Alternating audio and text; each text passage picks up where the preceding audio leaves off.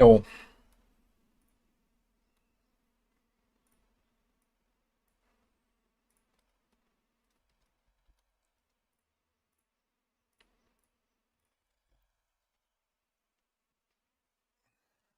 Like interesting, guys. 2.3.0 PTR. What do you need to know? Everything is dead. I just recorded a 53-minute video. So it can be summed up with that, basically.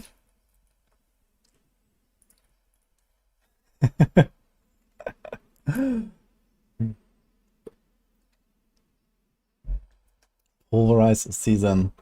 Dude, I would actually love a Pulverize season. Dude, if Pulverize is meta, I'm gonna start a Druid. And we're gonna call it D4 mid. Because we didn't quite reach the sub goal yesterday.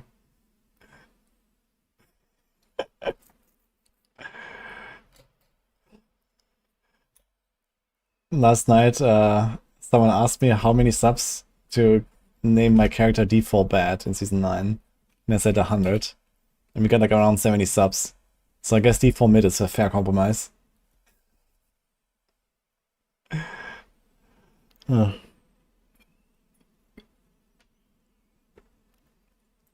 Druid meta. We're gonna be hard stuck in T3. I think it's actually the reality for a lot of people next season. I mean, to be honest, I think that the nerfs generally make sense, at least for like the higher end builds. I think like all the existing like S tier builds and stuff, they were all too strong, and it's fine. But they kind of like caught a lot of the stuff here in the crossfire, right? Like this stuff shouldn't have moved down, but a lot of it did. And even a lot of this stuff here, right? This was okay. But they nerfed this, but they also nerfed everything else, right? So that's kind of the problem. So they didn't actually really do much to like really bring the builds closer together. I mean, in some cases, yes. Like for example, Cataclysm was like target nerfed, and a bunch of the Necro stuff was target nerfed, and this here and so on. So I guess it does help with that. But yeah, like so many builds will just like struggle, man, I think.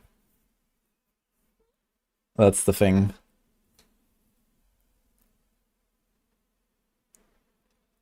Dude, unironically, Spiritborn best class next season, I think.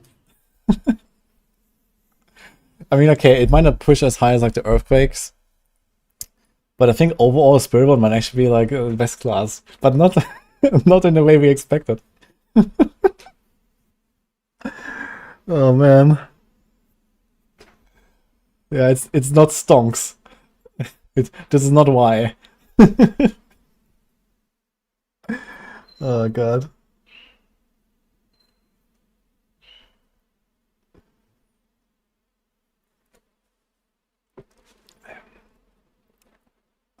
Born's Spiritborn. Dude, and honestly, I think there's actually real potential for the pants to be a really good item. So I have some ideas for it that I need to try.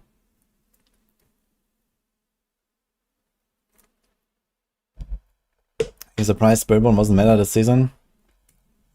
Yeah, I think a lot of people just gave up on Spiritborn way too soon. It was actually a really good class, but people thought it's weak, and then they didn't play it.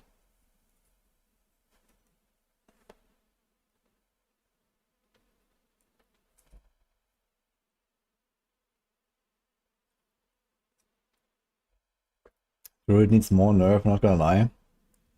Yeah, I mean, Cataclysm goes down, I don't know exactly, like at least 90%. So I think that's gonna be okay.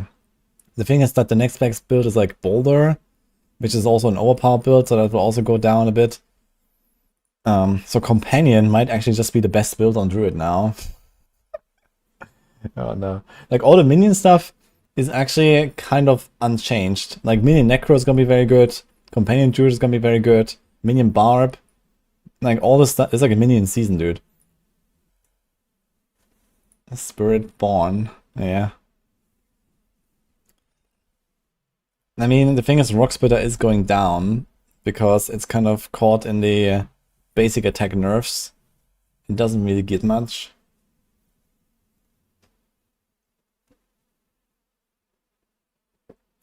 Boulder is better than A tier, but not as good as S tier. What does that mean?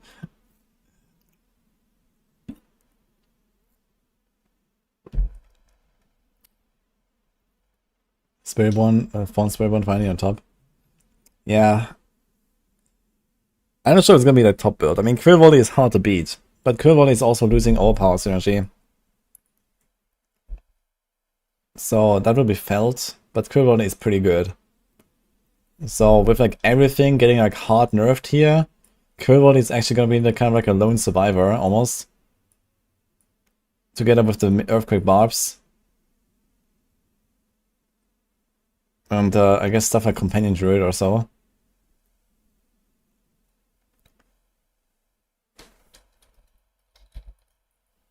Yo, and triplets, thanks by the way.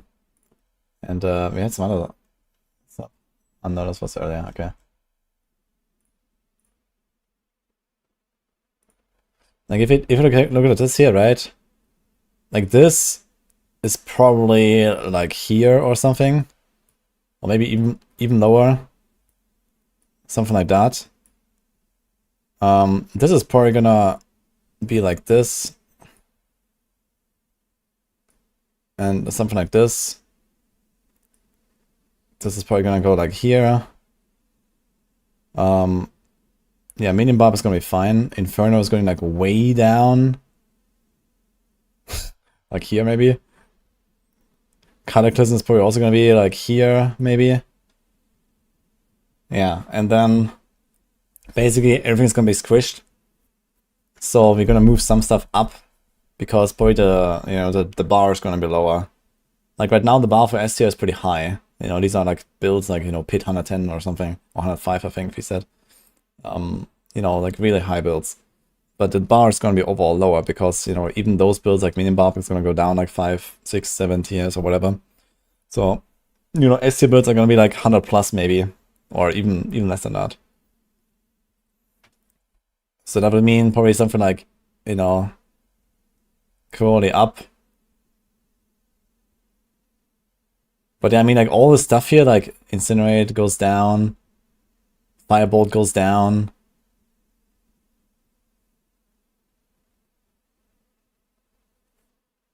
Yeah, Rain of Arrows probably goes like here. Companion is going to probably land here. Light could be something. Blood Surge down. Minion might be S. Several, I don't know.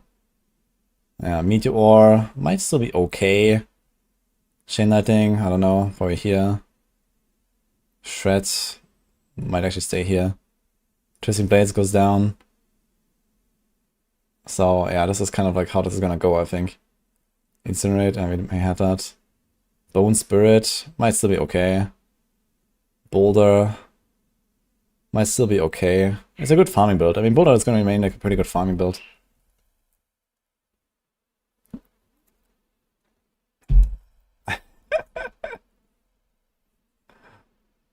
Sarah's OP build. Yeah, I know Time's not sure about Sarah right now. Probably also goes like here. Then, you know, a bunch of the other stuff, like, you know, I think these are all like Enlightenment builds right now. So, you know, everything that's Enlightenment will just go down, down, down. You know, Blood builds down. Stoneburst down. Hurricane down. Flurry, I mean, nothing's gonna happen. Rogue will be fine. Yeah, I mean, Death Trap will be fine. It will be still, you know, a pretty decent build, I think. But it's not gonna just like turbo one-shot everything, you know, instantly, right? You're not gonna walk into Torment 4 with shit gear and just one-shot everything. So. But yeah, I mean,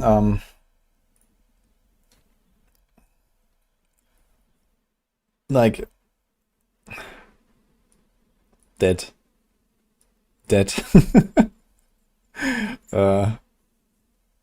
I don't know, man. Pen shot, dude?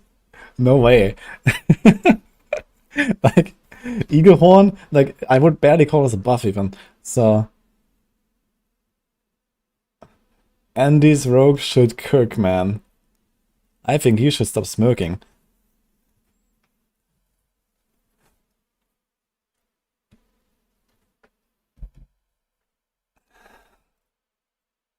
They never just balance the game. Yeah. What about Evade? Yeah, Evade is unironically going to be the top build. Like, okay, it will remain like not a great pushing build, but I think Evade is probably going to be like one of the most popular builds next season. Like, it just has good progression, easy to gear, it's just blasts, it doesn't get any nerf. Like, Evade is actually coming out of this as like one of the best builds, unironically. And we might even move up the pushing a little bit. I might try a bit more pushing, but pushing-wise, it's gonna go not that high, I think, but good enough, so maybe somewhere here. But, I mean, T4... This is like, you know, this is like the build, basically. So...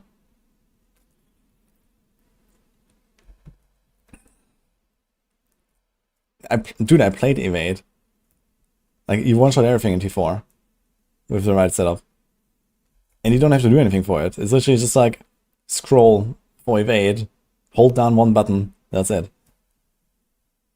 Like, this is gonna be a very comfy, very good build. And then with, like, you know, some try-hard setup, you can also push a bit. And this is not affected by any nerfs. In fact, it got buffed in Season 8. Like, this is actually stronger than it used to be when I played it. And there's nothing in the patch notes that affects this. Like, literally nothing changes for Evade. So this is gonna be, like, the build for T4. You know, now that, like, for example, like, Lightning Spear will probably still be, like, one of the top builds, but only, like, very, very, very late. Because you need, like, a lot of damage now. But once you get that damage, Lightning Spear is still ridiculous. It's just, you know, way lower pit pushing and stuff.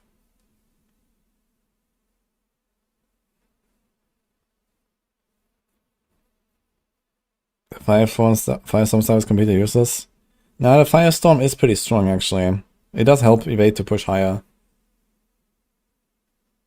Although, I mean, there's like different variations of it. There's like the pure Evade stuff, there's like the Firestorm stuff.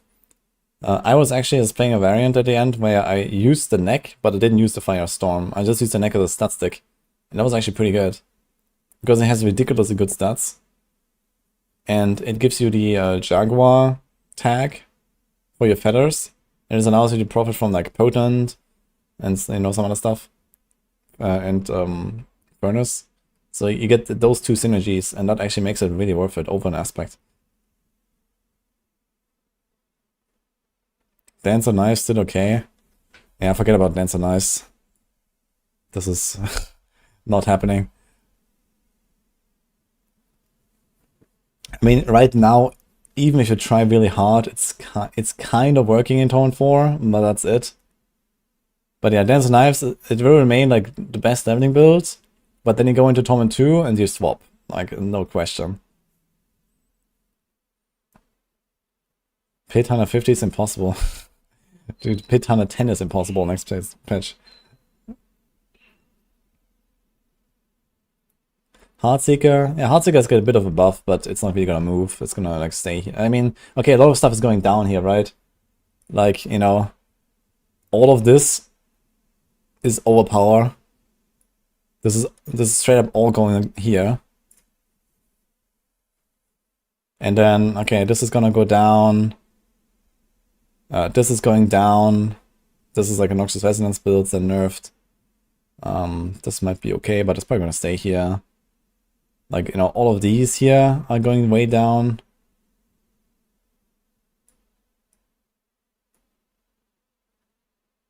Yeah. This is probably gonna go here. There's the knives. Oof. Yeah, something like that, I guess. Rapid fire, dude.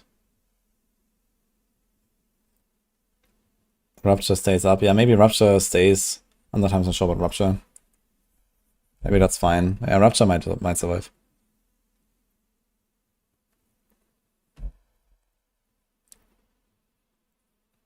Make a tier list.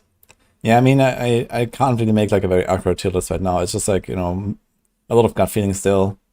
You know, I haven't heard of like all of the, you know, the blasters and experts basically from like the other Maxwell guys, for example. So there is some stuff I will definitely miss here when I start making tier list on my own. So we'll see. Also, you know, we have not actually played it. But yeah, just to give like a bit of an idea. I just made a video like for 50 minutes talking about this. So I roughly know where everything will land, but there will be some exceptions, I guess. Nerf the Druid. I think Druid is gonna be fine. We don't need to nerf it. Druid actually gets out of this relatively well, I think. It's mostly overpower nerfs that affect some builds. Okay, Tornado is just not a thing. I'm not sure about Lightning Storm. But yeah, all the overpower builds will suffer a little bit. But Pulverize might get some nice upgrades. Grizzly Rage is getting a nice upgrade.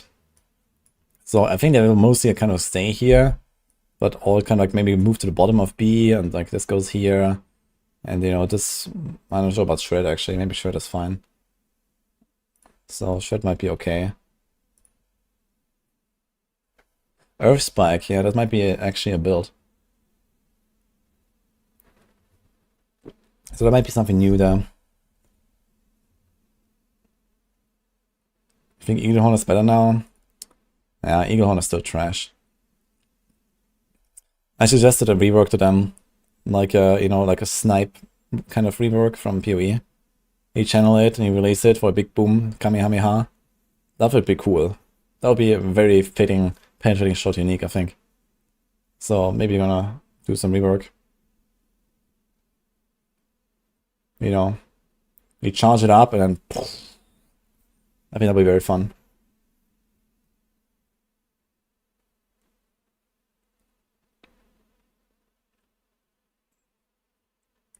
Shred uses Xan.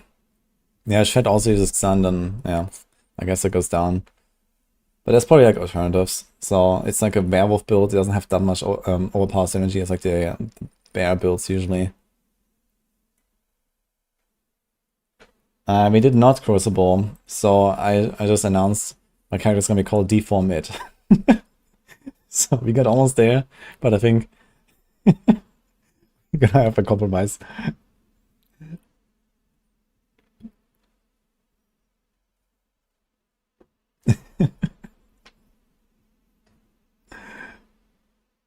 Okay. You would take anything for pen shot at this point. Yeah. Like it's kind of sad, right? Because it's like, oh my god, they're doing something with pen shot, they're buffing Eaglehorn. And then you look at the buff and it's like, it still has like this shitty bounce mechanic. And it's like, okay, like sometimes it bounces, cool. And it actually hits something. And you can even do some funny shenanigans, like you put like the boss right next to the wall and then, you know, it bounces like 5 times or some shit. But I mean, it's obviously like it's just terrible gameplay, right? And like 90% of the time it will just do nothing because it bounces wherever it wants. Like it needs to like actually seek a target or something. But realistically, I just want to see like a cooler mechanic, you know, I want something special. And I think what I just described with like, you know, you can use Eaglehorn and you can like charge up your pen shot and release like a Kamehameha. Like that would be actually unique and interesting, you know, and actually something that differentiates from the other ranged rogue styles, right? Because they're all just like kind of spamming the same stuff in different shapes. So there's nothing really unique.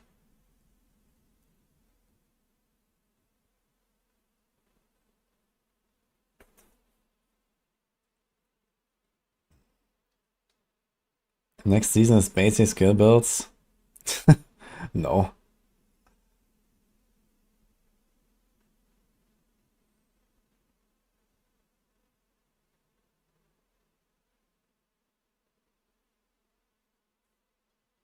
Next season challenge, reach T4 and defeat Belial with an F tier build. I mean, Belial is not such a hard fight. It's just kind of scary and hardcore. But I mean, he doesn't have like a lot of crazy moves.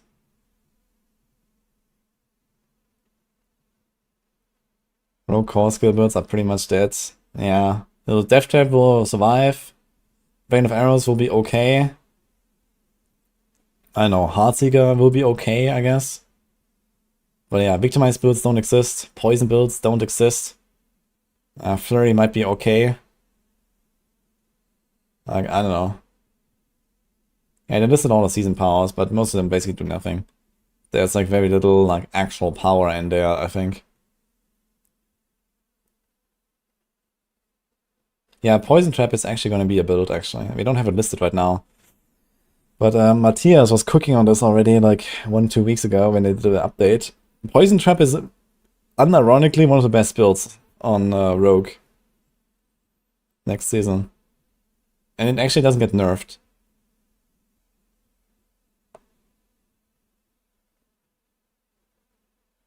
How many Hydra heads can you spawn? 3. So by default you have 4. And then the Emerald converts it into 3, and you get a buff for every extra head. So you get 1 buff from the normal head, and then you get 2 buffs from the Emerald, which already has +2 heads. So you already have 3 stacks of the buff. And then you can temper, masterwork, 12 heads, I think. I do have to say, I found this like huge ring of Hydras kind of fun. It's kind of sad to see that they're making these Giga Hydras now. Because I think that was actually kind of an interesting concept.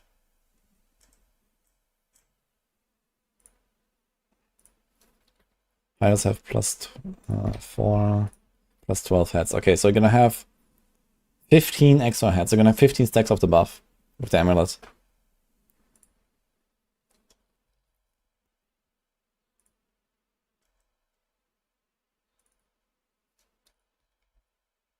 Yeah.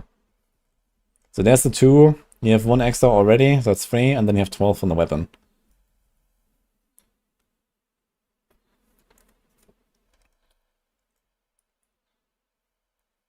So you can have 15 stacks of growth and 100% extra damage. That's a lot of damage.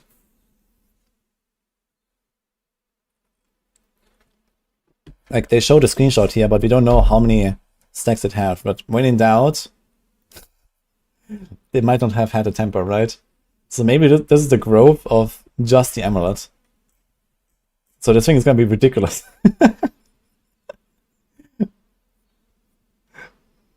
You can have a world boss as a pet now. Yeah, so Hydra might actually be kind of interesting. It's just kind of like the question, what do you do, right? Like you can't control the Hydra, they're just gonna like do whatever they want. And you have nothing to do, like for 12 seconds or something. Like how long does this last?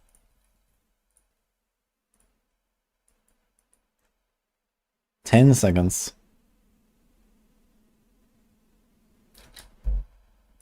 Wait, what? They added 50% increased damage. Okay. Yeah, so 10 seconds. So in 10 seconds you need to regenerate like your whole mana pool. And you also have to stack Stardust Sky somehow. So they removed the mana cost from Hydra. So it's a skill that has no mana cost and no cooldown. It just costs nothing. Which means it probably can't stack Stardust. So you can't recast the Hydra. You actually don't want to recast the Hydra. You only want to cast 1 Hydra and leave it there, right? And what do you do, right?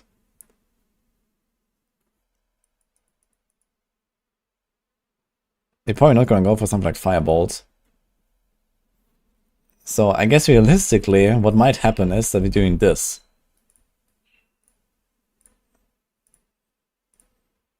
Like, you just do something like that, maybe. And just spam Ice Shards to get your Hail of Hourglass buff, which is 100% now. It has very good stats. And then you also stack Stardust. So that might be an idea here. But maybe we're gonna just put Perdition and you're done with it. Spend mana with Serpentine? Yeah, no. Like, it spends all of your mana, Serpentine. You're not gonna do that. Unless you, like, actually regenerate all of your mana. I mean, I guess you will, right? Because realistically, you will also have all of the other conjurations.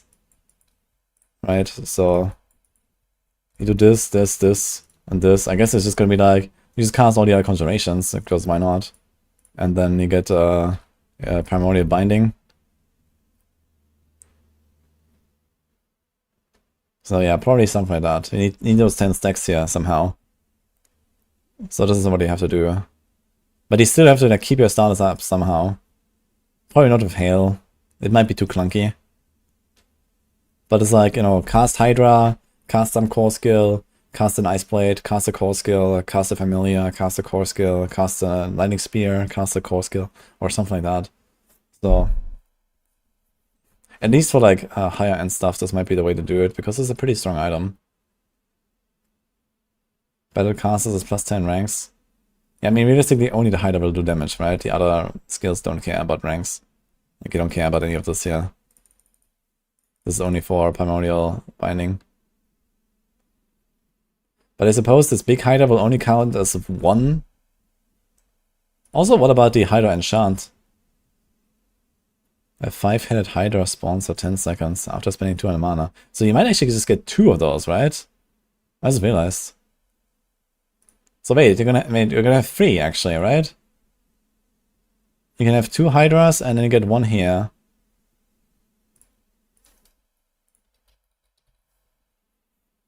And this was changed.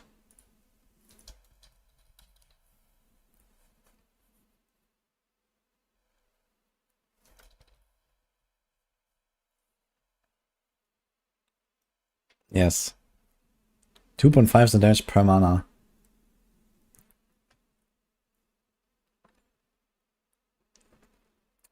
You don't really get a lot of maximum mana though, right? Primordial Binding or fixed resource gen? You're not gonna run Primordial Binding for this. Like, first of all, you don't have the slots. They fixed the Masterworking bug. I don't think you're gonna do that. I mean, you're gonna get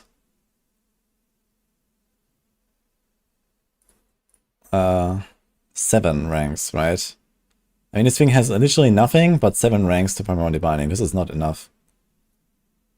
You have really powerful aspects here. Like with a Shroud, you already have 4 ranks here. So you go from 4 to 11. You can get 10 stacks. So it's 80. It's 2% per rank. So it's gonna be 220. It's actually quite a big buff actually, so maybe. It's a 220 buff over a 180. Yes, this is a 77% increase at full stacks with a perfectly mastered primordial binding. What is it called? Sid binding. You can get 70% from a glove. Core skill ranks alone. An aspect is like 30-40%. Like, there's no way. You're not gonna run that glove.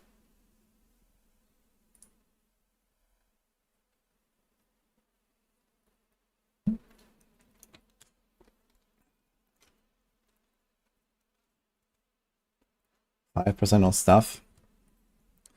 Yeah, you might put this on stuff, right? Let's assume this is a multi, of course. So, how much mana are we gonna have? Is there like any way to get mana? Tibalds, maybe? Tibalds is an easy way. So we can do this. So let's say 150 mana. You have a few from this. Let's say 150 mana for like easy calculation. Is there any other thing? Shaco, we're probably not gonna do that. They're gonna do Perdition or something. Tarasha doesn't have any, right? No. Axial Conduit. Ah, shit, that's actually maybe better. How much is that? Probably not, though. Resource generation and maximum. 83%. So that will put us at like 200 mana instead of 150 mana. And we lose a bunch of life, but we gain damage reduction. We lose the 20% multi. It might be close, actually. So maybe.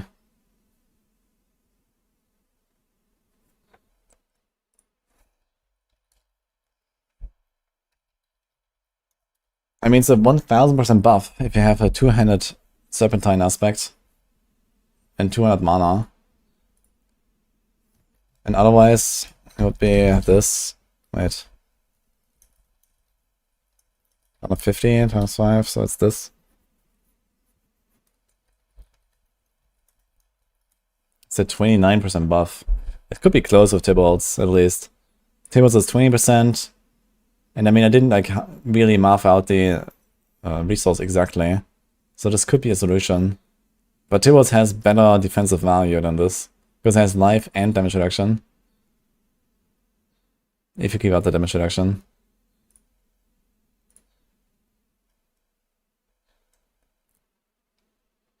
And all stats is nice. And resources. Yeah, okay, it could be close between them. Either way. Okay, we can calculate with 200. So you definitely want to do like Serpentine on a two-handed. Like this is kind of big. If you put it on one-handed, that's basically that buff again, right? Yeah. You probably want to go with the stuff.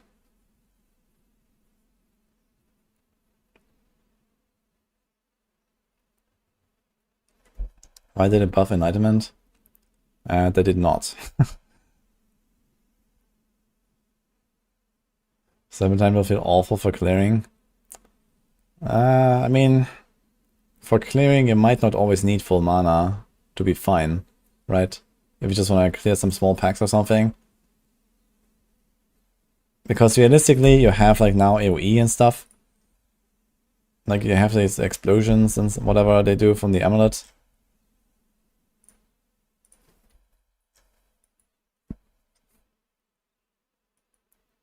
The attacks explode on impact. It might be fine if you don't fill your mana. But it's easy to fill your mana anyway, even if you have 200 mana. If you use 200 mana and you use the...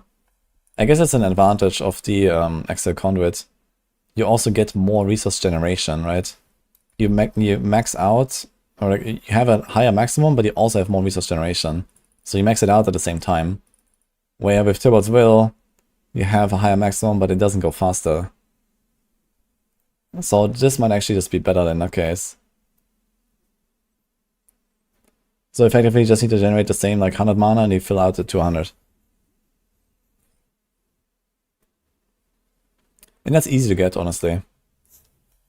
10 stacks of Primordial Binding with 4 ranks is 160% mana regen. Baseline is 8. 10 actually. So you get 26 mana per second times 2, 50 mana per second. So every 4 seconds you have enough mana to do a full Hydra just from regen without any rolls. If you put like a roll somewhere, you can do it faster, like 2 seconds. Now the interesting part is, will Ring of Starless Skies work like Kepeleke with their aspect? It consumes all your mana to increase damage. So it should not work. But then again.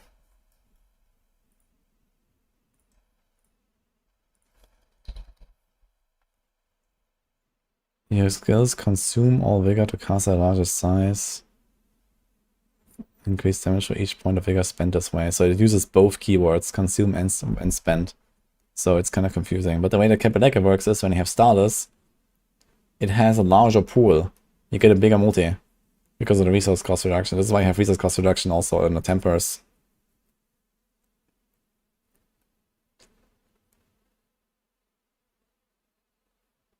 Hi, Gris.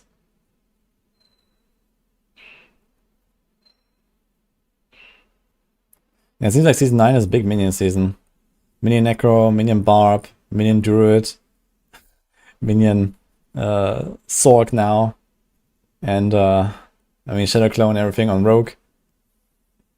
And Spiritborn, no Minion. We don't have the Poison type Rogue yet, but that's certainly gonna be a guide next season. It's a build. Poison type will be a build.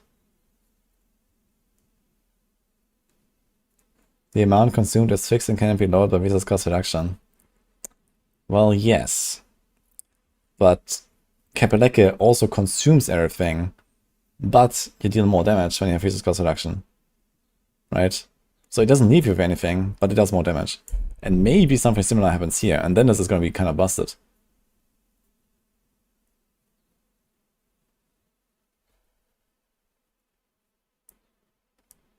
Hope the poison shockwave bear. Yeah, dude, they need to make Pulverize good, man.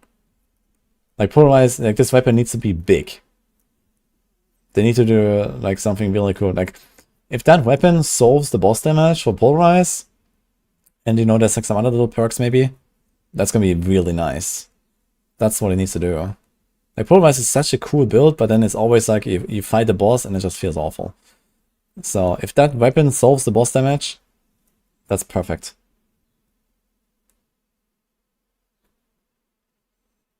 Yes, I will do PoE 2 race. I'm probably gonna do a practice run later.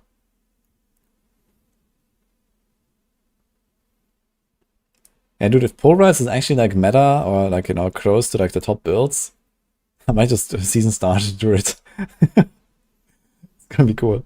I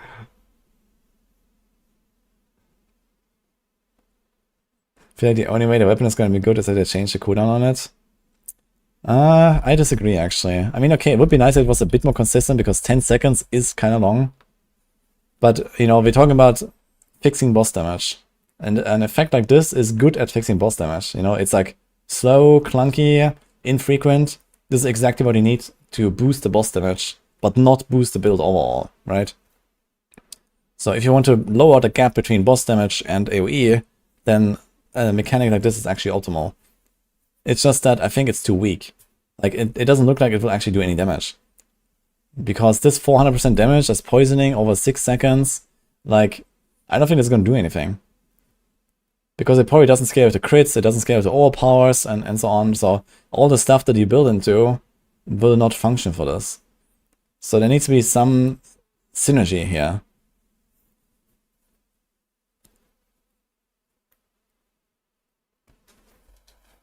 What about Stone Burst? I mean, it's going to lose the Wandering Death Beam, and it's going to lose the overpower scaling. It's definitely going to go quite down. Waiting 10 seconds for it to proc. Yeah, I mean, the 10-second timer doesn't really matter for boss fights, right? But 10 seconds is kind of long. I feel like this should be a bit more consistent. Maybe, like, you know, every 5 times you Pulverize, you spawn a pool. And maybe the pool only lasts 3 seconds, you know. Make it a bit more, like, you know, reliable. That'll be fine. So you can also use it in like some elite fights. Like sometimes you just have an elite that doesn't die, right? And it would be nice if you get the pool there and then blast it down or something. Stoneclaw Viable. Well, if you somehow build a time machine and go back 2 years.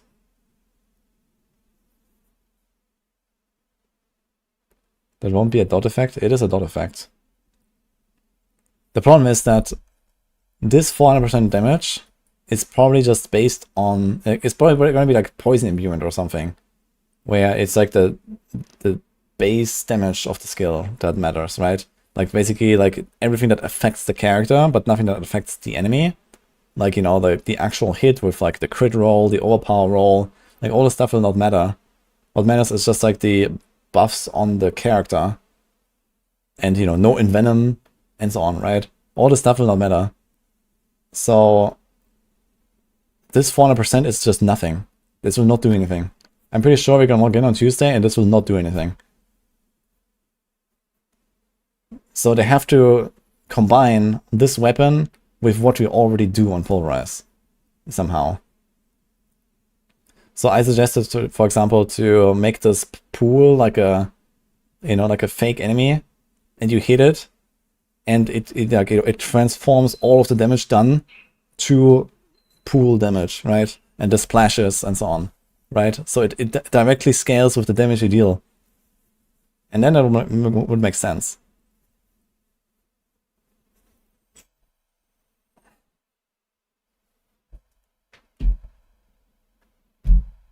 Like Umber Crux, yeah, a bit like Umber Crux, I suppose.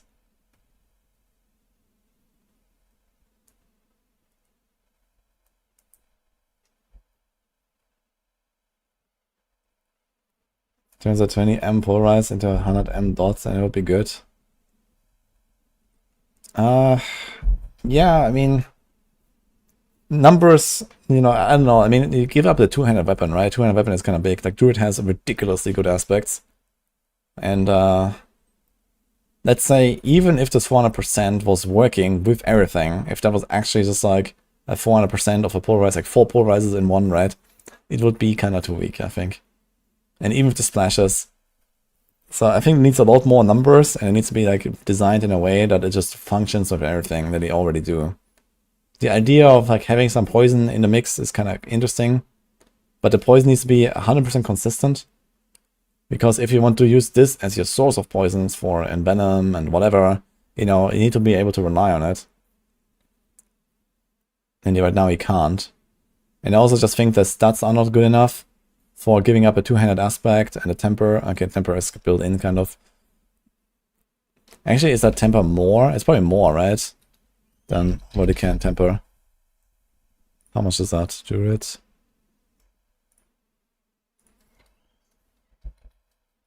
Yeah, so it's actually more, because the maximum you can hit here is 77.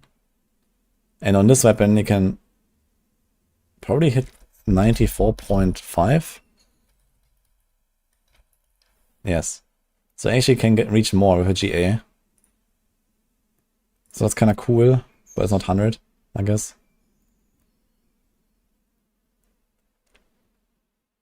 So I wonder if like the hit twice will also splash twice. I guess it should.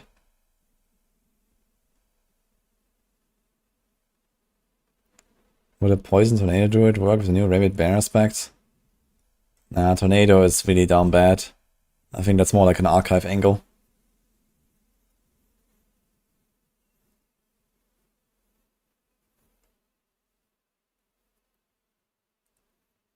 The implicit is 170 poison damage. They need to remove the 150 poison affix. Yeah, this poison damage, like, it would be a good start if that was live, I guess. But then it basically just looks like a normal legendary, right? But, you know, live, all power builds, bear, tanky. I mean, it kind of makes sense, right? Losing a two-handed weapon is kind of a huge deal. Resource cost reduction, I feel that this is like relatively unnecessary. It's not hard to solve resources. Especially not in Pulverize. But okay, I mean, I guess that makes it trivial. And then, yeah, the effect definitely needs a bump. And a bit of a redesign.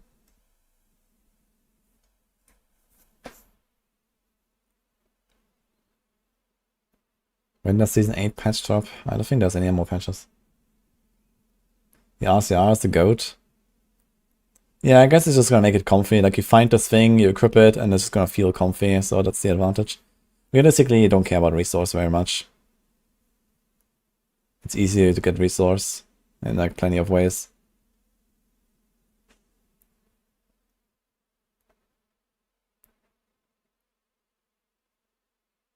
So testing blade spells still working? If you're talking about the Vashan build, no.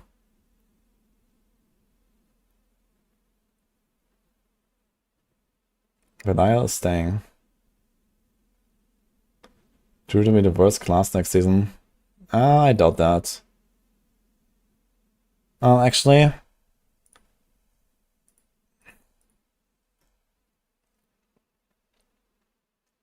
nah, I think right now this would be Sorc, to be honest.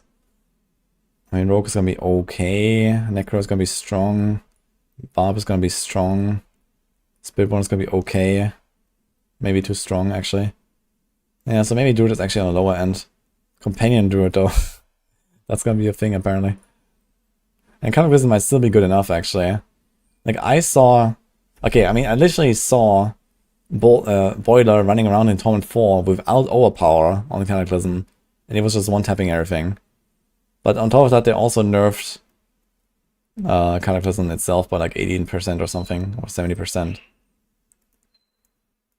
So, I think if you do like the overpower shenanigans, Cataclysm will be just fine, but not like a top build. Yeah, Companion Wolf.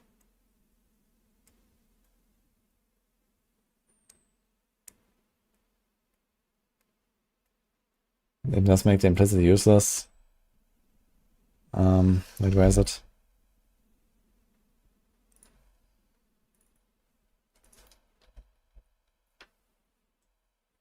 I mean, while standing in the pool, they should count as poisoned.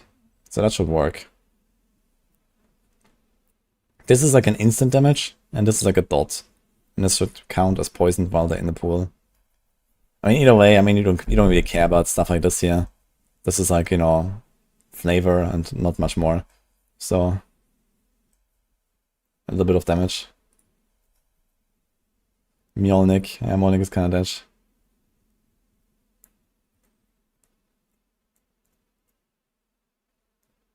When is Rake Spiritborn? Yeah, far away. The heavily nerfed Cataclysm, that was the only viable build this season. I mean, that could be further from the truth, actually.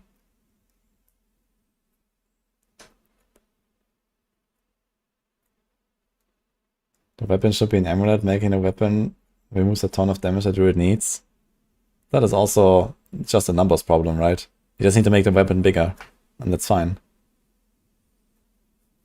It doesn't, like, you know, there are some people that say, oh, this should be boots, it should be a glove, this should be an amulet, but nothing matters, you know, none of that matters. It just depends what numbers you put here.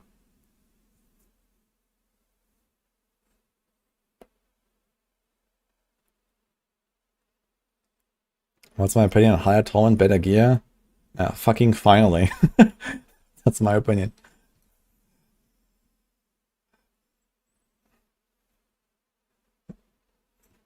Weren't most of the builds clearing high tier pits this season using overpower damage?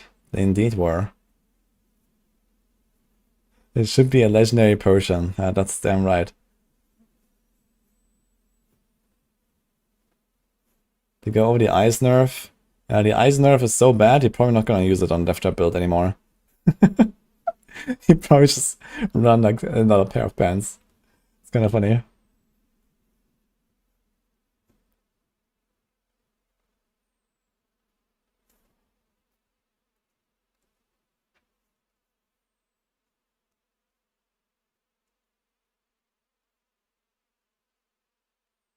It's gonna be more difficult to push pits next season with all power nerf. Yeah, I mean, in general, everything is nerfed. There's almost no build that is not nerfed. Most of these are Minion builds or Spiritborn builds that did not get nerfed here. But yeah, almost everything goes down. Just use Tibbies. Yeah, Tibbies is probably what you're gonna do. It helps you to reach the 150 energy. So you just go like 150 energy and then, you know, probably don't even go overpower anymore. What's with master crafting? Yeah, they said they want to do something, but not yet. I mean, on the other hand, they have like over 5 weeks to go to do something about masterworking. Like, even if it's not on a PTR, can't they just do it for the season, man? Like, what are they waiting for? Like, imagine like how happy people would be if they announce we're gonna change masterworking.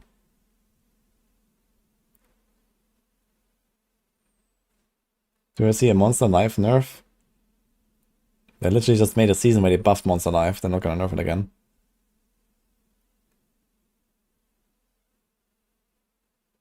No muscle juice.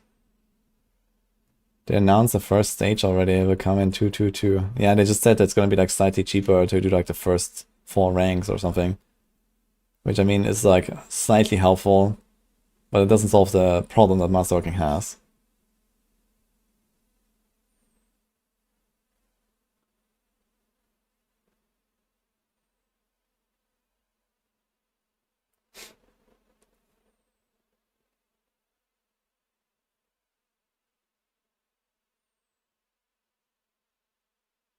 Oh, Maxi, I did not see a 7-second Uber Abaroth, but it sounds funny. All goes down except Sorc. Nah, Sorc is also going way down.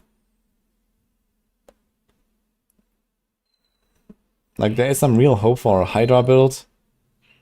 And okay, I mean, like, late game, you know, Sorc is always good late game because teleport exists. So, you know, that's gonna be fine. But yeah, like, it's gonna be tough on Sorc in general, I guess.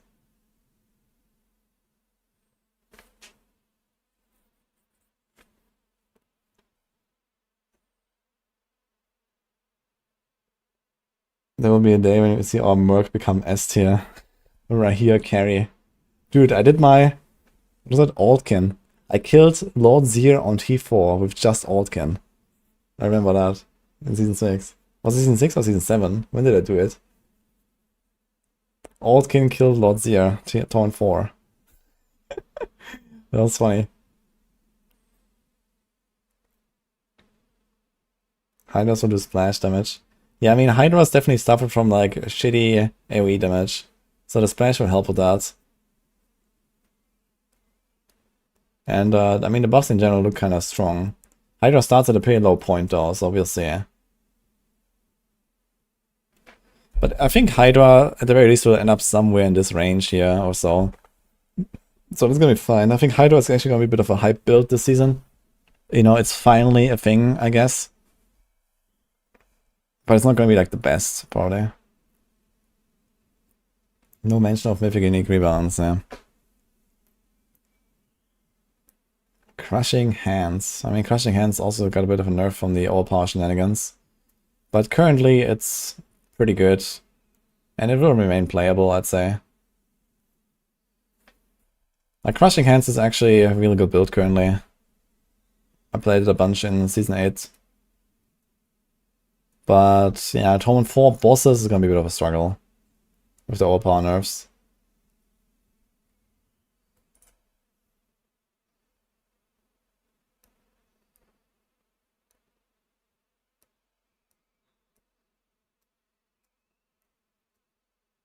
Good. Yeah, I mean, Crushing Hand pushes to like 90 plus, I guess. And, I mean, he kills like all the bosses in like Belial 5 seconds or something like that. That's fine. And it's like actually one of the best T4 farmers. So I would consider it a good build, yes. But yeah, next season it's gonna go down a bit.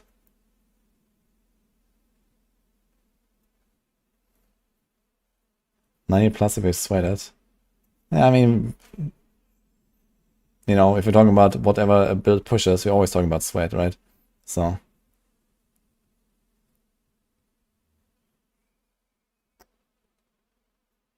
But if you choose to play Crushing Hand as like an overall build, it's a very good build. So. A casual with struggling in 60? Nah. The difference between 60 and 90 is, you know, a times 1000 multiplier.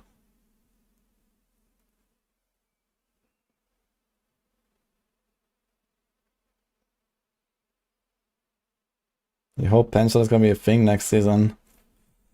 Yeah, Penshot is probably something that might just be archived next season.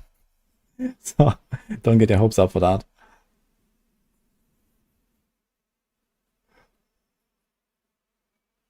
What's the safest Spiritborn build that can do decent damage? Yeah, that will remain Quill. Quill and then Evade, I guess, will be the top two builds. But I mean, there is a bit of hope for like the new pants. I think the new pants could be a build. Penshot in A for Archive. You're gonna have a lot of Archive build next season, I think. Like, there's gonna be plenty of builds that will just like struggle so hard in Torment 4 that basically no one can do Torment 4 with them. Or at least not really, like, really comfortably, right? So I think something like this will probably go. And I don't know, maybe this. And I don't know. Like, I don't Tornado, Rapid Fire, Razor Wings. Razor Wings freshly buffed, by the way. You're gonna get archived, I think. Yeah, I mean, okay, realistically, the build doesn't really change, I guess. So, you know, in some cases, even if it's like a bad build, if there's like a very minor update we have to make, then I'm just gonna do it, maybe.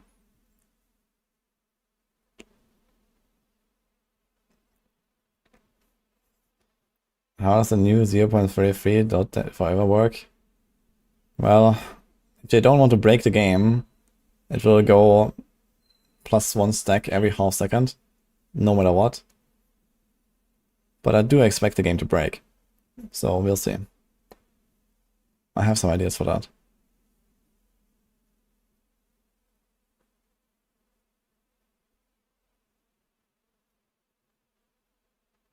They're in for another shitstorm of Season 9. Yeah, I mean, the thing is that a lot of these nerfs are actually okay for like the top builds, but they also like, you know, just hit like a lot of these weaker builds as well. You know, they should not have done this, but bring this down, right?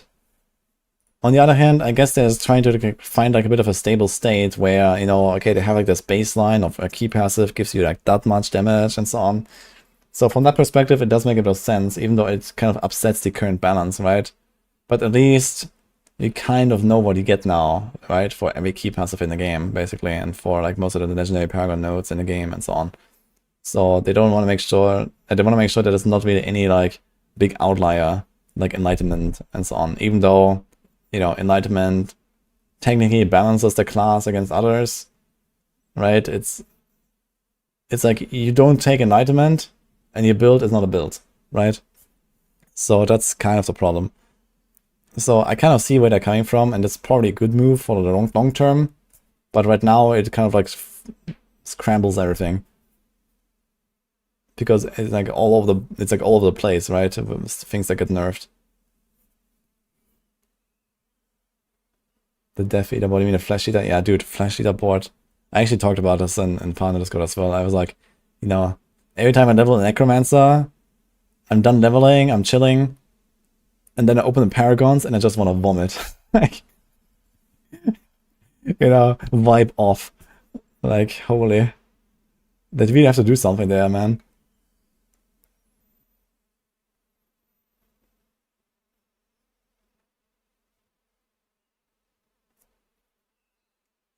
Dude, and then there's a temper plus corpse tendril duration. Like, why is that plus? Why is that not minus? Like, what? Why do I want to make it longer? Like, I'm like, man, like, why is there so much clunk? Ugh.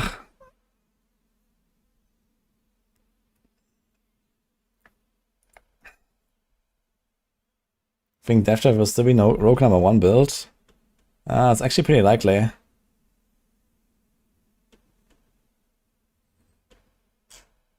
Yeah, I think Death Trap or Poison Trap probably gonna be the top builds on Rogue.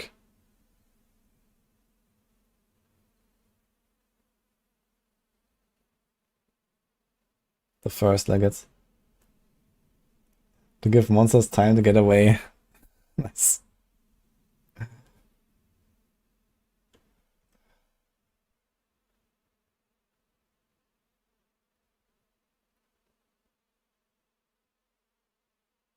Long term, you feel like making less stupid damage modifiers that everyone is supposed to run, so you can use stuff for utility and specialized purposes. Yeah, I mean, you know, I kind of see the long-term idea behind these changes. But yeah, Season 9 is gonna be, like, this is not gonna be well received, right? Because it's just a nerf fest across the board. And there's literally not a single build that is better off, basically, right now. Okay, that's like the basic buffs, but I mean, this is like very minor. And they're so far down, most of them, that it doesn't really matter. So, you know, like right now, there's no build that is actually really better off. Like, there's Hydra, okay, that is like a build now, I guess. We don't even have it right now. But yeah, everything that exists right now is just worse. So, you know, people are gonna log in, and there's gonna be so much baby rage, it's gonna be insane. And the thing is that, you know, it's fine to do these nerf patches for the health of the game, but there's nothing super exciting to kind of like smooth it out, right? We get a season theme that's just like recycled season theme number 7, and then we get, you know, okay, 9th generation update is kind of nice, but that's about it. And then, you know, nothing with the pit, nothing with the masterworking, you know, nothing with tempering, you know, nothing of like, no, the general, like, you know, loot balance and so on. I don't know. Like, there's so much stuff they could do here.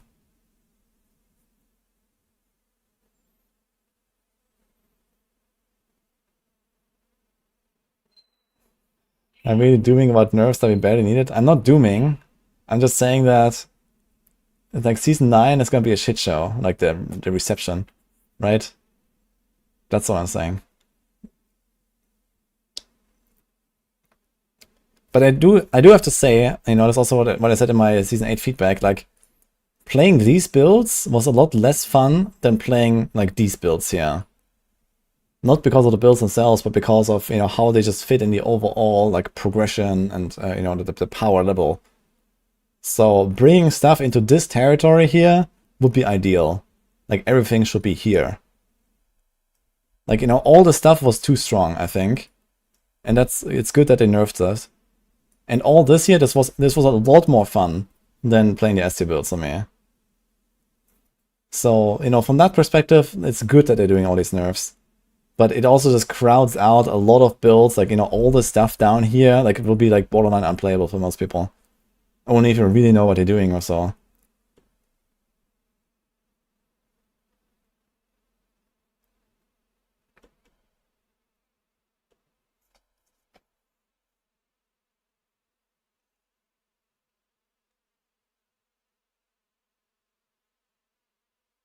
Feels like they can't get it right with the balance changes.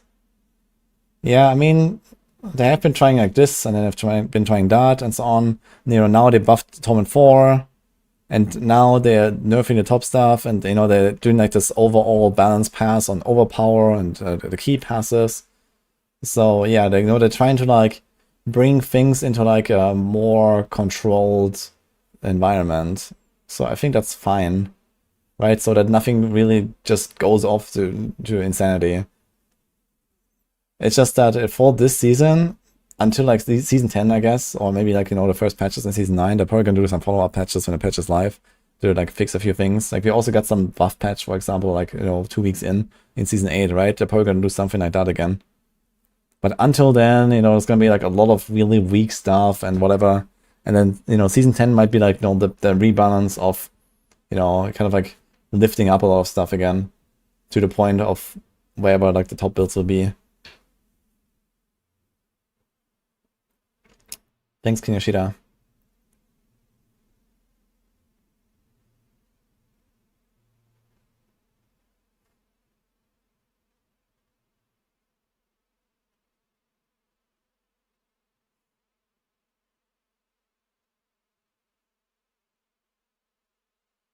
Order Barb, bowling Sorc, bring them back. Yeah. Oof. Do I see myself playing this in season 10 in quarter 4? I mean, PoE 2 full launch is far away, so yes. And I mean, even when PoE 2 full launch happens, right, it's just gonna be kind of like now, right? We're gonna play League for a month, and then we chill out, and then we're gonna play D4, and we're gonna chill out, and then we're gonna play Last Epoch, and so on, right? It's just cycle repeats.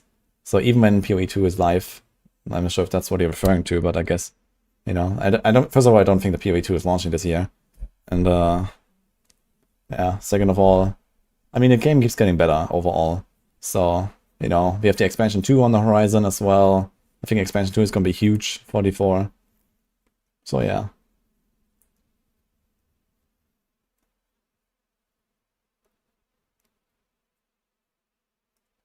Surely they will change a lot after PTR Copium. Am I losing excitement for the season after the announcement? Well, there is good stuff in this patch that I'm excited for. There's bad stuff in this patch. Mostly, you know, there is like stuff missing, right? It's always the same. Like they generally kind of like update the game in a like okay to good way, but it's always just like not really enough. That's like my impression, right? Like where are the pit changes? Why are they not fixing the fucking progression in the pit, you know? Everyone is bothered by this. You know, if they just fix that, you know, you can even call it bug fix at this point, right? Like people would be so relieved from just that. No matter what else happens. But they're not doing it, you know? We've been waiting for 5 seasons and they still haven't fixed the fucking progression in the pit, you know? Like why not? You know, it's like just do it. Right?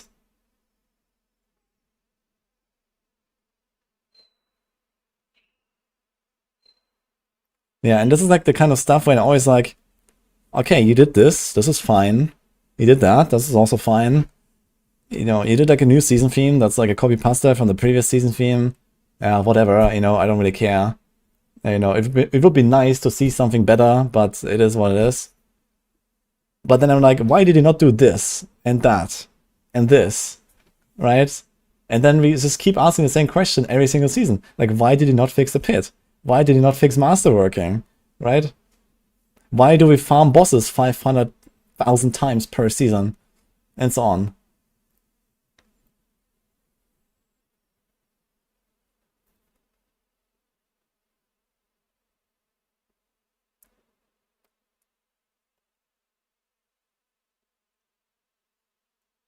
They fixed pit in season 12. Instead of to us with a season, like they do with Nightmare Dungeon and Whispers and Hordes. The big Nightmare Dungeon season and the big boss season. I mean, honestly, that's not even the worst system. But it's like, why do they focus so much on like just updating one thing at a time? You know, when there's these glaring issues, right? There's like a glaring issue in the pit. Multiple glaring issues, to be fair. Like, and even with like small tweaks, you don't even have to do like a major rework of it, right? You can still do that later in like a year if you want. You can still like, bring out the expansion and say, hey guys, we completely redesigned the pit. It's like amazing, right? You can still do that. After you brought us, you know, a quick fix, at least, a year earlier. And I don't understand why that is so hard.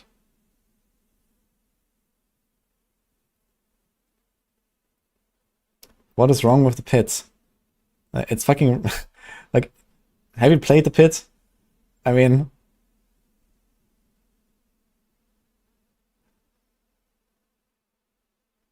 yeah, so there's two quick fixes. Okay, outside of like, okay, pit is like not really exciting for some people and whatever, but two quick fixes that would solve like 80% of the current problems of the pit is at the third level, so we don't have fucking backtracking all the time, because that happens like in every other run, and then just reduce the fucking timer to a lower amount of time, so that when you go push and stuff, it's actually somewhat exciting gameplay compared to a fucking 7-minute boss fight whacking away at the same guy, which is just terrible. Like, the gameplay is just terrible when you go push. You can do 2 changes like that, and the pit would be 1,000 times better already. And then you can still go back in the expansion, and you can add modifiers, you know, juicing, random events, and whatever you want to do, you know, leaderboards, pushing, and so on, with like a real revamp.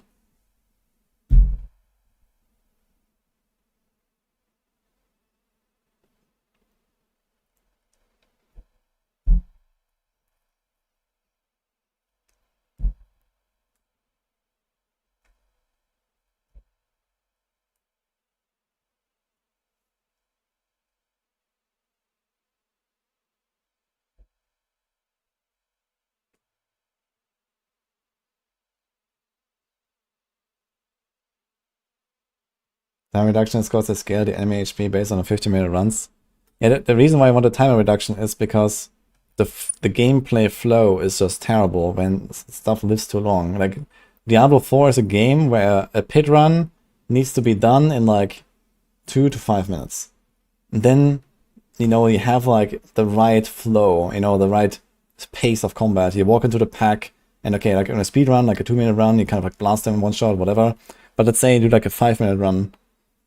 You know, you walk into the elite pack and you actually fight them, you know, for like 5 seconds. You set up your combo, you blast them down, you move on, you know, you pull them together, whatever, right? But then when you do like a 50-minute run, you walk into the pack and you stand there after you went around for like 30 seconds pulling stuff, and then you just stand there for 1 minute, spamming your button until everything is dead, and you just face tank it, and, you know, you just slowly watch the HP go like this. Like, it's just not good. This is why they need to reduce the timer. And the same thing happens on the boss, even worse on the boss. Because you can't even do anything, you just stand there and like slowly watch the HP bar go like this.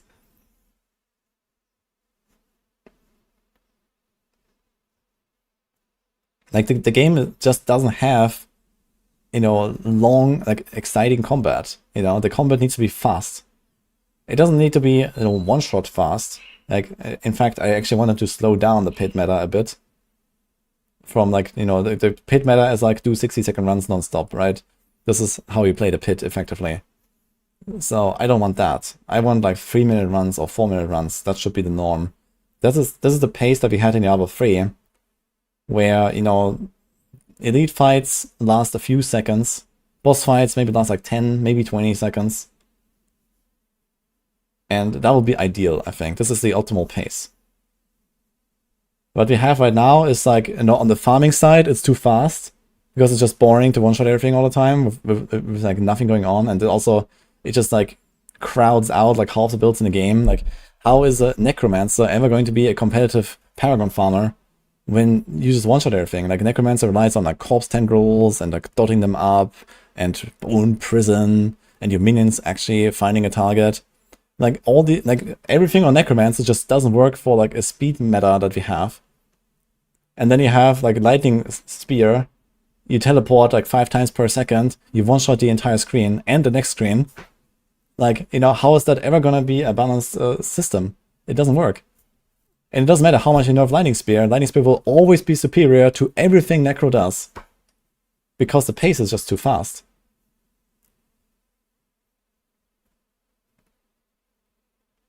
So they need to slow it down to a point where builds make sense, right? Like a 3-minute run makes sense for most builds. But it doesn't make sense to do that because we don't get rewarded for doing it. So no one does it. Everyone just does, you know, just one shot. Like, the rule is just one shot everything. And never go to a tier where you don't one shot everything.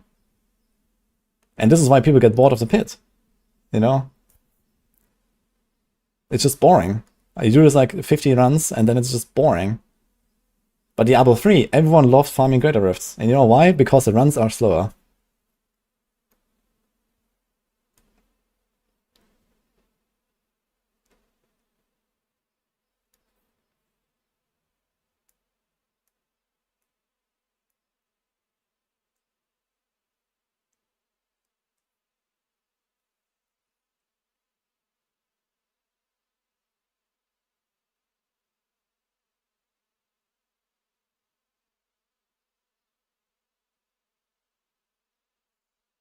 I'm not complaining that the pit is boring for me. I blast the pit all day long. It doesn't matter. You know, I've played like 20 different builds. I found like 100 pits on each of them. That's like, I don't have a problem with the pit. But there's plenty of people that hate the pit, that play the pit much less than me. You know, they hate the pit to the degree where they really want glyph leveling to be in other places.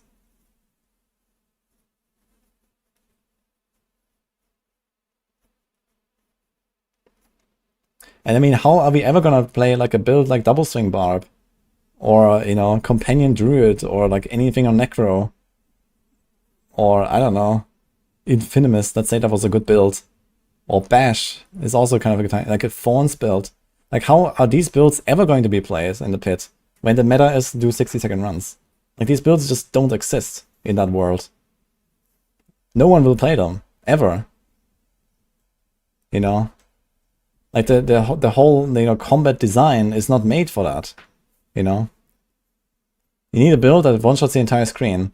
So you play Lightning Spear, you play Blood Surge, and, you know, you play Death Trap because it doesn't one-shot the entire screen, but it pulls the entire screen. And so on. You play Whirlwind. So you have like these 1 or 2 builds, like Evade, Spiritborn, right? You have these 1 or 2 builds per class that maybe work in that system. And that's it. And everything else is just like too slow. Because, you know, they don't have the AoE coverage, or they just have like mechanics where it requires you to, you know, do a setup. Like, imagine like a combo point rogue in today's world. Who's gonna play anything with combo points ever again? Even if it was strong.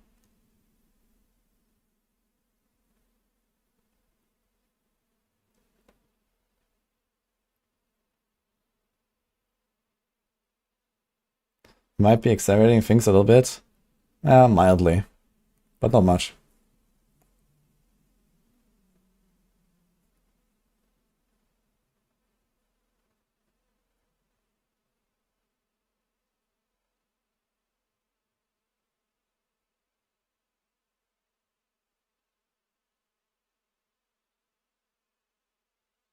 To play those builds, need to put leaderboards for each set, like in D3. Yeah, I'm not really sure how they're gonna do that though, because we don't have sets. We don't really have like a defined, you know, this is the build, right? Like in Diablo 3, there is a set and there's a build, and this is it. But in Diablo 4, it's like much more like, you know, open, right? Like, what defines a build in Diablo 4? It can be a skill, it can be a unique, it can be a proc, it can be a fucking passive. You know, Shocking Impact is a build, basically. Or something like Correcting Energy, technically, is a build, right? So, how will you do that? Like, I'm not sure how they're supposed to make any filters for leaderboards. Like, I was talking about this the other day as well. Like, they have to make some sort of system that allows you to filter for like these different types of effects or items or skills, or like it needs to like filter by the most damaging thing, right? Like what is the ability or the effect that did the most damage or something like that. So maybe something like this. But yeah. I think Poison and Spiritborn will be a thing with these buffs. I mean, Noxious Resonance just got an absolute nerf hammer. So I guess you're talking about the pants, and the pants have some potential.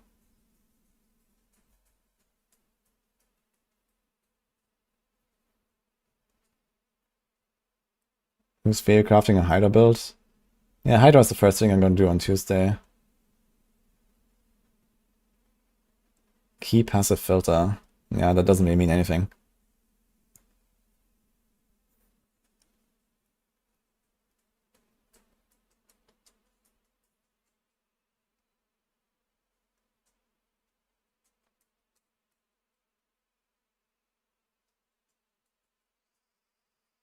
I should put glyphs back into 9 dungeons and tiers.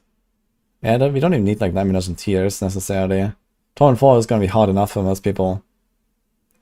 You know, like they kind of bake the tiers into the torment levels, and I think that's not terribly, like, not necessarily a terrible system.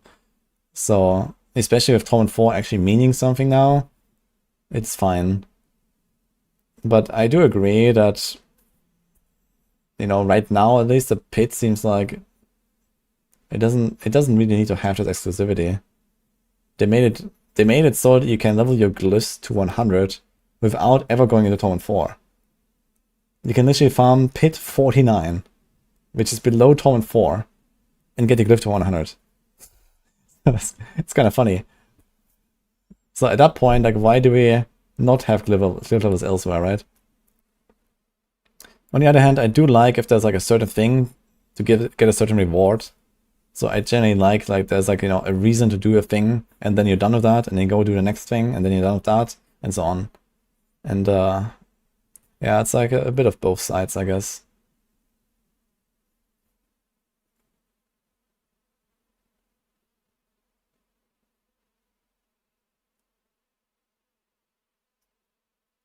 They gave TP to Druid and Necro, so they kind of solved issues with summoners being slow. Well, no one is slow in Diablo 4. It's the mechanics of the build that makes them slow. Like, having a teleport or not doesn't matter for that. Everyone runs at 200 miles an hour, and everyone has a jar rune if you want. That's not the problem. Everyone has teleport, literally, in this game. So, that's not the problem. The problem is that some mechanics are just slow, especially on Necro. And you can't go around them.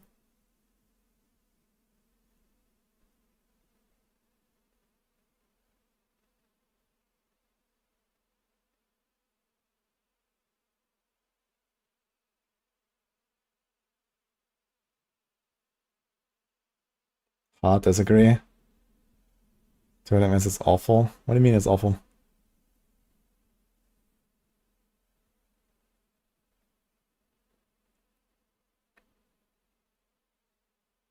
No point ever into a pack to set up when Sorc has already cleared the whole continent of ads. Yeah, exactly. Like the Lightning Spear nerf was also, I mean, it was needed, but it was done in the wrong way, I think. They should have nerfed the number of arc, you know, like the AoE clear, basically. Maybe that damaged a bit, but that's really what needed.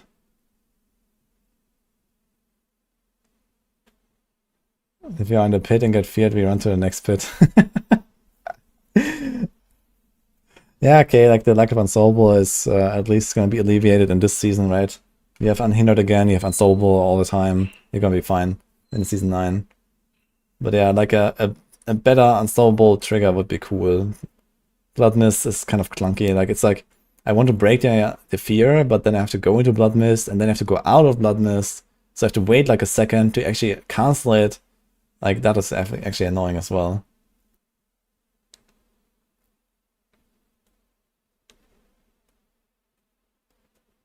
Pits need to drop Opticite. Oh, you have 3 different sources of Opticite. I think that's fine.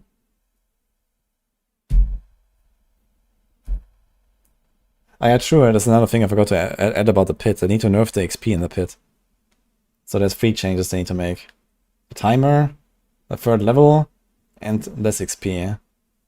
And then they need to like lower the XP requirement, I guess, for the paragons. But yeah, pit being the only source of XP is also just kind of awful.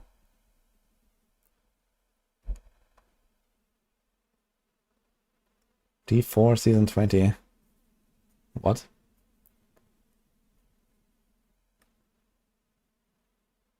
I think Minion Barb is still good. Yeah, Minion Barb is top tier. In fact, looking at this, Minion Barb might be the number 1. Unless they still fixed the cap of Call of the Ancients. Because they're supposed to cap at 12. But that was never fixed, and it's also not in the patch notes. Did I see Rex's take on a new season? No, but I imagine it's not good.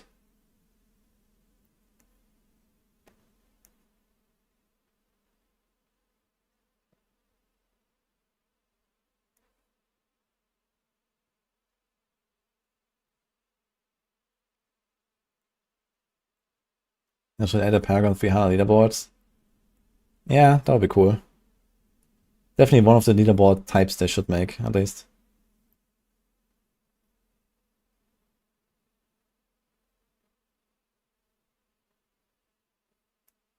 Have you seen the Fawns build for Spiritborn? I mean, we have multiple of those.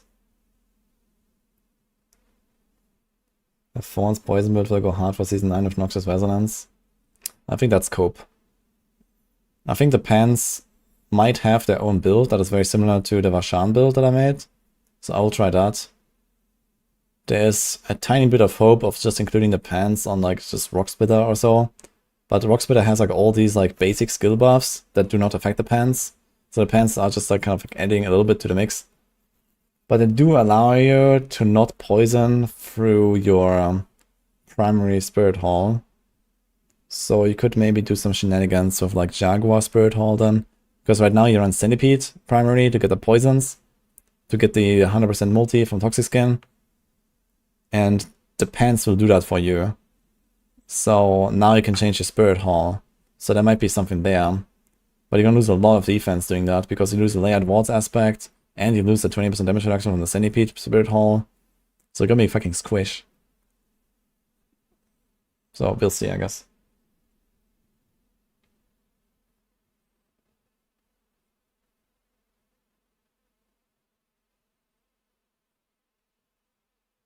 No, Wally. Thank you.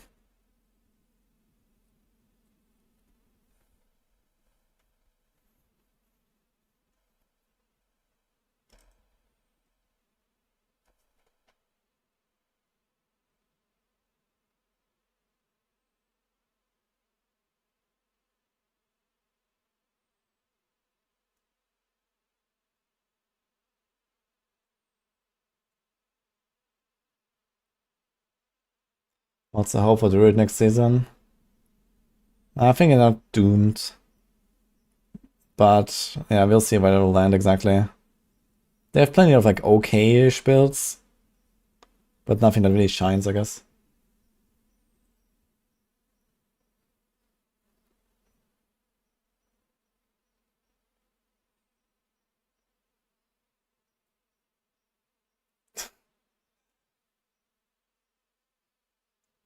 Will there be any viable pure core skill build for Barbarian in season 9? Well, certainly nothing here. So Rupture will be a thing, I guess. Well, that's it, I guess. So, Rupture, I guess. I guess we consider it core, right? With the Fur Blade.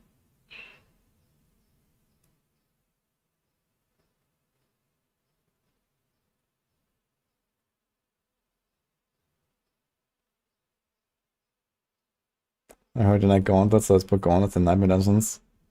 I mean, honestly, that sounds like it could be a fun system. I like the idea that I can make a good build, go into Torment 4, and then perform well and get a better reward for that. We need a lot more like that. You know, it's like Similar to the Infernal Hordes, right? If you perform well in Infernal Hordes, you get more reward. If you perform well in Nightmare Dungeons, you get more reward. Like, it just makes sense. I think that's actually fine. As long as there's not like an egregious, like, balance difference or something between builds and stuff. That's actually good, right? And it's gonna feel good as well to get like a good run, and then you open the chest and, you know, a fuck ton of stuff pops out. Like, you know, sometimes it's gonna be a good run, sometimes it's gonna be a bad run. But I like that idea, actually. Is Penshot any better? No. Penshot is actually dead, I think. Gauntlet mechanics. Well, what's wrong with the gauntlet mechanics exactly?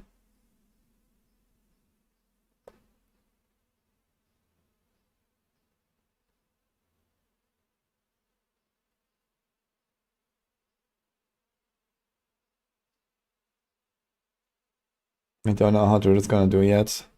And we do know that they nerfed overpower, which affects a lot of Druid builds.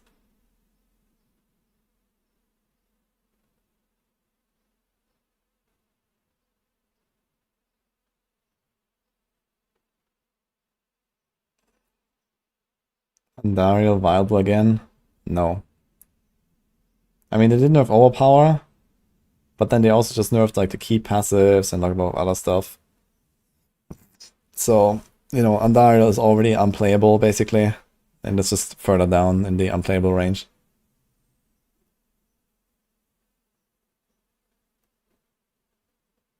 Hope they remove doors in these Nightmare Dungeons. I don't know. I kind of like the idea of going to like some side area in the Nightmare Dungeon and then having like a little, like, you know, 2-minute adventure where I go around and, you know, there's like some kind of score and a timer or something. And depending on how I do, I get better stuff. And then there's like, you know, a cool shrine that actually gives a little bit of like tactical, you know, gameplay. I don't know. I think it could be pretty fun, actually. I don't see any problem with that at all. I think that's actually something exciting that they're adding to the Nightmare Dungeons there. So just because we hear Gauntlet, oh no, like, I think it's actually gonna be fun. So.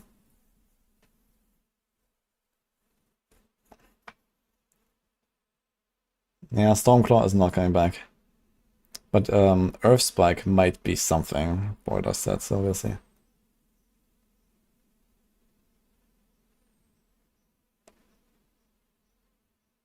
And the farming will now be rewarding in T4, surely.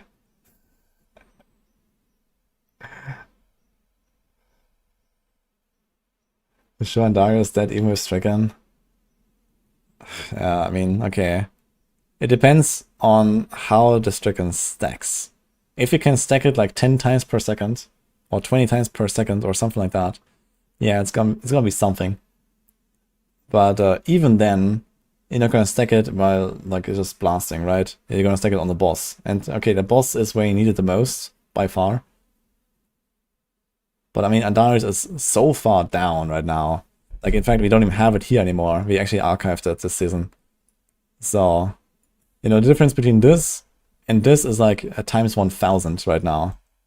You need a lot of Stricken stacks to make up for that. So.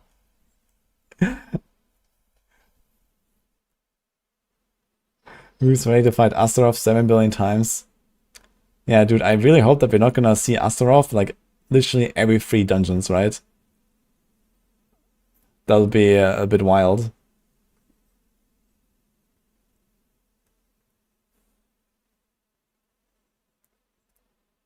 Stormclaw with Chronostar could be decent with buff to basic.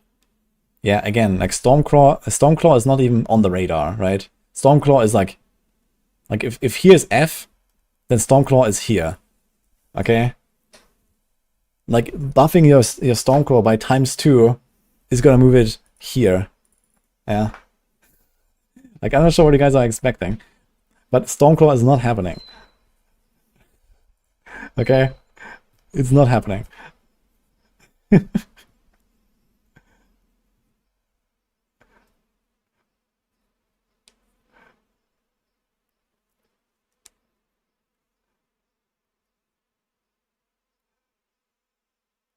Blizzard Marv enters the chat.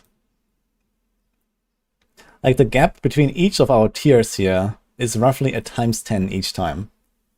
So this is roughly 10 times weaker, this is roughly 100 times weaker, this is roughly 1,000 times weaker. Plus minus. Okay? So, just to give you an idea.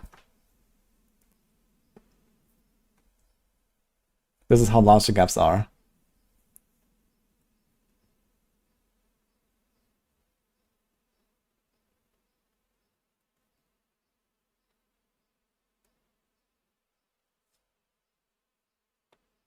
How about Shattered Vow and Bane? No.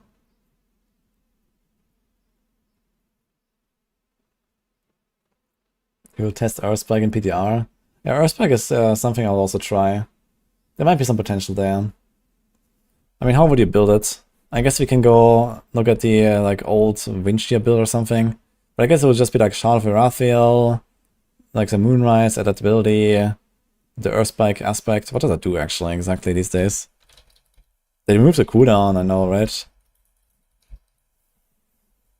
It just does extra damage and launches a line. So I think on big targets you actually get like multi-hits on this. Like some bosses, like Duriel, you're probably gonna hit like 5 times or so. You might actually just destroy something like Duriel with this. Or I don't know, Sea Hag and stuff. I'm pretty sure it can multi-hit. So that's actually kinda good.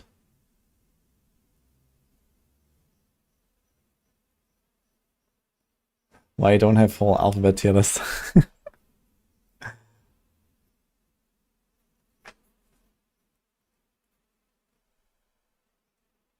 Can you have classic level 3? Oh man.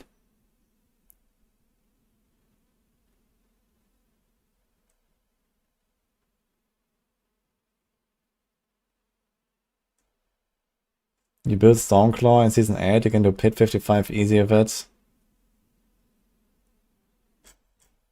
Okay, I mean, okay, maybe you can get to the point where I do like T4 and stuff with Stormclaw. But yeah. It sounds like it's gonna be such a struggle. I mean, look at like how people just, you know, follow the meta builds. Like, even though Druid actually, like currently, Druid has the largest number of good builds, I think, of all classes. Like, everything is just good. And then there's like the one shining star of Cataclysm. And everyone is just playing Cataclysm anyway. And barely anyone is playing Druid to begin with. But everyone who does play Druid is playing Cataclysm. Unless they're so upset by snapshotting that they play Boulder. And that's about it, right? No one really played stuff like this here. So is anyone really gonna do like a Stormclaw in the end? When it's like actually like down here? I don't know, man. Yeah, some people, you know, that really love it might try, but...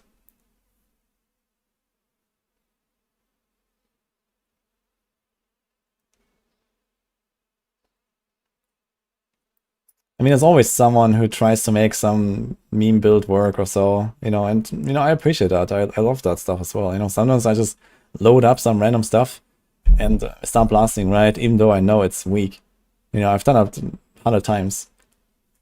But, you know, realistically, it's not like a build that people are, you know, really hyped about and that, you know, they're gonna like try to make work, you know, most of them. So that's the thing.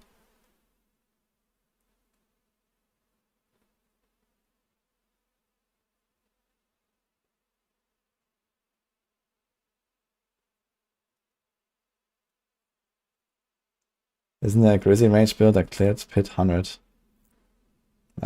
Certainly. I guess like Boulder Grizzly Rage or something. I don't know. I mean, Grizzly Rage is kind of like creeping into the meta, and it's about to get better since they just giga nerfed Cataclysm, including the Meronic Ring. So I guess a lot of builds will be Grizzly Rage next season, anyway. But I mean, Grizzly Rage is not the build. The build is still, you know, Boulder or Landslide or whatever. It's just a separate way of scaling it. So yeah, Grizzly Rage instead of Cataclysm might just be like 2 tiers stronger or something like that, right? And you have like a few different skills on your bar.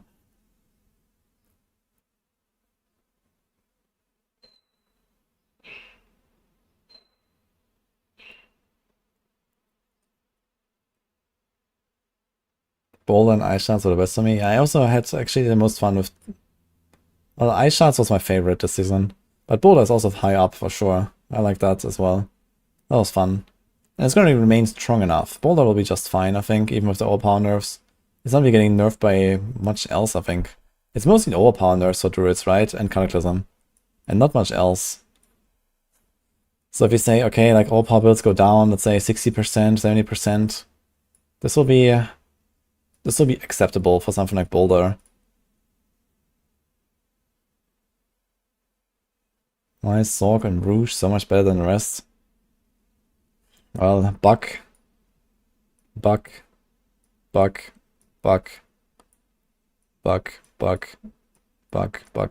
mostly. And this is just ridiculous.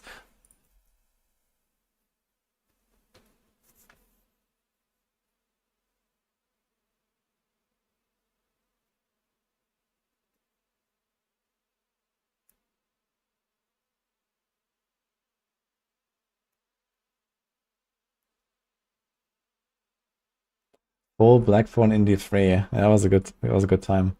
Yeah, in D3 I also love doing meme builds. And okay, like right now, you know, it depends a little bit on how much the meta is shifting, right? When the meta is more stale, there's like more opportunity to do like meme builds and stuff. Right now we had like a lot of, you know, shifts in how the game functions, and the difficulty was raised. We had the expansion not too long ago, and so on, right? So I was just busy actually playing real builds for the most part, and not so much making memes. But even before, like before the expansion at least, I did plenty of meme builds, right? I also did just level 1 items only, all the way to like, what is it, pit 60 on hardcore. Oh man, yeah, that was fun stuff.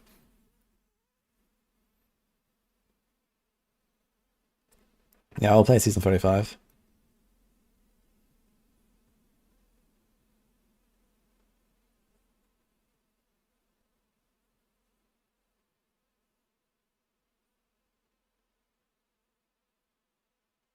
Hardcore this time. You're gonna do hardcore. We're gonna do like a, you know, good old 150 race or something in season 35. Gonna be fun. It's gonna be over pretty fast, to be fair. It's probably gonna be like sub 20 hours or something. But it's gonna be cool. Maybe we're gonna make like another class and stuff. The new overpower calculation is 100% damage per 1k fortified life. It's pretty straightforward now. So 10k life is 1000%, 20k life is 2000%, and so on. He did one meme build, human druid. That's true, I guess. Ugh.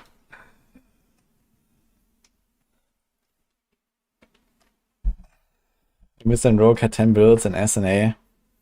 I mean, DevTrap is going down a lot, but unfortunately a lot of other stuff is also going down, right? So if they only nerf DevTrap, then we would actually have like plenty of stuff here, where it's like, okay, you can do that, you can do this, but they're also nerfing this a lot. They're also nerfing this a lot. Like all this stuff basically, so not as much as DevTrap.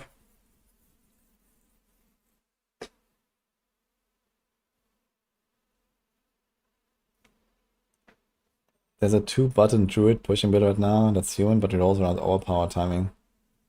Interesting. What a depressing stream. Ugh, I know.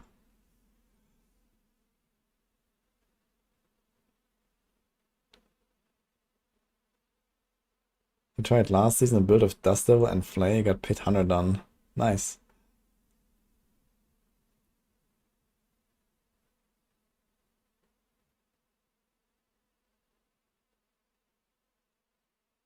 It's crazy how they don't have collabs between the Diablos. You clear 150 and Diablo 3 new season, you get cool translog for Diablo 4. Now that you mention it.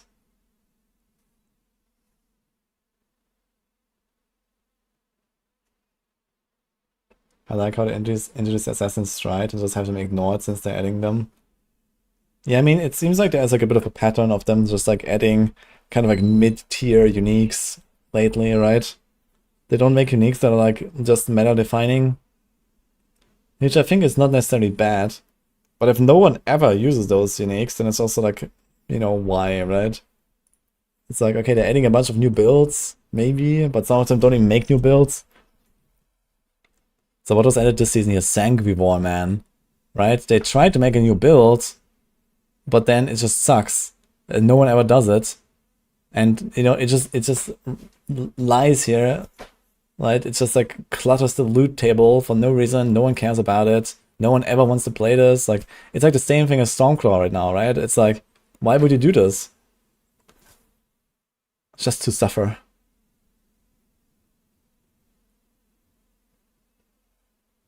Like, the idea behind the concept is kind of interesting, but it's just not cooked well enough, right? It's just not completed. It's like an incomplete design because it just doesn't function right now, and it needs, you know, something more, and it never got that. And there's like so many items that are exactly like this. Like here, they introduced Gavlin's Birthright to do like some kind of human form stuff. But is it actually played? I don't know.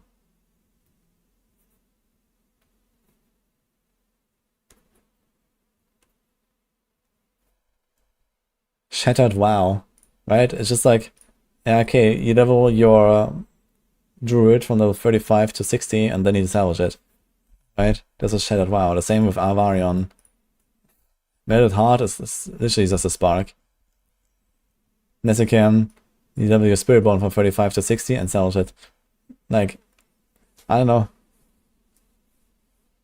You also have like lots of like interesting stuff that actually creates a build, like Flesh Render, for example. We had like the single Druid for a little bit, and then it was just like got it, and now it's there and has no purpose. Right? And there's so many examples.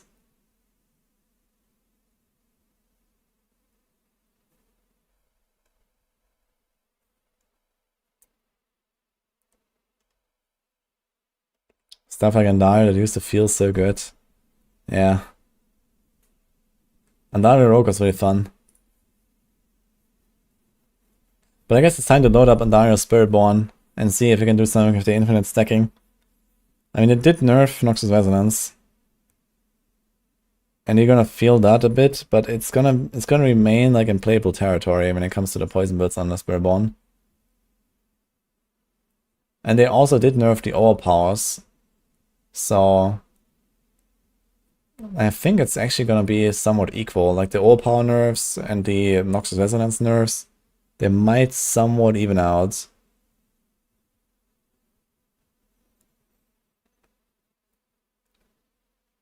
And then, for example, Thorns got not really nerfed much. So I think maybe the overall Spiritborn landscape is actually going to be pretty solid and pretty balanced, now that I think about it. Besides this. And this. Forget that. But this is going to be good. This is going up a bit. So you might actually see like a lot of Spiritborn like here in this range. Curl probably remains here. New pants on rocks better. Yeah, that might be something. I'm a bit concerned about defense, but it might be something. But I also have like a specific build in mind for the pants, like a new build for just the pants.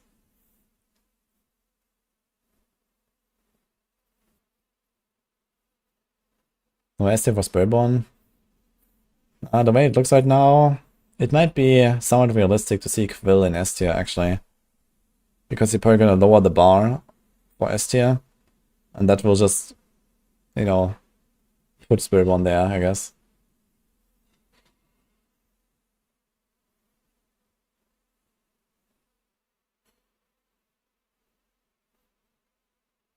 I think there was stealth nerf T4 difficulty. It would be kind of strange because they just buffed T4.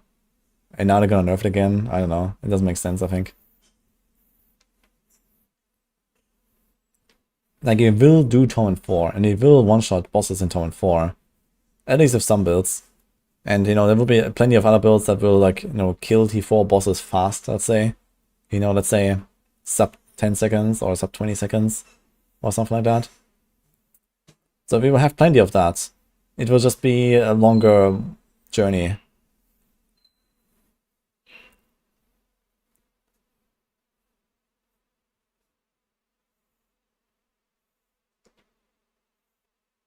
add in the previous class design and leave an absolute mess.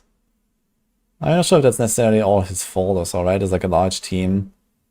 But I mean, yeah, I guess not everything he did was perfect at the very least. So I don't really know how much like came from Adam versus, you know, like the team members and like how exactly they design everything. But yeah, I mean, he was the lead class designer, so, you know, he has the final say on everything. But it's like very difficult for like any one person to have like the perfect overview of everything like this, right? Like not even I have the perfect overview of every build and, you know, like 100% understand the impact of every single patch note immediately or something.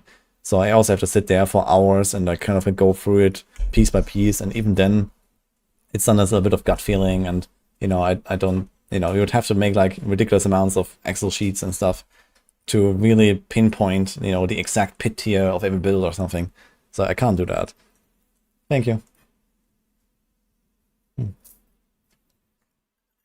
So in that case, I also don't expect Adam Jackson to do that, for example. But I guess, you know, stuff like overpower, I mean, that is certainly something in his, you know, area of responsibility, right? Like the overall, like, you know, system of, okay, how strong should a key passive be? How strong should overpower be? And so on. And yeah, I mean, right now they are cleaning up a lot of these messes, to be fair. Which may or may not be Adam Jackson's fault, I don't know.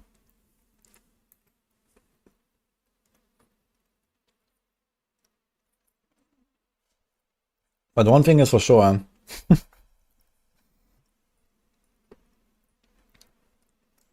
5 seasons of Earthquake Barb dominating certainly comes from Adam Jackson, right?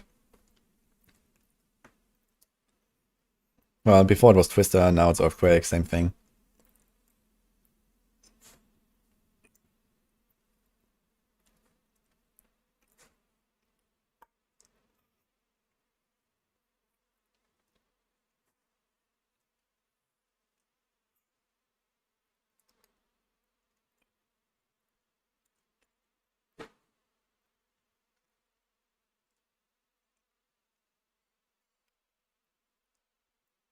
So much death.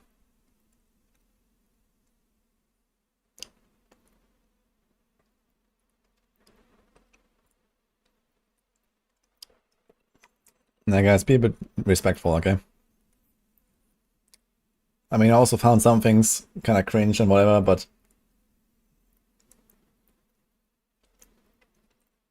don't need to mock it, you know? He was there for the first time, I think. Maybe he was nervous. I mean, you know, you have like, you know, dozens of thousands of people or whatever watching you. That might make you nervous, you know?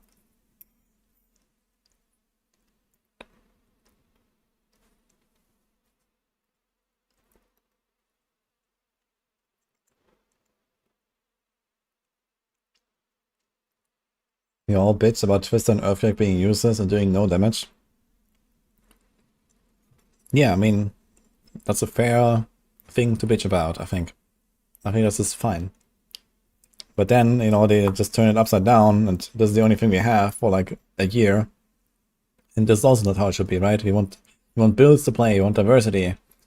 You know, this season I want to play Barb and I want to do Hoda, and this season I want to play Barb and do Earthquake, and this season I want to do Barb and do Double Swing, right?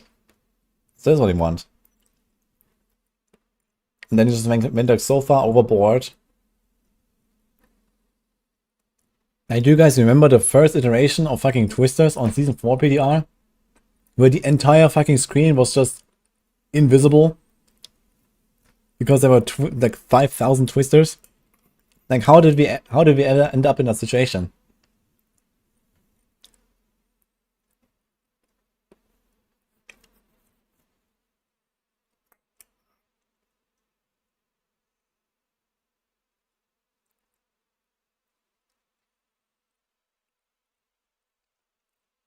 I'm looking forward to Diablo 5. I'm looking past that and ready for Diablo 6. Oh man.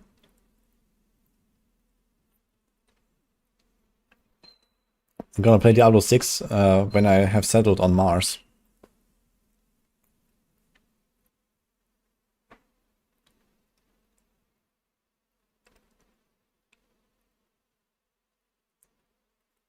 Same as how Hydras will die on the PTR because Temper's yet again not being balanced at all.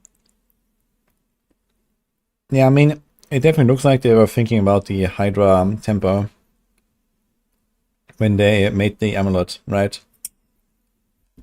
Like they were smart. This is actually smart design. This Hydra amulet. Yeah, they already added a baseline of +2 heads here, and also a Hydra generally has 4 heads, so there's 3 extra heads already built into this multiplier. So they clearly had in mind that there is the temper, and you can get 12 extra heads on the temper. And, you know, Masterworking that is kind of the number 1 priority on the entire build. But it's not like you are completely fucked if you don't manage to get the Masterwork on the Hydra heads. Because you already have this baseline. So it already dilutes the value of the temper by itself. So that is actually really well done, I think.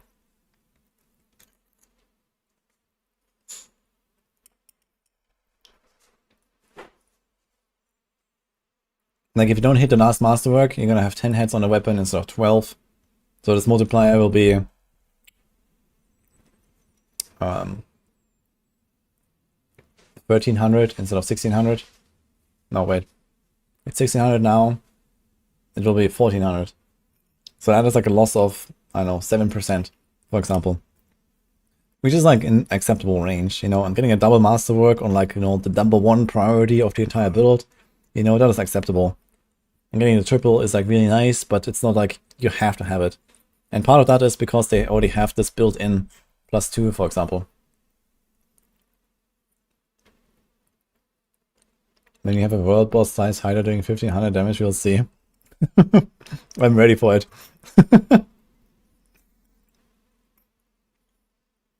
I mean, Hydra starts at a very low point. But yeah, it sounds like it's gonna be good enough. Let's say, at least.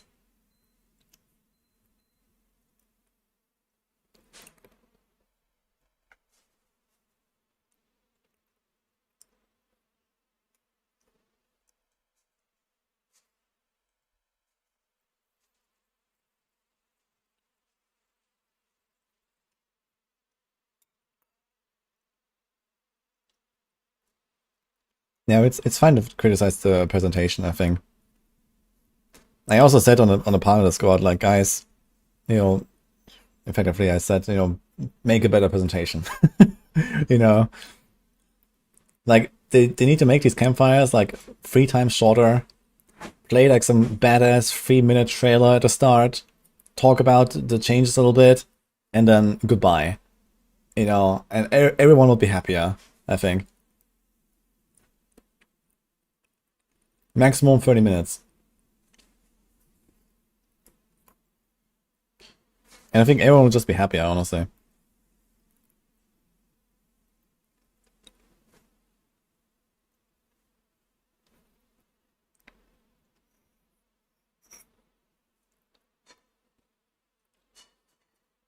And the patch notes. Yeah, that's it.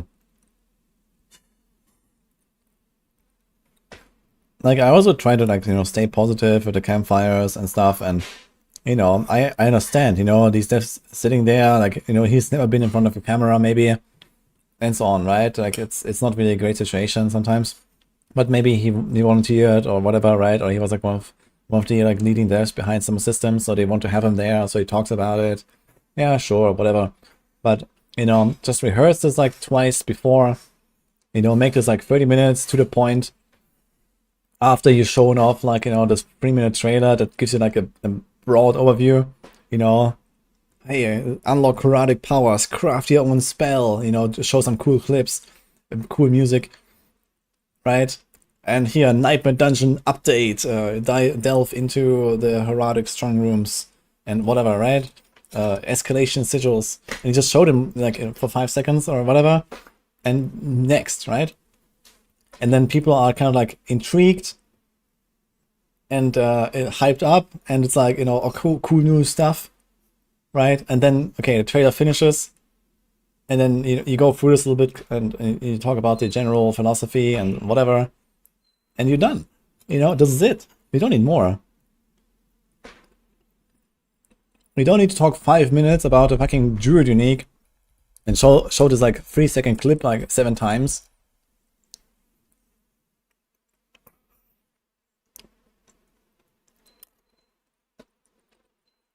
You just do like a 10-second like you know, montage, you know, 5 new uniques, and then you show like, you know, boom, boom, boom, you know, next, right? That's it.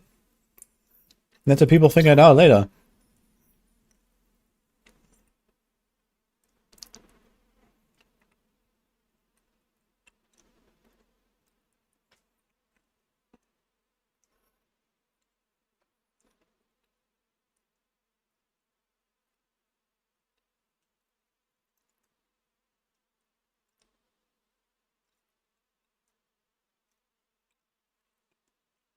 I'm not complaining, James. Let's call it feedback. I mean, I'll sit through any campfire chat for as long as it takes. But they're not doing anyone any favors, especially not themselves, I think.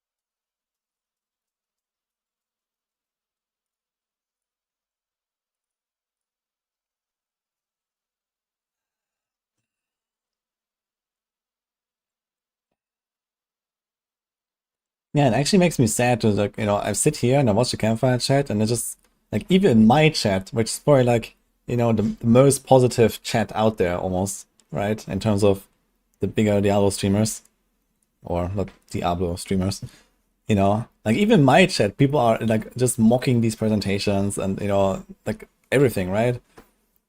And yeah, I mean, I can also see why. They could do so many things so much better. That's it basically. So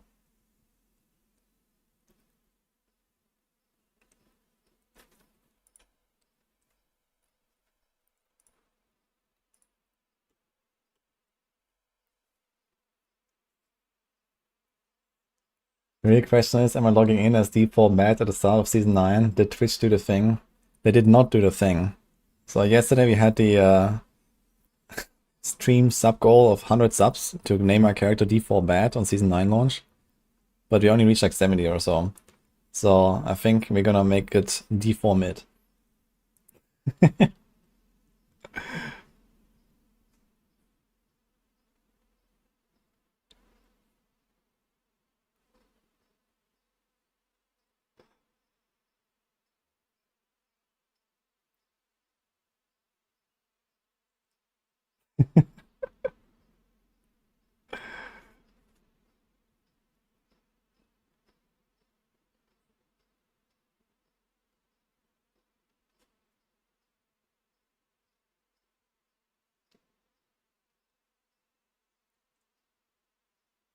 Still need to change tempo and masterworking.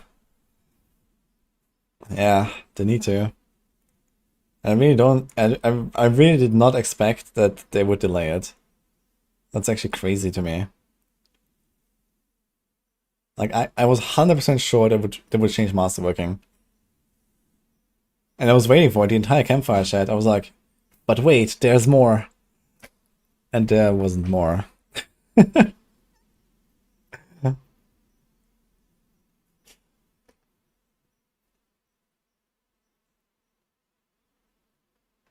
The chat copies whatever the streamer is doing or saying. That's largely true. But I can't entirely control my chat, right? I mean, generally the chat is a reflection of the streamer's personality. You reap what you sow, that's true. On like Twitch, for example. You know, Quinn has his chat for a reason, and Rax has his chat for a reason, and I have my chat for a reason, right? But you know, even then, you know, for example, I'm probably someone who's like generally more favorable and generally more forgiving than, you know, most other people, just as my personality, let's say. So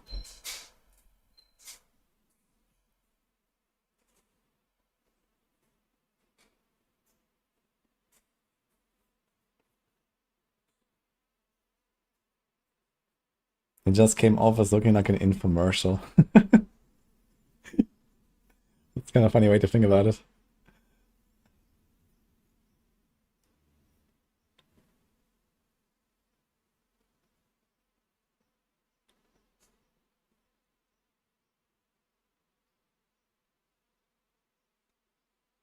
I mean, I have plenty of people that disagree with my opinions.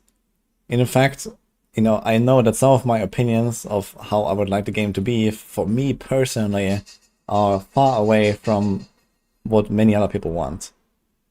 And I also understand that when I give suggestions to the devs, and the devs, let's say, often listen to me, and often there are patch notes that are a direct result of something I said, you know, I understand that what I say, it needs to be good for the game and good for what I think is good for the game, right? Good for many people, not just for me. You know, I don't give feedback only about certain things that I care about and the game that I want to see. I give feedback where I think the game will just be better, even if it's not exactly the thing that I personally would enjoy the most. So I understand that, right? And you know, I always focus on like, you know, specific aspects where I think they could make a large impact. They could make many players happier if they did that. Or they could like at least, you know, improve the game in like an overall sense, as like, you know, a more objective sense, let's say. Like when it comes to me, like personally, I'm okay with like nerfing everything into the ground. You know, nerf everything, I don't care. I think that's probably the best for the health of the game, right? It's like a healthy thing to do, to just nerf everything into the ground. But many people don't agree with that. And I also don't necessarily suggest that, because I know a lot of people will be upset if that happens. You know? I think it would be the right move, and sometimes they should show some more balls and just do it. And in fact, right now they are doing it.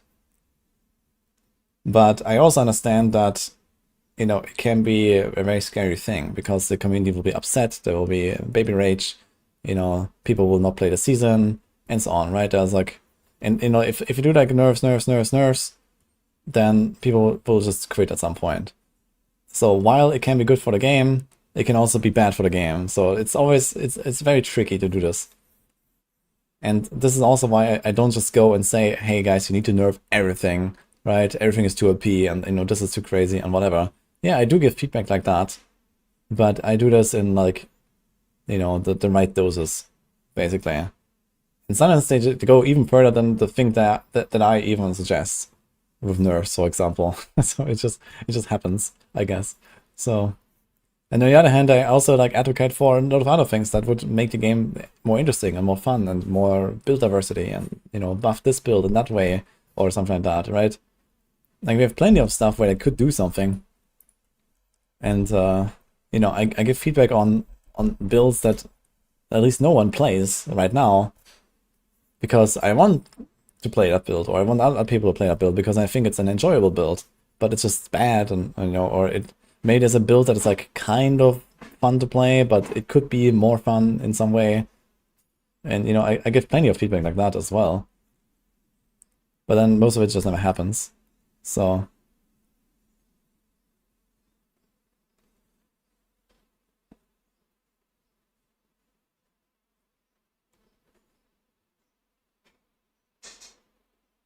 they need to change more with damage, too much damage, it's out of control. Yeah. Like the expansion is definitely the big hope here. Like if I was in charge right now for expansion 2, you know, they said they're gonna do a skill tree and an aspect rework. So what I would do with that is I would take every single unique and every single aspect that currently exists that is only for a certain skill and just delete them and put all of it in the skill tree. That's like step 1. And then, you know, just like gently lower all the multis on like everything. And then I would like rebalance the game from there, with the goal that, you know, builds are better balanced, and that especially multiple skills inside the same build can have a purpose. You know, I want to play a Kratos Barb again. I want to see a Flurry RF again. You know, I want to see a Meteor Sorc that also casts Fireball in the cooldown downtime. You know, that's the stuff that I want to see. You know, I want to play a Barb and press Crown Stomp and then hold them and actually kill stuff with both skills. And then press my Iron Maelstrom and wipe the entire screen. You know, that's the stuff that I want to see. And I think this can only be done with what I just explained.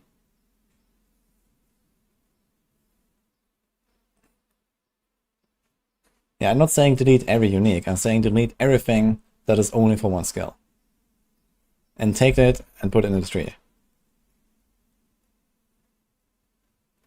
And not every build needs to be like a multi-button, super complicated build or something like that. It's totally fine to have one-button builds.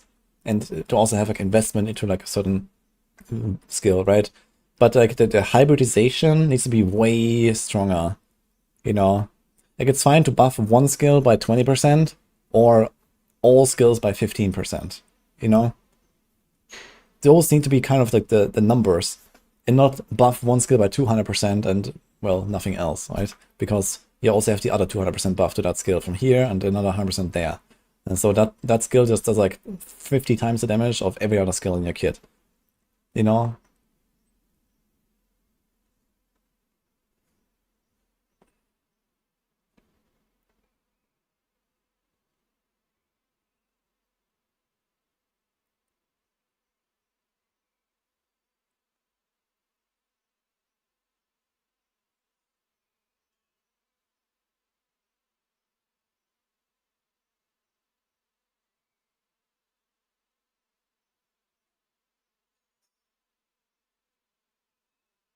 I want to have a spear and maybe lightning and then blow up the screen.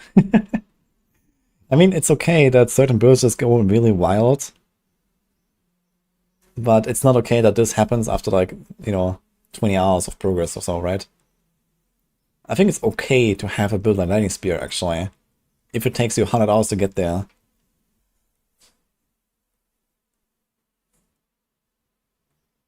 Yeah, and just like over specialization into like just one mechanic and one skill is just like way too much right now.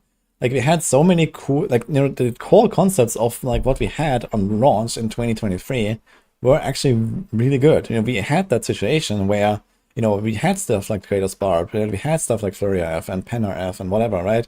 And then it just, you know, they started adding this legendary aspect for, you know, that skill. And then, you know, oh, that skill was undertuned? Sure, let's buff it. How do you buff it? Oh yeah, we just raised the aspect value, of course. So, you know, and this is how it started, right? And then you have like more and more and more specialization into one skill, and then you can never make a hybrid build anymore. That's because of power creep. You know, power creep ruined that completely. Because, you know, there was like a flurry build and there was a flurry AF, right? And there was and then they had like their own idea of, you know, make flurry viable in some way, and then they added a new aspect, and then they made that thing and so on, right? And then they just completely killed off other builds.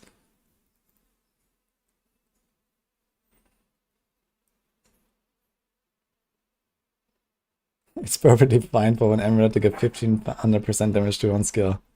Yeah, don't forget the aspect that also gives you 1000%, okay? The serpentine aspect. Just add more zeros. Yeah, exactly. But if you just add more zeros, you know, some people think, oh, nice, my build got buffed. But what it actually does is it just ruins the build diversity. Because you cannot do those things anymore now.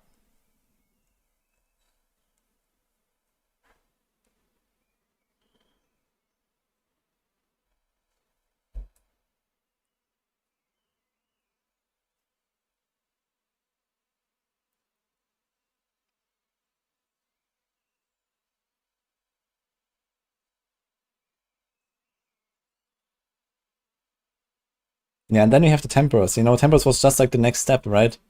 So after like a few seasons of like, you know, power creeping, this and that, here and there, then they added Temperers. And now, you know, all kind of hybridization was completely gone.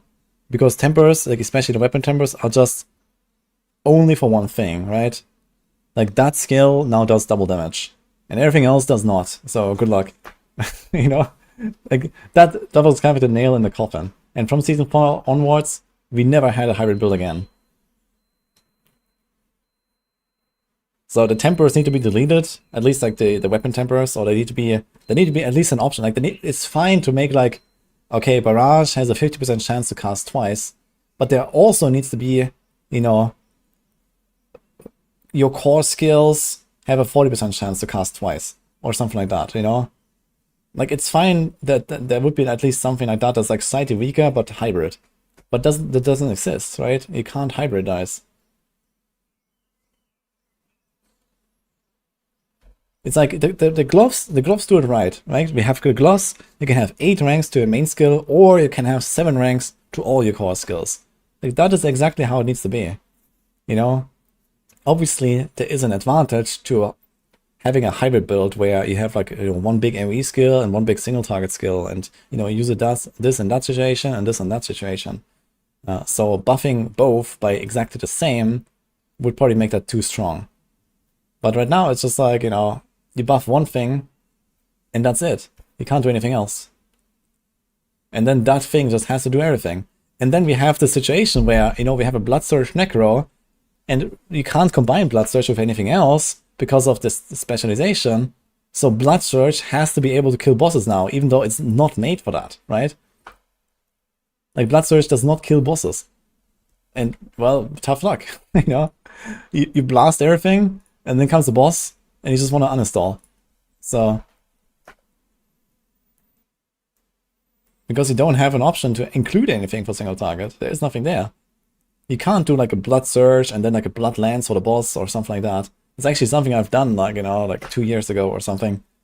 I try to combine those two skills, so I have like some AoE and some single target or something like that.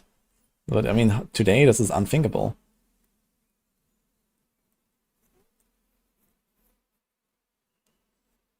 Thanks, Frozen Pages, for the 5 subs, by the way. Appreciate that.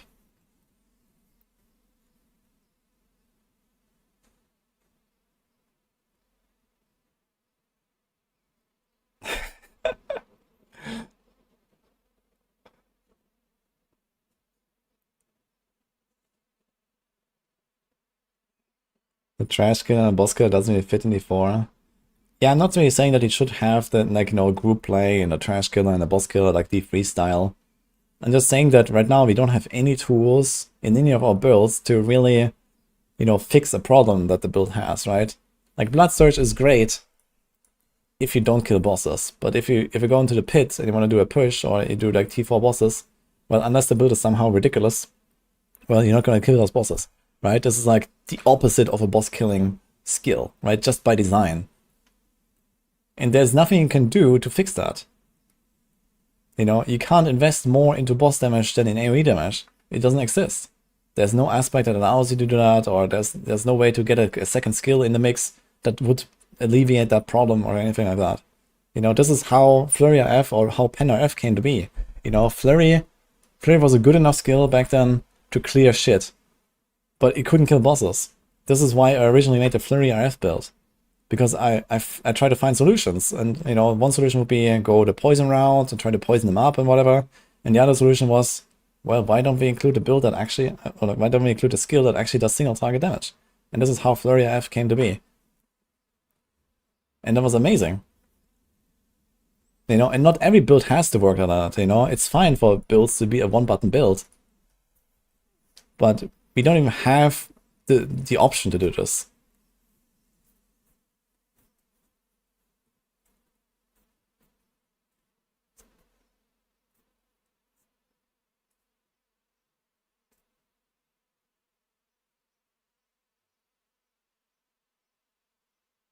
No, Necroman. They want to double damage on the Capital guy mostly.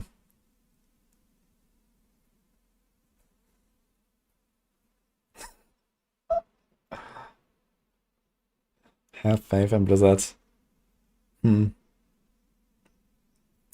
mean, to be fair, we're always bitching about the PTR patch notes, and the final patch notes usually look a lot better. So there's that. There's always something to remember. Every time the PTR looks terrible, and the final patch notes look a lot better. But, yeah. Better. I think generally they are doing reasonable updates from PTR to live.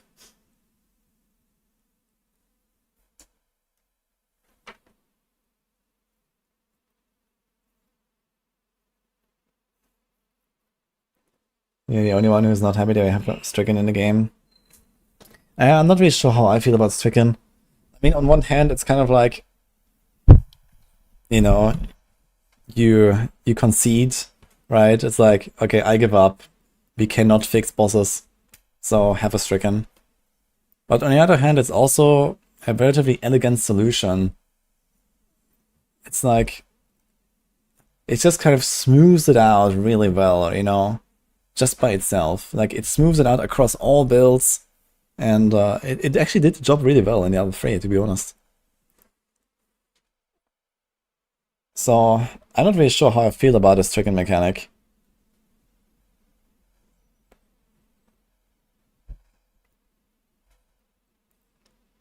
One GA is fine, Necroman, but if you have the money.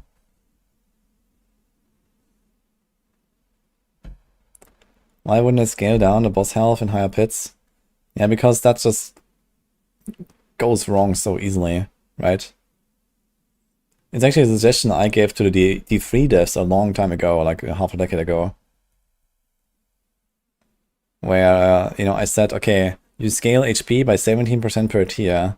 Why don't you make the boss 16% per tier? And I think like over 150 tiers, that would leave the bosses at 27% of what it was previously. So that would be like roughly a quarter of the HP on 150. And it would generally just like cut the fights a lot. And like together with like Stricken mechanics and stuff, it would probably lead to like plus minus like half the boss duration for most builds. You know. So you could do something like that. But you have to find exactly the right number.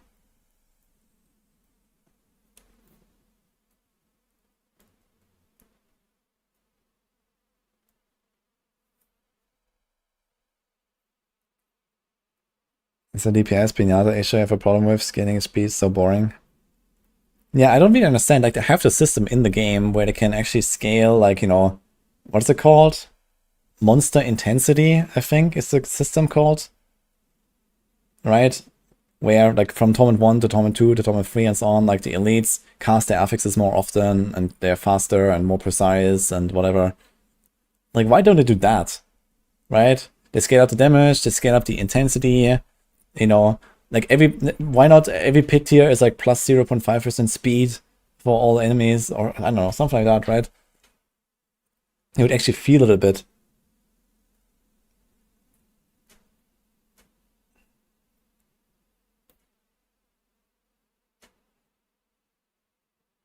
Hammond is a unique Necroman.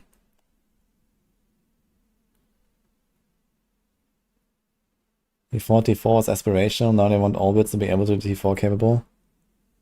I mean, they just giga nerfed everything in the game.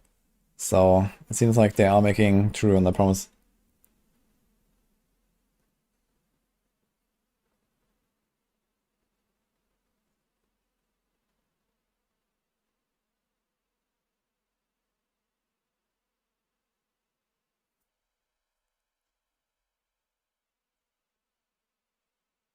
No one seems to be talking about magic, rare and white items. They should do something about them.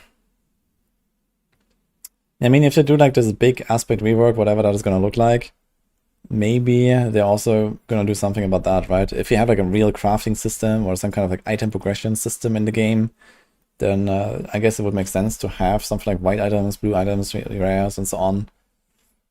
Like, I don't think this would be bad, you know, to give us the option to just craft the item we want from scratch.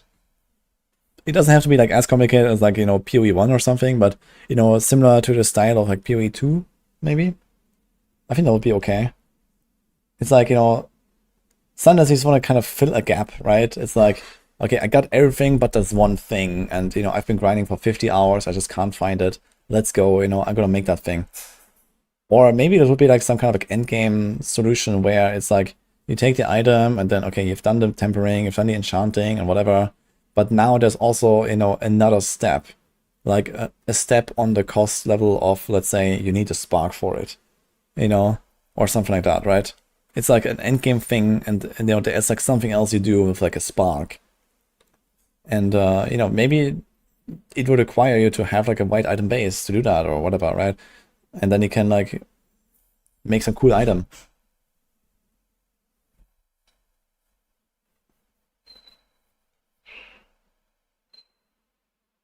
And that's good, Necroman.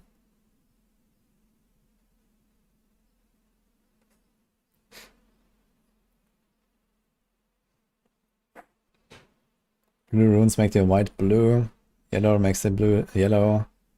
Yeah, that could also be a nice way to, you know, deflate the rune drops a bit. That's actually a good idea, I think. And you can combine it with the NPC. Like, it seems like in D4 they don't really want to do something like, I think the scroll of retempering is already kind of like a big exception they have, right? When it comes to like item manipulation. They really want to do everything in like town with NPCs and stuff. So yeah, you could go to a jeweler, you put your item there, it's like a white item, you take a blue runes, you put like the right stat you want, you take yellow runes, you make the item yellow, and then you take the legendary runes, and then you add like a GA of whatever you want, or I don't know, right? So there could be stuff like that. And then you can just craft the item that you want. Why not? Yeah, but it could also be like more interesting than that, right? Like an actual like a change, like there's a certain stats that can only appear when you do this, or something like that. So to actually like really emphasize this like kind of late game crafting part of it.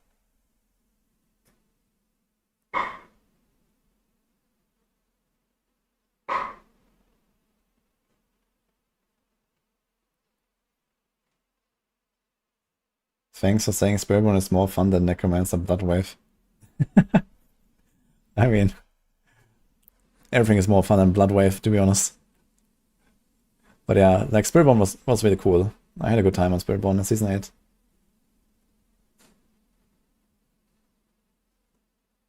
And then you Val or no balls. Dude, we need Val or no balls in D4, that's for sure.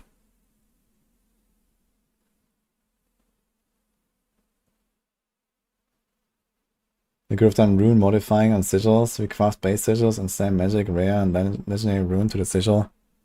Yeah, that would also be cool. Like, imagine you go to the occultist, you craft like an inventory of sigils, you pick like the 5 best ones, and then you go to the jeweler, or maybe state occultist, I don't know. Right, and then you use like leftover runes, and you actually made like some badass giga dungeons out of them. Like, yeah, that would have been actually a cool Itemization update, right? Like, what are you gonna do with all these like 5,000 runes you're gonna find now?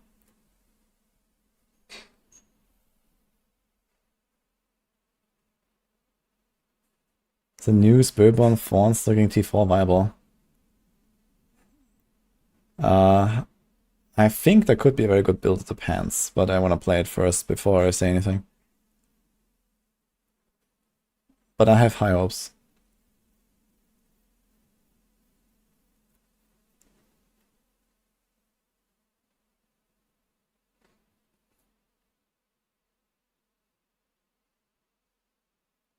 The fire damage bonus equal to that of the highest damage bonus. Yeah, they're talking about elements there, I think. So I'm not really sure if this is actually going to be useful for anything at all.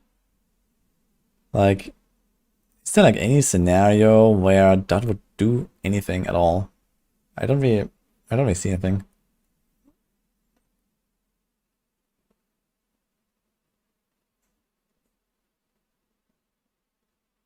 Season 9 is season of Hydra. Finally, airy Hydra. Yeah.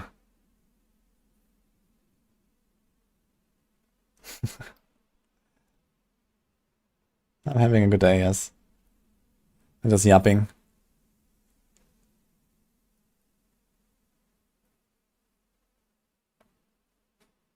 The good do T4 is in 8 with Thorns and Spiritborn. I mean, Rock Splitter in particular, it's probably a little bit undervalued here, like this though. I think this would probably be actually somewhere in this range here these days. So we could like move this a little bit. I mean, it's still B, but Rock Splitter is fine. And yeah, the new pens, they might actually make a new build. So that might be better than that.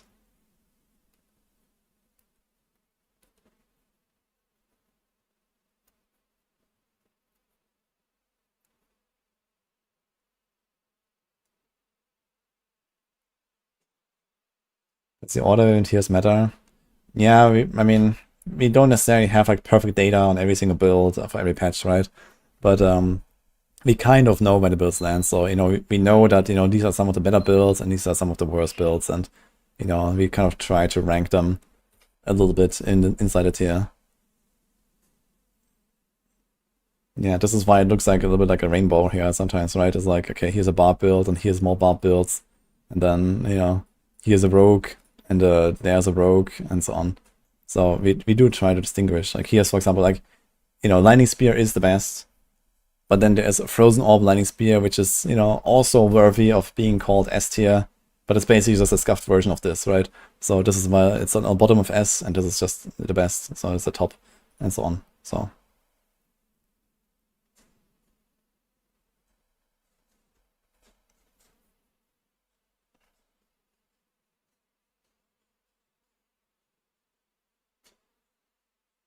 take the Nightmare Dungeon and put them in a world map with progression. Yeah, I mean, we have like the renown system, but I mean, the renown system doesn't really exist anymore, right? You've done it once and then never again, and then okay, there's like the aspects you can unlock from a dungeon, but who really does that these days? Like, are you guys actually starting a season and you're going to a certain dungeon? Like, maybe one or maybe 2 dungeons maximum or so. But I guess most people probably just start blasting, do the season quest line, and you forget about it. Yeah, there could definitely be like some system behind this, I think. Yeah, in some cases you have like one, you know, really big aspect that you want for your core skill or something, and you go do it. 2 times arrow storms and go. Yeah, that works, I guess. Yeah.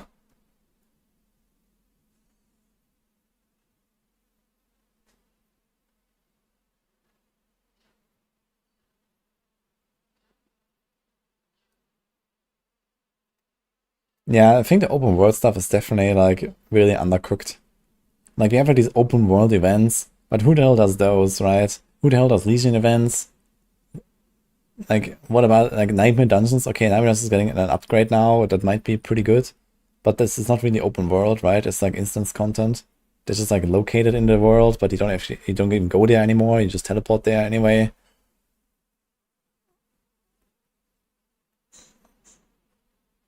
Who does Helltide? Yeah, exactly. Helltide, the incursions, like everything was just kind of worthless. I mean, season 7, we just did like the Witch Tide all the time, which was, to be honest, pretty good. I think the Witch Tide was actually pretty good. It was just kind of like too good in terms of rewards. So we just did only that, which was too much. Like we did that and bosses and nothing else, right? In season 7. So I was kind of like up to here basically for like the Whisper farm. But other than that, I mean the Witch Tide was pretty well done. And now we're just back to like the same empty open world where nothing matters, no one cares. Like, I don't know, why are these like open world events so useless, right? Like you spend like 2 minutes there and then you get like 50 obols at the end. Like I can run one pit and I get like 5 times that amount of obols. And I can do it faster than most of these events. Like I should be riding around on the way to the world boss and I see like an event pop up and like, oh shit, I really want to do this. Okay, I have 2 minutes left, let's go, right? And then you do it. But who the hell cares at this point?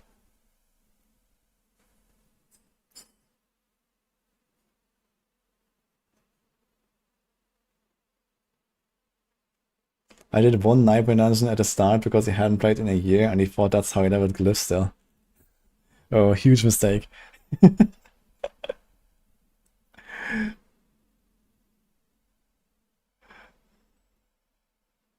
Trade was basically dead because all the gear was from caches. Yeah, why are cache items account bound anyway? It's kind of weird. Is it possible to make a Thorns build with the automatic payback from basic skill cast Thorns wave? Bah, no.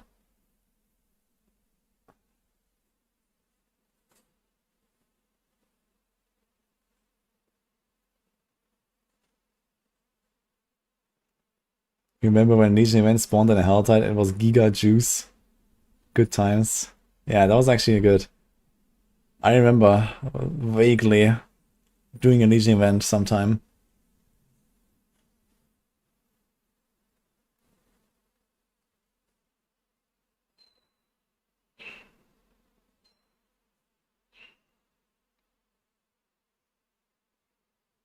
You live in the open world, you do no instant content, no wonder my character sucks, lol.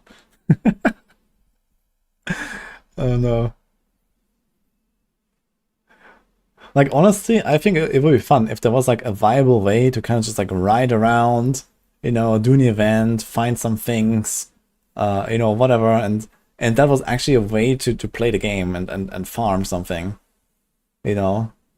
And I don't know, it doesn't have to be just like instance content everywhere, and I don't want to do only that, but there should be like, you know, something to it, right? It's just like, okay, you get Opticide in Hordes and in Kuras, and you get a Glyphs in the Pit, and maybe you get something from like these open world events, you know, and something that is useful. It doesn't have to be exclusive, right? Maybe you don't want to force people to do it, but I don't know, maybe they're like, maybe they just pop out like 100 Forgotten Souls on the chest or something, right? That would already make people go around and do some events sometimes when they're out of Forgotten Souls, and that would be okay, you know?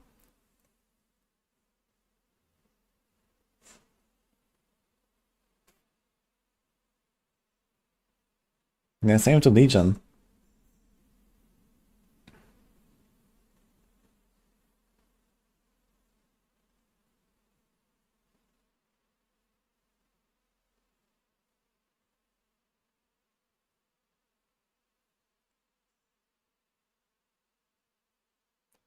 Do people play Darkseid at all? Yeah, Darkseid is just like, I don't know. I don't think they're gonna do anything with Darkseid at all.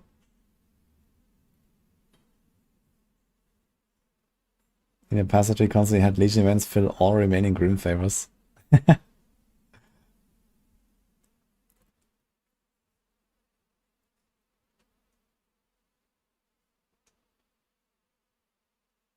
Should reduce the caches in the game. It's kind of boring standing in town opening them. Yeah, I agree with that. I don't like the caches.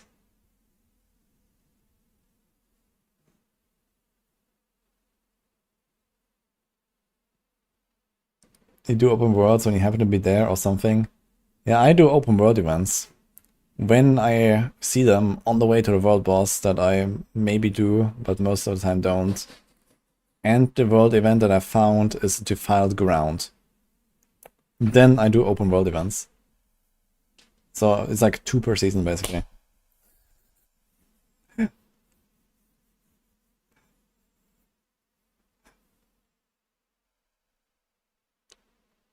I remember going to an Legion event early to stoke the fire 15 times. Holy man. Good times. Dude, that is like nostalgia trip here. The stoking the fire. I've totally forgot that this exists, actually.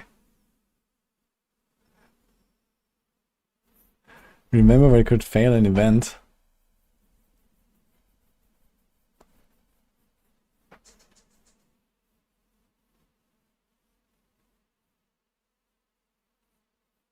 The most fun you had since D4 was loading up D3 again for the first time for season 33. I mean, to be honest, Diablo 3 is easy to enjoy for like a weekend, I guess. And then you peace out for like 3 months again.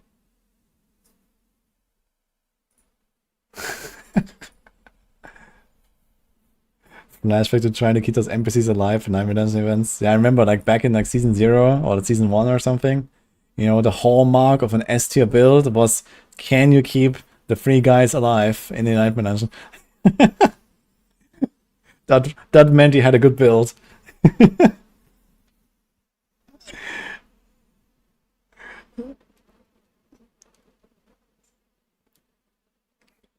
You there. Help us get out of here.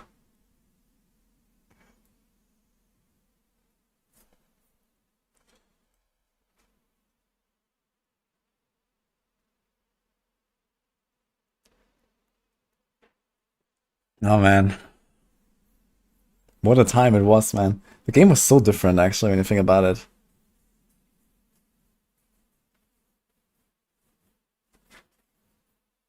What's up? You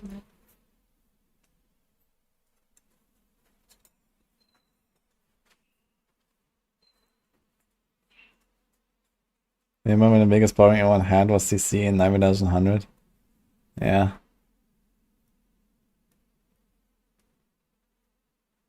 Nightmare to hear those words. Yeah, like the whole like nightmare dungeons, and then I don't know, they removed like all the affixes now, and now they're like slowly putting some affixes back.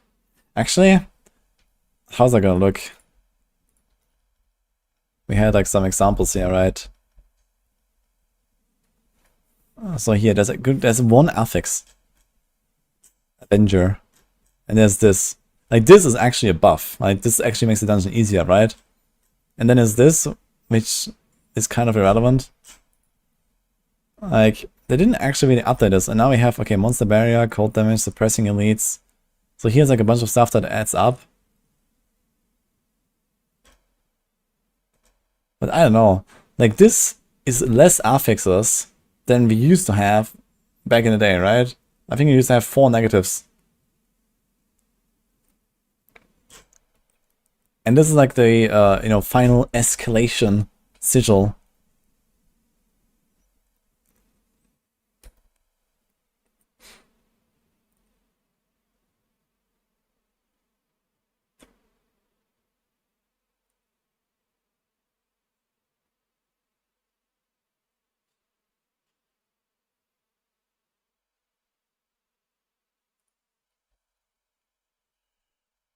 I mean, I do think that is going to be a huge upgrade to the whole 9-dimensional system. It sounds fun to do like this, you know, 1, 2, 3, and so on. And then they have like, you know, these like bigger and bigger rewards. Like this stuff, this is exactly what we need, right? There needs to be, you know, the strong room, and then there's like some target farming, and you get like some cool stuff, and sometimes you get like this badass dungeon, and it has like all of it. But, you know, this whole like nightmare part of it is like kind of whatever, right? Like, okay, they do like 20% more damage, they are like 20% tankier, and okay, who cares, right?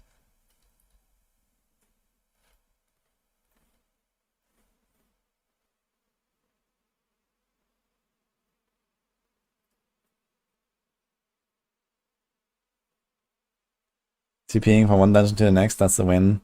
Yeah, I mean, that is long overdue, but it's something. But it's like not really like content, right? Oh no, a blood blister. What would I ever do against this? Yeah, but I mean, at least these affixes, they actually feel like they do something, right? They're like, they're there, and you know, you have to like counterplay a little bit or something. Okay, maybe you're tanky enough, you just tank the explosion at some point, but it wasn't like that always, right? Like the fucking floating rock and, you know, the blood blisters, and this stuff was actually dangerous.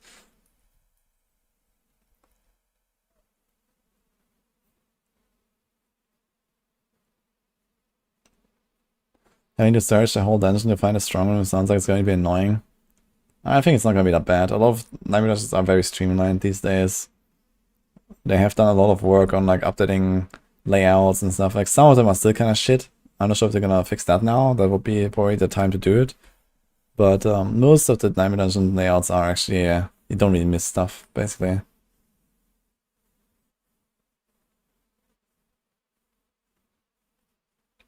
Yeah.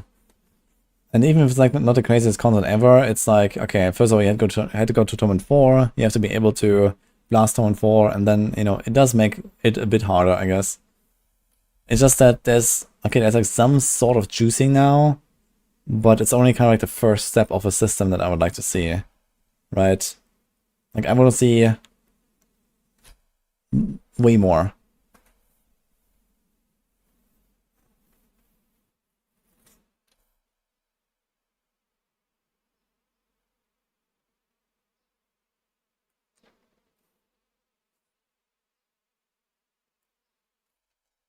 Can we salvage elixirs we don't want that we only pick up?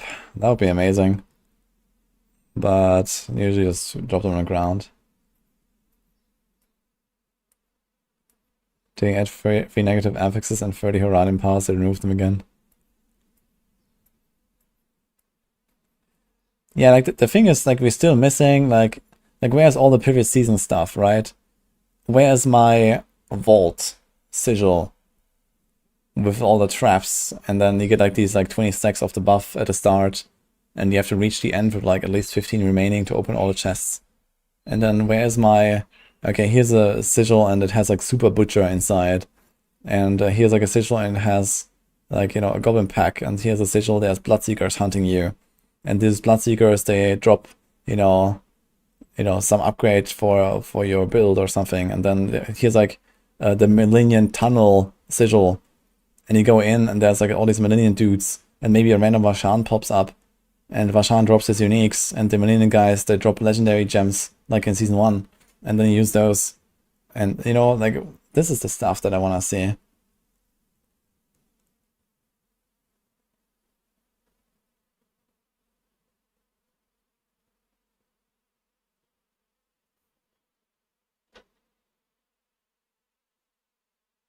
Everyone is very excited for Pawn Spiritborn.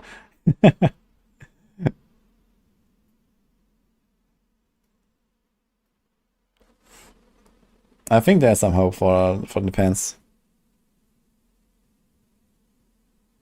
There's one with a golden pack. Actually, it might be this one, right? There might be a golden pack. But I mean, you know, I want to go into certain dungeons to get certain things. You know, I want something on the level of, okay, here's Breach. You know, I found 9 dungeons that have Breach, so I get the Breach Splinter, so I can farm the Breach boss, and that boss drops something I can only get there, and I can only get the Catalyst from the Breach, right? And so on, right? This is the stuff I want here as well. Like, I want the Bloodseekers. I want like sigils of Bloodseekers, and those Bloodseekers give me like, you know, these like, what were they called? Sigils or whatever you can put on your gear, and then that adds like some kind of boon to your character. And then at some point I'm done with that, and then I go farm, you know, the Minion Tunnel sigils, and then the Minion guys will drop me those special gems, and then I'm done with that. And then I go farm the robots and the trap rooms, and the robots drop me like the Malphas sigil at some point, and then I go kill Malphas and he drops a cool unique item. Oh, I don't know, you know?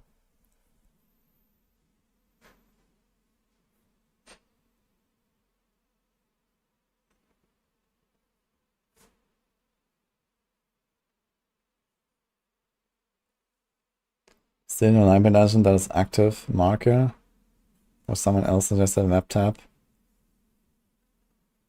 PoE 2 endgame, keep going. Yeah, I mean, they have like 8 seasons now of stuff, right? And they don't need to bring back every single one necessarily.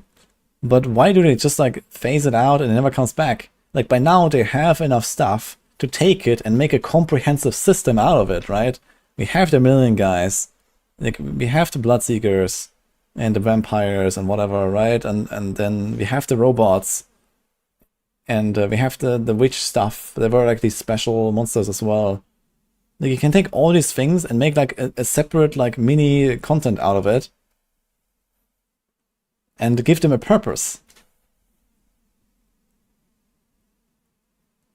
Especially now that they nerfed everything to the ground, right? Like, they just nerfed all of our builds on the ground. Like, the bottom, like the baseline of build power is so low, you can't actually add this stuff now, right? Like, for example, season 9, let's say they were to introduce what I just described, you know, let's say season 9 doesn't have a power creep theme, but you just add this. And now you can go farm your Minion guys and get legendary gems and socket them into your rings. And then you can farm the Bloodseekers and augment your legendary items with an extra stat or whatever, and so on, right? So you would like, would actually give us something to do that's exciting.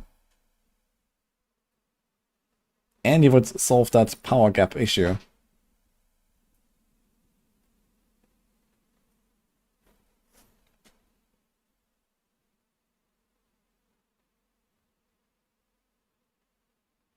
The Bloodseeker season were pacts. Yeah, exactly, the pacts. I mean, it doesn't have to be exactly that, you know, it's just an example, right?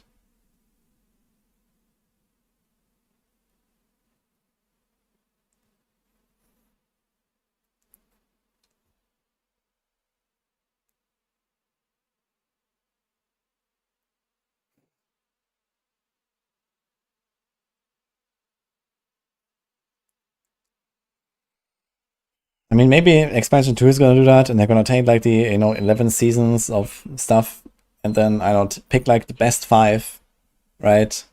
And make this system that I just described.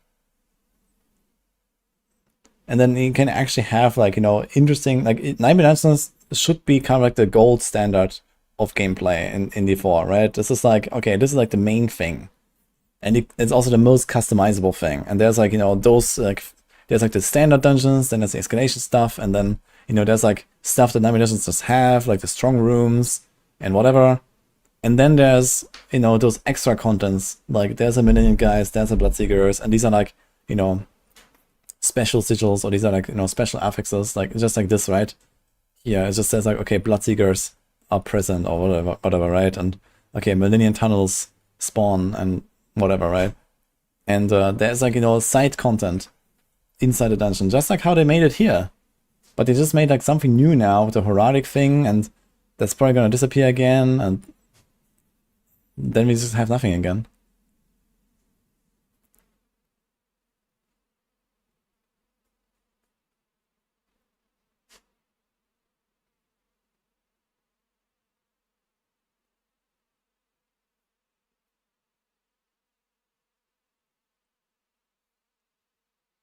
The nerfs are in season 9 ago.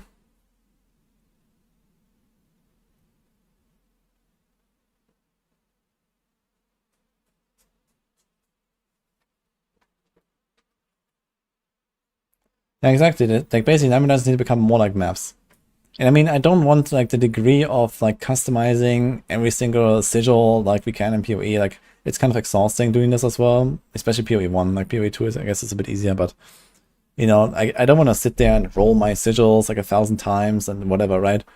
Like I kind of like that. Okay, it's like I craft like 10 sigils, I pick like the best 3 and I go, or something like that.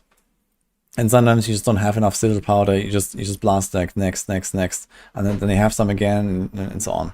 So I think this is okay. This should be like a kind of like simple thing. But you know, we have no customization of sigils at all. You know, I can't change what's there. Like I can't find an item. Like why can I not find an item from a goblin? And that item allows me like a scroll of tempering, right? Like a scroll of the goblin. And it allows me to add the treasure breach to a sigil of my choosing, right? Like, why not, right? Just drop that thing, sometimes from a goblin, and I'm like, hey, nice. Now I can get a bunch more goblins, and you know, I just kind of target farm it, and it kind of sustains itself or something, right?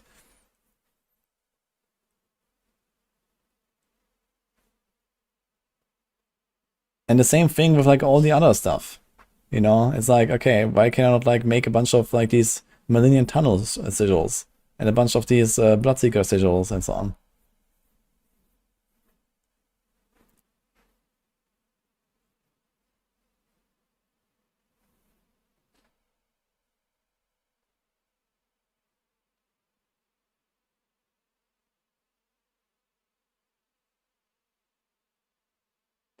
Need to read my first feedback doc from 3 weeks ago. Yeah, I just briefly can do that, but I don't actually remember anything. But I just saw it was like 30 pages and then logged out.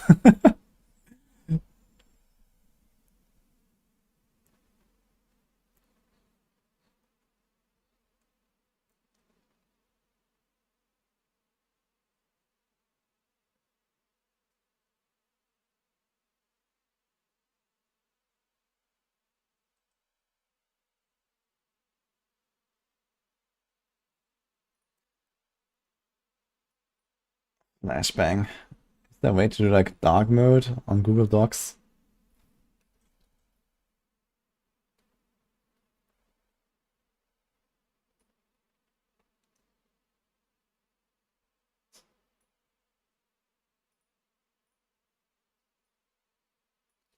Okay, this is by Dread Scythe. Revitalizing, enhancing for many seasons to come. First step is to acknowledge that dungeons are there primarily to get players acquainted with the larger instance running concept that all systems share. Second step is to realign dungeons is something you do while leveling, then move to the next system. First step is to help players and current players alike bring the revamped Codex of Power system fully around.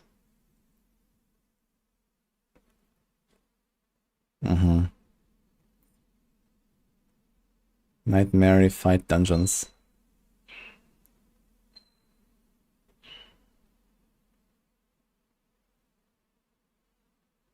Nightmare has become post-60 content. Yeah, I mean, that would make sense, I think.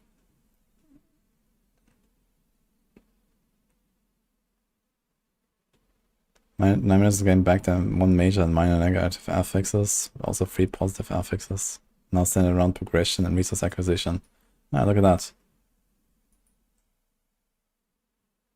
The Nightmare Forge.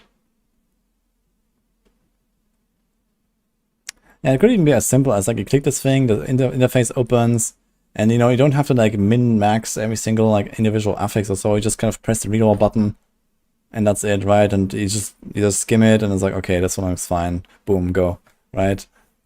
Or something like that.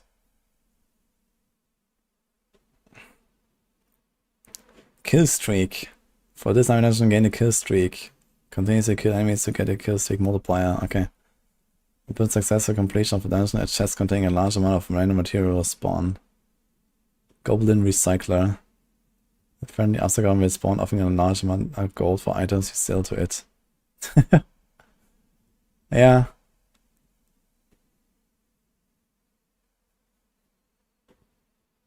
Nightmare Forge. Yeah, I mean, you could keep it kind of simple with this, right?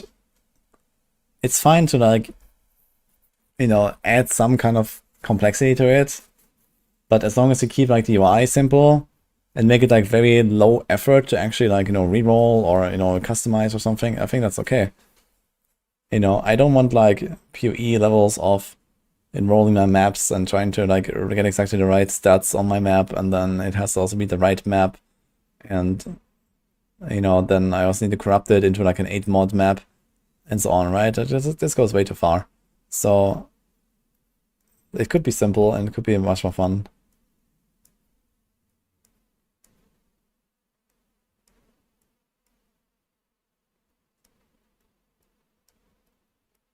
If for a flurry unique, we need a Fearcraft build where we're constantly healing and constantly at 0 energy.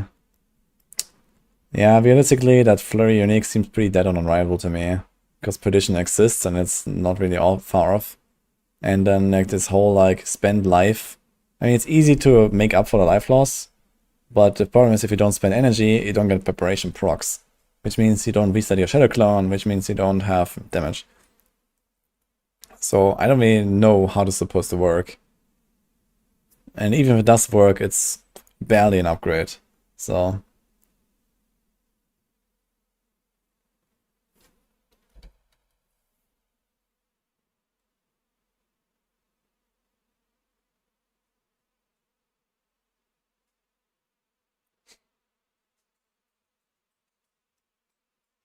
there's a Rune that spends all your resources. Yeah, you can do that. But realistically, if you want to make use of stuff like Dark Dance, you kind of need to spend life on, let's say, at least 4 out of 5 of your flurry casts. With like a Starless Skies equipped, that is kind of tough already, especially if you also have a Shroud equipped. Because the problem is if you have a Shroud equipped, you get 1 rank to Innovation by accident, which means you constantly get energy procs, which means you can't spend your life. So you have to not play with Shroud. So honestly, this item is dead on arrival, I think. Like, this is not happening. I don't know. I mean, okay, maybe you just try to, like, spend the life, like, once every 5 seconds somehow. But I think if you have, like, a large enough pack of monsters, like, if there's, like, 5 targets or something, and you start flurrying into the pack, you will not actually lose energy with that 1 rank in Innovation. Like, you can't actually spend your life. I guess Dark Dance can force you to spend life every 5 seconds, so you keep the buff on the helm, but then you don't get the Dark Dance multiplier, So that's just kind of like a dead mod most of the time. So yeah, either way, I mean, it sounds like a headache. you just equip Perdition and you have no problems. Like, I don't know. Speak German, redeem from coolest dad. Halleluja. Na gut. Ja, es ist lustig, aber traurig. Ja, ich weiß nicht genau, wie das funktionieren soll.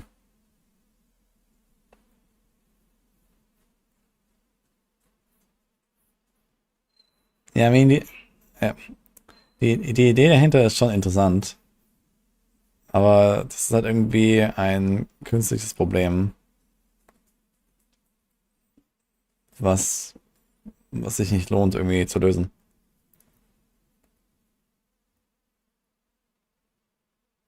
Ja, und selbst wenn es irgendwie sich das stärker herausstellt, wird es trotzdem ein schlechter Bau. Von daher.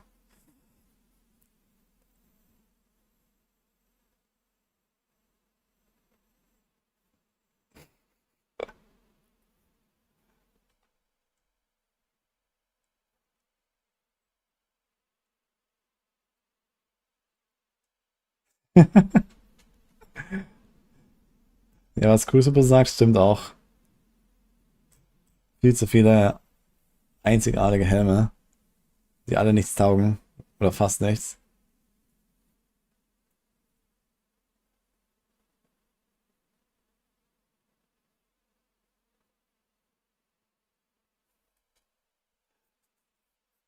Season 10 theme, we added a new type of goblin in dungeons and a pet. Don't forget a pet, guys.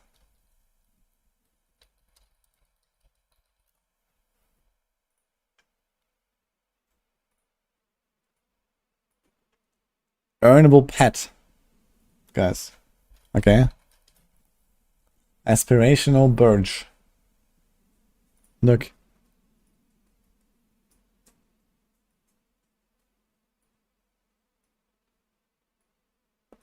Season content.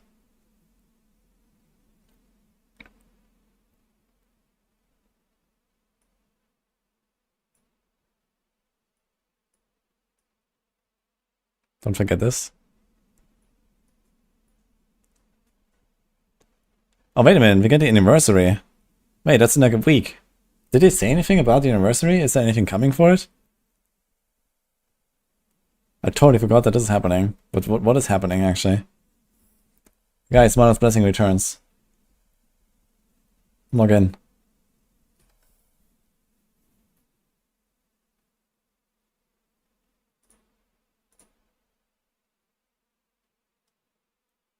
That's the pet. It has been 2 years, huh? Log in, Mother's Blessing, man. No, I don't know, but it says 2-year anniversary here, and that's in like 9 days or something. It's actually during the PTR, right? Wait, it's during the PTR here on Monday the 2nd. This, well, I guess they might do the 6th, but the 6th is also the free launch, so I guess they're gonna do 2nd. I'm not sure, one of the two. They mentioned there's gonna be an event in game.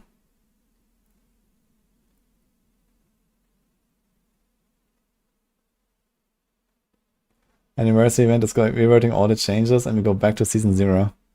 Okay, guys, would you prefer season 0 again over season 9? I'm gonna make a poll.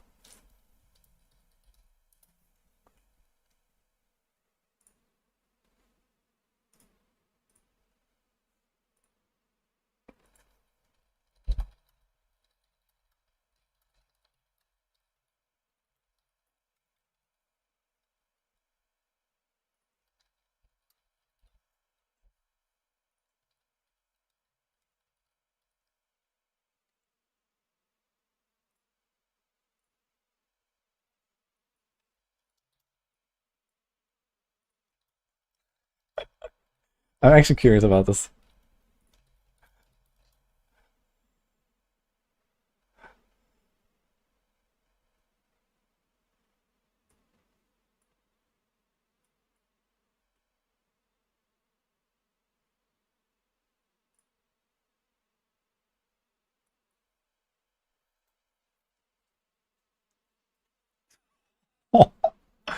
Interesting.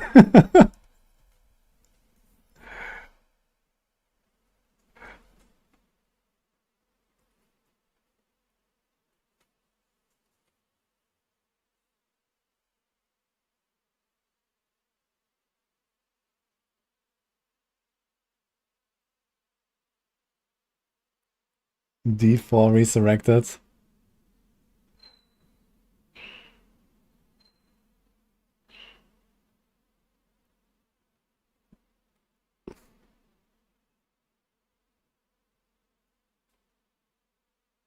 I mean, obviously, there's a lot of really scuffed shit back in Season 0, right? Like, quality of life was like negative. At least we got some stuff these days and so on. Lots of rough edges. But I mean, there was something about the game back then that was just really fun, right? I don't think that they're trolling if they vote Season 0. I really enjoyed Season 0 as well. It was new, that's it. I know, what about all this like nostalgia about like the open beta weekend and stuff like that? Like people seem to have very good memories about it, including myself.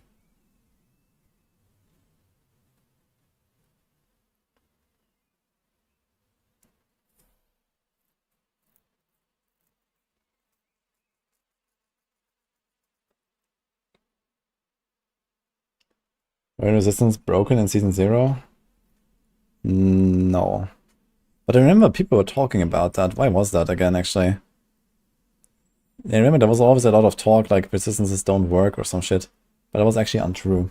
I'm not sure where that came from. They were just not as important because like armor also gave you like elemental reduction, I guess. So people just went for armor instead of res or so. Would love to press 5 times upgraded blacksmith and call it crafting. Oof.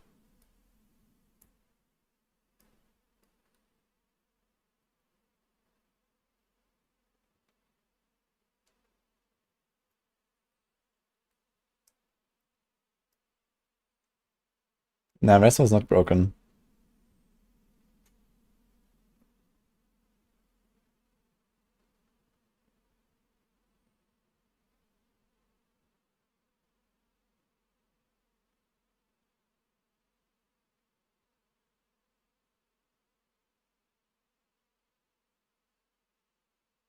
You want to go back to a time when world bosses killed people?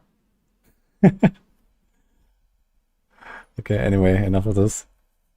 I mean, there's definitely some nostalgia in there as well, right?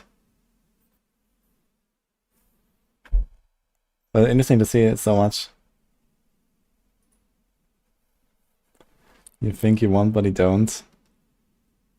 Just wait until they actually release the Diablo 4 Classic in a decade from now.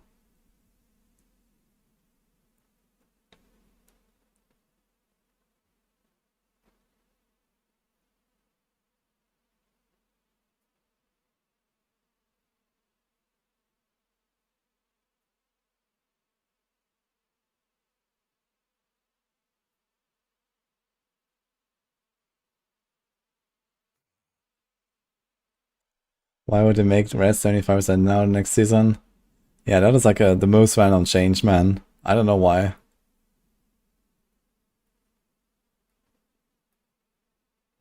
We're finally out of beta, only took 3 expansions.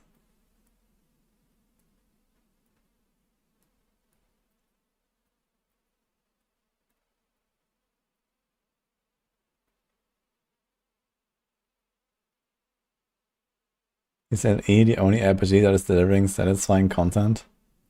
I mean, LE is definitely doing a lot of things right.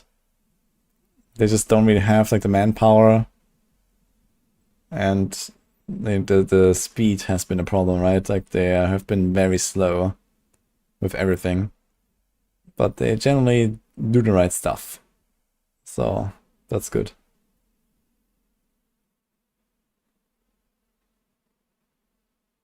Now resistance has definitely worked.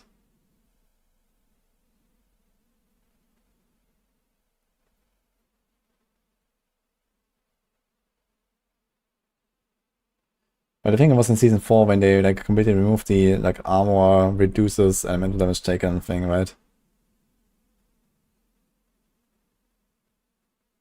LE is just PoE 10 years ago. Something like that. But like, you know, a lot more quality of life and stuff.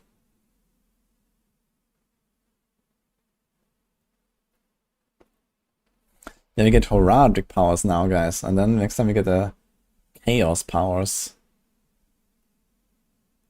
In season 10.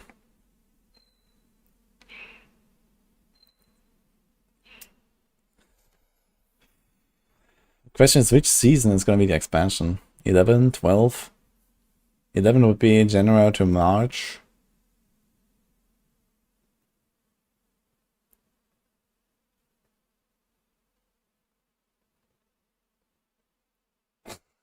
Season is awesome powers. Oh my god. Oh god. Quests and reputation board, chaos powers.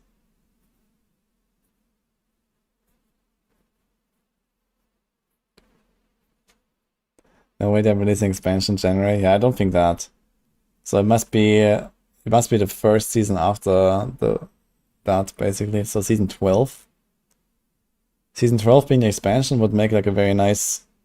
Okay, you have like, you know, 0 to 5, that's 6 seasons. You have 6 to 11, that's 6 seasons. Yeah, you know, 6 seasons per expansion. I think it's like a reasonable number. Fall of 26, man. That would be like a full year late, basically, right? Almost. If they make it fall. Like a full year overdue.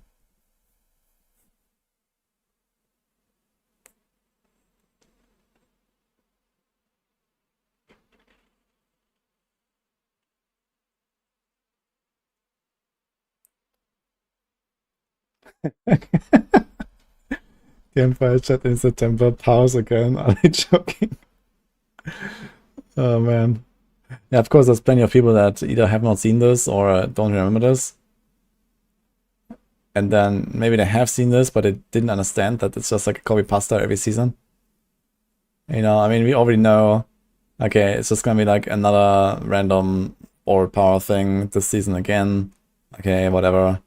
You're like, okay, what is the Infernal Halls update? Alright. And that's it, right? But yeah, they're definitely not very creative, let's say.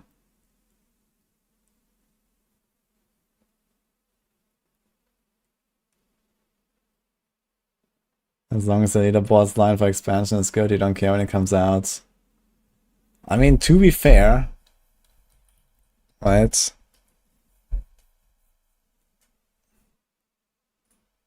There is an S here. And there's this too. So there's 2 things. And an S. So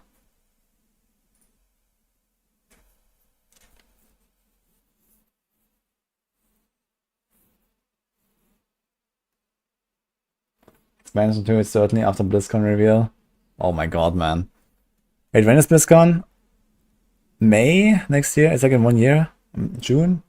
It's pretty early. Next time. September? No, September, right? Is it September next year? Dude, imagine they wait until like December or some shit. And then they're gonna do like a big reveal at BlizzCon.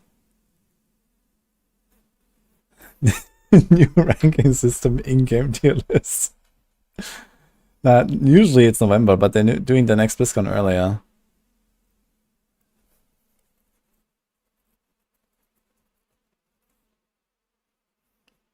The leaderboard's going to be copy pasta from the free. I mean, that would actually be a good start. Like, I keep bugging them about, I want conquests. I mean, everyone wants pit leaderboards. But I keep saying, like, you know, for pits to have leaderboards, first of all, the pit needs to be good. So they first need to fix the pit. And then they can make leaderboards. So that needs to happen. Because right now, like, adding leaderboards to the pit is going to be a disaster. You know.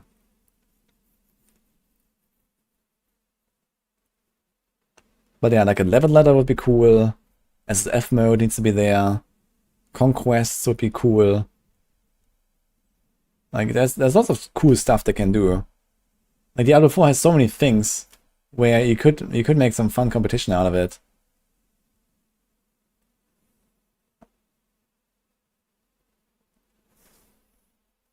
You gotta give Blizzard time to fix bits. They're busy running Nightmare Nations. Wait, running or ruining? Nothing can beat GRs. I mean,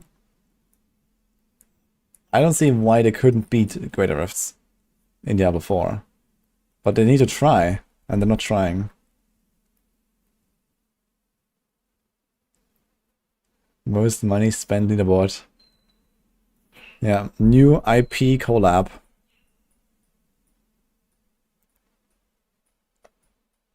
Yeah.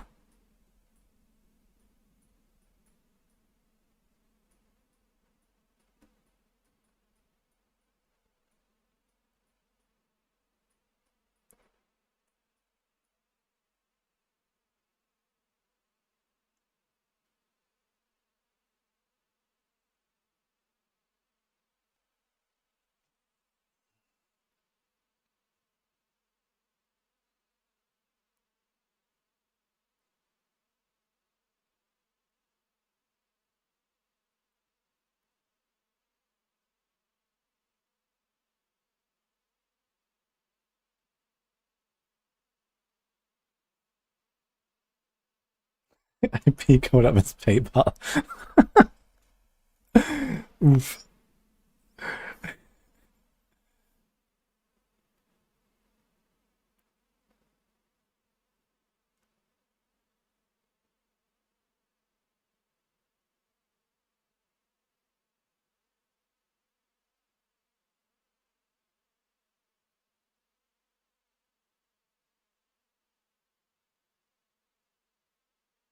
You want a priest class, like a caster holy?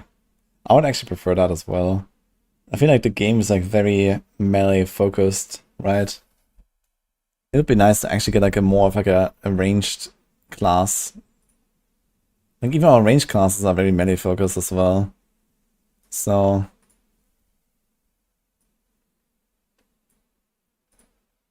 like if you look at this here, like what is actually like a ranged build? But I think there's like no chance they're not gonna make a paladin. Like paladin is gonna be the thing. But I think a holy caster would make a lot of sense. And honestly, why not make 2 holy classes, right? You make one in expansion 2, that's the paladin, you make one in expansion 3, the priest. I think there's not too much overlap besides having like a same element.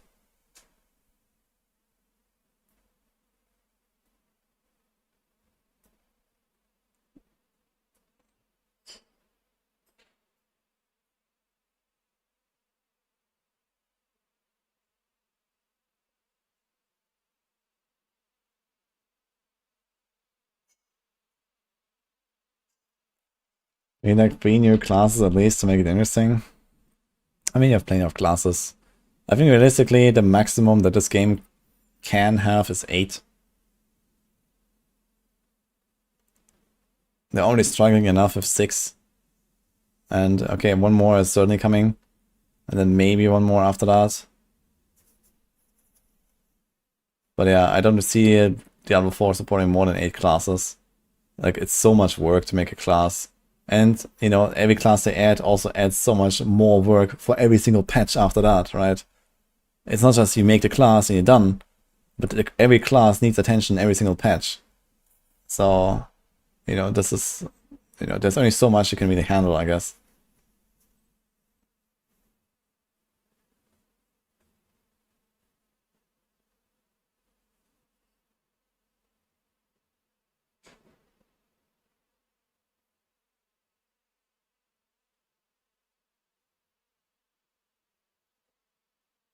New character customization options would be nice. Yeah, I agree. They can solve this new itemization. Yeah, okay, I guess if they like generally bring the game in like a more stable state, right? We still are like season by season, there's like these massive updates, right? There's these big swings, and you know, we had season 4 with the Root revamp, and then season 5 was the unique revamp, and then season 6 was the expansion. And then, you know, Season 7, everything was crazy. And Season 8, they nerfed everything into the ground. They made Tone 4 harder. And Season 9, they nerfed everything even more into the ground. And then, yeah, you know, it's like always like this huge up and down, basically, that's going on. So we never really at a point where like everything is just kind of like normal, right? There's like some expectation of how it's going to go. Like we never know, right? Nothing is stable. But yeah, eventually you might get there where it's like, okay, you kind of know what you get. And, you know, the balance is actually relatively good. And then I could imagine that, okay, adding like another class or two would be like okay in terms of like the workload and stuff. And you don't even have to add like something like I don't know why they're always like so focused on, you know, every class needs to get one unique every single season. Like, okay, it's nice that they do this, but I feel like they're trying way too hard in some cases. And then they just add some random bullshit like Sanguivore. And then, you know, what was the point of that? Right? Which Necromancer was excited to play Necromancer in Season 8 because of this item? Like, who logged in on a Necromancer because they made this?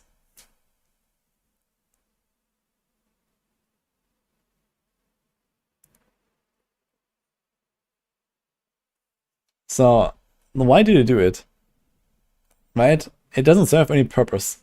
Yeah, cool, you made a new item for Necromancer, guys. Heh. So you don't left behind. But I mean, they're already changing like 20 other things on the class anyway. So, you know, they are doing work on the class, and that's okay. And not every class needs like some big new thing every single patch or something like that. You know, you already have the seasonal powers to keep things fresh, right? This is why the seasonal powers exist.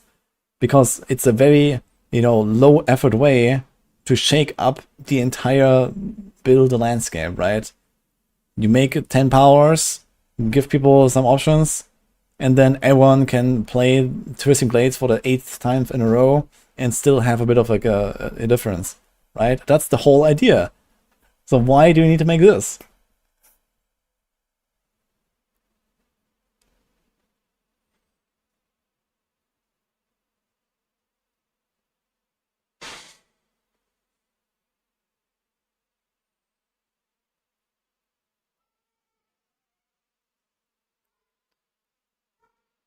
They have to keep changing the meta. Yeah, but this did not change the meta. You know, this was just dev time wasted on this item that will never see the light of day, right? And who knows, maybe in like 7 seasons from now, someone's gonna remember, oh, right, we made Sanguivore at some point. Let's buff it. And you know how they're gonna buff it?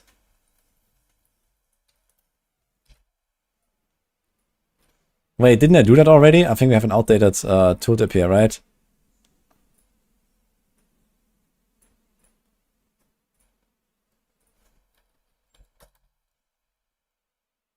Right?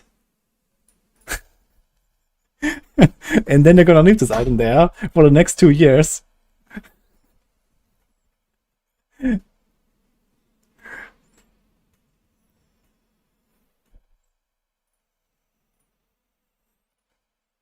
Like, I don't know, man.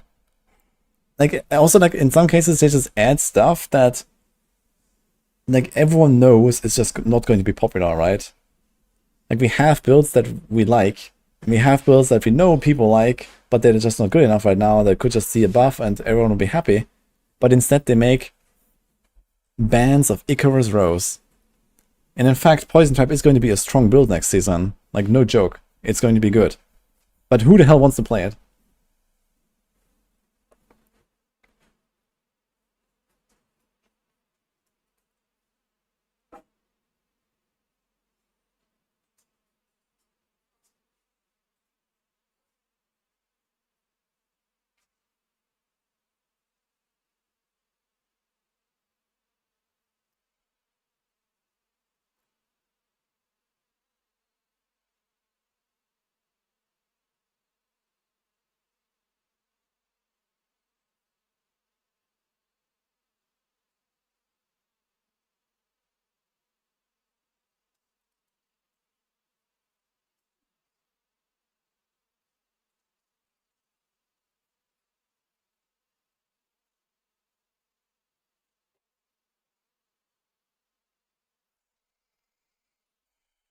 Yeah, I mean, people might try it out because of a novelty and stuff. It's like, hey, I never really tried to do damage of Poison Trap. Okay, maybe gonna try it, right? It reminds me of Death Trap a little bit, okay. But it's basically just a scuff Death Trap, if you're honest. So, I don't know. Like, this will always just be a niche thing, you know, even if we make it very strong. Just because of the design and, you know, the class fantasy and everything, right? It's just like, it's just not really it. So they're trying to find all these little niches in builds or in classes that don't really have that thing yet, right? Like, okay, what can we do for a Necromancer? Okay, we have Minion builds, we have Bone builds, we have Blood builds, we have Darkness builds. Okay, so what do we do? We can maybe do something with like Desecrated Ground, you know, just like some unexplored thing. Okay. And then, okay, why don't we do like Minions but different? And then we do Sanguivore, we explode our Minions. And okay, like the idea behind it is actually kind of interesting, right? If that was like a new build and a new playstyle. But the implementation is just horrible, so no one is going to do it. And the chance of this ever getting fixed are next to zero. So it's just like they made all this effort to make this item, and now it's just sitting there and no one cares. And then you have, you know, also stuff like this. Like, no matter how strong you make it, like, I don't think this is ever going to be very popular. So why don't you focus on the stuff that we already know is good and that people like, and, you know, give something exciting to something like a Penshot Rogue. And now we get an Eaglehorn buff that does literally nothing. In fact, Penshot is worse next season than previous season because of the nerfs. So it just seems like such a waste. Like, might as well not make this item. Like, this item, like, making this item was actually a nerf to Necromancers. Because now we have to deal with one more item in your fucking loot table. Even if you don't use it.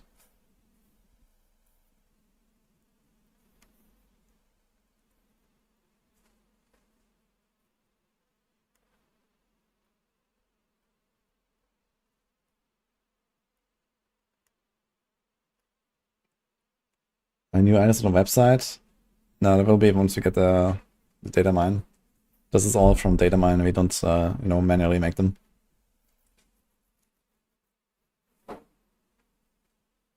Would I be happy if I added a skill every season instead of unique? Yeah, I mean, I see that making an item is a lot easier than making a skill, right? A skill needs like animations and, you know, it needs like support of all kinds of things and whatever, right? So making a skill is obviously a lot more work.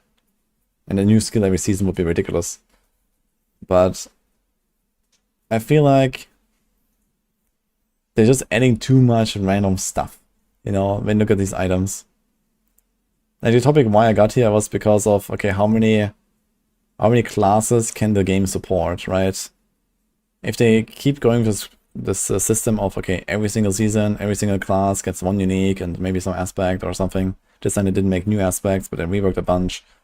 But next season around, it's going to be like one new unique per class, one new legendary aspect per class. And that's going to be some kind of like theme to try to make like a new thing work. So they're going to look around and then, you know, they're going to look at like, okay, what can this class not do currently? And I don't know, they're going to take like Sorc and then they're going to be like, oh man, we're going to make a Frostbolt build now. And they're going to try to do like some half, you know, working setup. You know, like the Vox Copium, for example. And then this is supposed to be like a Frostbolt build, but in the end it's going to turn out to be like, you know, so mechanically, you know, problematic that no one is going to do it. And it's just going to be like another dead item. Because you already have, you know, like we have plenty of playstyles and so on. And I think they should just focus a lot more on like keeping those relevant and interesting. And maybe expanding a little bit on the repertoire, right? Of the builds that already exist. Instead of trying to make some stuff that is just kind of like a shitty version of something else that we already have. Which something like Frostbolt would be, right?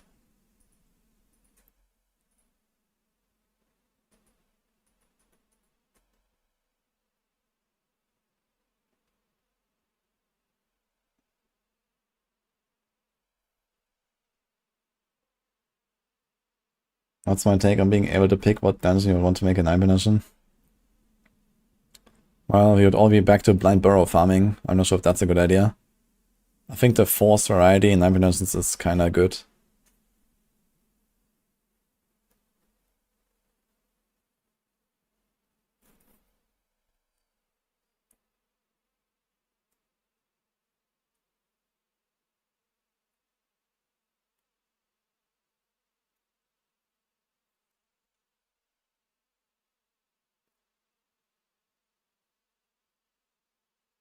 How about a season where the females can combine 2 class trees and have a real hybrid like Spiritborn, Sorc, etc.?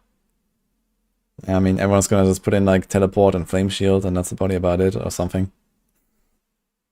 I know, that's gonna be like, you know, 1 or 2 skills like really shining, and everything else is gonna be the same. But it would be kind of funny to do something like that, even if like the meta is like very defined.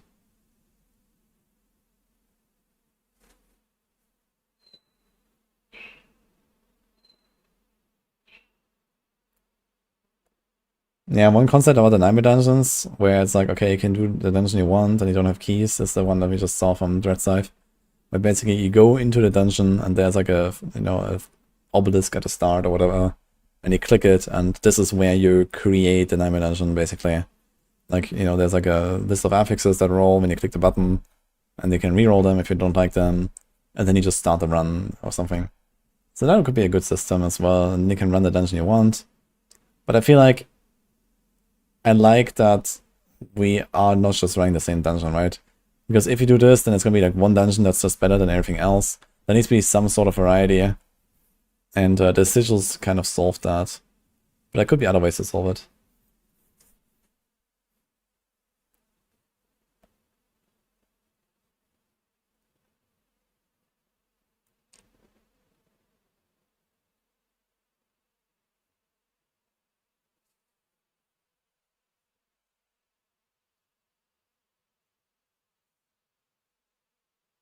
You wanna run the same dungeon, City Square for life? Yeah, some people like that. I think it would be fine if there was like some sort of like, okay, you can run the dungeon like, you know, so many times. But, you know, there should be an incentive to also go to other dungeons at some point. I don't want to run the same dungeon 100 times.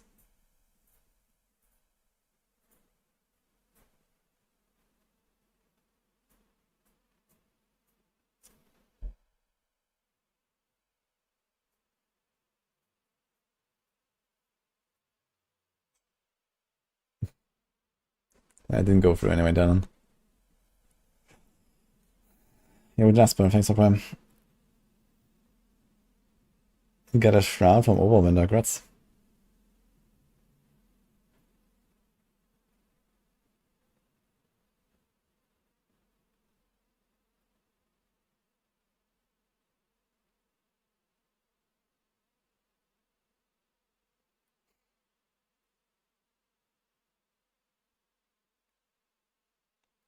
Yeah, the thing is that I don't know, like how they go around about the like development of the classes, right? It's like, okay, they know that certain things are overpowered and underpowered. They're trying to balance it out a little bit. But it also feels like every time they try to do like a new season update, they try to introduce like a new item that, you know, buffs a certain thing. And sometimes they try to like fill some niches. You know, like I'm sure like next time you're gonna get something like, okay, this season is now like the crackling energy Sorc, and they're gonna try to make like a new item, and then they have like some synergy with the Isadora's amulet, and you know, they're gonna buff the shit out of some aspect, and suddenly maybe crackling energy Sorc is like a thing. And then, you know, there's like a mechanic where your crackling energy dissipates like 5 times faster, so you have to like keep mega generating it or whatever, right? So, just as an example. And yeah, there could actually be like some kind of interesting new playstyle. But on the other hand, it's like, it's also like some kind of like weird niche thing that is like so far away from like the rest of the class most of the time, right? Where if you try to like actually open up some of those niches, they kind of just go way overboard with the mechanics and stuff. And they don't really have to do that. We have their, you know, fun like baseline of the classes already, right? And so many builds that are just like completely outdated, don't exist. Like everyone is calling for Stormclaw. Why don't they do something with Stormclaw? It's like a good old school build. People like it. You know, just bring that back. And people would be happy, right? You don't need to make like some random Pulverize item. and try to do like something fancy.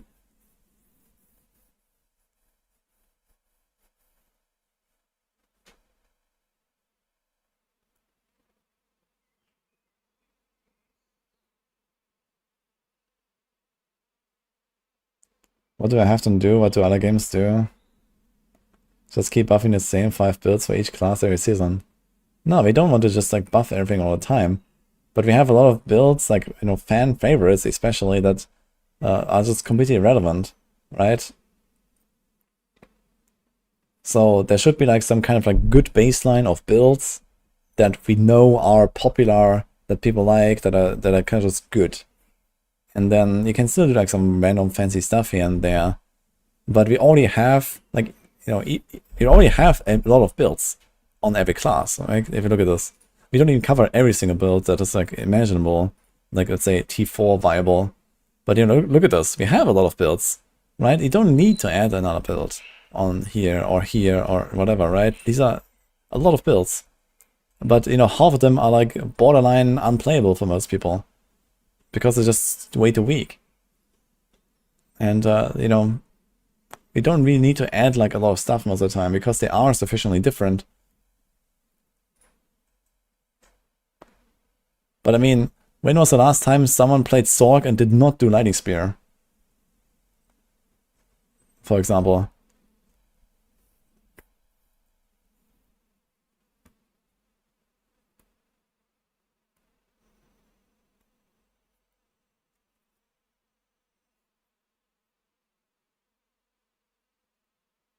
Pulverize needed some love. Yeah, it does. But I'm not sure if the new mace is actually an upgrade. Lightning Spear is meta for 2 seasons already. Well, if you ignore the other 2 seasons before that, I guess.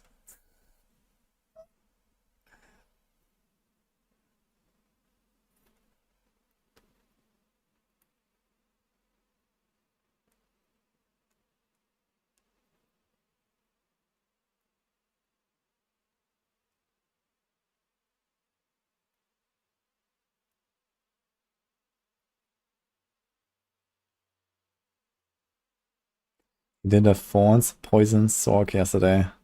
Holy. I just want Penshot. Yeah. Last time I played Penshot was Season 3, man. That was a fucking blast. And I briefly tried it in Season 4, but then it was already kinda eh.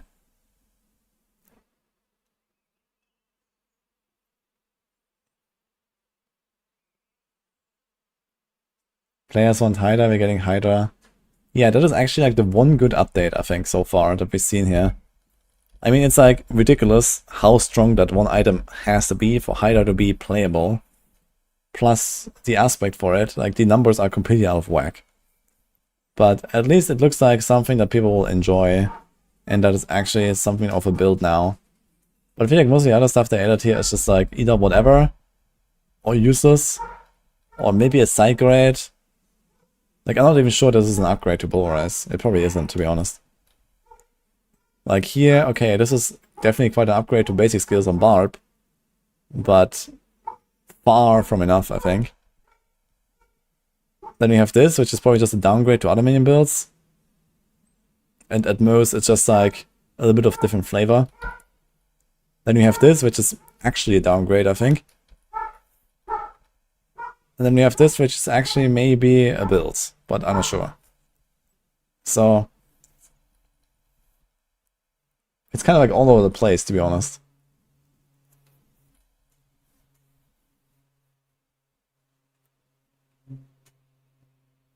The Necro gloves are interesting. Yeah, okay, the design is cool. You know, I kind of like the idea behind it. So hopefully it's gonna be a thing.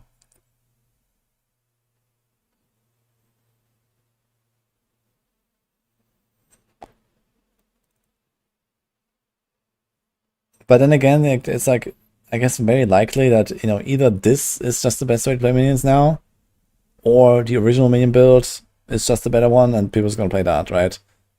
So it's like, I don't really expect them to balance this out to the point where people will choose this or choose the other, and it doesn't really matter, right? What do we say, I guess?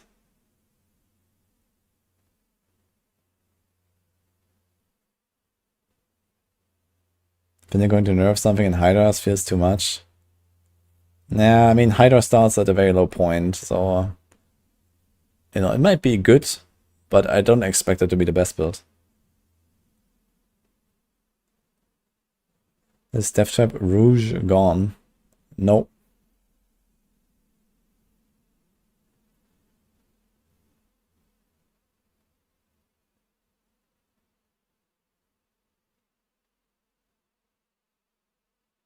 We'll just replace current minions, but it'll be clunkier to play. Yeah, okay. I guess it depends on how exactly this works here. I mean, they do AoE damage, they do more damage. And you also... Wait, you get more... Yeah, sacrificing Scattered Warriors and Golden Squares additional mage for each minion sacrifice. So yeah, I mean, you get like, I don't know, 12 mages or some shit, right? Or maybe more. That's a lot of mages.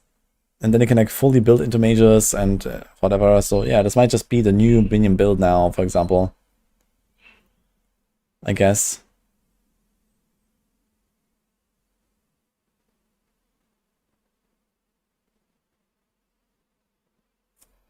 Red runs are back, guys. I'm hyped. Dude, in expansion 2, they're gonna add Blood Rush to Necromancers. And then you're gonna run like 3 Necros and a Shouting Barb through the pit, man. It's gonna happen. 1 minute runs.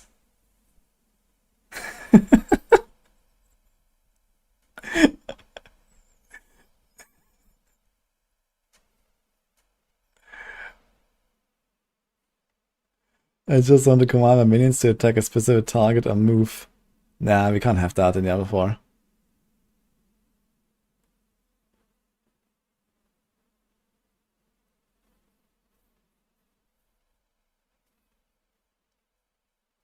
What's so bad about the new minion sword? Just about everything. Like mostly just, you know, it has like anti-synergy with it, with the whole concept of itself.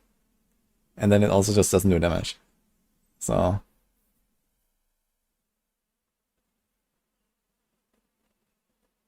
Noxious Resonance is probably nerfed less than people think. It's definitely nerfed, but at least for the season we have the infinite stacking thing, and depending on how that works, it could be pretty good. But yeah, it's gonna be like an overall nerf of like a factor of around 3, which is less than overpower builds got nerfed. So yeah, Spiritborn is also affected by nerfs for the most part, but less than most other classes. You actually get 2 glyphs back, first of all, because previously you were just stacking crit damage with those. And now you can actually use real glyphs. And you also get like a lot of additive damage, because you don't put crit damage everywhere anymore. And you also get another aspect actually. So I think you actually maybe you lose less than a ×3 factor. Maybe it's like a ×2 factor, because you don't need to run redirected force anymore now on something like Stinger. You don't need to crit anymore. So you lose like maybe half, or maybe less even.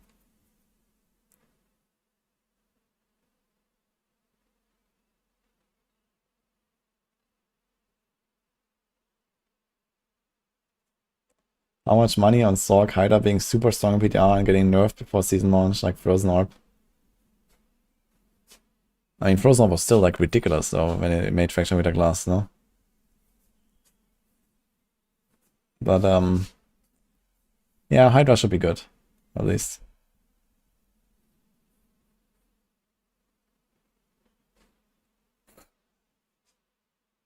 How do you think the new Barb will work with something like Frenzy? Yeah, I mean, Frenzy build was never really a thing. We had Flay, but that was thanks to like the ridiculous tempers, which don't exist anymore. And we had Bash.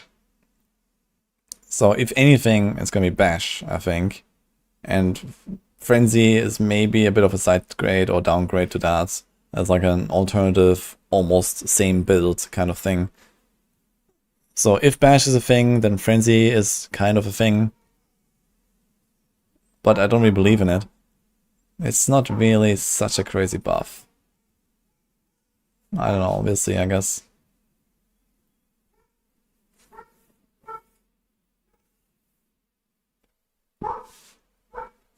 Like, yeah, it's nice that it can cleave now. But does it actually do anything, like, mechanically for Frenzy, for example? Is it, like, per hit? I don't know. How does that work? If Frenzy hits an enemy, its attack speed is increased. So I wonder if you can, like, cleave into a pack with Frenzy and just get all stacks at once, for example. And then you can use, like, the neck here. Like, it would actually be cool if they made, like, some kind of combo a little bit. Like, you have, like, Frenzy and Bash on the bar, and maybe even Flay. And then, you know, you press this, you press that, and, you know, there's, like, some combo. And, like, Bash is, like, your big AoE chunking. You buff yourself with Frenzy, and then you single target it down with Flay. Or, you know, something like that. That could be cool, I think.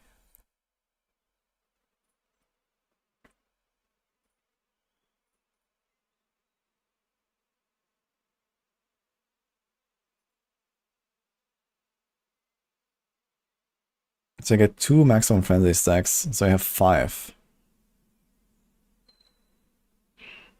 Duelist, while maximum stacks to the first increase damage, the other skills gain attack speed. Chance to gain a stack of Frenzy. There's a lucky hit chance to gain a stack of Frenzy. Holy. But yeah, either way. I think something like that should be the target here, at least. But, you know, we have tempers and whatever, and I'm not sure if that's really gonna be a thing. I mean, on Barb, you might have enough weapons. But you have to do at least a Maradni, I guess. So you have to do that, and then how high do these tempers go? Oh shit, we don't know. I guess here. Okay, maybe this is actually high enough. If you look at this here. Like, if you can get stuff like 100% here, and then you do the same thing here, and this is like, I don't know, let's say Flay. Okay, Flay duration, whatever. Let's just put that. And then you have like another thing, and you get like 100% for Bash, for Frenzy, for Flay. I don't know. Maybe. So I would like to see something like that, to be honest.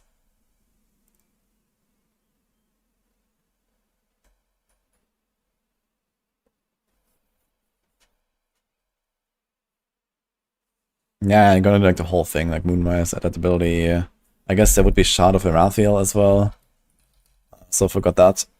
I mean, even like 2 skills, like Frenzy plus Bash or something. I mean, that could be like a fun build, you know?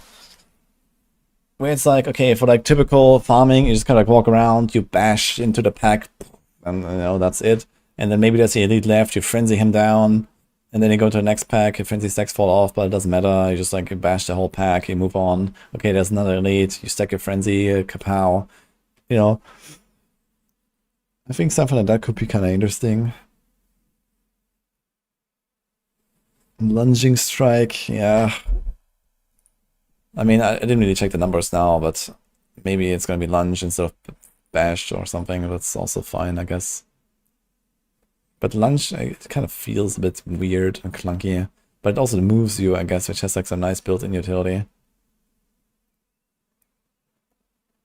Also has the first increased damage against healthy. Also gives you permanent berserking by itself. Water bleed, I guess. Even a frenzy build, I don't see myself using that. Yeah. It's kind of like a weak amulet anyway. I'm not even sure like which attack speed cap this is, or frenzy.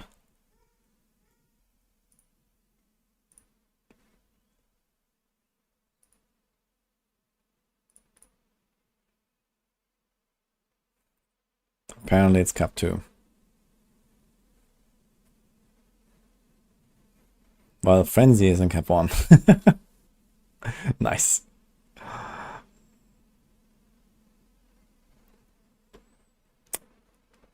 Ghost logic.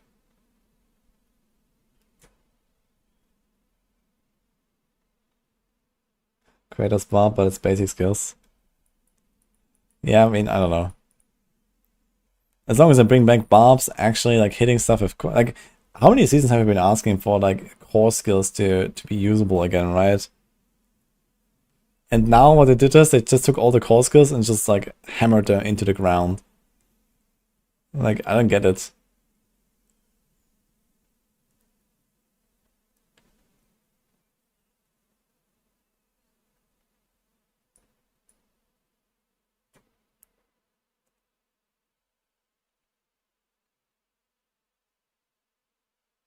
Make core skill great again.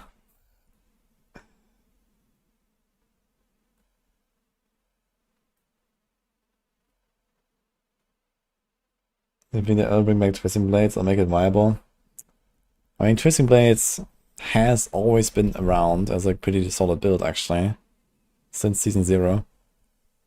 But, yeah, next season in particular, it's looking rough for Twisting Blades. So, until now, we had plenty of opportunity to play it and be pretty successful. Next season, though, I'm not so sure.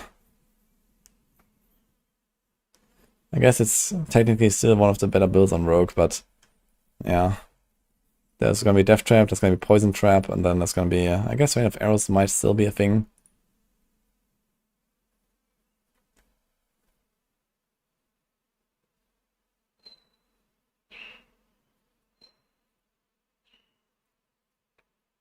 You know what's frustrating? Immortal has way better unique and aspects to play with than here.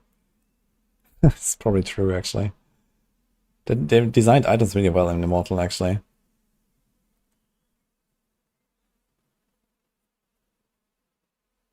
Small bonuses, lots of utility, and like, you know, kind of like alter skill.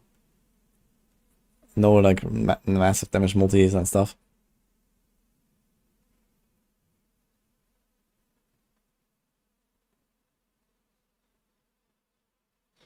Is Bone Spear Necro going to be a thing next season? Yes. Bone Spear will probably stay in S, I think. Well, Immortal has always been free to play. Hey dude, if Immortal wasn't a pay-to-win game, that would have revolutionized the mobile game market forever, I think. Like, they could have made history. But, oh well.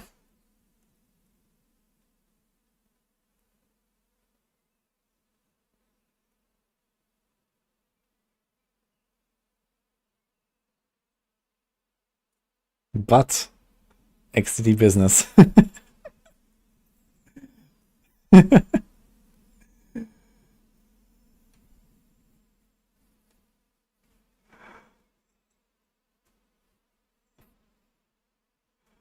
Yo, Bassett.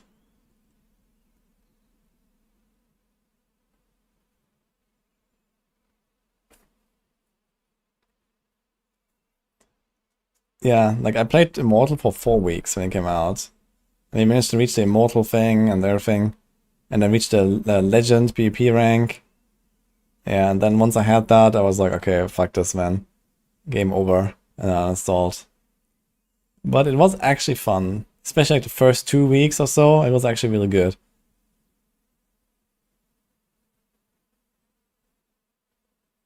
Then I got to try 2 new classes, which were cool. Yeah. Dude, at some point I'm gonna log in on the Immortal. Just for a day.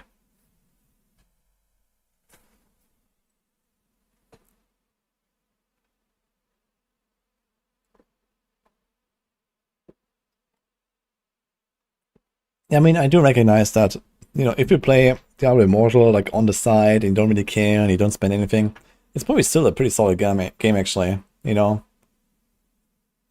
Just to, like, have some fun a little bit here and there. Like, for that, it's perfect.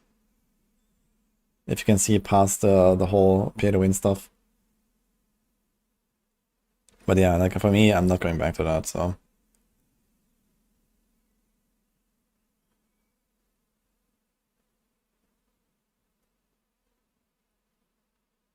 Since overpower is nerfed, is Defter going to use momentum or exposure? Yeah, realistically, we're gonna go back to 150 energy and probably don't care about overpowers. And then just exposure. I mean, exposure is 100% damage. Exposure is not nerfed. Right, they didn't do anything. Yeah, it's not even mentioned. Yeah, exposure was like randomly buffed at some point to 100%. So they're just gonna run that.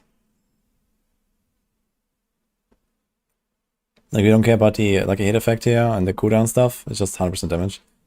This is 30%, so why would you use it? Use that. And, you know, close quarters, even fully stacked, is like the same as exposure. So you just go exposure now, basically.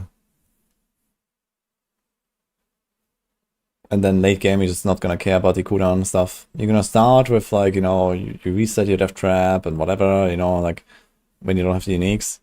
But at some point you go 150 energy, 10 seconds death trap, and boom, you just spam. And it's gonna be the same as now, it's just weaker.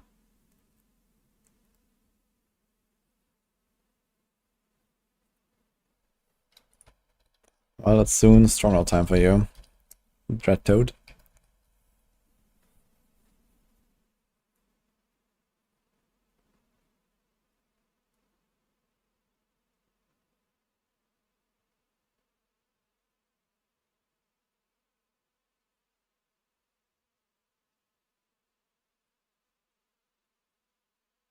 I mean, Ava is probably going to update the guide for Death Trap, but I'll probably log in and make a Death Trap rogue on PTR, because it's going to be, you know, still one of the bigger and popular builds, I think. And I also want to see where it lands. So we're going to be cooking a bit on Death Trap, but realistically it's going to be exposure. You might even run Tybalt's Will, to be honest, or something like that, which also gives you like this resource here. Can you get enough? No, you cannot. But Beastfall Boots also have resource, right? Okay, so it's actually easy to hit. You need 150. So, yeah, just the Tybalts and this, and you're chilling. So, or worst case, one of these plus a pot. If you don't overpower, you don't need the life potion very much.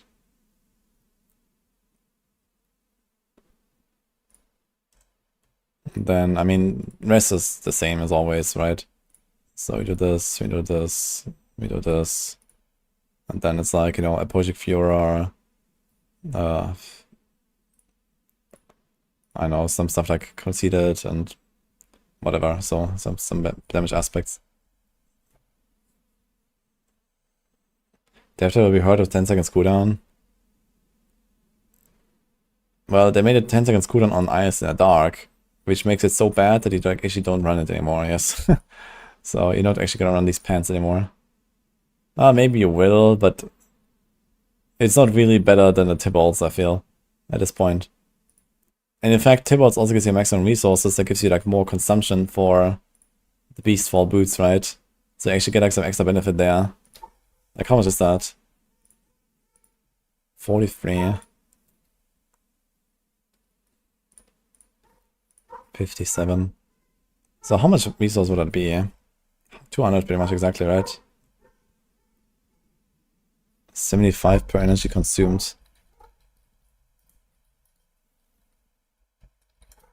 And let's say we remove Tybalts entirely, so it's like 157.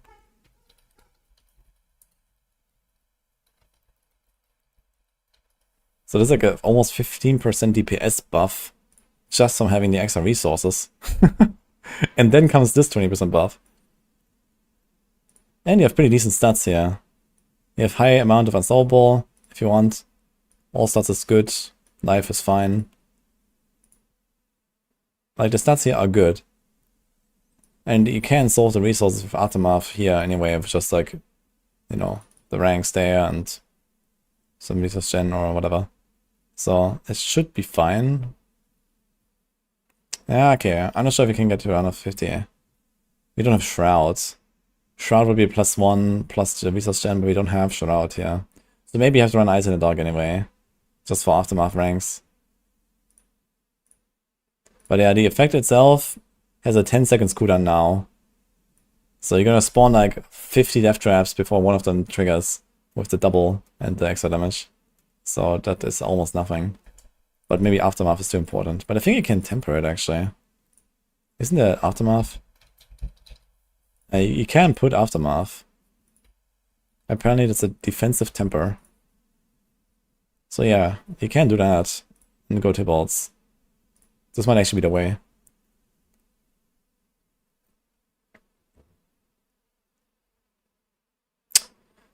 But yeah, then you also lose second wind. But if you don't need a defense, it's a pretty tanky setup, I guess. But we're probably not going to run Doombringer without overpower. So you're not going to be like just Omega level face tank everything.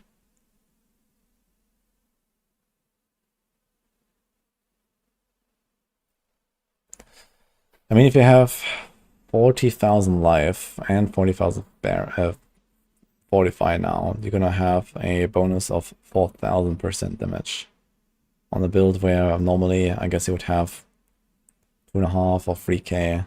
So the overpowers will be like double, let's say triple damage when they happen. Question is how often can we overpower? Let's say we overpower every third cast. That would mean roughly double damage overall. It's like one or every fourth cast. Right, let's say every fourth cast would be like 1 damage, 1 damage, 1 damage, 3 damage. So the total is 6 in 4 casts.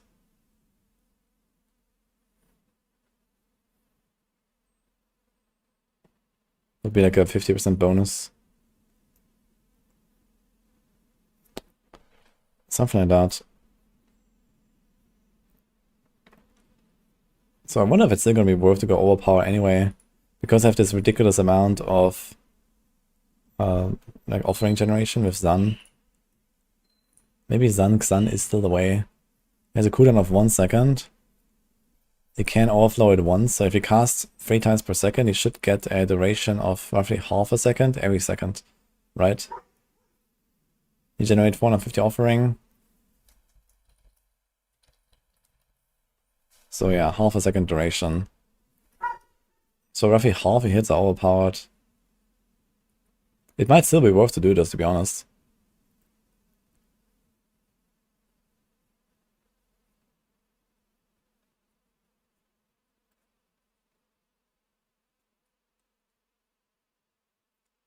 Because I'm not sure if I see another rune combo actually providing that much of a benefit. But the thing is also, like, if you don't get that much of a bonus from overpower, you'll probably also not stack that much life. So we're not gonna run Exile Rune, we're not gonna run a Doombringer. And let's say our life total is like 2k. Instead of, sorry, 20k. So we get like 2k overpower. So let's say our overpower is like 2.5 times.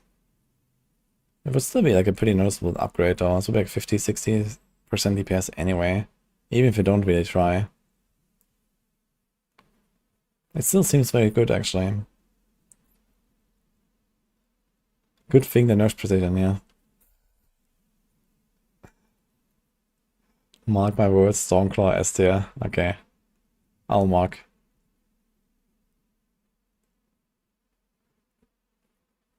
Would you lose the death trap cooldown temper by using Aftermath? No, Aftermath is a defense. You lose second wind temper actually, if you want to get the barrier. Second wind temper is actually real nice. But it might be tanky enough so you don't require it. The marksman builds are so out of hand, man. Panshot was destroying the game on Torment 2.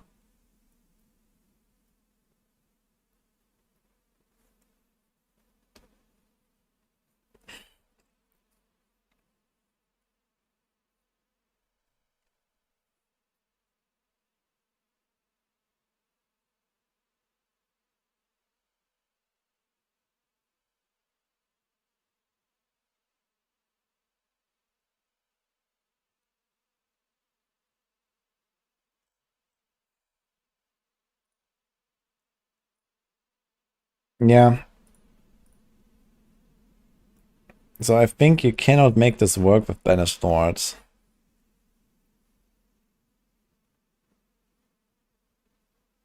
Because you don't have Aftermath. You need Aftermath either on the pants or on the neck. There's no other slot to put it. So you have to run Eyes in the Dark with Banished Lord, or you have to run Tybalts with a normal neck. And I guess it probably makes sense to just go with a normal neck. Like you get a 60% bonus here, but I mean a normal, like an aspect here can easily eclipse that. The core skill rings are not that crazy when you have Starless and Perdition. Overpower damage, attack speed, like all the stuff is not that crazy. So yeah. I think I might just put in Xan Rune anyway, and that's about it. Because there's so much offering generation, you can actually get Xan Rune pretty consistently. But you run a normal neck. And then if you compare this to like what we have here,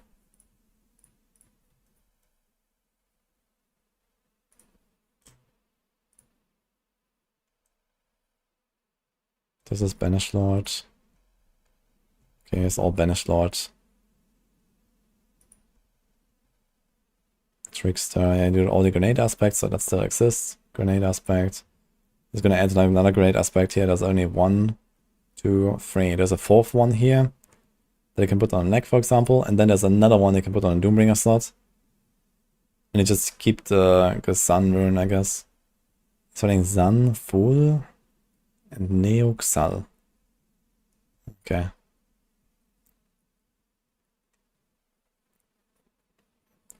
I think you can get Chill and Freeze from one of the season powers if you want. Good thing is you also don't need this concealment shenanigans anymore, so they fixed that. That's very nice.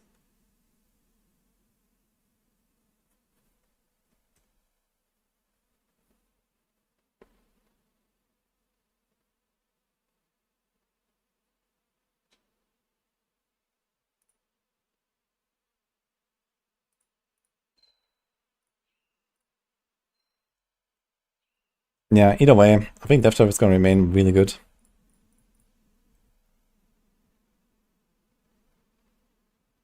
Like, the thing is, in Season 8, I just straight up went to Torment 4 with no unique on Death Trap. When I made my ult, when I made my rogue, I was leveling with Dance, I swapped to Death Trap, exposure setup, and so on, and I just went to Torment 4, basically. Without Eyes in the Dark, without anything. Okay, I had like a Shaco equipped, I think, which helped me a bit with the cooldown. And I had no Scoundrels, I had no Eyes, I had no Beast Fall, I had nothing. So, it's gonna be fine, guys. It's gonna be fine. It's okay. Don't worry. Yo, Husby, thank you.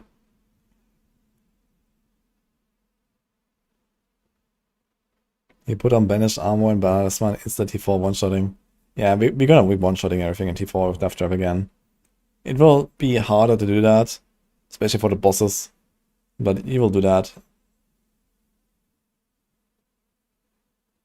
It's gonna be fine. Eyes in the Dark also has the advantage of the traps arm faster, as realized. So I'm probably just gonna go with Eyes in the Dark. Have the Aftermath ranks. That's on. Yeah, the Season of Death Trap. Yeah. I'm not sure if it's so healthy to have like a build like Death Trap where you just like spam your ultimate like 3 times per second and that ultimate pulls in everything and just vacuums the entire screen and explodes everything one shot. But it is what it is, I guess.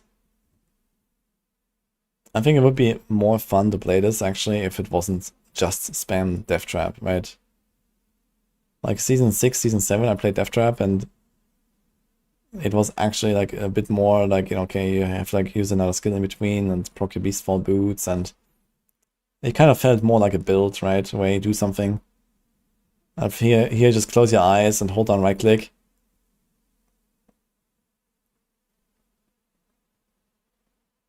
Dark Dance aspect plus new Flurry Helm OP. I think you and me have very different definitions of OP.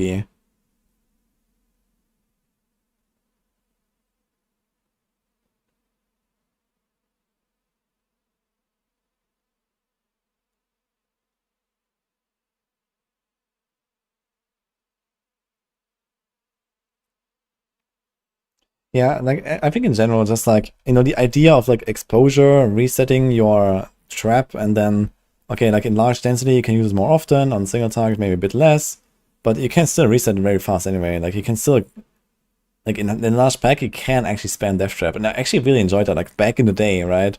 When exposure was the only way to reset your cooldown.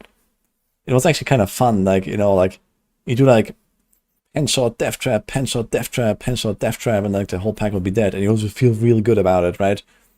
And then, okay, you go to the boss and like maybe you spam barrage or something, like you spam barrage into the boss like 2-3 times and then you press a death trap. And you spam barrage again 2-3 times and then you press a death trap. Like, I felt like that was a bit more exciting. You know, there was like this kind of like, you know, feeling of, okay, this is like a really good moment and this is like a kind of weaker moment. But it felt fine.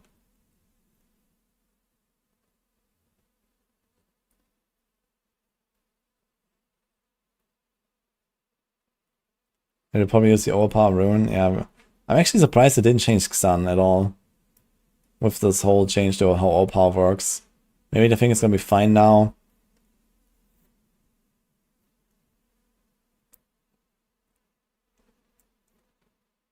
Is it a dark pants that lets you put traps at range? No, that's the Scarlet Letter, I think, right? Yes.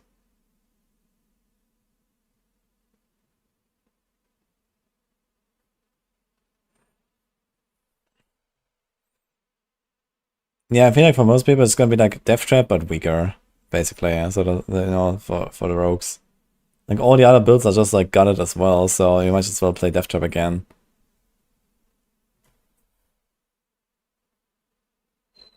Hope they will fix Victimize. Yeah, honestly at this point delete Victimize, make something new. Like Victimize is like so fucked up. Like, I don't know, just make something fresh. I think that would be more exciting.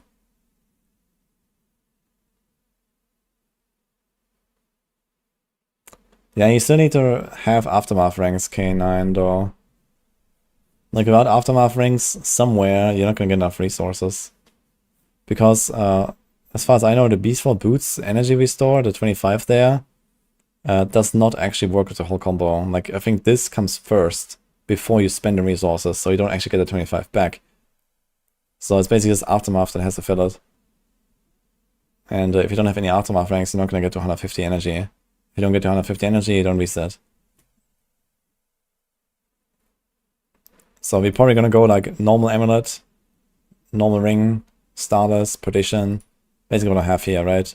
And then death trap cooldown, death trap cooldown. You go for 10 seconds. 150 energy. Boom.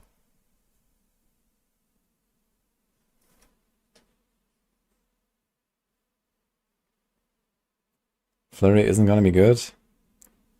Well, so far I'm in doubt that Flurry actually got an upgrade from this new unique. And even if it did, it's very, very minor. They posted patch notes for Season 8 patch. Wait, didn't they say there is no more patches? What? May 27, you're right.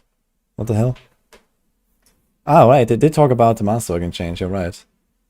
But they said no more balance updates, right?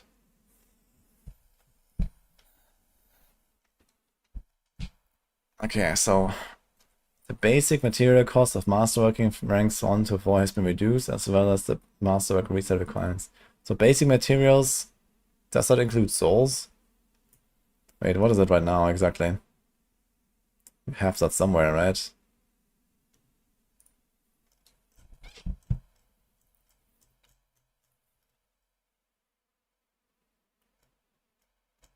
Do we have a list of the mats? Aha. Okay. So the iron chunks, I guess, right? This is actually a lot, man. 40, 50, 60, 80. I never realized. What? And forgot souls 2, 3, 3, 5.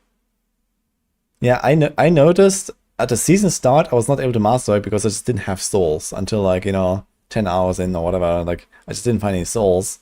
So I couldn't do anything, even with the opposite I had. That is actually insane, I just realized. I never realized it's that much. Just to go to 4. Yeah, so that makes sense, I think. They should nerf this and maybe the souls, right? Or maybe these sigils as well, like... That's a lot. The Masterwork reset requirements. All costs except opticite and gold have been substantially reduced. Okay. Intent is to ensure costs beside opticite and gold don't limit masterworking, especially when the player engages in a significant number of masterwork resets.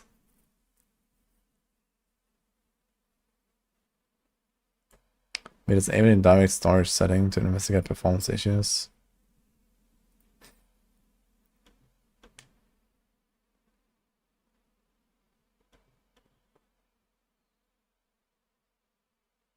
Okay, bug fixes. Screen reader. Season of Belial's return. Fixation where buried hope quest could have progress blocked. Okay.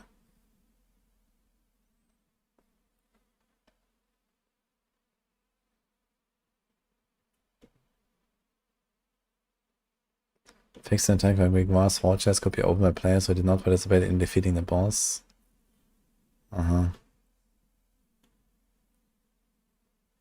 Fixed an issue. Autosite could be dropped by one player and picked up by another. Oh, that's something at least. Then in case you weren't aware, if you have 999k autosite, you are capped. And if you salvage an item that is masterworked, the autosite will drop on the ground. And for whatever reason, other people can pick it up. So that's kind of funny. So that's actually how autosite is being like RMT'd basically.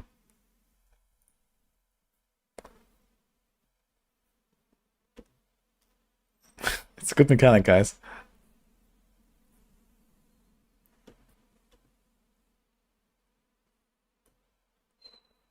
Okay. Fix an issue where the wave count and Infernal Hordes would fail to update. Pork.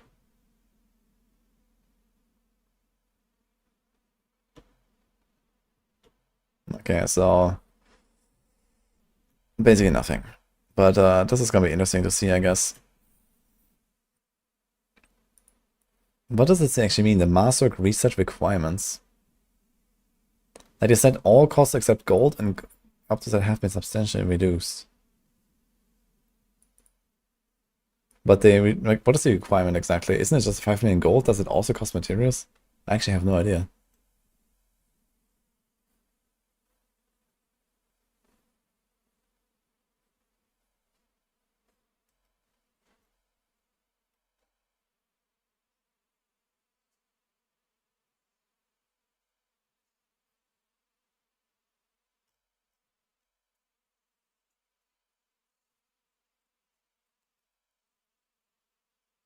Need all of the mats to reset. I actually want to see how much. Log in, guys. The Infernal Hordes has been on wave 0 the entire season. Yeah, that's what we wanted, right? Infinite Infernal Horde.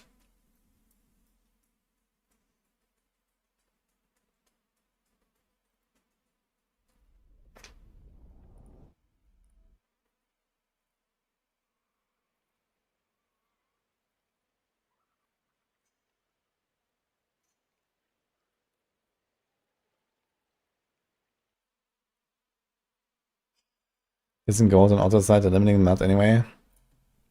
Ah, that depends. I mean, both is somewhat farmable, especially auto side. It's like, you know, auto side is like the easiest thing to get out of everything, right? If you want auto side, you go and get auto side. It's just that, you know, some people don't go out of the way. Like, you have to go do certain things to get auto side, right? You can't just get it. But it is easy to get. But all the other stuff is hard to get in comparison. Because it just like slowly accumulates, right? Your gold, you can't really just make gold very fast. And you can't just really get a lot of forgotten souls and so on. You know, if you're out of these mats, you're just fucked. You can't go and get them like you can. Like you do like a 2-hour, you know, tribute session, and you have all the auto side you'll ever need, right? So, I don't know.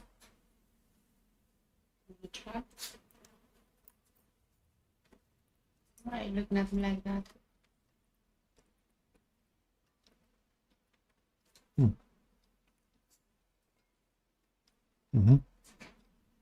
Very nice. It's Sam Kapuri. You want some of that? Yes or no? Yeah. 30-25. Interesting. Does it matter which rank?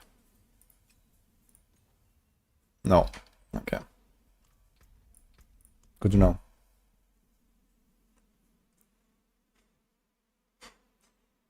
If you trade, gold is not a problem. Yeah, I mean, for softcore, for trade, yeah. I mean, on hardcore, like, on hardcore there is some trading going on. So if you play enough, you will have enough gold if you try a little bit. Like, I don't trade very much, and I can masterwork my stuff if I, want to. It's just that I can't get, like, the 3 out of 3 masterwork crits on everything that I want, and I can't, like, enchant my amulet, like, 500 times and so on. But in general, if you're, like, a little bit careful, and you accept, like, some mediocre outcomes here and there, then it's fine.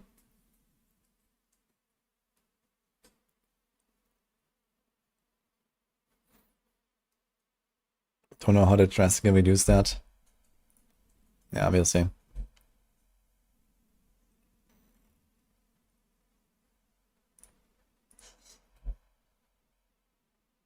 Diablo 4 isn't a single player game. That's pretty close. Okay, I guess we'll see what happens here.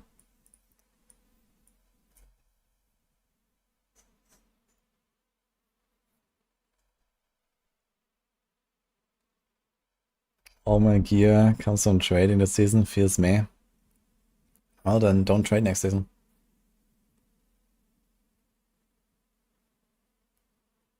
Does Azurath stack a frigid finesse?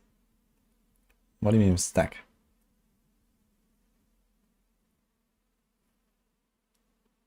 You don't run with bosses with friends and get to see them rip. I did one boss rota this season, and 2 guys die.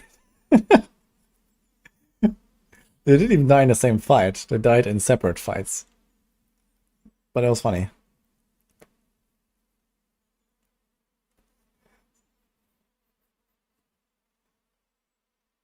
It was basically just like this one rogue, last man standing.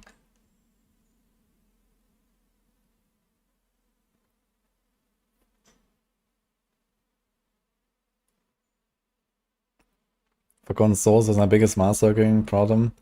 Yeah, so basically, I guess the way this works is that for people that don't play very much, Optoside is going to be the problem, because usually you just don't get Optoside randomly, you have to go and get it. And so they're going to complain, oh, I don't have enough Optoside. Then there's like other people that don't trade and stuff, they'll play a little bit more, they will do the Optoside grind, and then they're like, oh shit, I'm out of gold, so I can't do masterworking. And then there's like the people that do a lot of masterworking that blast, and then with those, you're gonna run out of either Forgotten Souls or like Evade Crystals or something. Because these are materials you just like slowly accumulate, and if you like go giga ham on masterworking, you just can't keep up with those. And everything else, gold you get from trading, like Optoside, you just do some Kuras or whatever, that's not a problem. So it's basically like for the blasters, the bottleneck is that.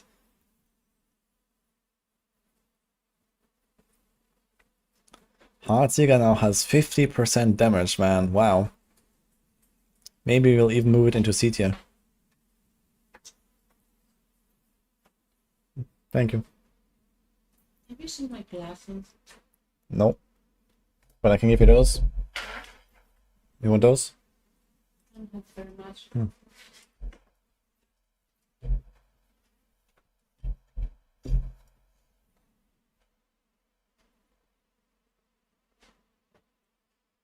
In the next season is the season of 9 balance, and you don't think Optoside is going to be a problem and gold will be? No, it won't be gold, I think.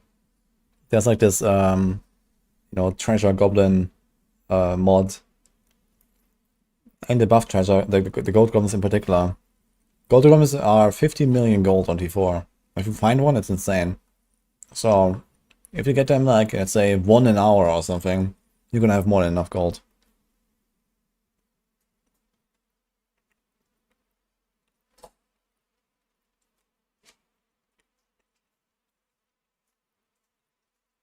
How do I feel about Season 9? Yeah. Balance is like all over the place. Generally, I think it's gonna be healthy for the game to bring things down a bit. But they nerfed a lot of stuff in like the crossfire that should not have been nerfed. Which is a problem, I think. Like the build variety overall is probably going quite down now. Did they buff anything? Well, Hydra, I suppose. Thank you. You like it? Yeah, I mean, it's something different at least. No, it's very bad. Okay. You want some mayo or something?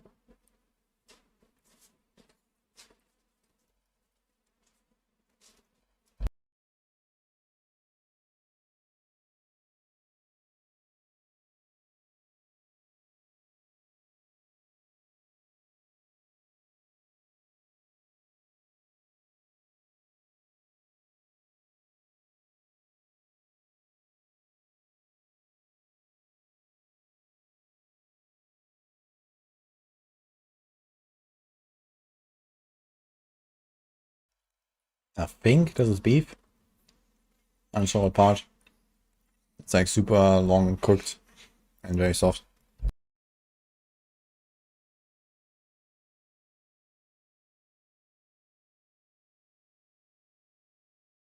How much cabbage do I eat? None.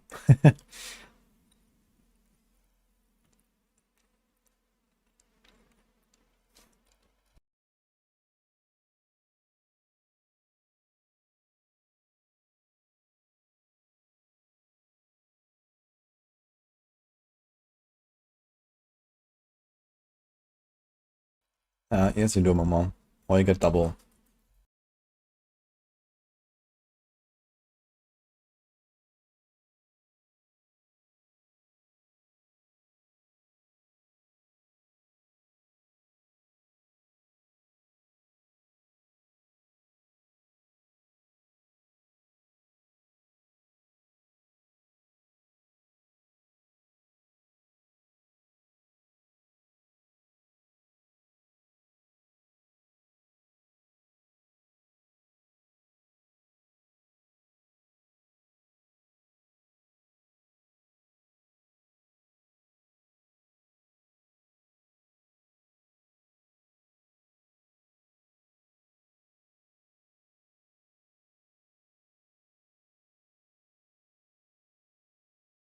Anything else here?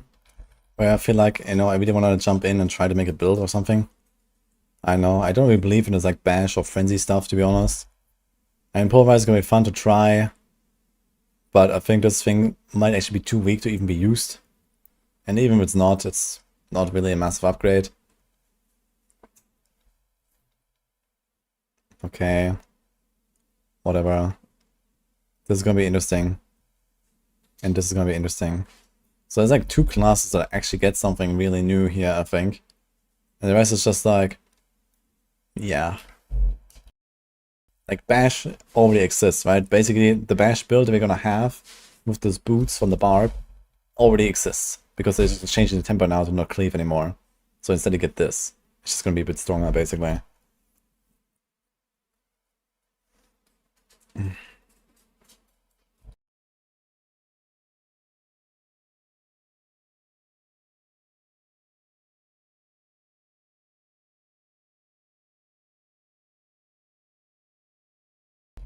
He's a very hungry looking dog on my chair, trying to climb.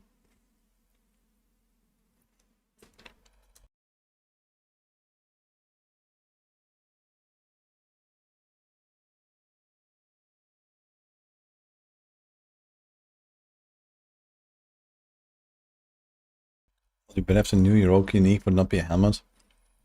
The thing about the new heroic unique is also, like, it doesn't really... Okay, it has like a life drain mechanic and stuff, but is that really interesting? I don't know. Like, what's the point? You know, there is no other, like, life loss mechanic that is, like, in any way, like, doing anything. What's the point? Like, getting infinite energy is easy. It's not a problem. Everyone has infinite energy. Like, this is not solving a problem that we have. It's just, you have to, like, you know, warp your head around this, like, okay, I need to not generate infinite energy so I can spend life, so I can get the buff. But for what? Just a competition. It unlocks Dark Dance, yeah, great.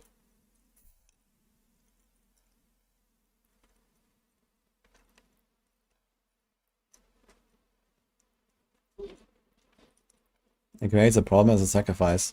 Yeah, but the thing is the payoff is not good enough. I mean, okay, maybe they buff this, right? Maybe they give it like the Hail of World Class treatment and it's gonna be like a 100% damage buff instead of a 50. And then you would actually run this over Perdition, for example. But even then you still have to solve the problem of, yeah, your ultimate cooldown just sucks now because you don't have preparation procs.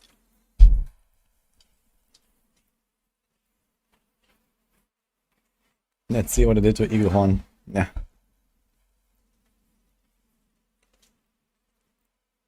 No, they just made Dark Dance actually function.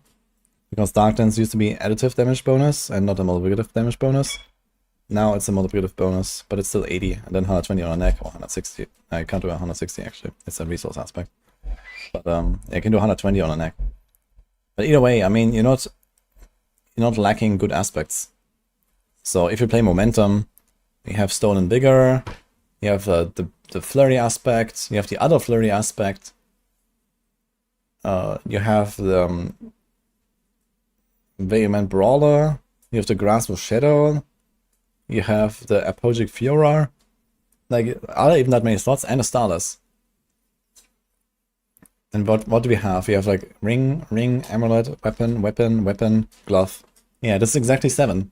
Like, we don't even have a slot for Dark Dance. Or maybe you replace one of them and put Dark Dance, and it's gonna be like a minor upgrade at best. Because all these aspects are already ridiculous. So, what the hell do you want with Dark Dance? And even if you don't try to get any energy, if you have 0 innovation, and any, like, no other sources of energy, you still recover energy passively. Where, like, every 5 hits will not be buffed by Dark Dance anyway.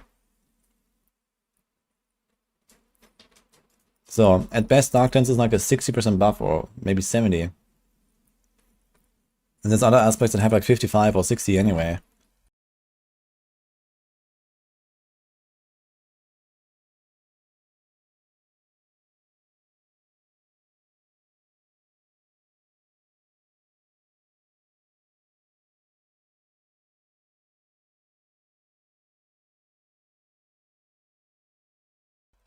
Share food with chat or share food with Merlin? What do you say?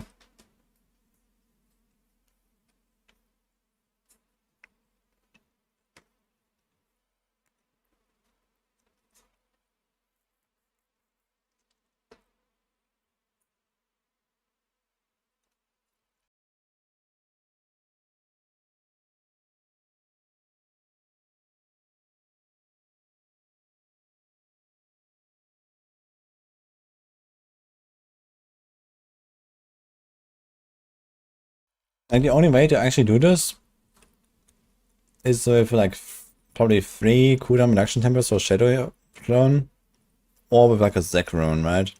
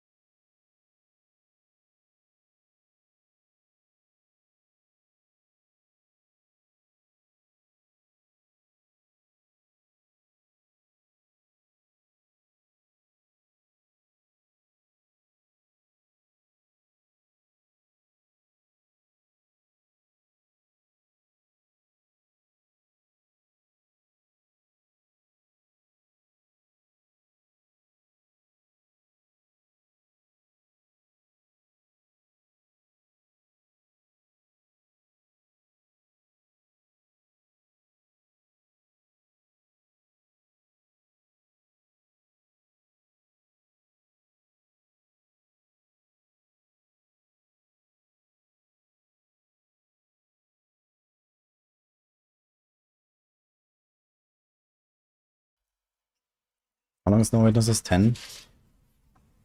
Yeah, you have to cast it every 10 seconds. So you're not gonna Masterwork this one next, so we can maybe do this. And then our Shadow Clone is at 13.5. And this is like a perfect roll and a perfect roll with Masterwork 3 times. And there's no cooldown anywhere. So yeah, realistically you have to go Zek Rune. So that you can actually cast your Shadow Clone every 10 seconds to get the no witness buff. So you have to give up at least a rune word. And then look at all these aspects that you can put here. Yeah. 55, also mandatory. 45, okay. This is not exactly mandatory. But the stun is kind of neat, especially with, like, you know, the lack of stagger and so on that we have these days. So you kind of want that, I think. And then you need to have this here. And then if you play momentum, you're gonna do like stolen vigor. I guess it can also be like on a normal slot. I mean, will you do stolen momentum? Yeah, probably. Yeah, maybe not, I don't know. Maybe you don't want to do that and you go close quarters. Because this also gives you more energy regeneration, which means you're gonna, you know, spend life less often. And then you can do dark dance. 120.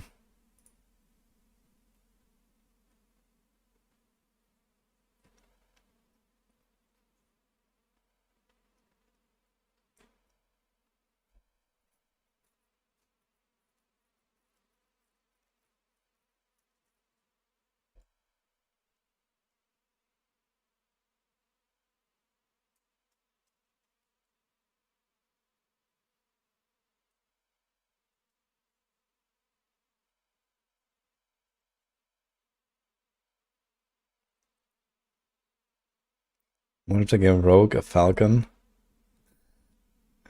That'd be kind of fun, I think.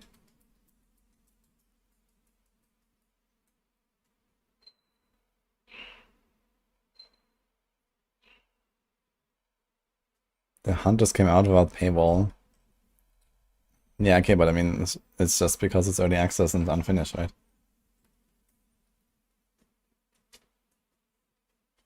There is like a scuffed Jack of Shell build, people will hate it. Yeah. And the thing is, the healing is easy to solve. Because you just do this here. And even without like investing into lucky hits or so, the Shadow Clone and you hitting one target is almost enough to just fill your health, actually, from siphoning. So that is fine. You're easily gonna out-heal this. But you have another problem still, which is you have to not run Shroud. And what are you gonna put?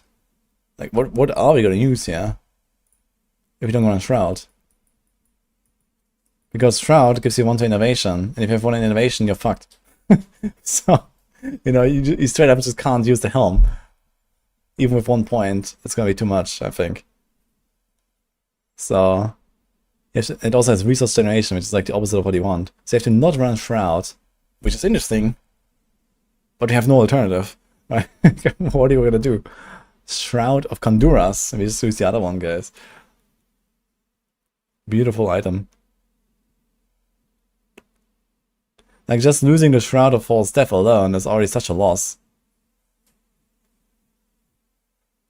And then you have to jump through all the hoops, right?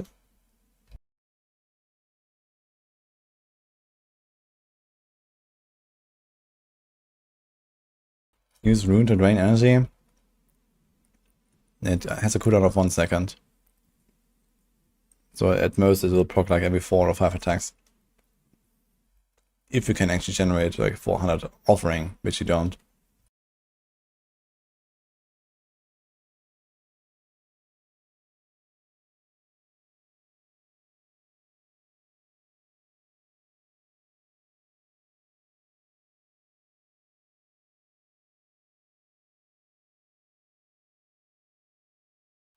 There is a way to double the energy cost of flurry. More than that, in fact. You know where? Right.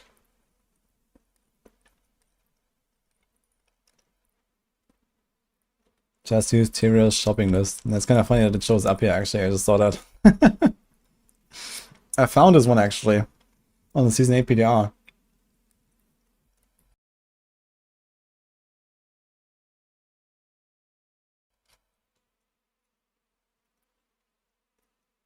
Chemical Admixture is such a useless key passive, they're gonna rework that thing. Well, now, certainly, yeah. At least before, there was hope. What game is next while I wait for PTR? Now, realistically, I need to practice PoE. I should be logging in actually and doing a run. I might log in PoE in a moment. We have to race on Sunday. I want to do some slow mancer. Maybe I'll try that.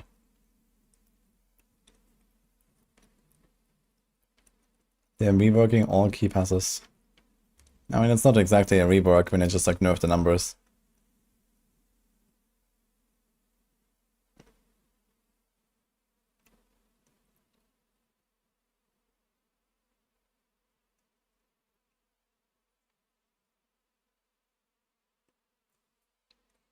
They should have made a glowstick in combo with Andariel. we wouldn't use Andariel just for the healing anyway. The healing is not a problem that you have to solve. It's very easy to solve. But either way, like, just the fact that we can't run Shroud of False Death, like, what do we lose, right? Let's look. So here's free crit. There's the R, speed, healing. Here, I mean, this is a dual wield build, so Weapon Mastery is very powerful. So this is probably like, we're already like at maybe 10% DPS or something. You use a trick attacks as well. So that's also, I don't know, maybe 15% DPS. Maybe Ballista is up sometimes, let's say 18. Okay, more dodge, DR, some, okay. He has healing, he has damage. This is 2 per point. No, sorry. So also, let's say 3-4% per point with like 20% damage, maybe 25. Here's another crit, although only for imbued, we probably don't do that. There's attack speed, there's DR. You get the resources, you get the barrier. Like, in terms of survivability, you're probably gonna lose like, I don't know, 20% EHP plus. In terms of damage, you probably lose like 30% damage. And it doesn't even count the stats on that thing. Like, the stats are, like, the thing has, you know, giga all stats. Resource standard is nice. Maximum life, like crazy. Yeah, I think you lose at least 30% plus DPS if I'm not having Shroud. And there's nothing else they can put here that has offensive value. All these chess pieces are defensive. And I mean, okay, there is this to pull enemies. Which could be a thing for like pushing or something. But, yeah. Pushing on Flurry, by the way.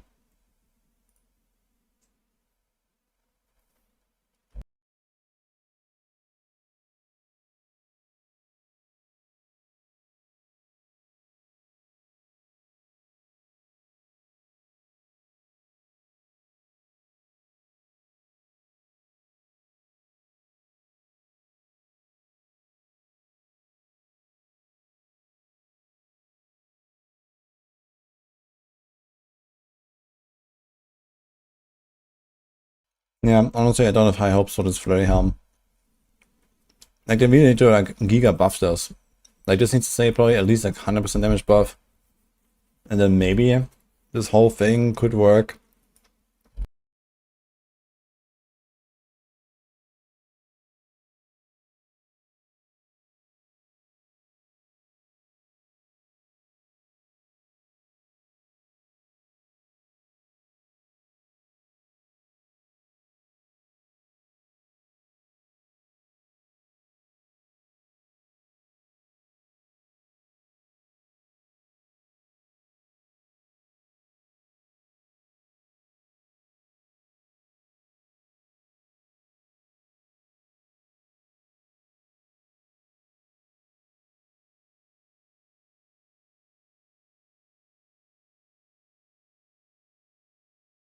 It's another example of how Shroud and Perdition ruin builds.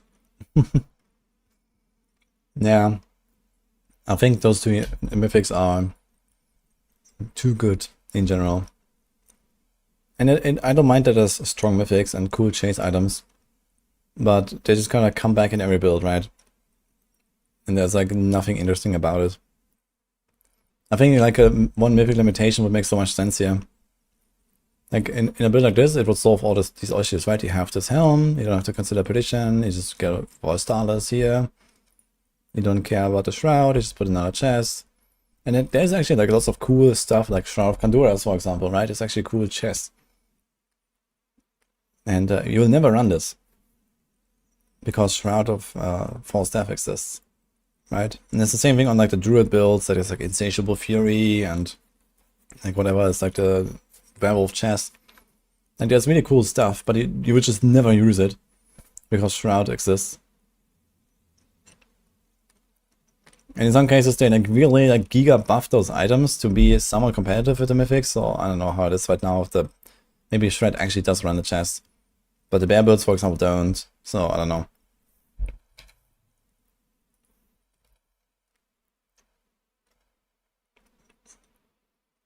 Not even chase items anymore, just item slot deleters.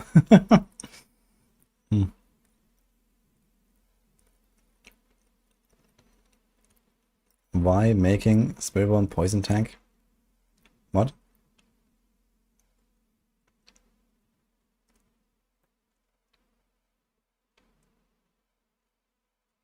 That's really scuffed, Muxley.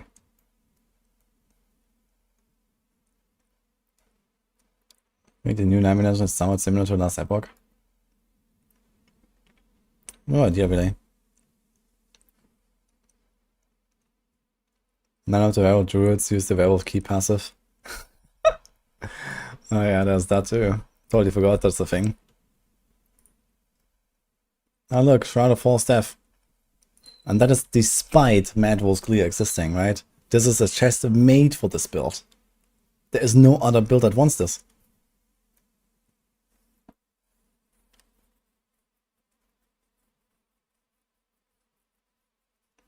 Yeah, that's the theme. You're not grinding today, but...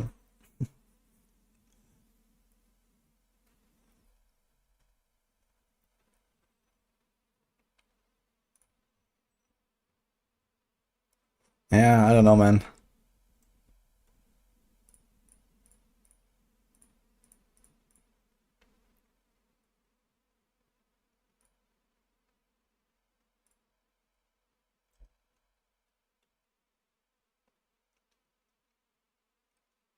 New stuff, a new mace, and be werewolf bear. A werewolf bear, huh? Sounds interesting. We'd love to see uber bows or crossbows. Dude, we have like 3 unique bows, and like one of them is somewhat useful. I don't know.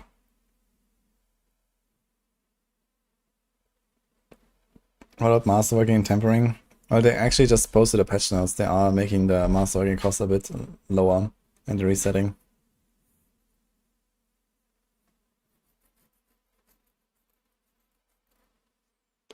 Need a new mythic bow or crossbow? I don't know. Maybe. But what would it do exactly?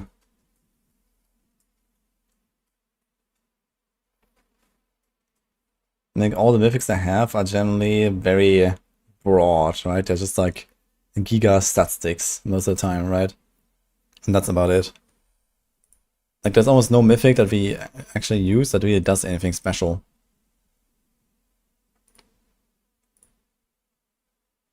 Unless, I guess the closest to being special is Starless Skies because of the resource cost reduction, but that's basically just a stat stick as well.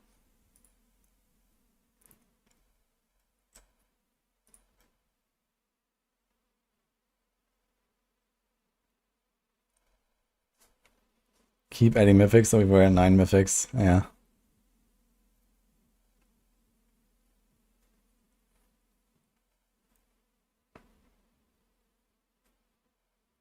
Something for multiplier and percentage double damage or double cast. Yeah. Like they made up this tempering system and now there's like starting to add all these like tempering stats to all of these unique weapons, right? We have just like all over the place now. Like even the new one here. Yeah, chance of Pulverize to hit twice. This is literally the temper. Just the difference here, it can be a GA as well. But it's literally what we got from as the tempo, right? And like, there's so many examples now. It's like, okay. Like, why did they make even unique weapons in the first place, right? If they just put the temper stance everywhere. And like some other generic buffers, or... And Cybersonic is an example that actually changes item skills in an interesting way. But yeah, like many of these others don't really. Like, I don't know, Sky Hunter, right? It's literally just a stat stick. It has the cast twice, just like all the tempers. And then it has a bunch of crit damage and a bunch of more crit damage, and the energy restore, like you don't care. So... the Stoneburst offhand is actually the shittiest design unique. What is that called? Stone of Vehement. That is literally a legendary item. It has nothing special. Oh wait, it gives you 15% DR, I guess, which you can't get on a totem otherwise. It has nothing special. It's actually hilarious. This is literally just, you know, a slightly upgraded legendary.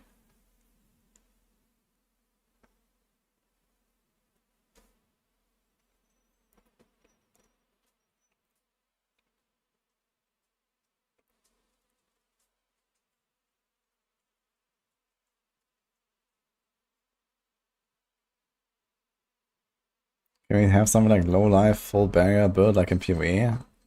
And why devs don't go that road? I mean, the new flurry setup does do that, basically. Although,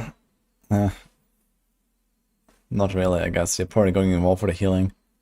Like, it's gonna be scuffed in a way, as well as, like, you can build barriers as a rogue with second wind, but for that you have to spend 75 resource in a 3-second window.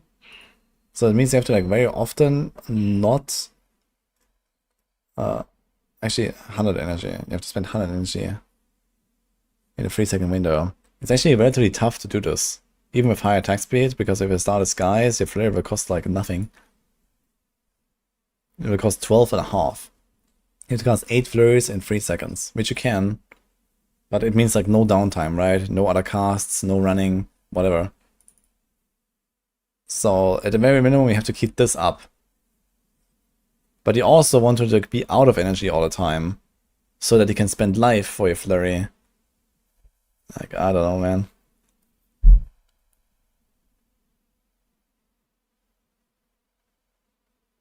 And the thing is, there's like not really a good way to like min-max your resources in that way, right? Like, how would you do that?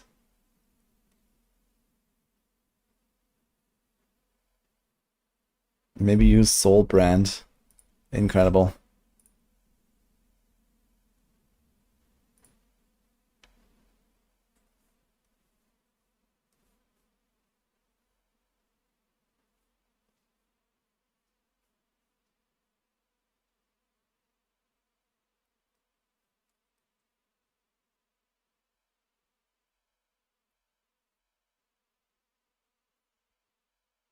I didn't Beastfall boots, also at every 3 seconds.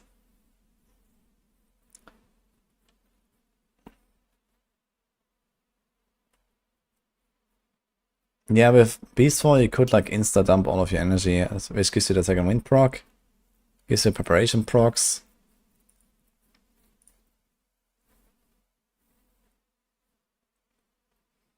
But then we have like boots that really do nothing. Like, you don't care about this. This is maybe okay. Speed is fine. And then, yeah, okay, a tiny damage upgrade, I guess. Oh no, wait a minute. No, forget it, I guess. We can't do that.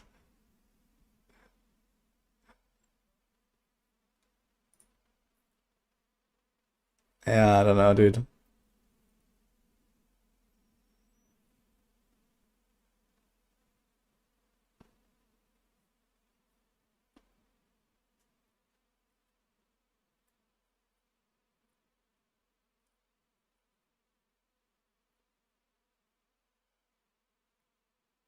Maybe switch with the Heartseeker, gain resources, and spend it with Flurry.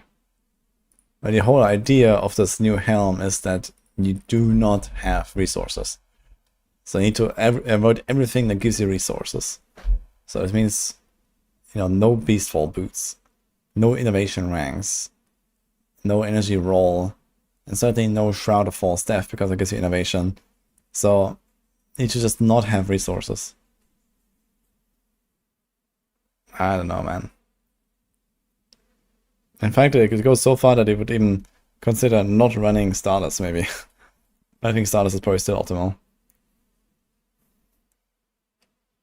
What about Quacks? Yeah, Quacks can proc at most every 4 attacks, maybe. If you somehow generate 400 offering, which you don't. Is it 400 or 300? Either way, though. It's too much. It's 400, yeah. So usually you do like Neo Quacks, so you get like 1 proc every 4 seconds. And that time you do like 15 attacks.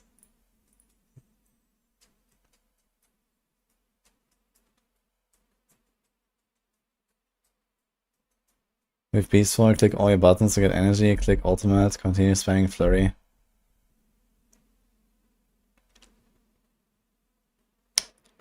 Is there not like some kind of like delay before you can press Shadow Clone again? I'm not sure how often you can cast Shadow Clone.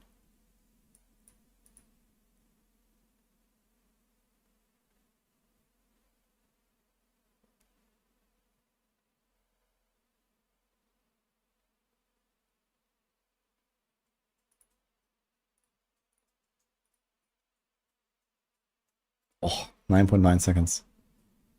All it needs is like a perfect triple masterwork and a perfect double masterwork. 7 ranks here. And then you can get to 9.9 seconds.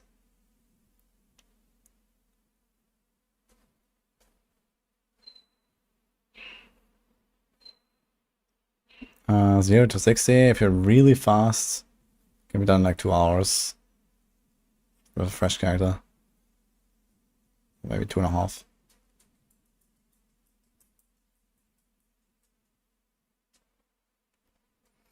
Is the new helm usable with aspect of Dark Dance?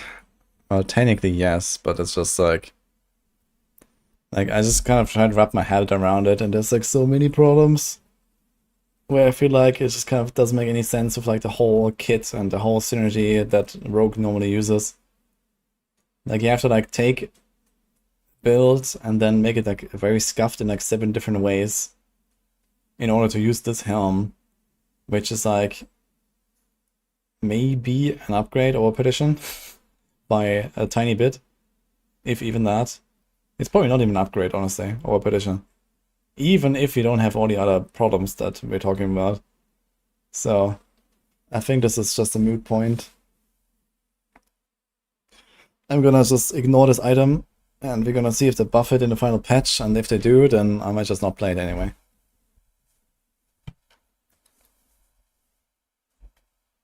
Okay, Minion, come here.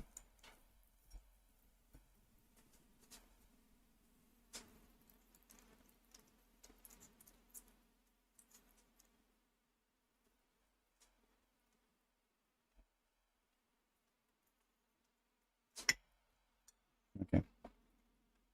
I'm gonna be a bee like a minute.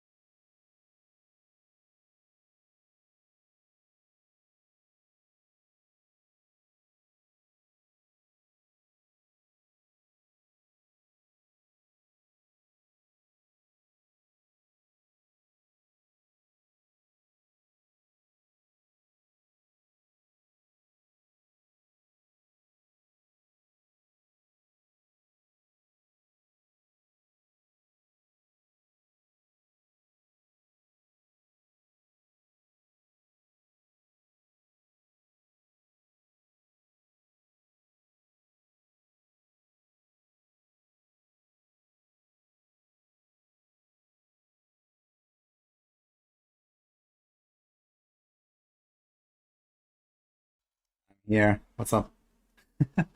Just give me 1 second.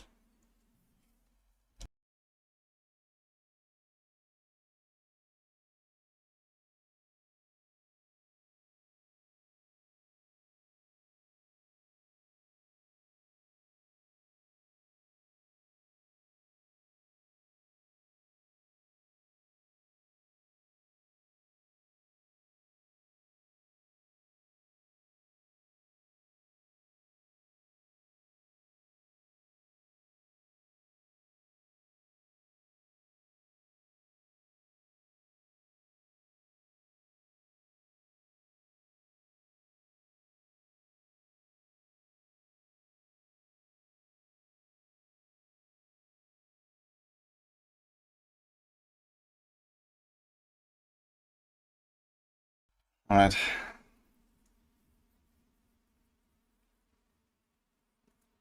Couldn't you just use Dark Dance inner side and let the aspect proc a helm every 5 seconds? Yeah, I mean, the problem is not proccing the helm every 5 seconds. The proccing is benefiting from Dark Dance every attack. You know? Or like most of the attacks. Like if you just use Dark Dance to proc the helm, you already lost. Because this helm is like roughly a side grade to Perdition. So if you also have to give up an aspect just to proc it, then you lost. So what do you want to do exactly? What's up, macro?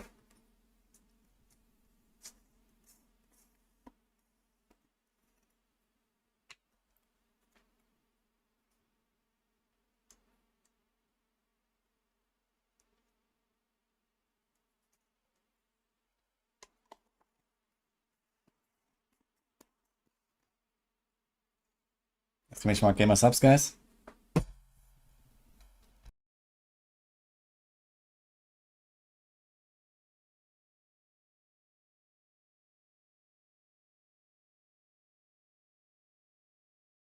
I have a link and a code, wudijo. Gives you free shipping and a discount.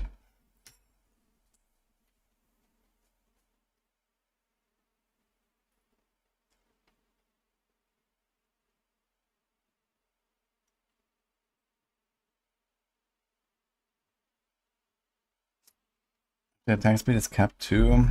As Dark Dance to get a 1-5 multi plus 30% attack speed stronger than alternative. No, it's not. Like I didn't do like the exact math or like some endgame setup now, but it's just napkin math and all the other problems that come with this here. Nah. We have a lot of other good aspects. We don't lack good aspects.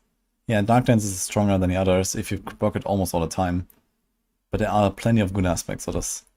So I don't think this is really a thing. And then every time you have this gap of not spending energy, you also scuff up your preparation procs, your second wind procs. You have to deal with like the life drain as well suddenly. Yeah.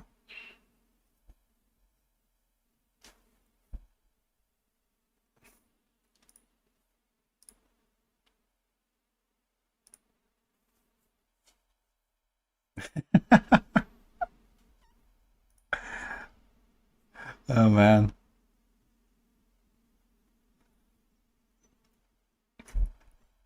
Thank you, Macro.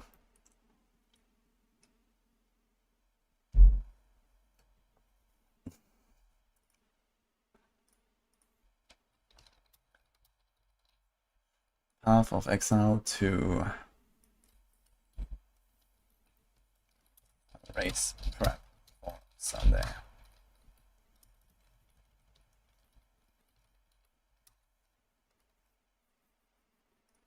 Okay. So we're gonna do that now, guys. Thank you, Macro, by the way. I'm not sure if you heard me earlier. That was kind of funny.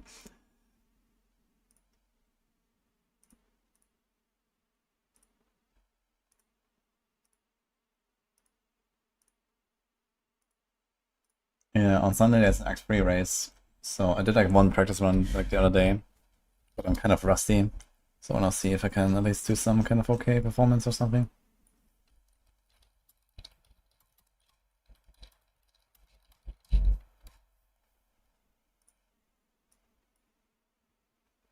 Anyway, what I was just talking about is macro. Maybe you didn't hear me, but I mean, it doesn't really matter where the attack speed cap is. It's probably cap 2, which we don't necessarily cap out, but we kinda can if you want. But more importantly, you create a lot of problems with this helm. So you have to heal, you don't spend enough energy. If you don't spend energy, you don't reset your Shadow Clone, you don't proc Second Wind for the barrier, you can't run Shroud. This helm forbids you to run Shroud, and that alone just kills your helm. And what does it need? Not the fucking life drain mechanic, honestly. Or, I don't know.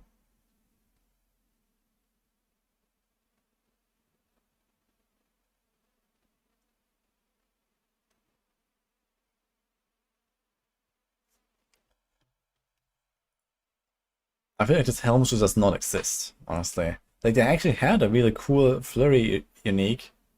Where is that? There was a glove for Flurry that people found in Season 8 accidentally because it was enabled somehow. And then it caused like this infinite damage bug or whatever. But that seemed like a cool item. Where is that?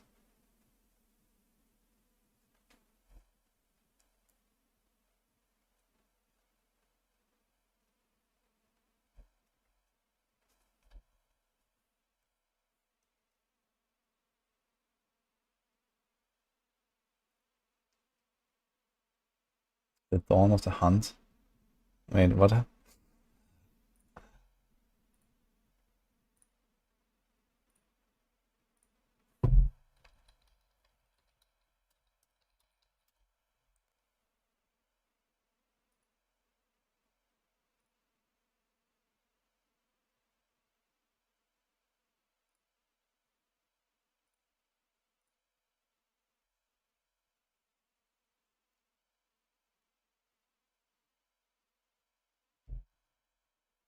Need a second helm spot.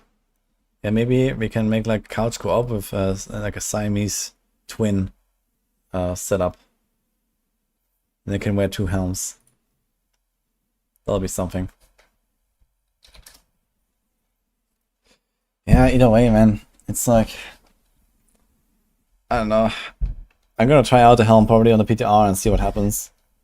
But realistically, I don't expect much. And yeah, if they put like some ridiculous number on it, like a 100% damage buff, then maybe it gets to the point where you actually want to do it.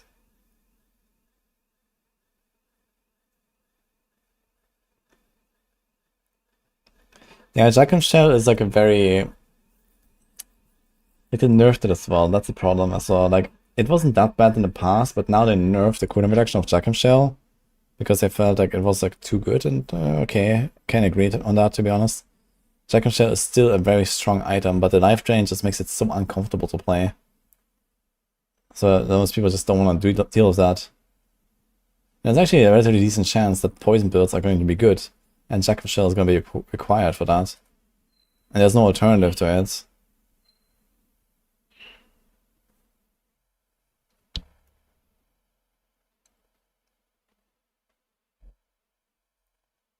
Could drain energy with Raphael. Yeah. Like, definitely, we're getting into pretty scuffed territory now, I think.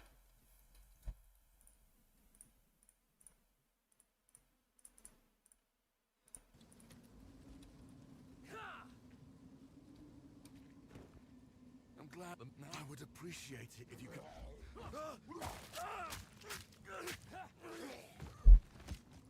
Breach. Clear fell. Find the pillar. Well, that was unexpected. I'll have to find this Miller bloke.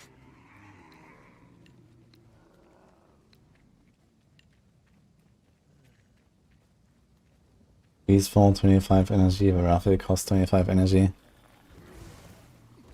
And the problem is not that we want to spend a lot of energy or something, or gain a lot of energy, it's just that this whole, like, you have to avoid getting innovation ranks, and that means you can't run Shroud.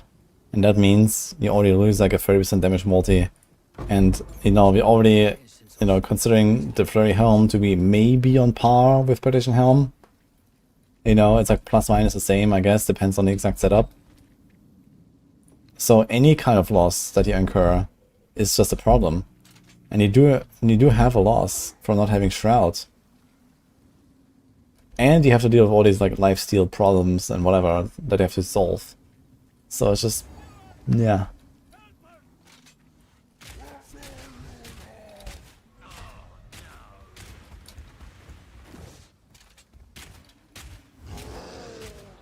Perfect interrupt. Oh no, actually that guy spawned.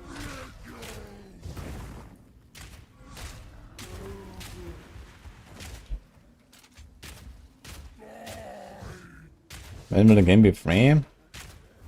I guess like in 8 months or something like that. 8 to 10 months I expect.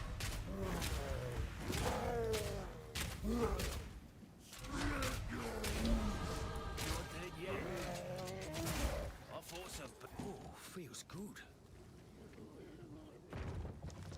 Well done. Please come inside. Yeah, it needs to be significantly better than Petition. Because of all the downsides you have with the life spinning stuff. Kindness will get you killed in times like these, old man. Well, I fear these are just small. Oh shit. I need to clean my stash real quick before I do this run, I suppose.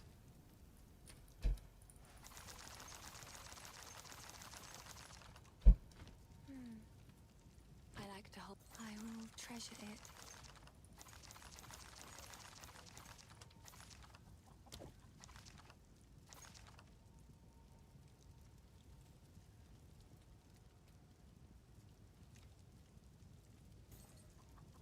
I will treasure it.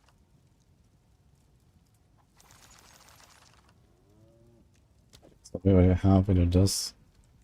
And then Stay safe, if you can.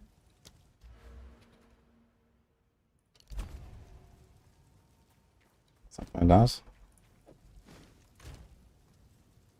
Oh. Easy, okay. The flurry gloves. Okay, let me see that. Icarus Salvation. Stun grenades differs after total damage done as additional burn damage over 5 seconds. Counter smoke grenade left trap receives stun grenade benefits. Non-fizz, create flurry, apothecary. I mean, this is clearly a very, very old design. Because this Caltrop smoke grenade thing here, this is already part of an aspect now. The stun grenade stuff is kind of interesting. Apothecary is a passive that does not exist anymore. Every A flurry cast siphons all damage or time effects on any enemy it hits, dealing the total damage instantly and consuming it.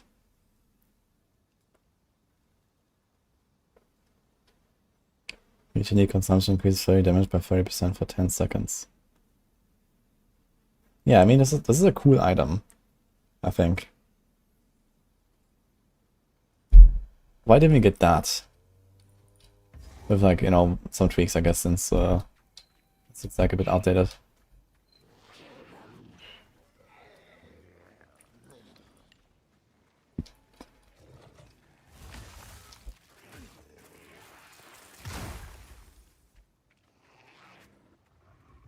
What's the news on PoE 2? Is it resetting soon? Nah, we're like 2 months away from reset, or close to that. I mean, PoE 1 is finally getting an update though.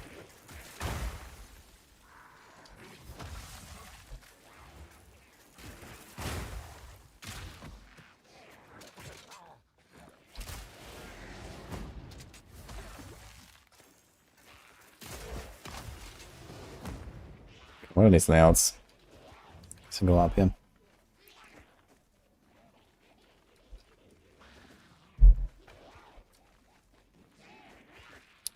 Okay, got the mud borrow, but let's get the skill point.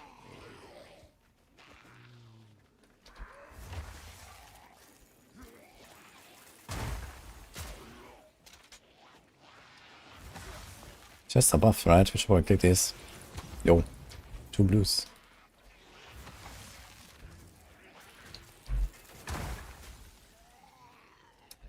Is that a checkpoint here? Yes.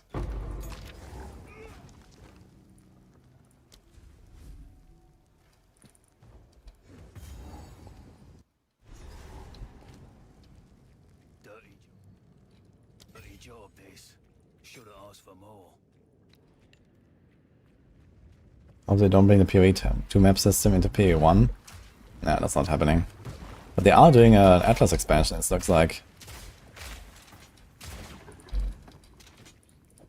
Which is kind of surprising. Didn't expect that. Seems like this might be a big PoE 1 patch. So maybe we're gonna play it more than I thought.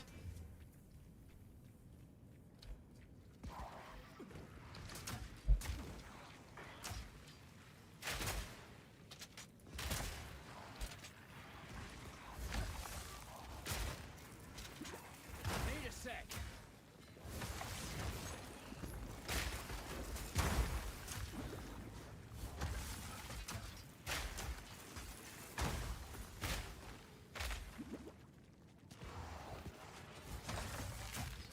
Need more time.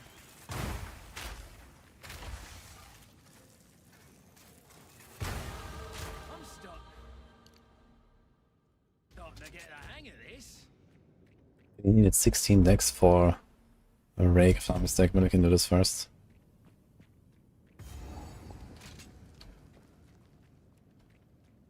The real stream has drops. Yeah, likely. That's usually drops.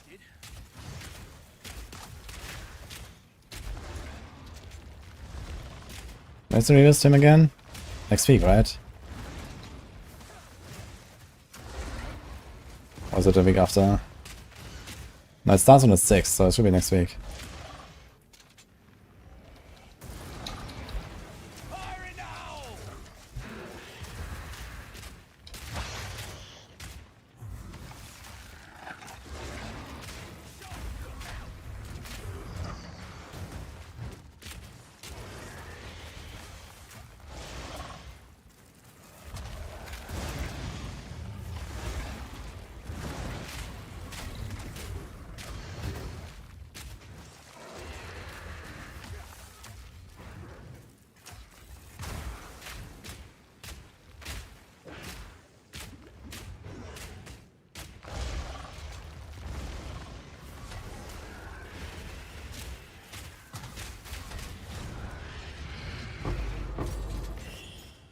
Definitely should have asked for more.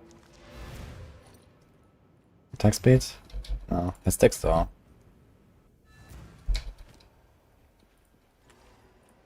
Okay, level 4. That is fine. Sorry, please. I will. Wait, and an alchemy, what? I'll make sure I actually save this.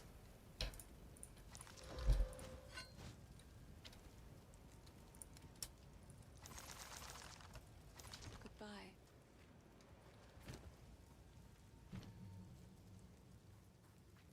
Now this.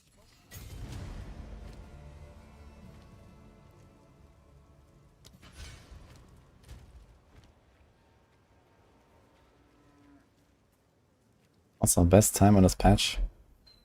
5 hours. I did one run on Wednesday and that was it. So we need to get that to half. I think 2.5 hours is probably a realistic time for a win.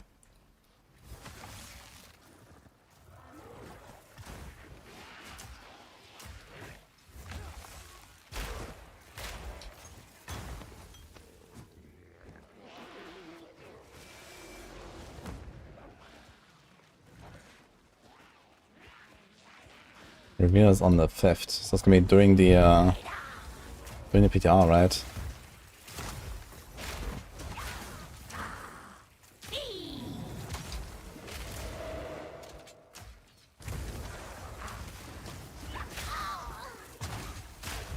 I don't love when I stagger her out of my frostbomb.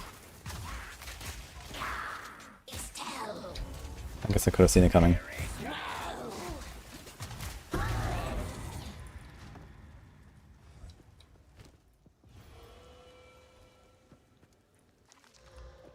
Oh, that's pretty good. The Rune goes to the alchemy. It's kind of nuts. We're gonna wait, I guess.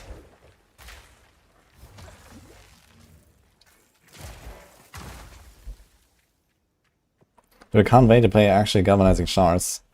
I've been dying to play it, man.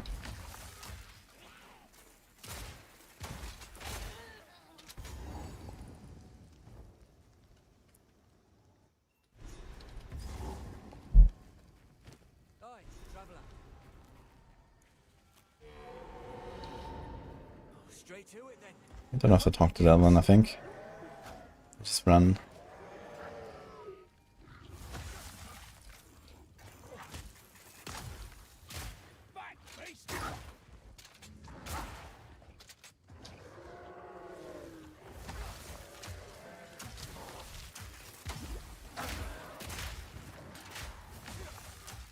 Need more time.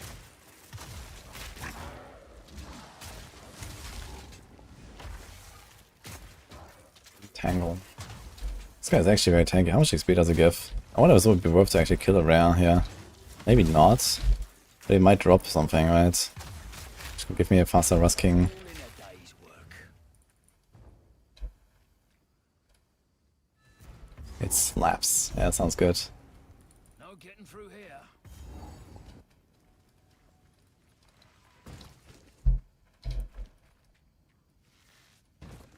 We're also doing Deadeye with it.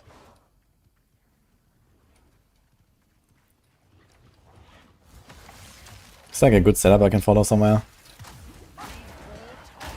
Actually, I think Chronix has a guide now. I'm gonna play Chronix as build. Go.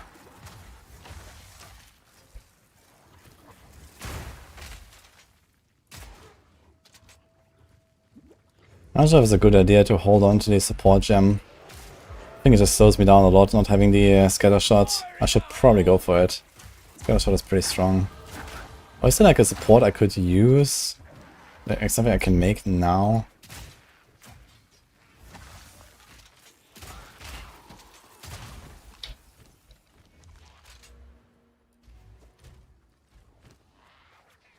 So we are level 4. Which is kind of interesting because if I had a skill gem I could actually just wear this. Maybe I should just use it, honestly.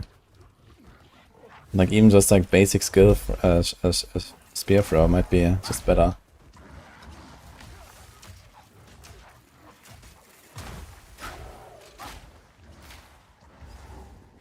And here's a skill. I wonder if that'll be worth it. Since they don't have a weapon. Maybe.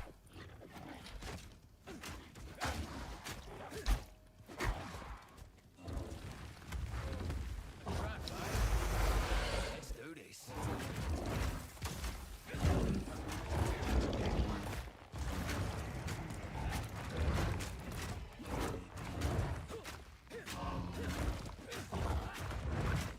So attacks to take nothing.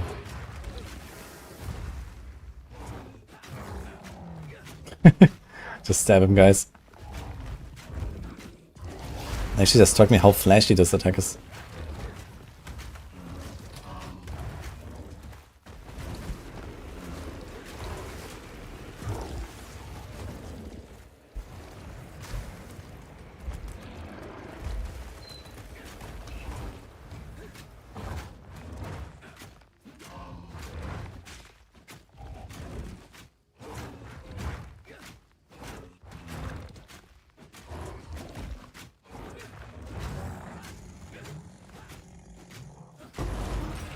Huge. Gotta stay quick on my feet.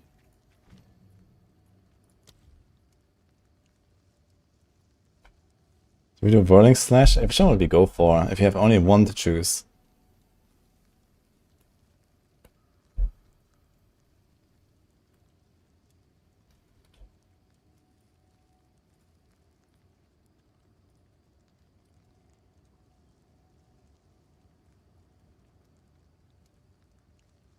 Probably explosive.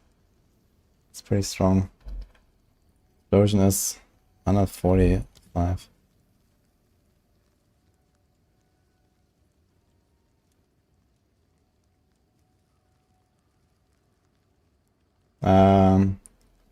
It's the softcore, the race is in softcore, but you have a 1-minute penalty when you die, so it's effectively hardcore for a win.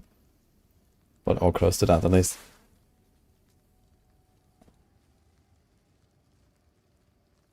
Yeah, I probably do whirl, I think.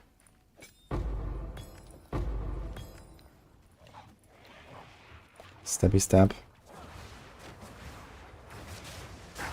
No, he does kill stuff.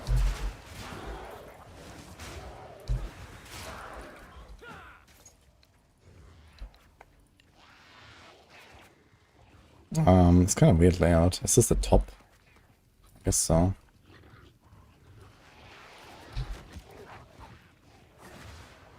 It's kind of interesting how you actually move it forward and then... Ugh. Can't. Okay, that actually sucks. I get stuck here.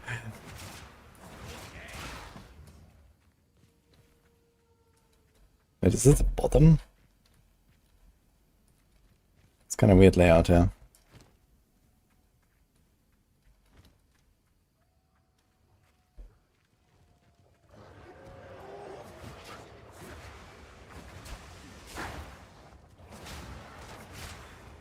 Yeah, don't always get out very easily, that's the thing.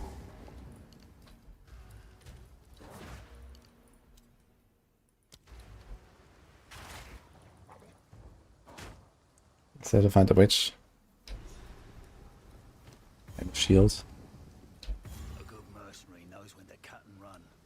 I won't end up lying in a field like.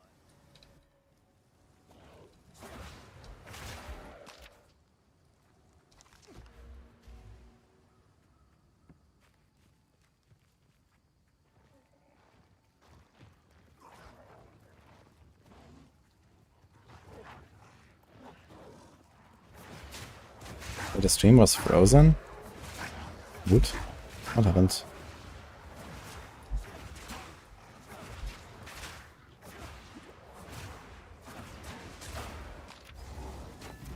Oh, that's ominous.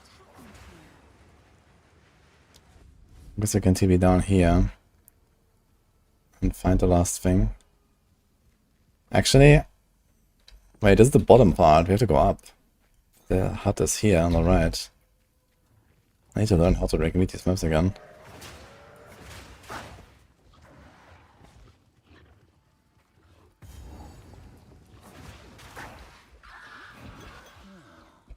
I think I heard a fable about this.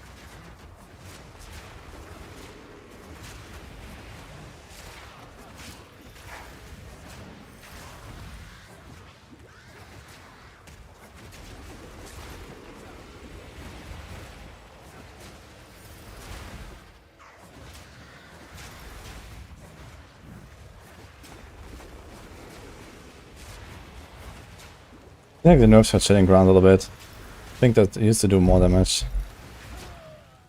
Well, Blob got me. 50%.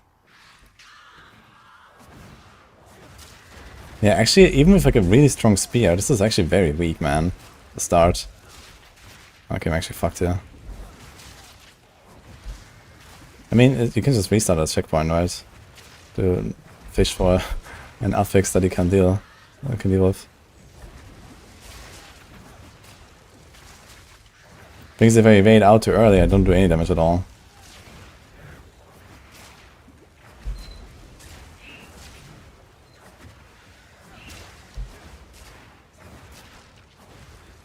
I guess I can like attack away from her like this, and then bring it back, and then evade out. So this is the solution.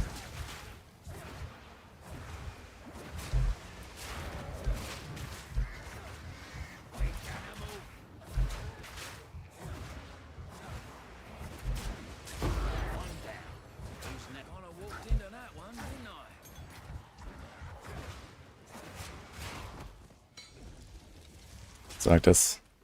Okay. Yeah, this actually makes sense, I think.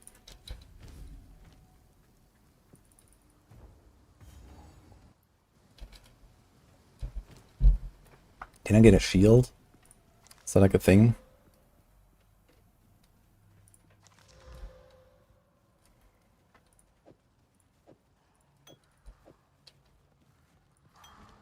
First one's right here. Easy clap.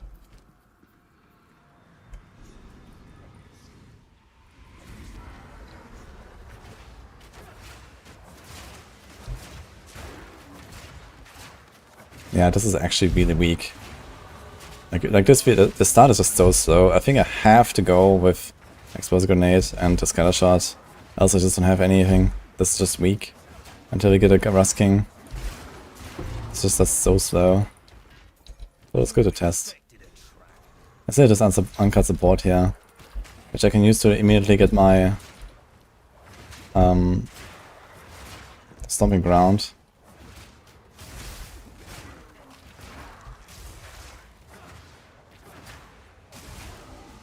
Which is nice, but we can also just kill the Druid.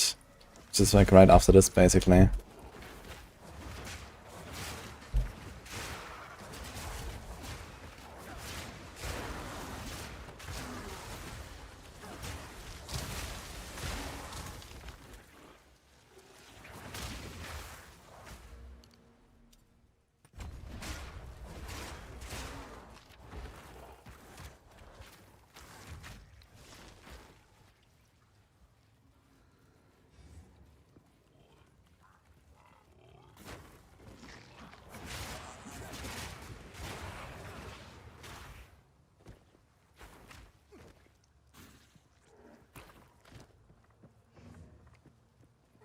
I mean, I guess one thing I could do is, if I find a spear from Miller, I will not go Frostbomb, because I now have Frostbomb and not really using it.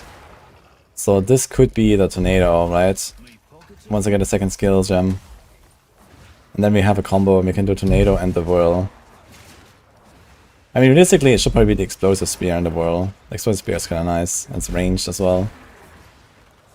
But maybe Tornado is better. But yeah, this is kind of slow here.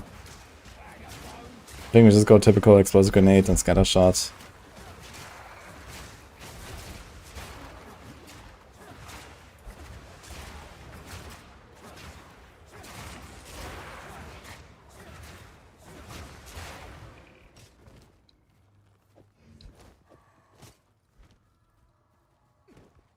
Is there like a thing here?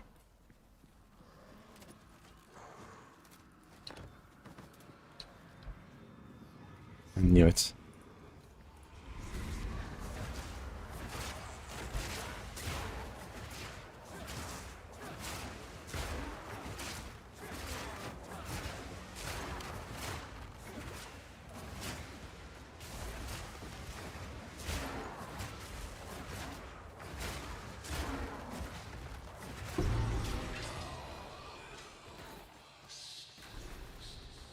Well, that's creepy. This is bad, man. So he's not out.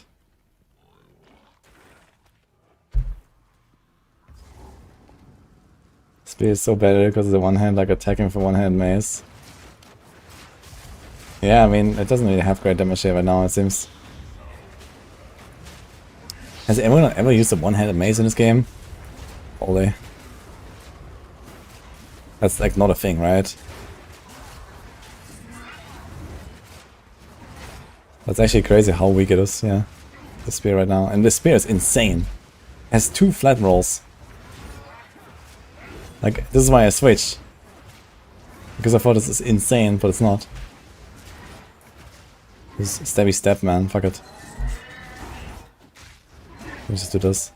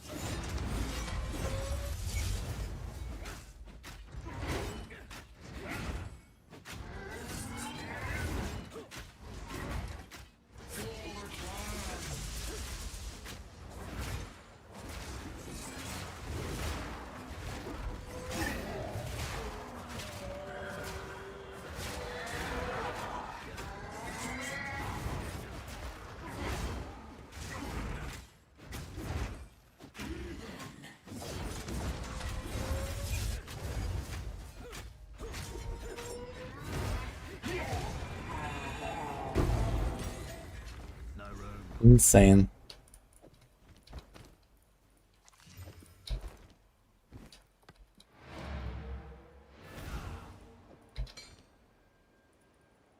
Stalker to fall.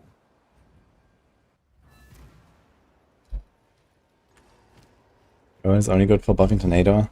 Yeah, I mean, you have to consider that, you know, early game and late game has very different, like, scaling most of the time. So I'm not sure if that's the same here at all.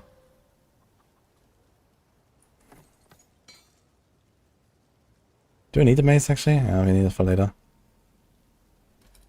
So now, we can play the video game. And I did not get another support gem.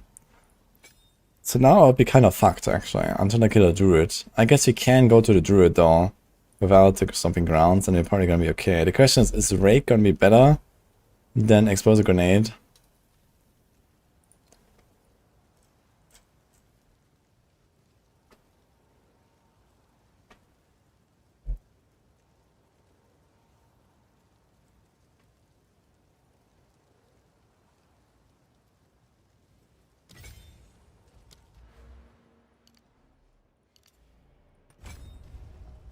It's like that, I guess.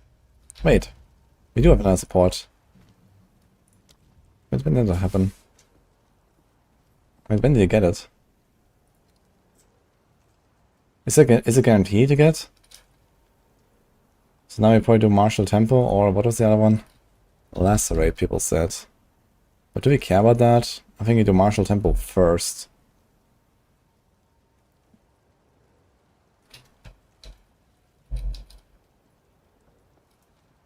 Because we don't even have the Herald yet.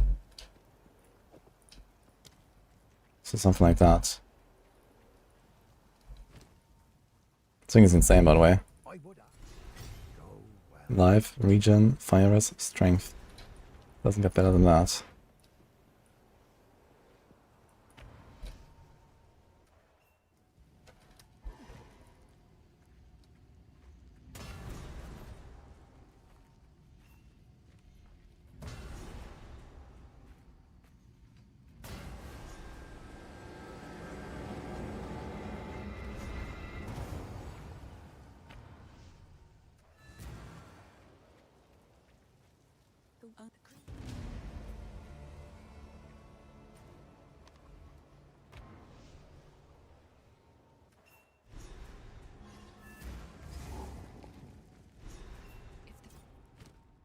La la.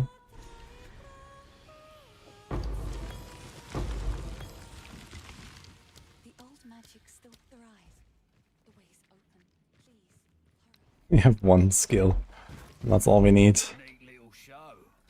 Kind of funny. Could sing away my problems.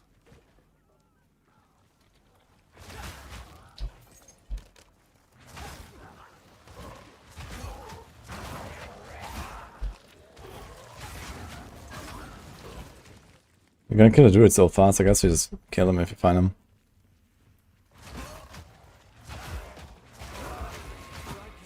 You sensed it too, did you? The spirit is near.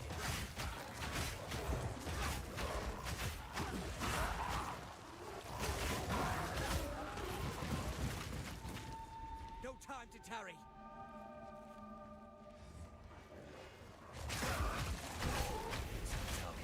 Strike fast. Strike through. All in a daze. Now we get a yellow crossbow, of course. Strike true. If we Spirit guide you. Gotta stay quick on my feet.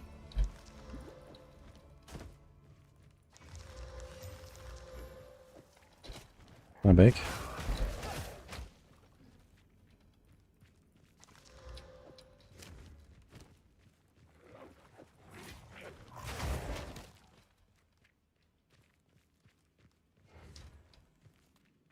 Okay, looks like no druids. So I think we would not go for the druid if you don't find them. We just go. They lose our support gem. So I need to make sure I don't think I waste them on anything. I don't really need much, yeah. We already set up. We get lacerate at some point. And then I can magnify the effect and maybe some stuff.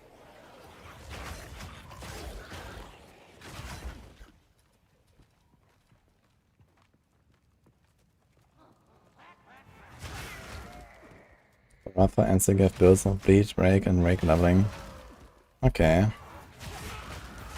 I can check that out as well, I guess.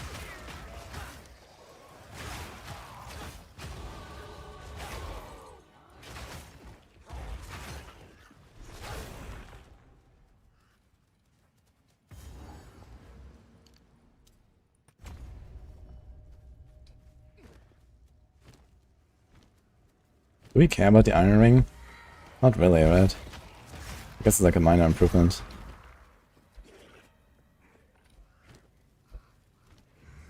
It's kind of weird.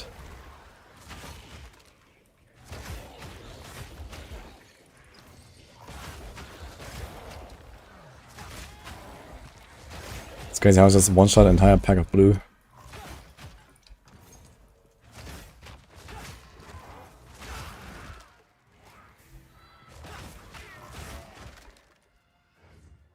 Yeah, I don't think I would even go for the ring. We just go in. Fuck it. Wait for another ring. We're so strong. Just run. You're gonna take this off.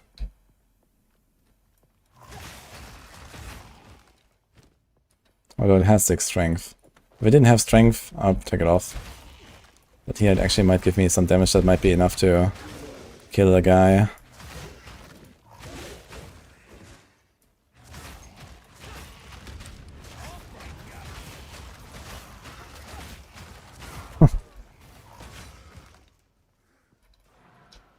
He's also a support.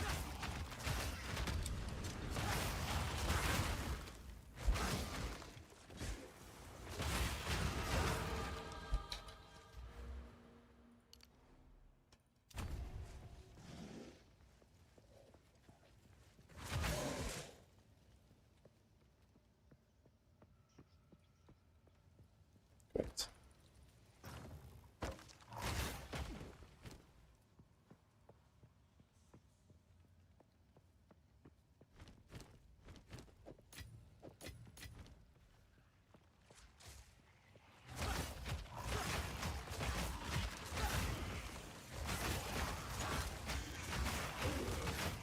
I guess I want to aim for like the right enemy in the pack, but here go the furthest.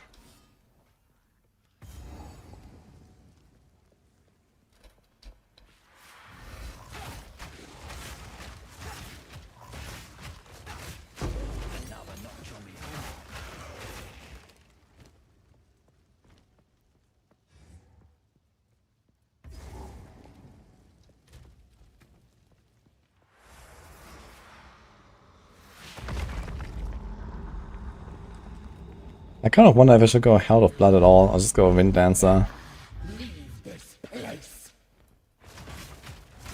But I guess realistically we do find another.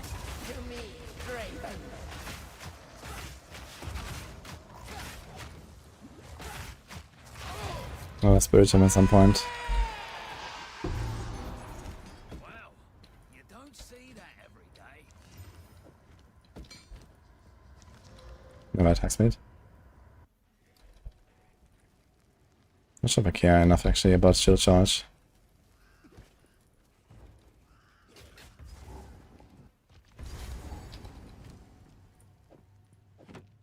This place raises the hackles on the back of me neck. Ooh.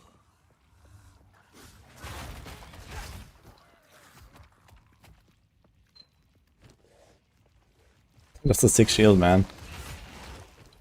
Gonna use that for a while. 6 mods.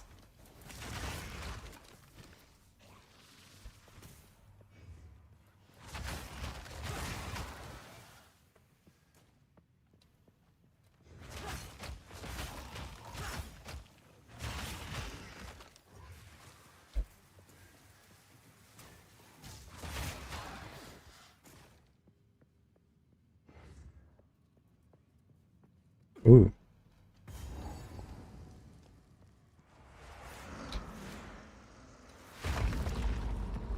Sandra's lucky. Your soul will join my steeple of death. The spirits gather. You cannot stop me.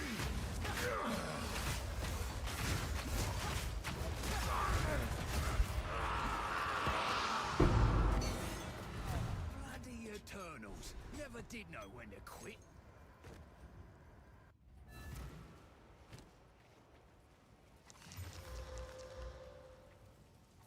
Speed. Should we go for move speed? What have we got? Anything take your fancy?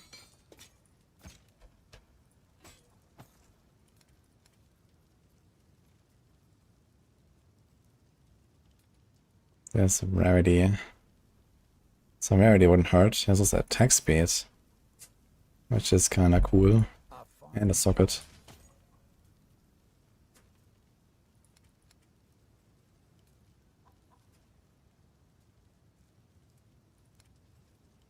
Go well.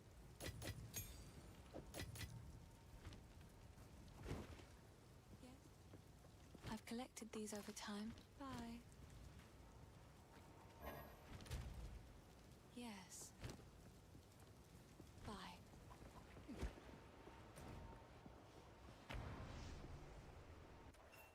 Hello, Alessio.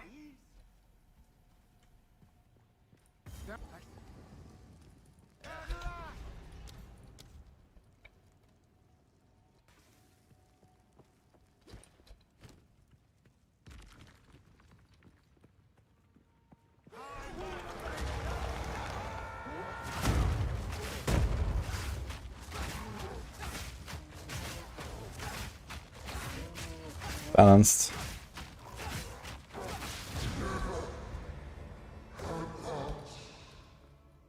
This is why I never wanted a family.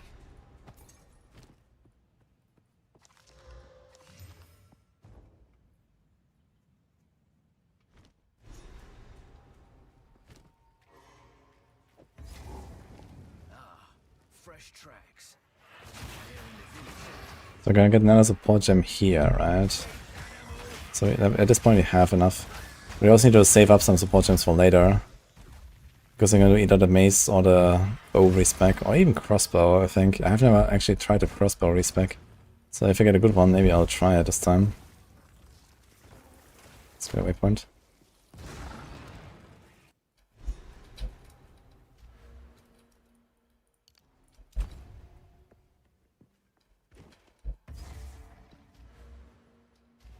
Should actually get this like 1, 2, 3, 4.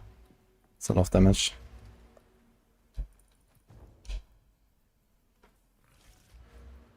One, two, and the speed. I should maybe grab the speed, to be honest. I think we have enough damage. Getting the speed early on would be nice. It also has a dex. How much time I take? The plan is like 2.5 hours, I think. I think 2.5 hours should be a pretty realistic goal here. I think the top times will be like 2 hours on Warrior and stuff. So 2.5 on Merc might be okay.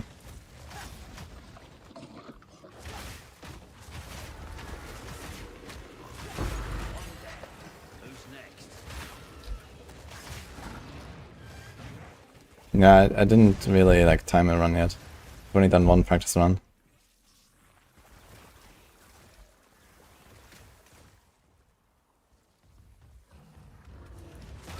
$156, that's kinda nuts.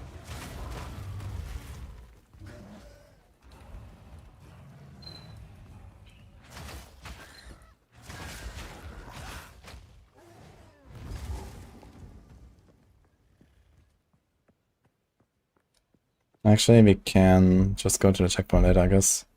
And then we go straight to Wraithorn. We have the power to just do Wraithorn now, I guess. Before the other zone. They also nerfed Wraithorn, right?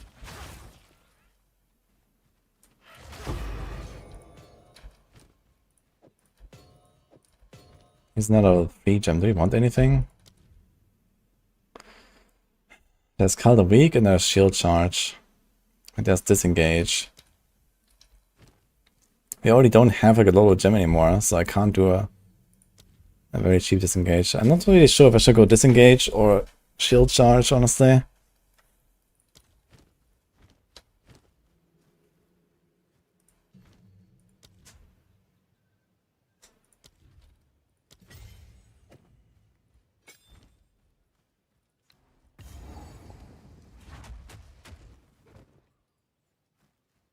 I think Shield Charge might generally be faster for the long distances. You're seeing things.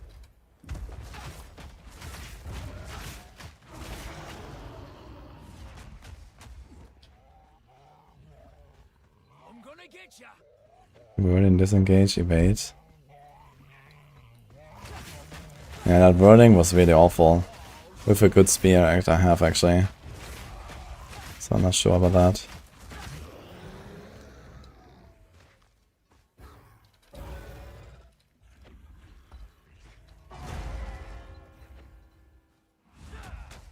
Need more time. And first of all you have to get a spear. If you don't get a spear, you can't do a spear, so... I'll probably just go like the frostbomb stuff. Oh, he's another level 3, yeah?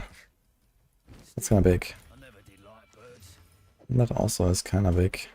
Strength life. Is that big enough though? We don't need a dex.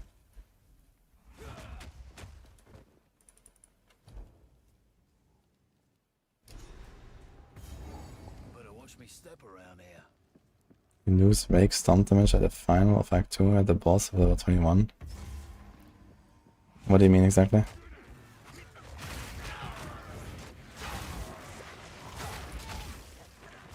Move Stomping Ground to shield charge. Oh. Let's see what happens. Seems scuffed though. And doesn't necessarily kill stuff actually.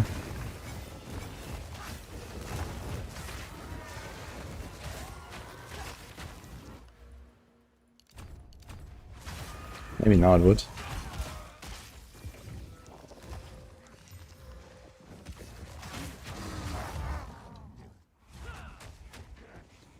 Yeah, I think shield charge is better than disengage. But maybe you want to have disengage for something like Act 3 later. Now we're gonna have leaps them there, that's fine I guess.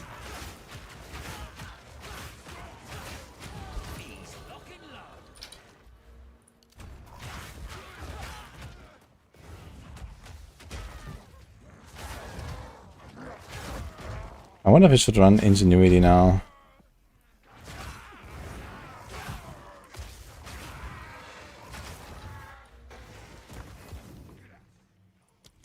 It's also Infernal Cry, which costs only 33 mana here. I think last time I had like a level 6 Infernal Cry, which probably cost a lot more.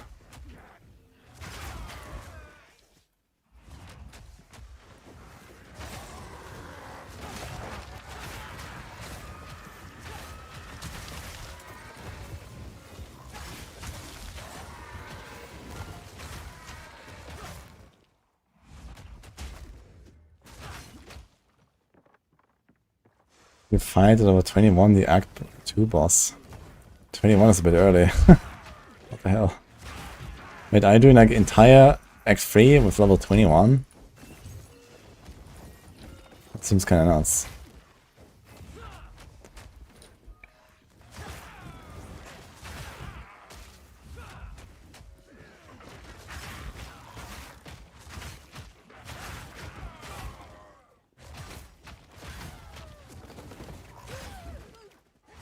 You're doing more than okay, Tonic.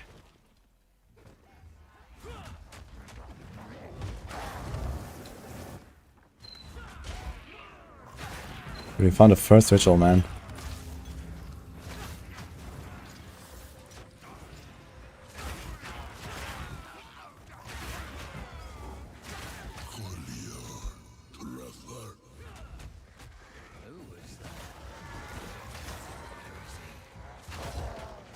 No, we're not remaining within 3 levels of the area. But their plan is usually to finish at level 28. Now 21 is like really low, man.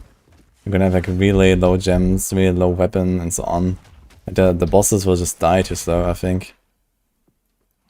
You have to still kill like 10 bosses in Act 3 or something. But yeah, the plan is to kill Doriani at level 28. And Jamanra. Both bosses at 28.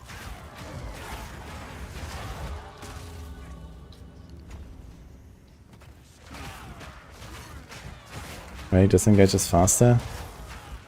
Wait, then why did you say shield charge? Is that someone else?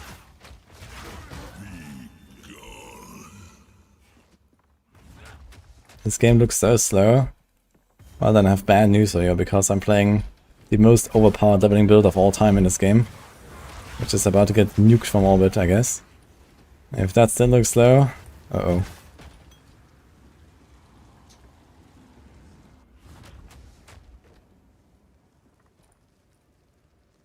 What?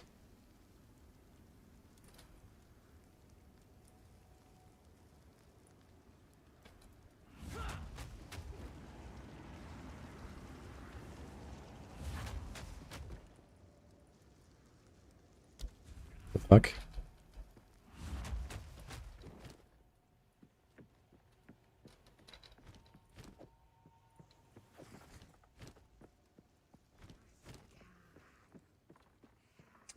Yeah, 6 strength is nice. Maybe I'll do it. Life, strength, dex, lightning rust. Doesn't have the attack speed, but okay. I wonder if it's like here on the right, but it seems a bit sus. I think it must be here on the left.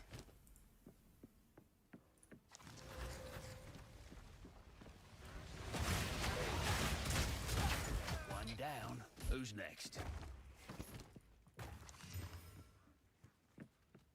Actually...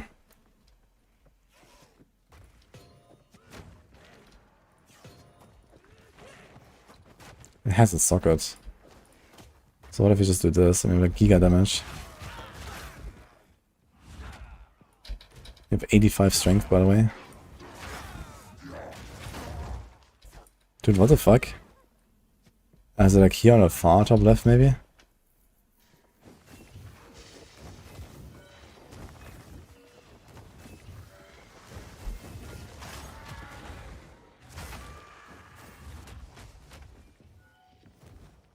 Dude, I am confusion.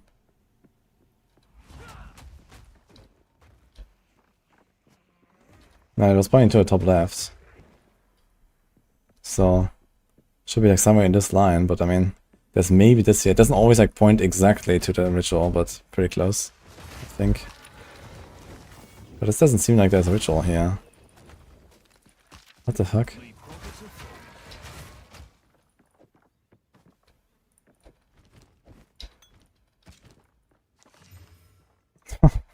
17 to 40, by the way. Oh my god. And attack speed. And fire. Wait, what? So I had a checkpoint and didn't do the ritual. Oh my god. Okay.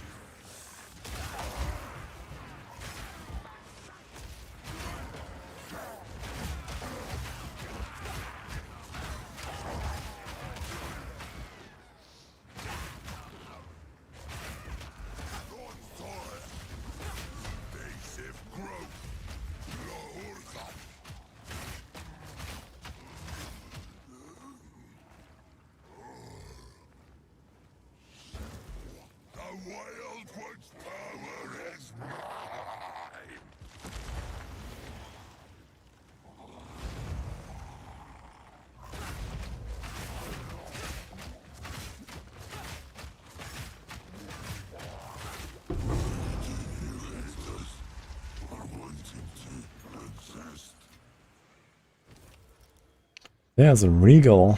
And his movement speed boots with a socket. I'll take those, I guess. Oh, will you bugger off? We got Okay then.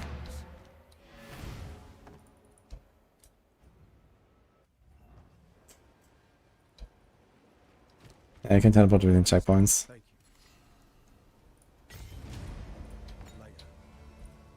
Got to talk to her. Again. How can I help? Anything take your fancy? That'll be useful. So there must be a Regal here, but there's also a lot of gold. Till next time.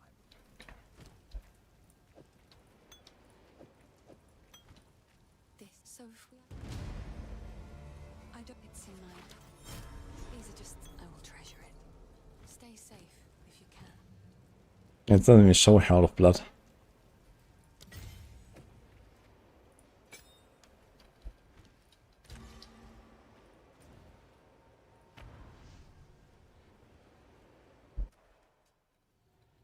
Yeah, it depends on when you played those 300 hours. This was introduced after like, I don't know, 2 months or something, I think. Or 1 month. So now we have this. We do brutality. And we have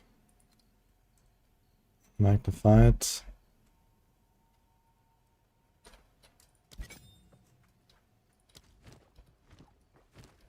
We still have a level 3 gem, so we can do disengage. But do I want to?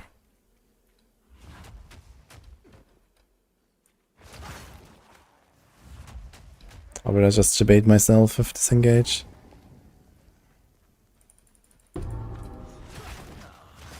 Rune will be happy to see this.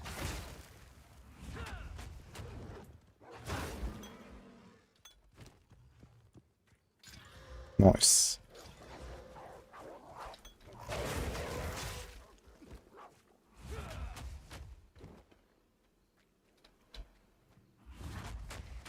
Need a sec.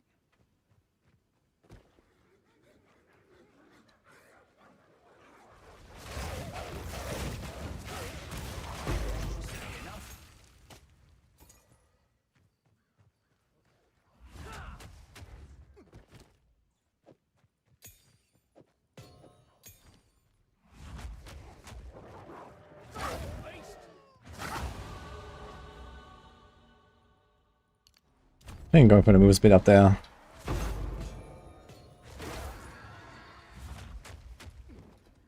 This amount of damage we have. It's not really a downside, and we can actually take this soon. Now we have like all the damage we need, all the way to like end of Act 2.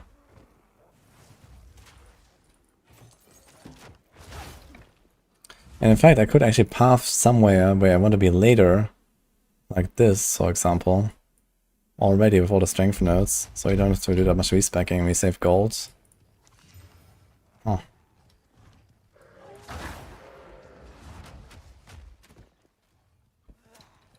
Need more time.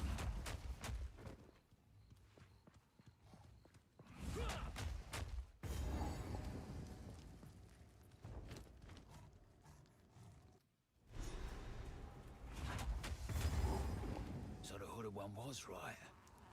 They lost their minds.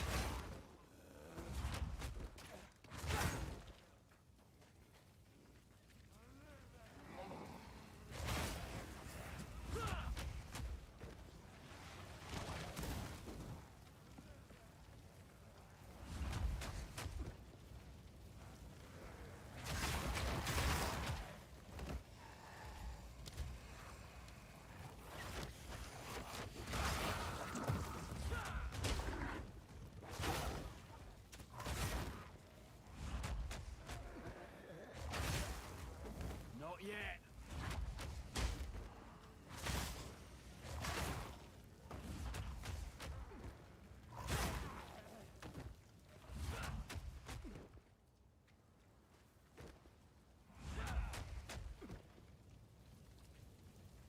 Need a sec.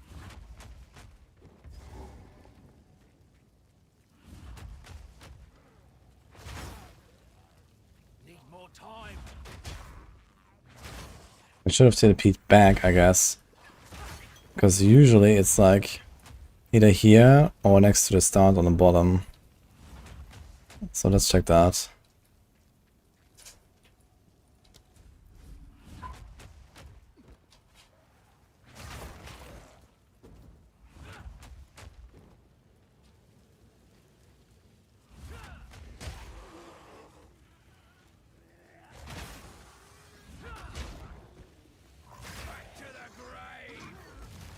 The defeat season theme got announced. It is non-existent. Nah, it's a Pandemonium theme. It's just gonna be kind of fun, I think. I'm looking forward to it.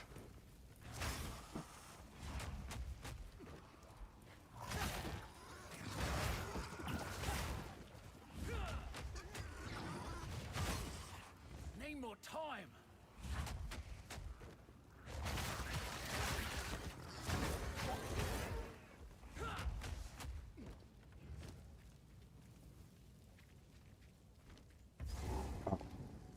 This is very far. And for some reason this time, I didn't get a loot filter sound. Not sure why.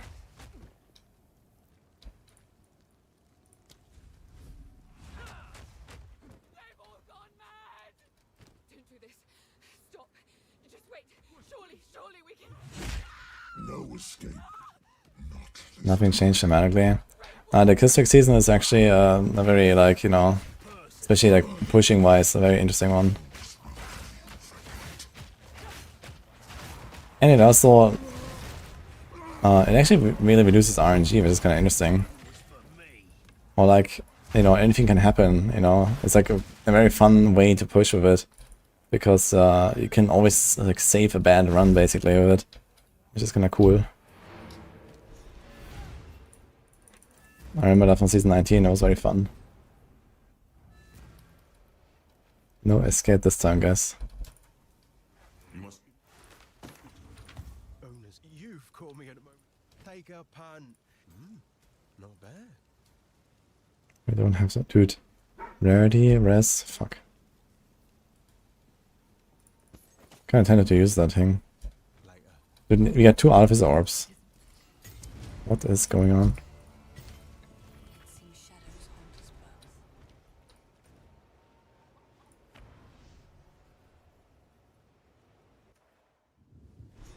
And here I thought I'd reached the manor already. Bugger.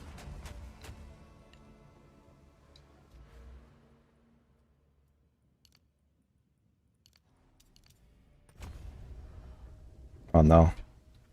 I have that weird red bar, health bar bug.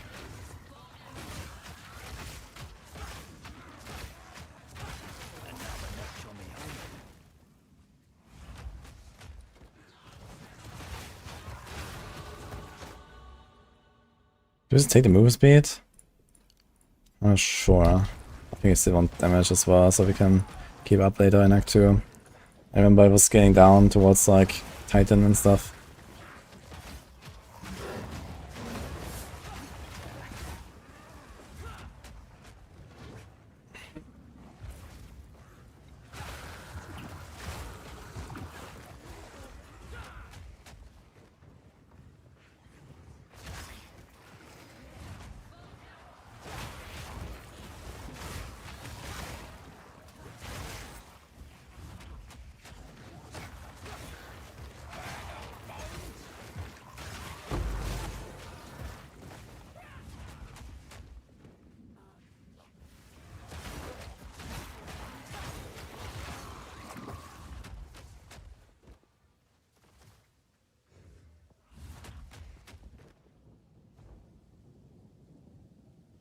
No, I'll play PoE1 a bit.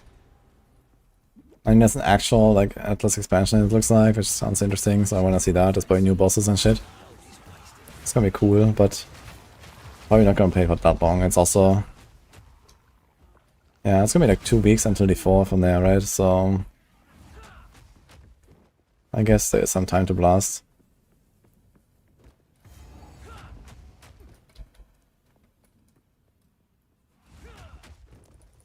First ones. All I did was touch it.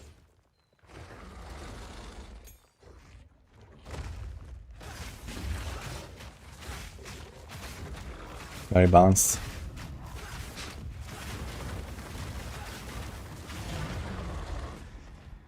We have 6% fire rest. It's gonna do like nothing. It's dangerous.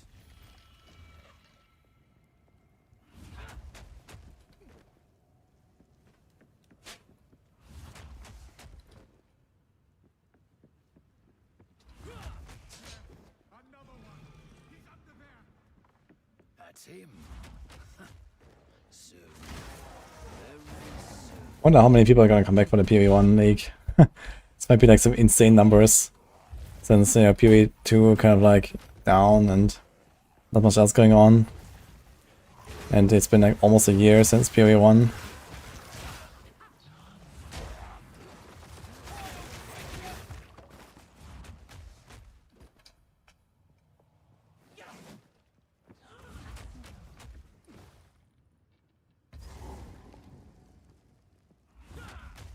Need more time.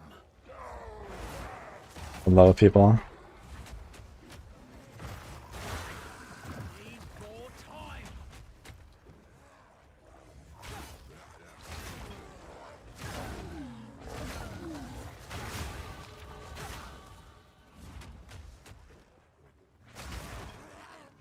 sec.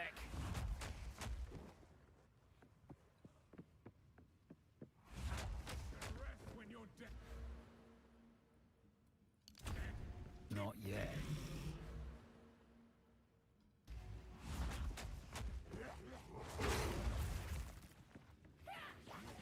He's so done with Settlers times 3. I mean, the first year stuff was kind of cool though, I think. I played it briefly, but you know, just like, you know, that definitely gives you like enough content to just kind of keep blasting, right? Because you can just keep trying new builds and SNCs and do some weird wacky stuff. Not yet. So I think that was kind of cool. So it's basically like a season theme for Diablo 3 or Diablo 4, right? And with that, it's kind of like revamped all the builds and stuff, which is kind of cool.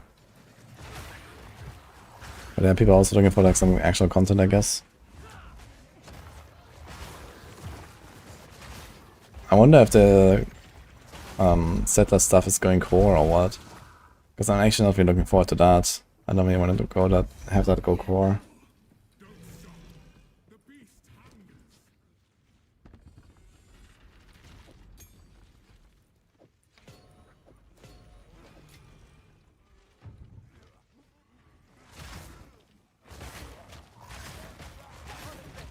This interloper has the power we need.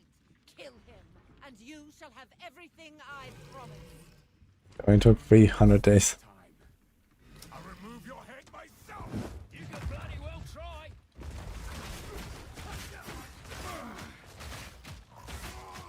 You dare mock me. Oriana, open the cage. Release the beast. Give me one. Also, the Recombinator will go core. I think not. I expected so much. Yeah, Recombinator is likely, I guess. You are too weak to do the job. But then there's also like this rune crafting, or like the runesmith thing. And then, what did Faustus do? After all I've given you. Is that a currency exchange? I know it'll probably stay, right?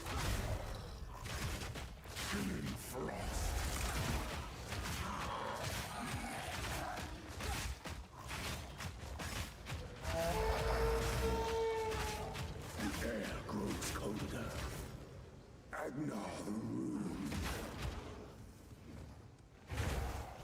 Agnar the Impaler. As swift as death. And imbued by the moon. And it's fine, it's not the same if you don't have the music on. Branded and afflicted. Your veins soon shielded. Agnar shall slay again.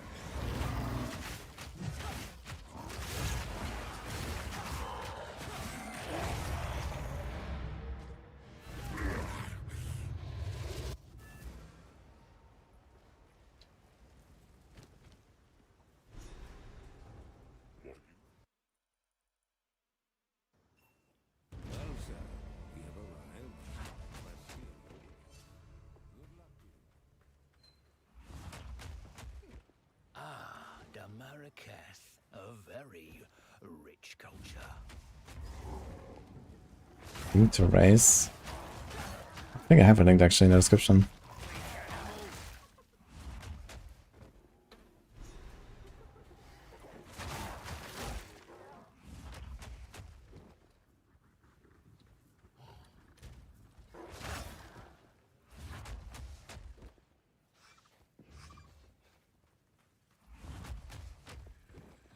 I guess this stone is not that great for XP, but next stone is pretty good. We should try to get a bit of XP there.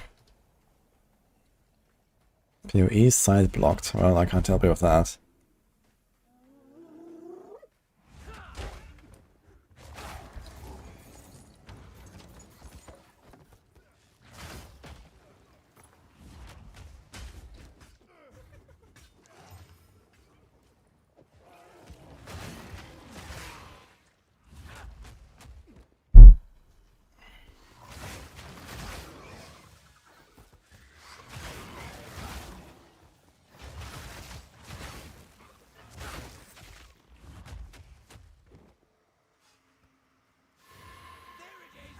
Yeah, fancy seeing Not you. yet.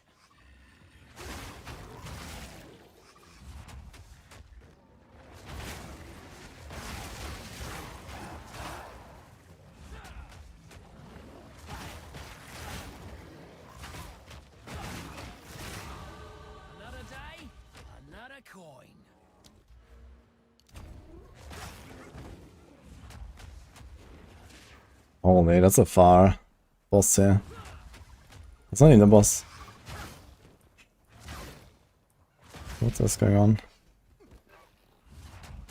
It's probably on the other side then. Not really. Here. I'm saying there's like 2 dead ends right next to each other.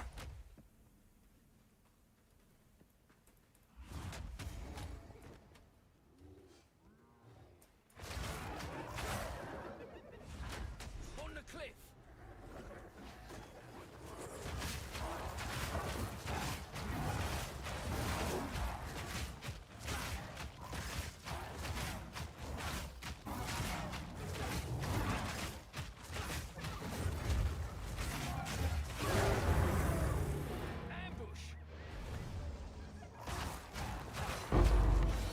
BCP. This doesn't earn my What the hell?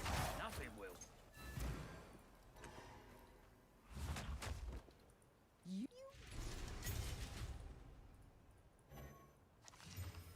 50 move speed. Yo.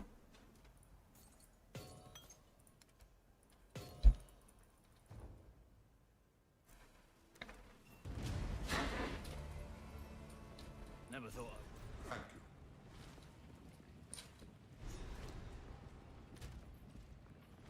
Remain.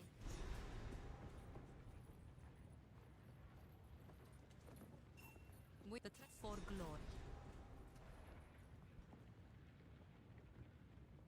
Wait, are we going to the right place?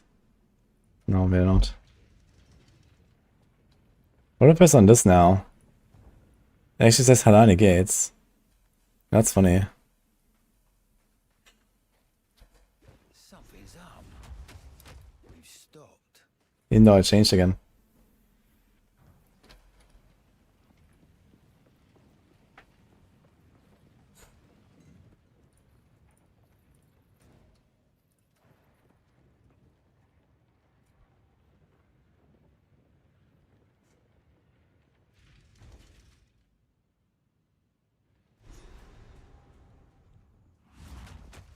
Now what were they doing here? Need more time.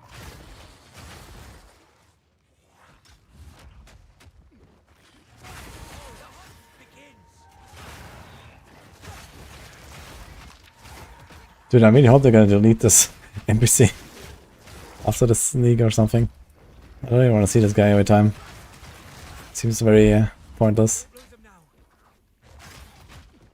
Need more time.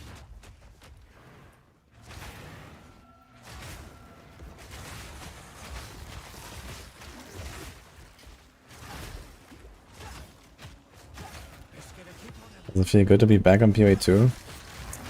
I would actually like to actually make like a fresh character and stuff. I was planning to do like a galvanizing shard Jedi on hardcore as F. But now we're like in the race hell, I guess.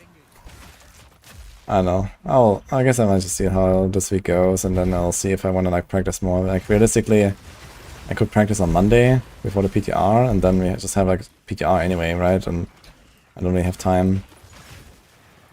So I'm just gonna do like one run now, and then maybe I'm just gonna participate in Sunday, and that's it. Basically, I'm not gonna super try hard, I think, for this one.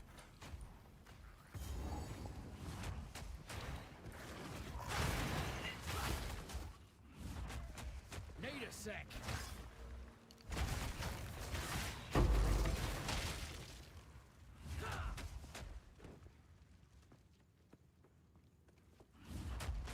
Need more time.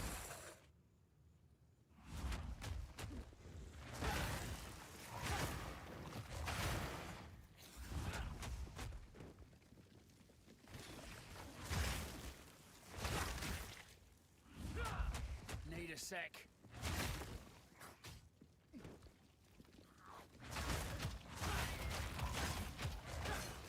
Bloody horrors.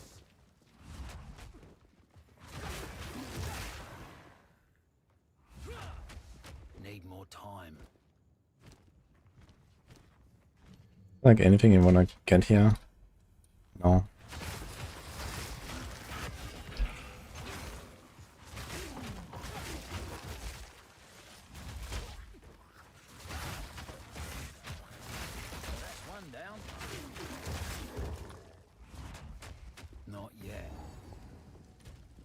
Okay, big XP here.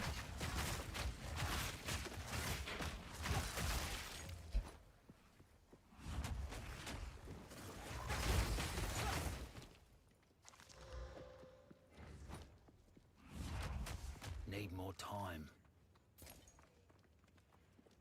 Lightning Spear with Vault. Oh yeah.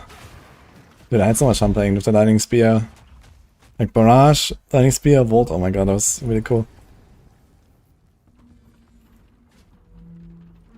Does this work through Cruel? Well, we don't care about that because the race ends at Doriani. But if you twink it out, it certainly works until maps. Without twinking, probably not.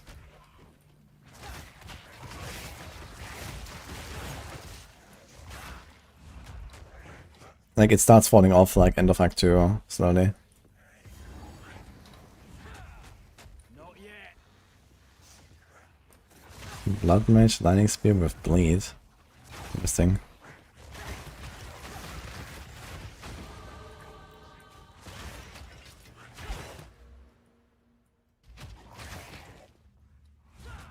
Now, if we are here, we have the mover speed. We have this, and there's this I could take. Do we go for it? It is relatively far, and then a lot of respecking. How many levels is it? 1, 2, 3, 4, 5, 6, and then 1, 2, 3, 4, 5, 6. Well, it's 18% attack speed, 10 strength, it's kinda good. And this will help me through the end of Act 2. I kinda need to go for it, I think. Because there's no other alternative that gives me anything. We just need to not continue here. And then whatever other points we get, we will start pathing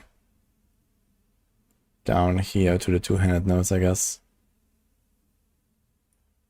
Or we do bow stuff. So last time we did this. This.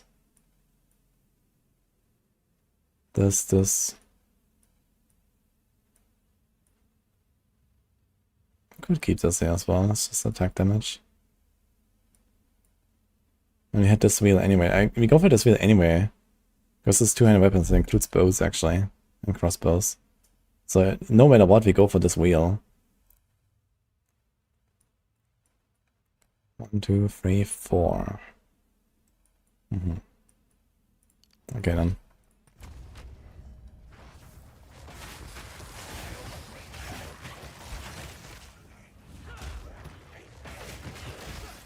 Not yet.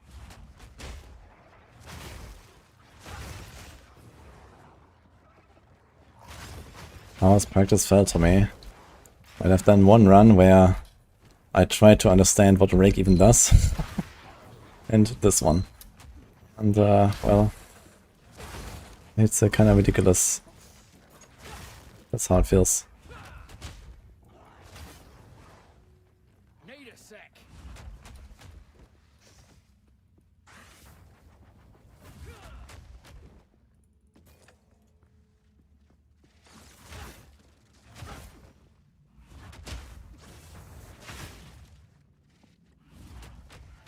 Need more time. Does this guy have an aura? No. It's no and no uppercuts. Well, the race will be self-found, but it will be a softcore race.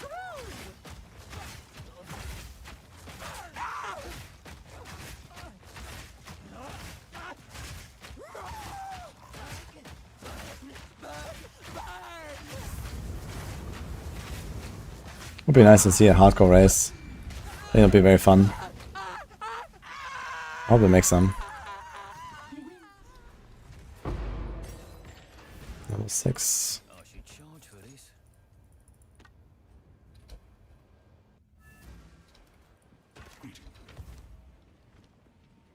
Who goes? You may warm nights. Browse as I shall put this to use. Sans guides you. Hello.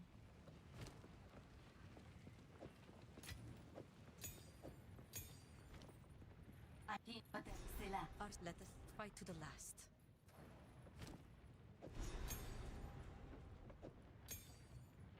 Dude, I have 4 artificer orbs, what the fuck? Did I do a deathless race yet? I think in one of the races I died once, and then like 2 and 2 or something.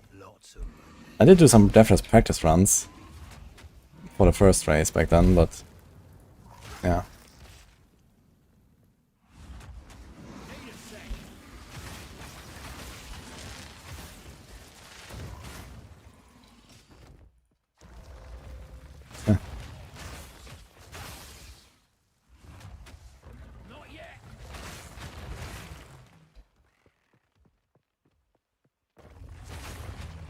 Did Heartseeker in PoE1?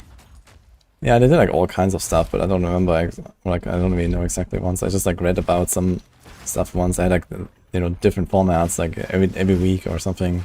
Even multiple times per week they had races, I think. So there was like all kinds of stuff. Ruby Charm, let's take that.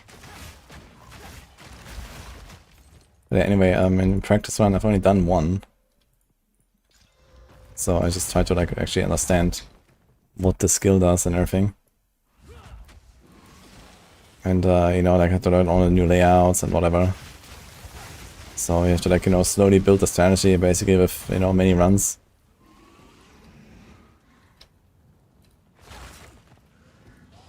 Because I need to understand now how strong am I, like what do I have to do, what do I have to skip, and so on. So there's like a lot of fine tuning basically that I do over the course of many practice runs. Remembering, you know, all the choices.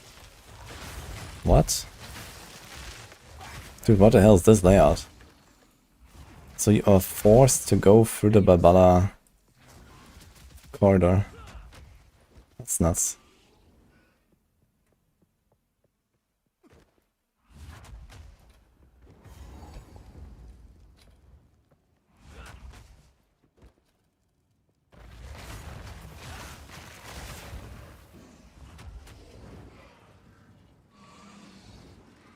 Does move speed on boots change the shield of speed of shield charge?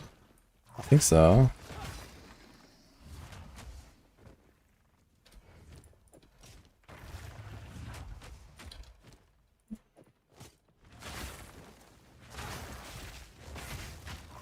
I mean, action speed does. So like attack speed and stuff. My first swing is a Topa swing. That's actually nuts with life. Do we regal this? Don't have a regal.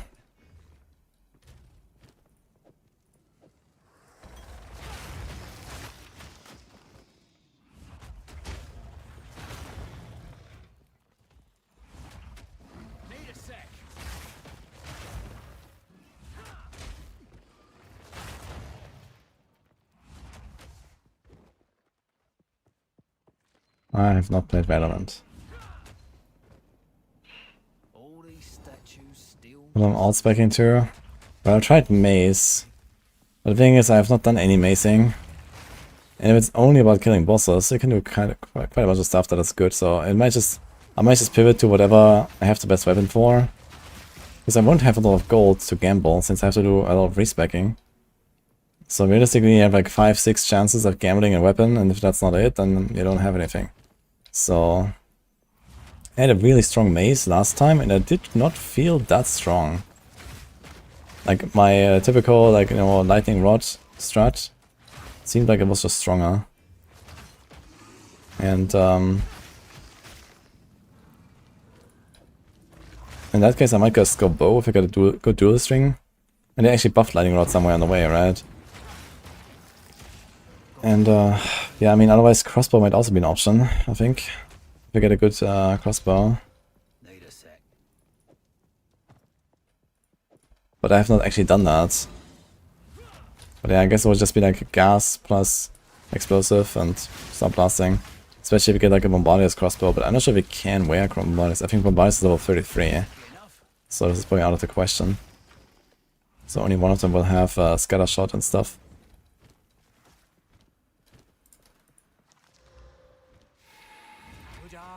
Dude, this layout is insane. Does this connect here? That'll be wild. It does connect. Wow.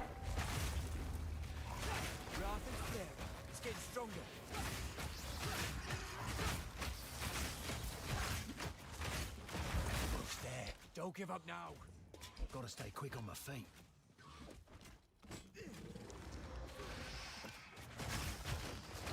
Don't lose focus.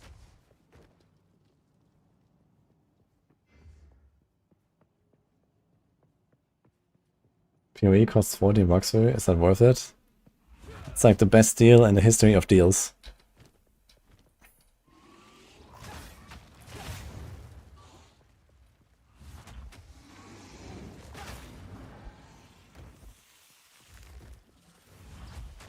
Not yet.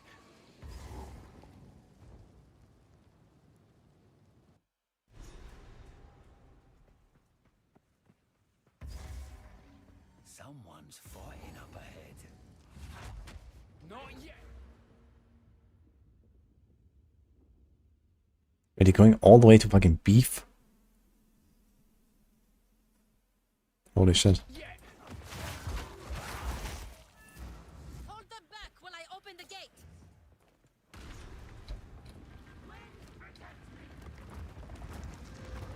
Well, well.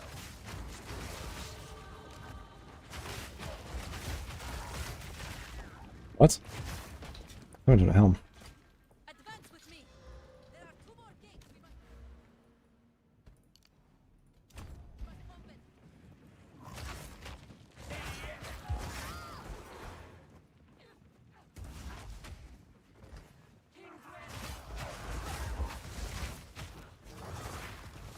Ascending is not a strat.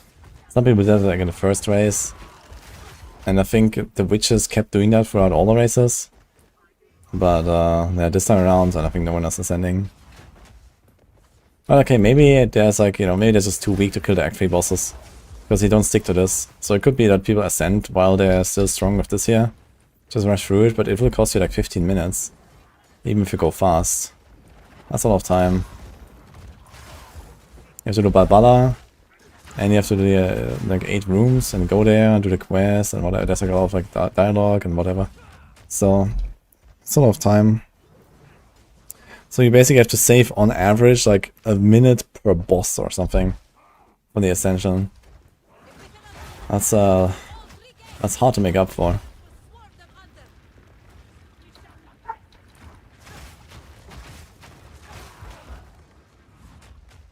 Not yet.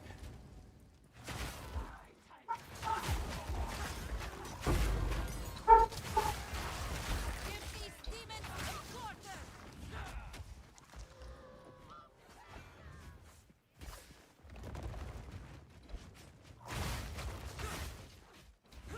What is happy weapon right now?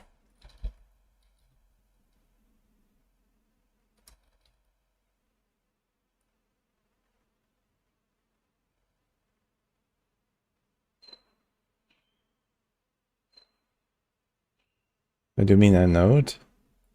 I mean something else.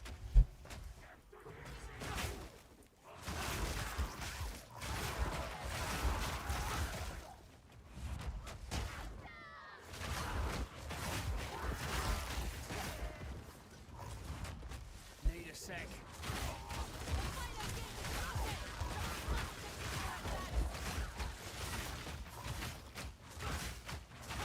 That's one down.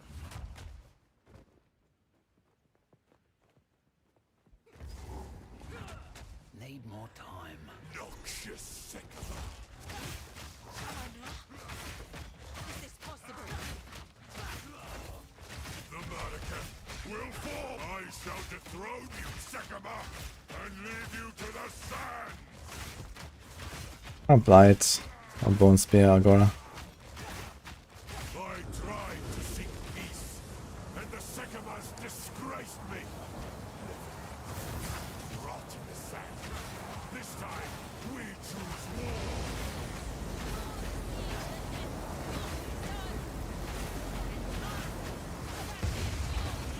We shall finish this, but not today. Make haste. I can't just leave, can Quickly. he? He conjures the very sands against us. This is no natural sandstorm. We must battle.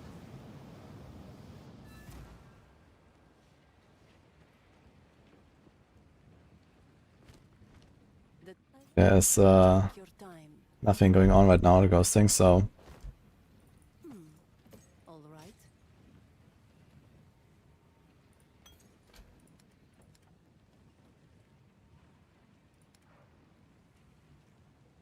Blessings. We would do not wander. I can reach them. You have your orders.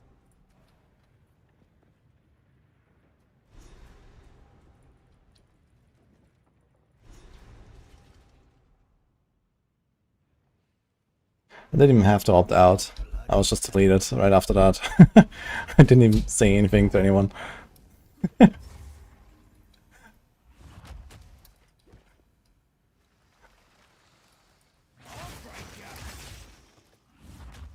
Not yet.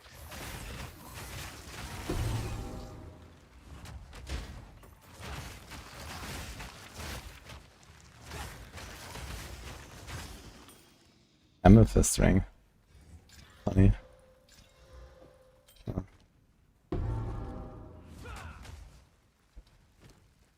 Well.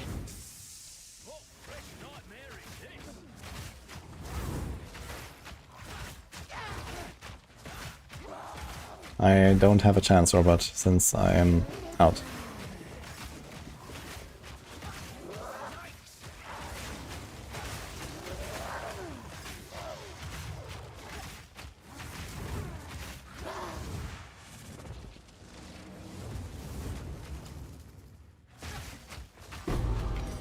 Outstanding.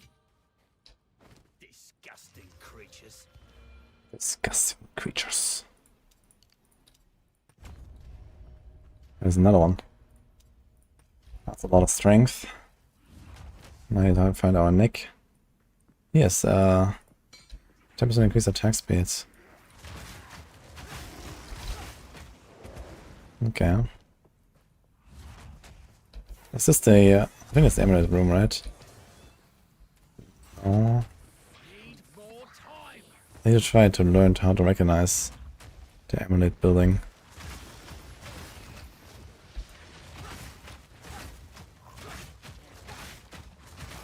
Another notch on me helmet.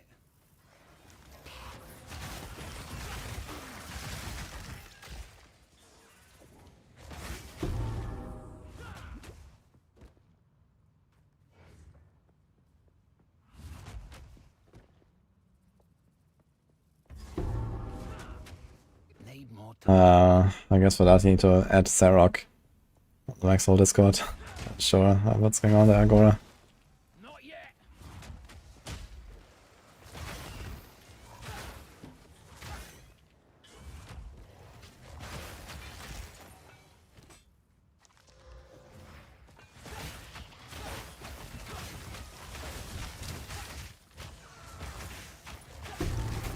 Dude, how many tutorials are dropping here?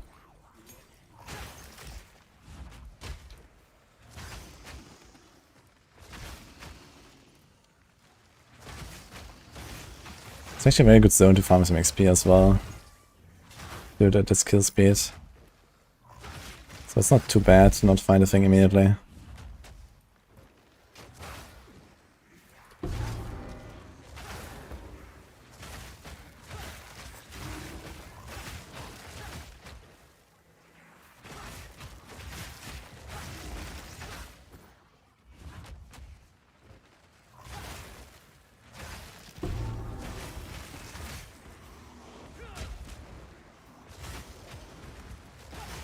Dude, what the hell?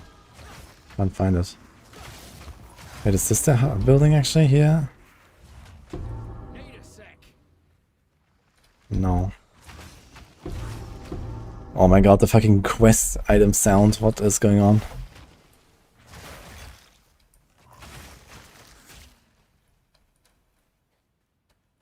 Oh. Can it be that early? More time. Right here at the start? It's kinda sus. Need more Doesn't seem so.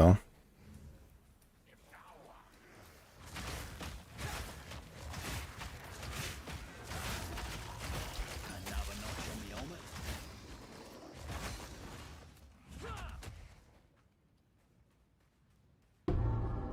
So it could be like further down from the boss, potentially.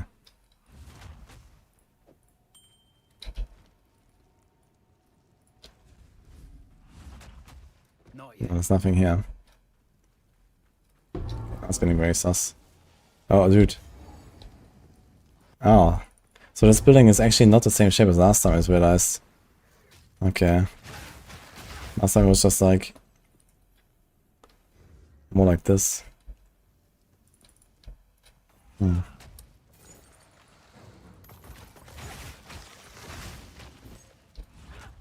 Yeah, that's actually huge. With not huge rolls though.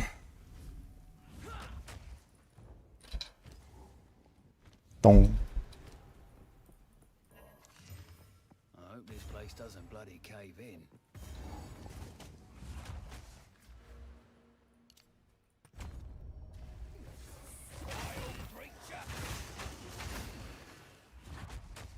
Not yet.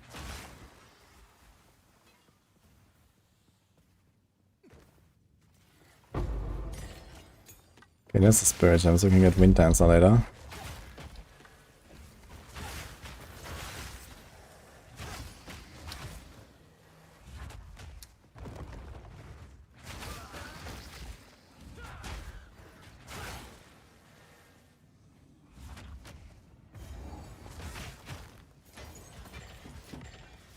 No room.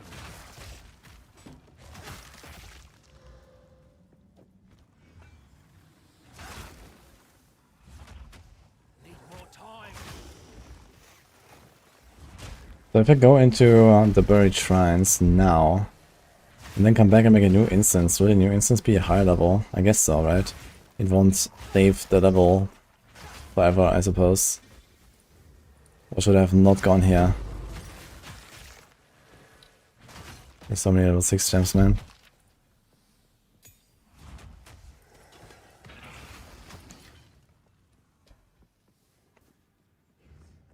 Sorc. Yeah, Sorc Ifkra.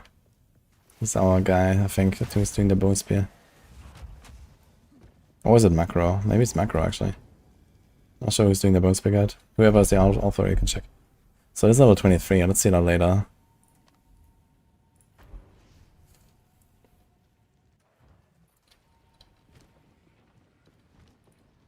My wares are renowned. As you wish. Sands guide you.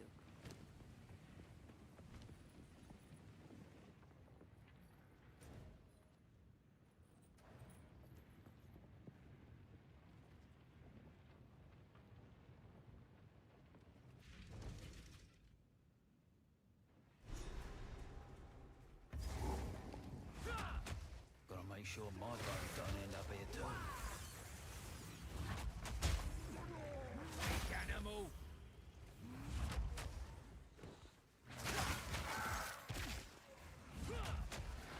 Always some sort of ritual going on, eh?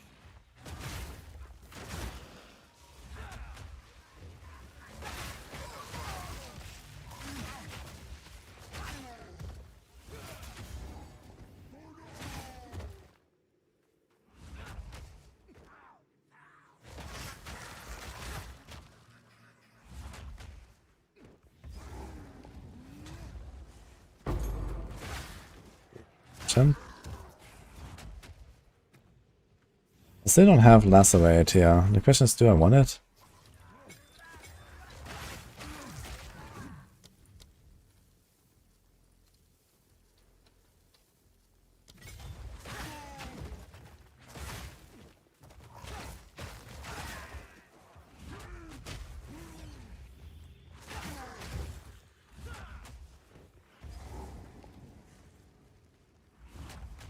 Need more time.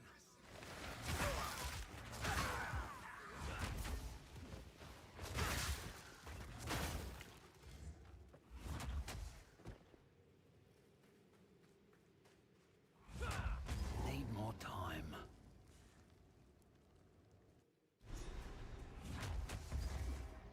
It's getting rather ugly around here. Smells like necromancy.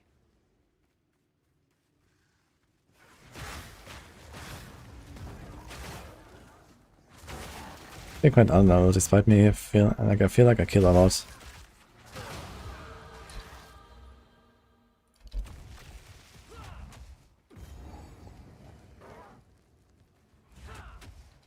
Need more time.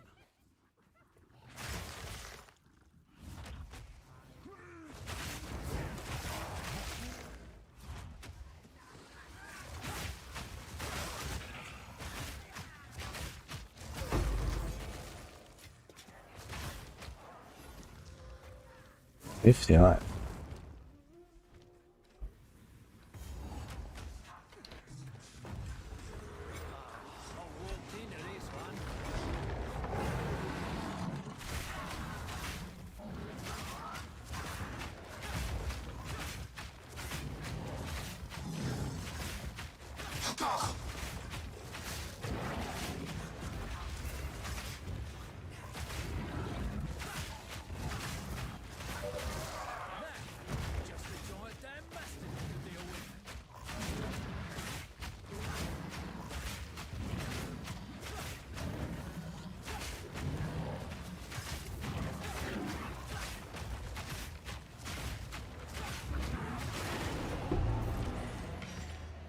I despise necromancers.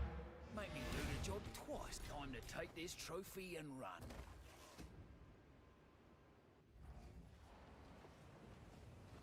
Do whatever. I hear you no need to rush. All right. Blessings. Gonna support gem, okay. Should probably start just putting everything here.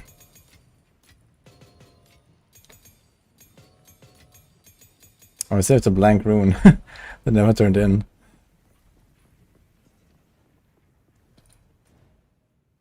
And I killed the boss accidentally. Whoops. I just realized. Oops.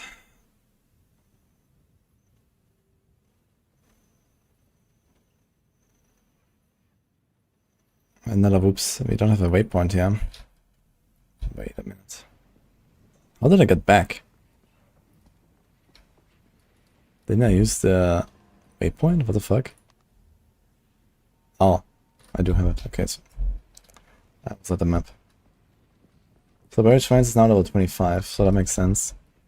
I should have not killed this boss here first though. We should have gone to the Titan Valley before doing the second part.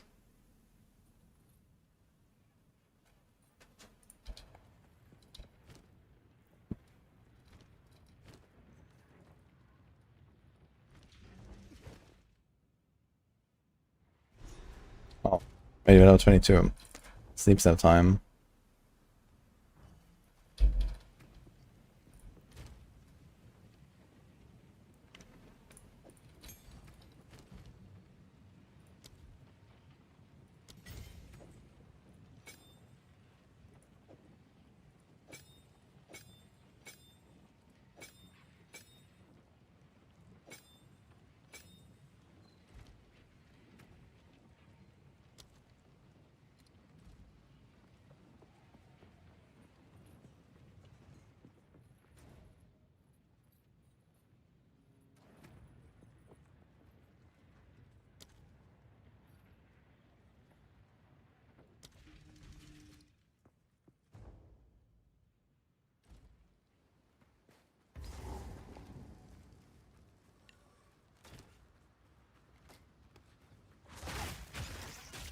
Okay.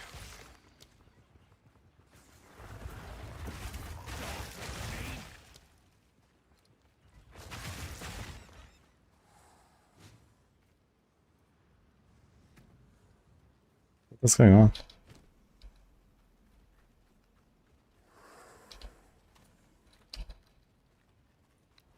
What? What is a shield charge? Oh my god.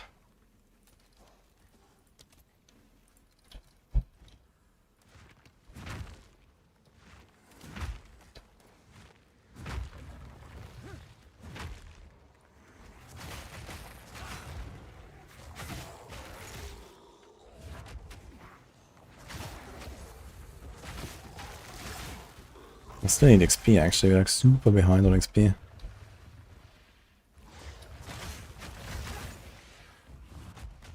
Not yet.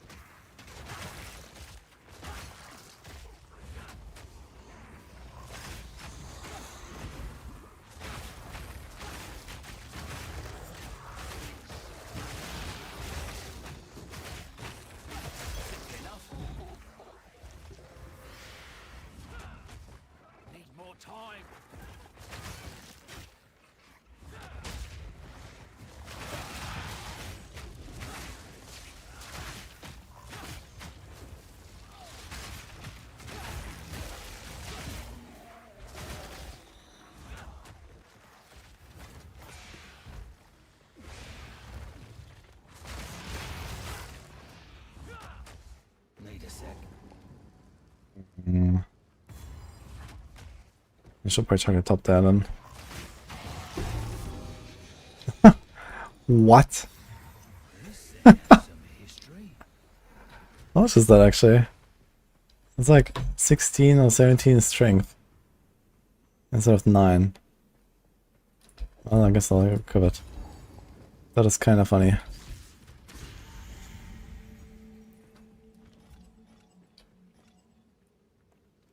Nice helm. Need more time.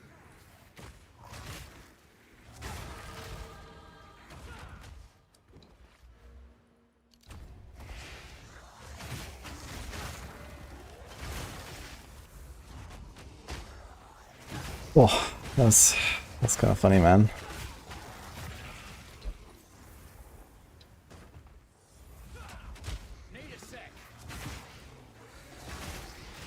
Is it good to equip it for practice?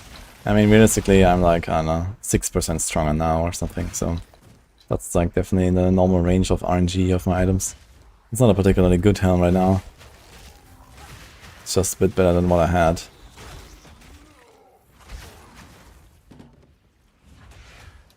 Need more time.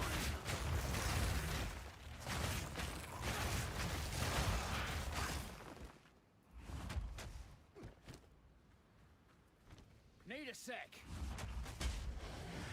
Actually excited to see those unique loot buffs and what new chase items they're making. It's coming next week already, right? They said.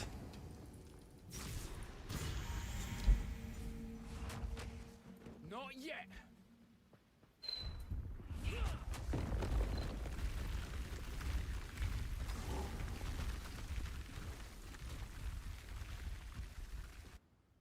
What happens on Sunday? Act 3 race. Not yet.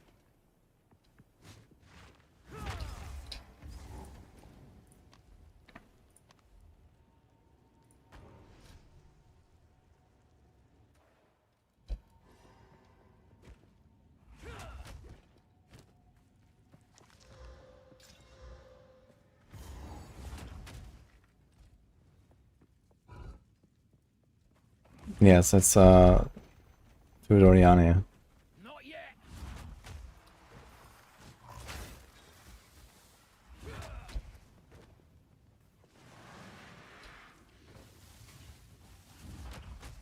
Need more time.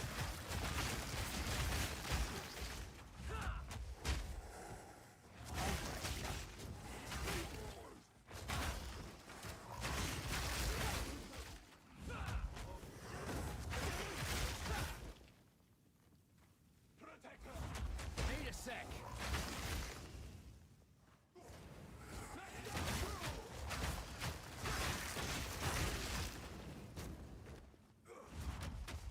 Not yet. We said that found the first ice burst or chance of a good unique new meta. Yeah, I'm not sure about that. What kind of unique are you even looking for? I mean, sure, you could get something like a Fox Shade or so, but Not yet. I mean, every reset is probably like at least a 30 seconds or 20 seconds or something. Actually more, right? You have to like kill the boss, go to Gravelwood, make a new zone, and then find the boss again, right? That's probably how I do it. Not yet. Sounds pretty scuffed, actually. I mean, how often does the boss even drop a unique? Like 1 in 20 kills, maybe? If even that.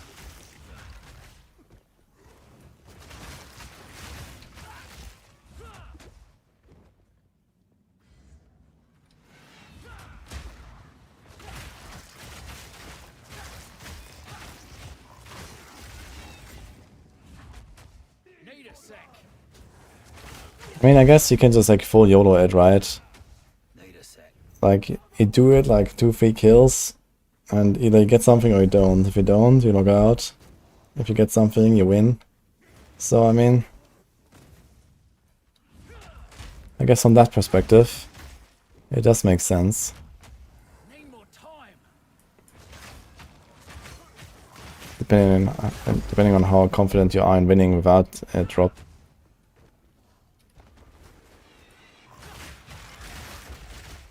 Because there's like a pretty high like RNG element in this race as well.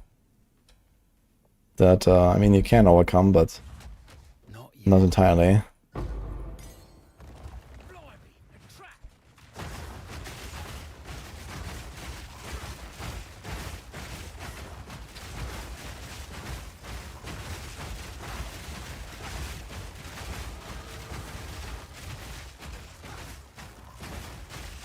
These guys don't really give a lot of XP.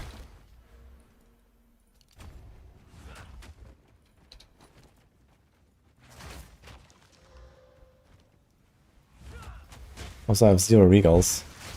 But I have... Wait, what? I have a jeweler's orb. In Act 2. What the fuck?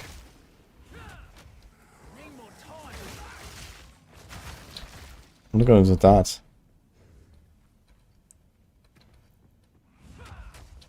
Oh, interesting.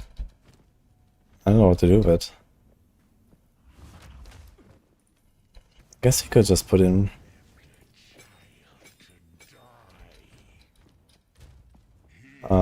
Martial Tempo and Lacerate together. The best leveling you can get early on. I mean, crossbow wouldn't hurt, because you're really weak at the start as a mercenary. So this would just kind of carry you all the way to like, basically, end of Act 1 or something. You might even stick to it, and then switch to Rake later. That's probably how good it is.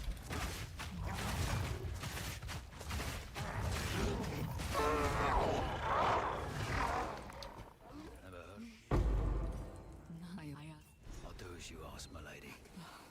I'll bring you fire. Thank you.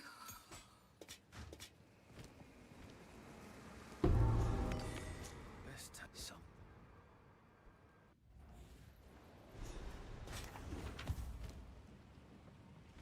Who goes there? Browse as long as you wish. Take care. Another support.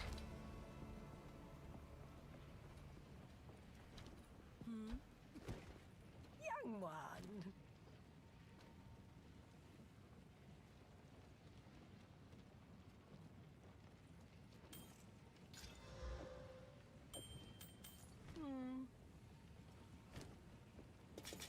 Stay in sight.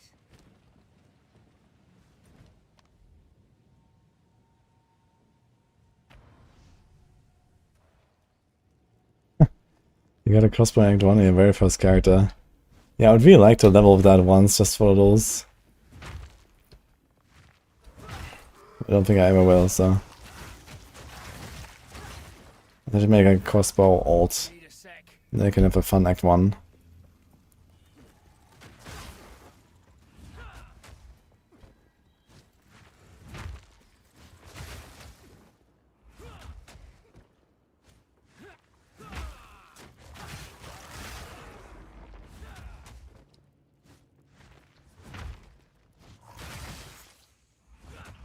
Not yet.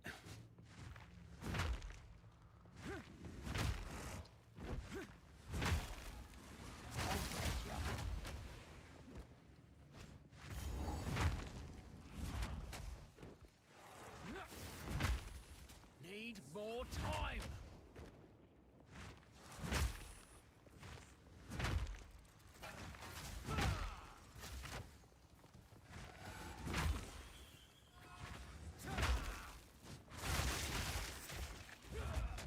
Need more time.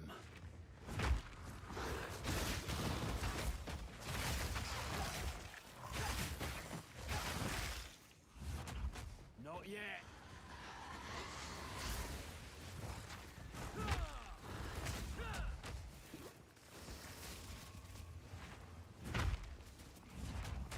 Need more time.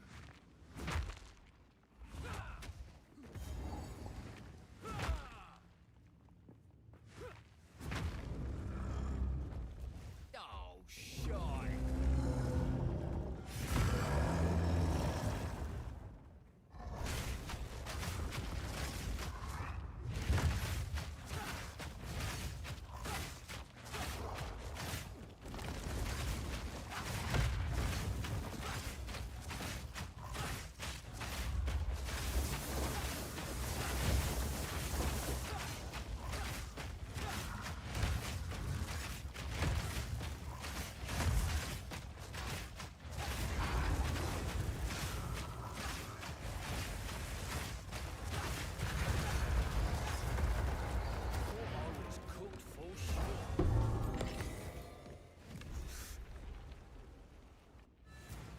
This is a mercenary right now, Twitter.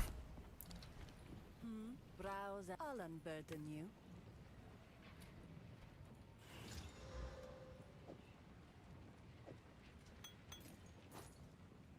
Warm nights. If my Oh, all right. I'll do it.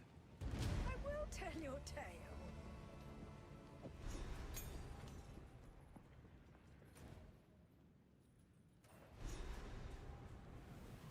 Slaves.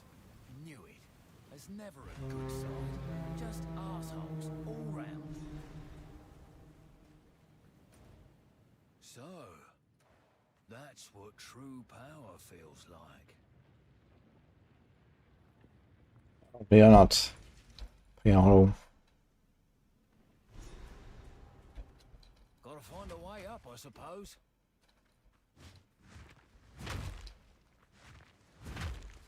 Although I still need to kill my characters off, I guess, a little bit. So I should log in. Maybe on Monday. It's gonna kill all of my characters.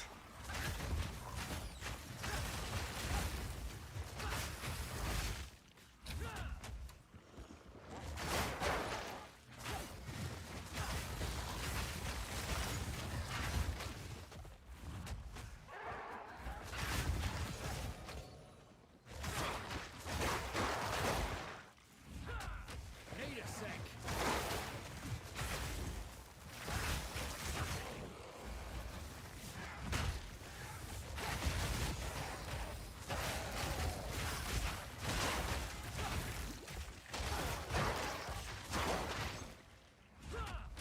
Not yet.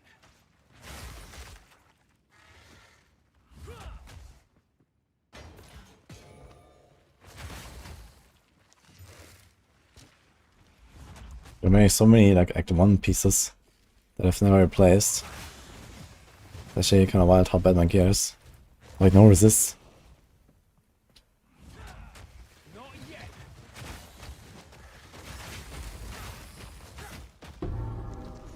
So we need some more XP.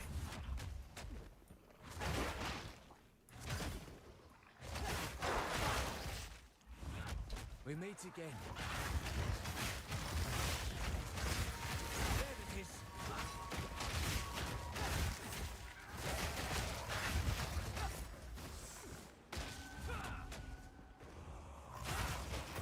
Not yet.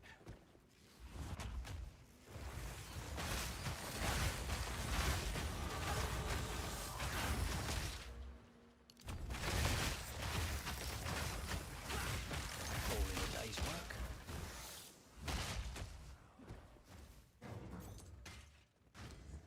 Back to the grave.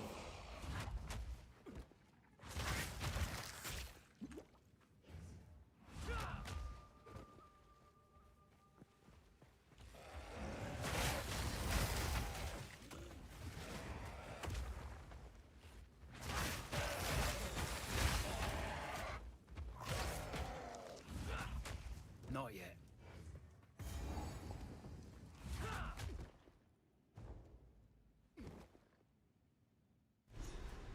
Never been so high. Precarious job, this one.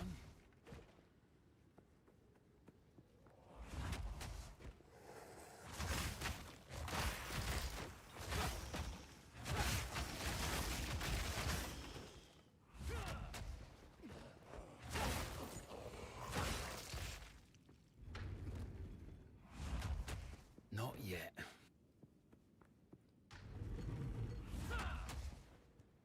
Actually, I have to go up, I think. Oh no, it doesn't seem so.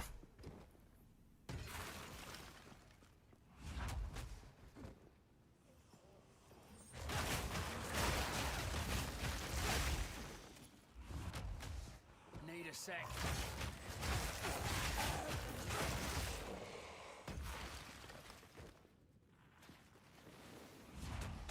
Not yet.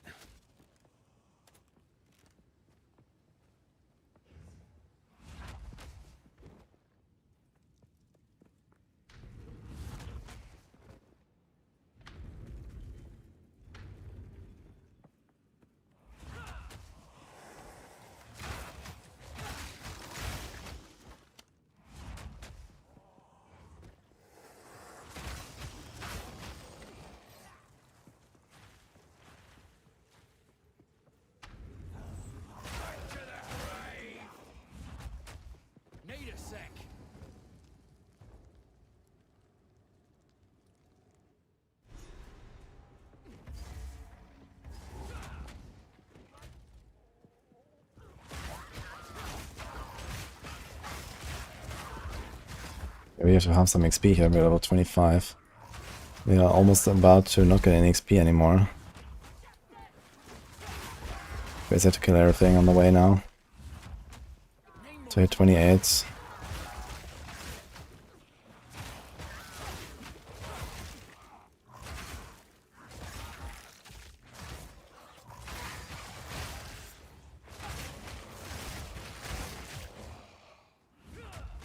Need a sec.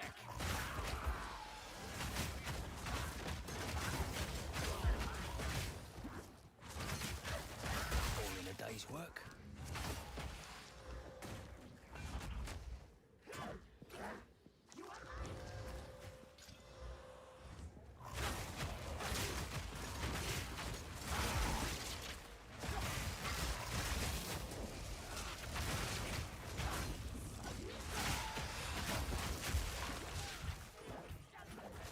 That's the wrong button. Sometimes I still press Q instead of 1 for my health potion.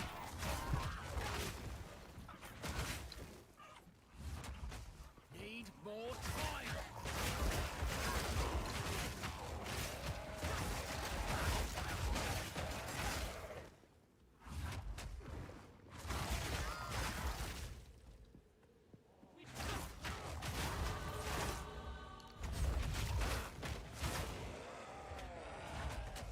Not yet.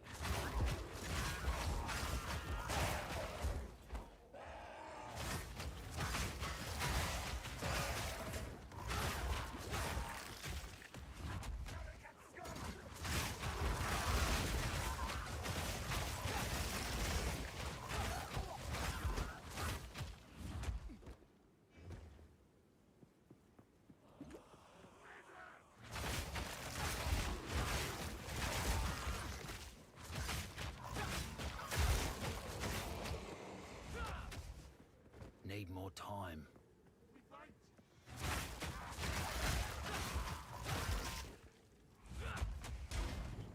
How long is this run so far, actually? Around 2 hours. And we were still kind of like chilling in town a lot and stuff.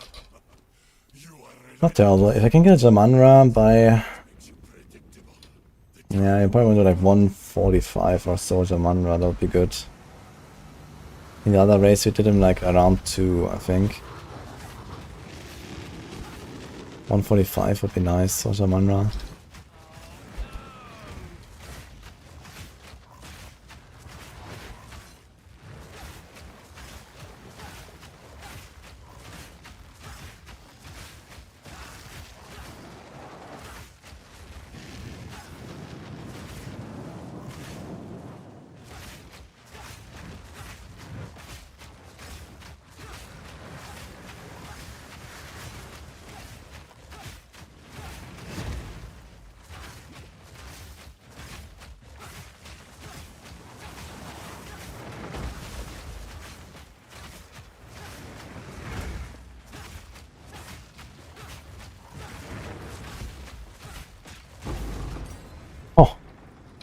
Oh!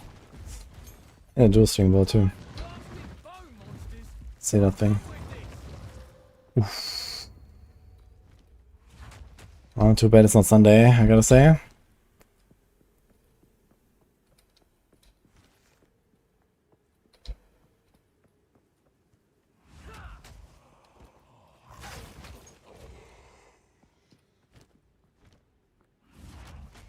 Need more time.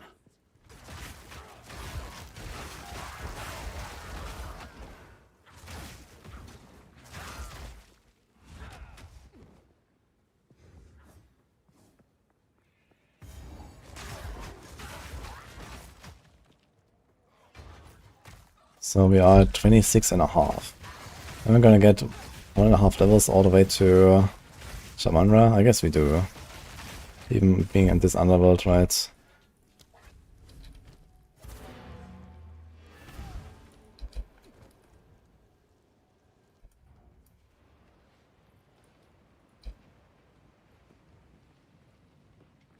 Need some? My webs are as you wish. Okay, we're gonna save that, I think. That's the kind of weapon. Let's put that here. Who goes there? You found a when I blessings.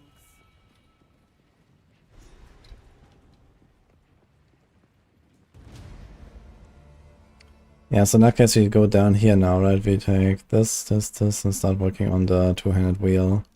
And then we do respec. We just finished doing this here. But it will help me to kill Jamanra, I guess. Actually, I could respec before Jamanra and just blast him down. I think it's actually what I want to do. I want to hit 28, add Jamanra, TP to town, do the respec, and then we just blast. So I think that's actually the idea. Because the Jamanra fight was really long last time, I remember. Ready yourself. We must prevail, no matter what. You're paying. Whatever you say, boss. I mean, this toggle fight is also kinda long already, yeah. The damage is a bit better, but...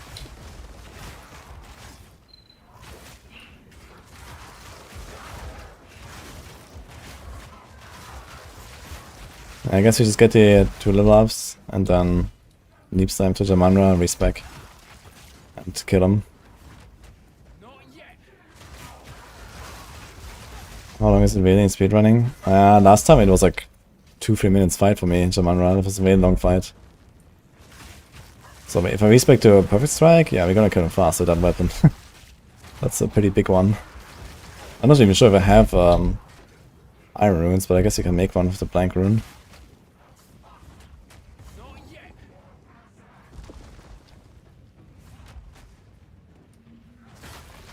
Question is, what do I do if I don't hit level 28?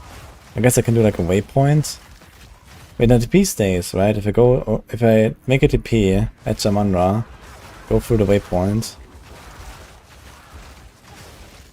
and then go somewhere else, like I don't know, Bone Pit or some shit. There's like a good zone actually. Kef is probably okay, but it's probably like a bit low now.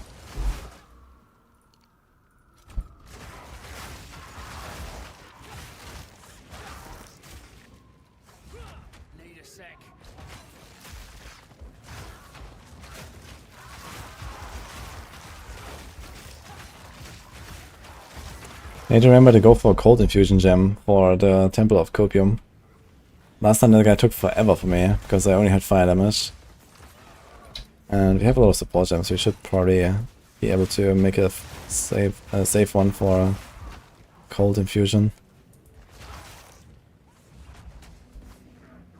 Actually, should I do a lightning infusion for some shocks? Nah, we do... shit, man. I'm not sure if cold infusion is actually the way. Maybe not.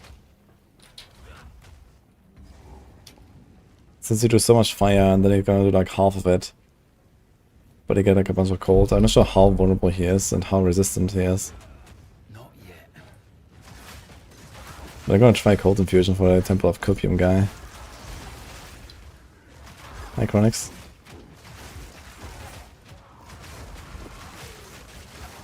Or just Mace Strike him down actually. Maybe just life click him.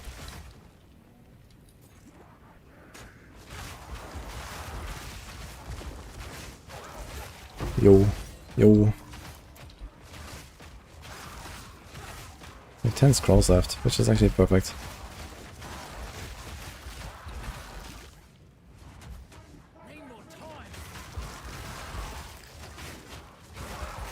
Static night noises. Yeah, what do you do when you do like perfect strike? Do you just perfect strike him to death or what? Is that actually the best strat? It felt really bad. And I also missed him like half the time. But this was maybe because I had concentrated effect. I think concentrated effect is not the play. Like I just missed the fucking bosses. Oh my god. Loot. Maybe R28. Okay then, let's go.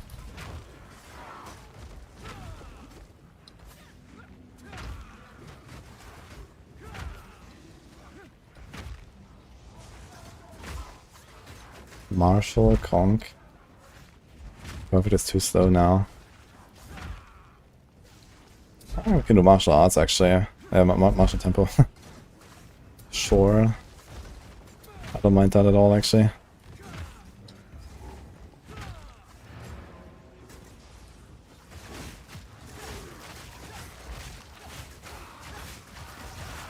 Like, we don't care that much about the ignite, I guess.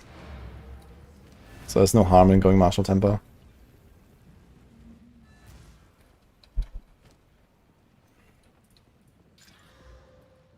I hear browsers I'll unburden you. Blessing. Okay, so bonk. Do this as well. Out of blood. Shield charge stays.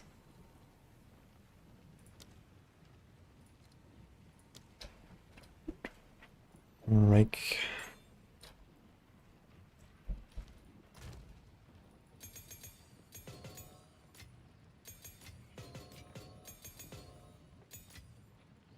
Oh shit.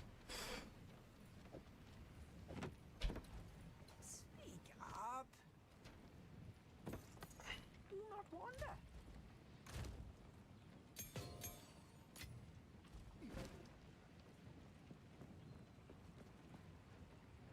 I thought there would be like many artificial orbs that get guaranteed in campaign. But don't really see any of those.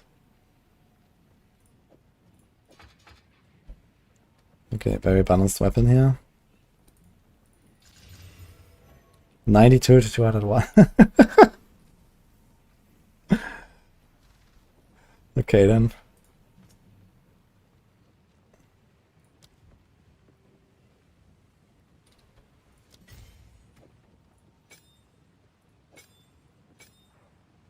We have a 4 link, by the way. So now what? We don't do brutality. Actually, we can do brutality on Mace Strike, because why not? If I actually gonna bonk something. Out of blood, goodbye. Rake, goodbye. Lacerate, because why not? Yeah, we can just bleed them up, because why not? So let's do this. And Stomping Ground. Doesn't actually cost us anything, so why not? Chance to ignite enemies. Sure. Streamer client, yeah, we got like a whole like 6 extra strength from this or so. Wow.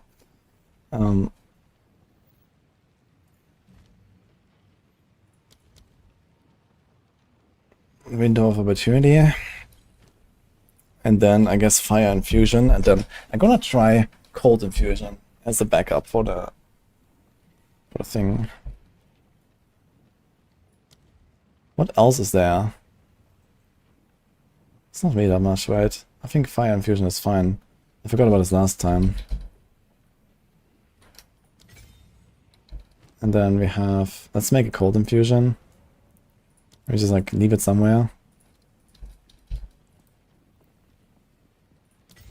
And now, anything else? We can do the swap here with Leap. We can do Unbreakable, I suppose. It costs a bit more, but that's okay. And we can do a shield charge, like double shield charge maybe. And do we need anything else? We need to cry. Do you want a high level cry or a low level cry? I guess low is fine, right? Because they only care about the 100% extra damage.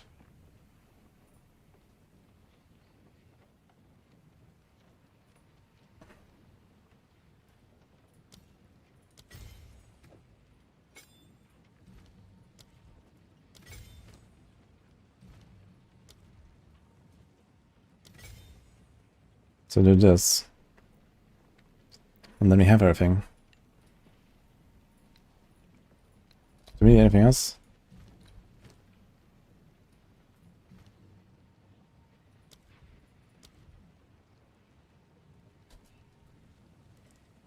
I mean, I don't know. We could also try like just Shockwave Totem and Mace Strike or some shit against the Temple of Copium guy.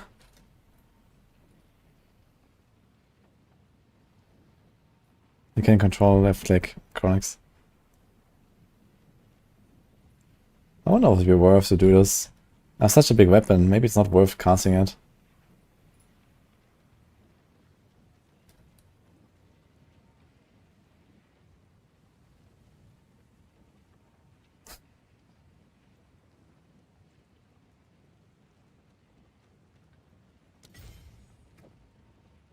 I don't know, we have how many supports left? 1, 2. So we can do something. +1 to limit, conk. Also, Spirit Gem.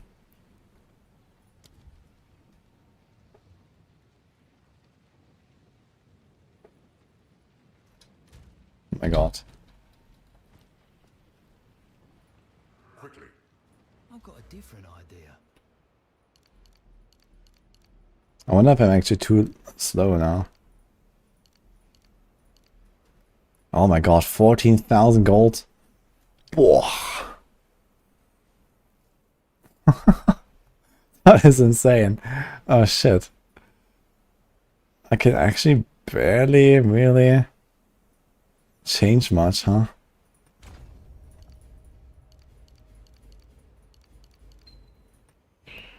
Now we have 4 points.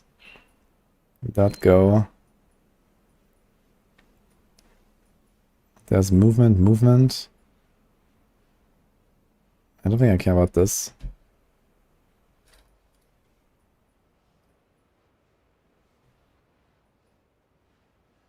I don't think I care about that. Yeah, I think last time I just took attack speed or some shit, right? Movement, attack speed, and that's it. Like, there's like nothing else here. There's like the life recovery. 20%, 30%. Yeah, 40k respec is actually nuts because I'm like completely at the mercy of the drops. I cannot gamble anything.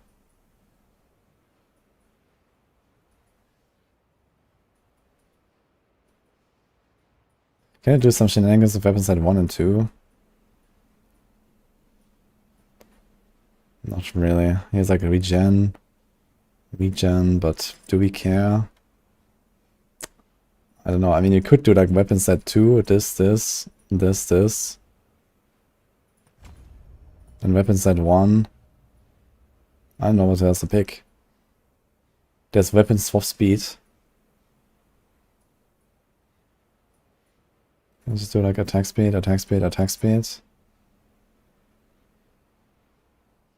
And then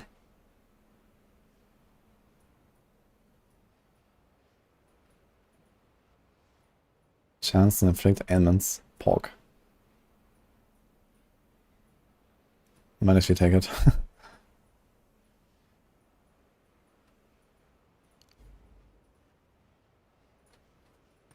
What a cool carry rate, but so now we have everything, right? Dude, why is there actually no control click to like drop items on the ground? That'd be cool. Control left click. Just drop it. We have a whole 5 fire rests, by the way.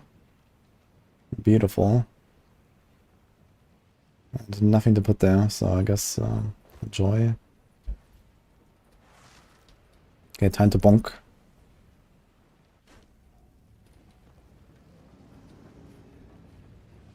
You again. The fool under the hooded one's sway.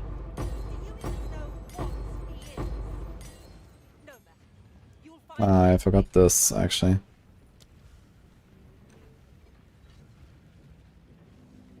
Wait, what? Didn't I get extra decks? Okay, still have to change one thing and get the 1 dex note, I guess.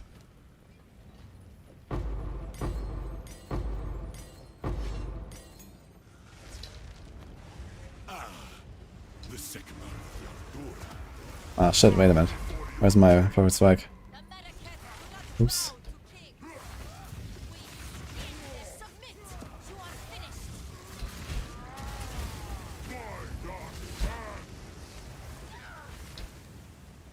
Okay, we're bonking.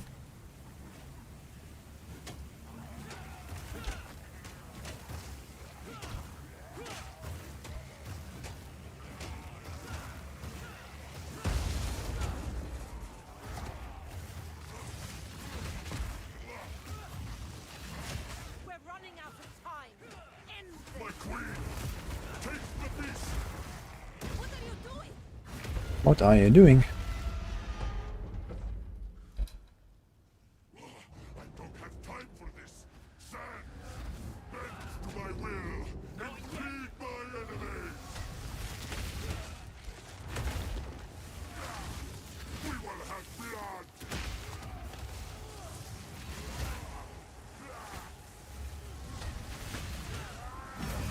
10,000 spears. Need more time.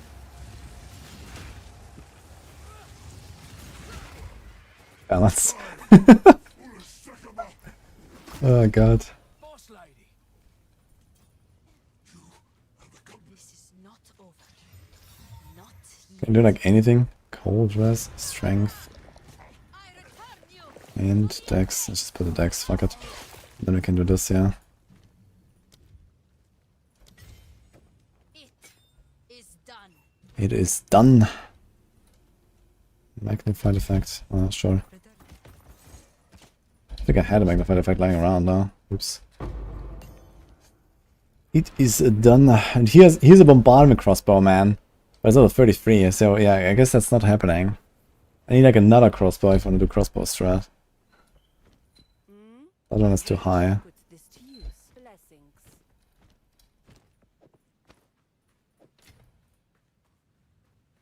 60 armor. Great glove, by the way, here. Go on then. I like to know who I'm working for.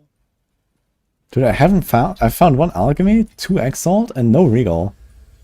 Where's my loot buff? Sorry, mate. That went right over my head. And what was that?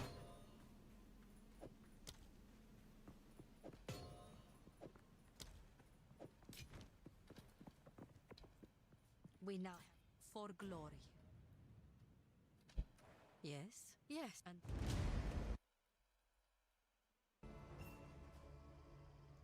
Two-hand and shield? No, I don't have two-hand and shield here. This is one-hand shield. Back to walking, I suppose.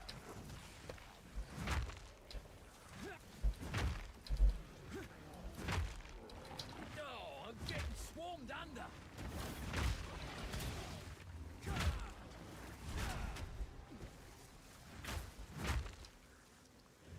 Ready to hunt. Voice line, MTX.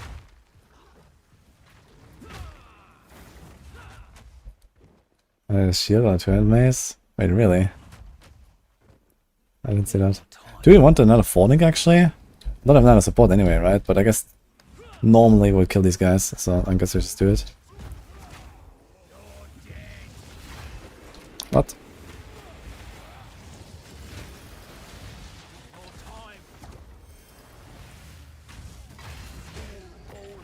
It's kind of funny how he just bonked them.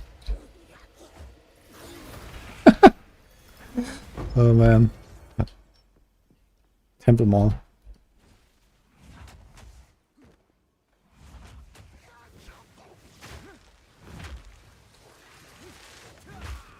Yeah, I don't have any use for this thing, but okay.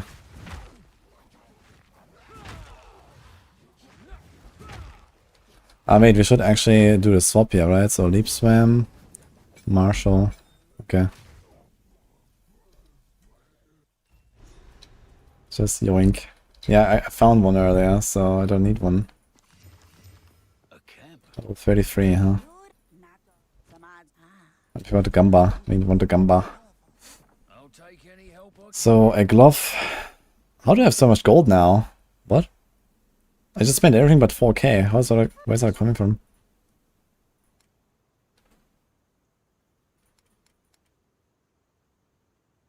Strength. Ugh. Ugh. They probably want the attack speed more than that.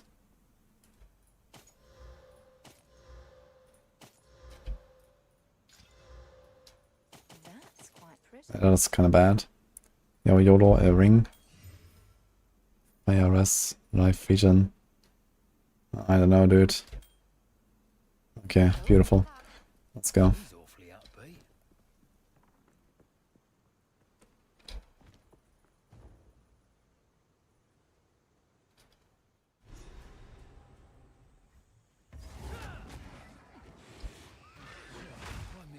desert. At least it was dry, eh?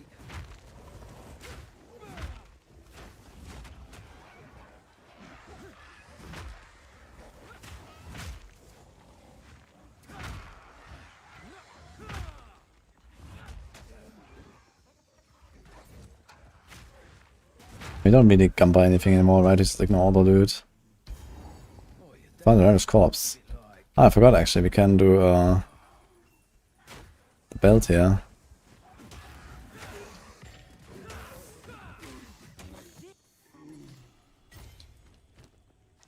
Yo, okay.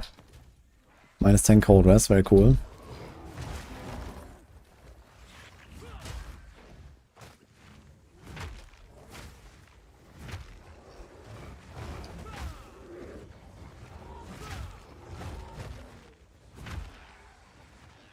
We kill the monkey.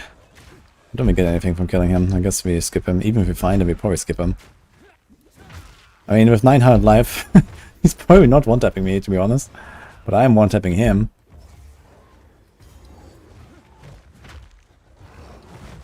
Good time. The hunt begins. Spirits picked its prey. Old camp. I don't know. Come on now.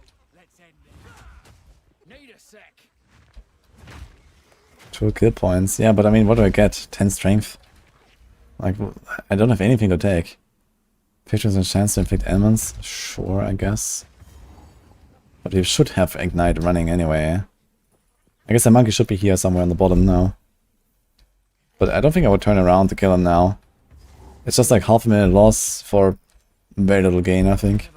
At this point, I just don't have any points to take. I can already take like random attack speed nodes and this. So I can take the life flask nodes maybe. That would help for like Viper or so. I can actually spam life flask more and go. I mean really, this is like the little area and then the choke point. Interesting.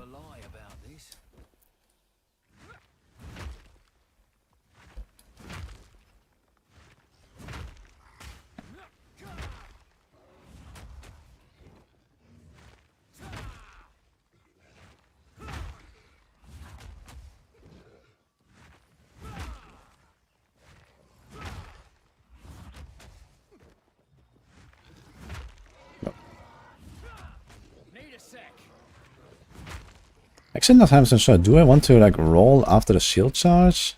Or just after the leap, actually?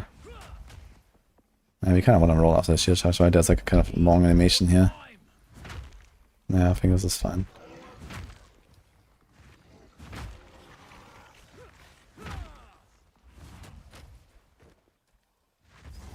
Yo.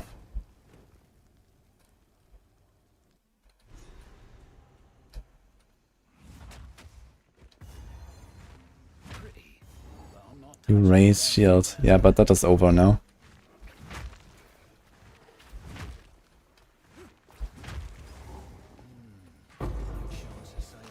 Holy. It's like any of the stuff that I can actually wear. Maybe I should pick them up a bit, but I think everything's too high. Dude, 97 life, 59 rest. Holy shit. I have 199 strength, by the way.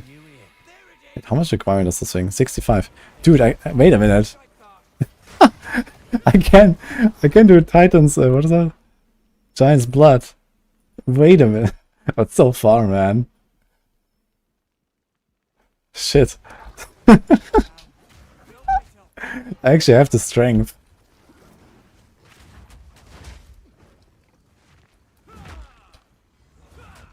That would be hilarious, man. Just go Giant's blood, man. It's fine. Oh, it's so far.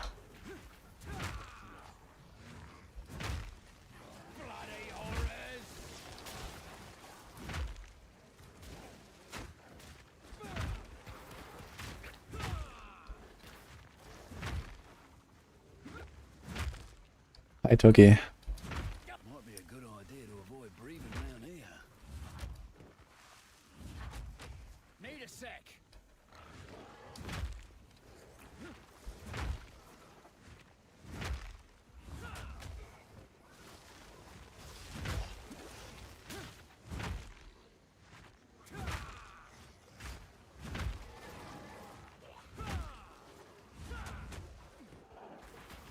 Ugh.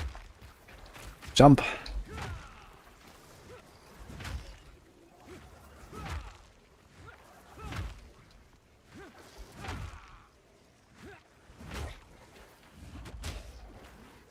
Dude, it's gonna be so much fun to actually play like the real PvE2 again.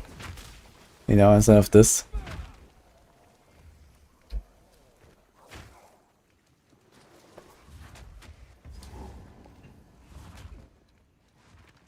Of course, you find it as the last thing here. Like the biggest zone in this entire act. Holy dude. Dude, it's on the right and we have to go down again. Very strange. Wait, it's not even here.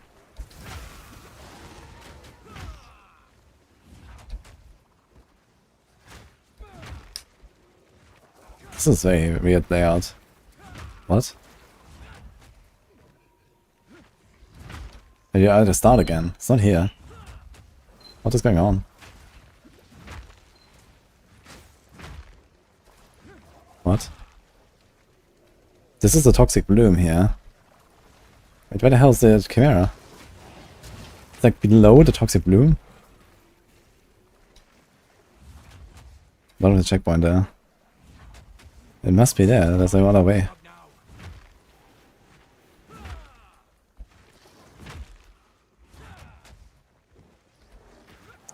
Just a little world tour, guys.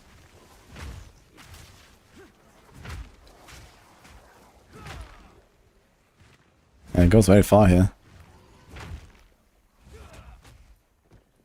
Holy. We should get a checkpoint. It's relatively easy to die with. I have 0 cold rest now, actually.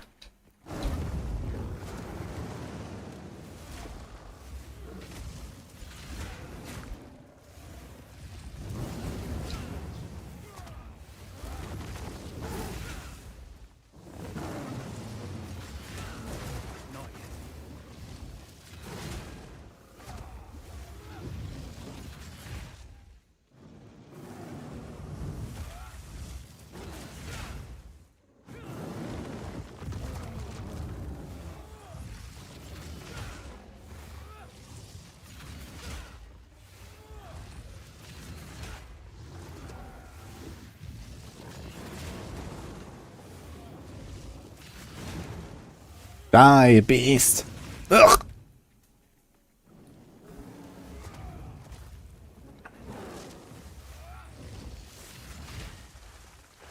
Wait, he just sprayed like way past me here. Okay. Beast died, okay.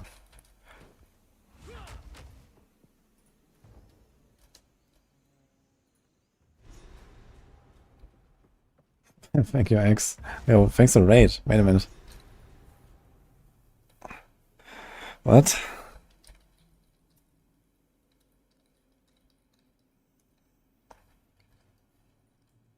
Well, welcome guys.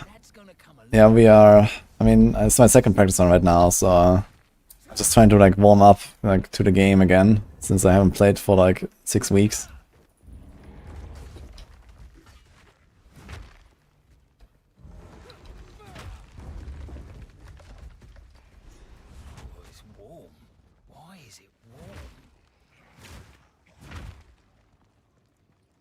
Easiest stone core ever.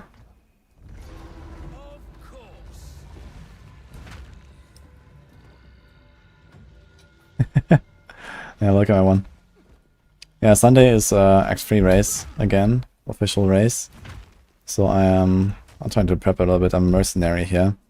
We are already in Act 3, so my character is set up. We're just going to kill bosses now.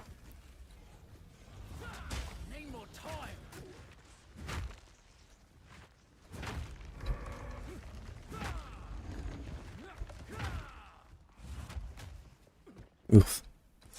What am I doing?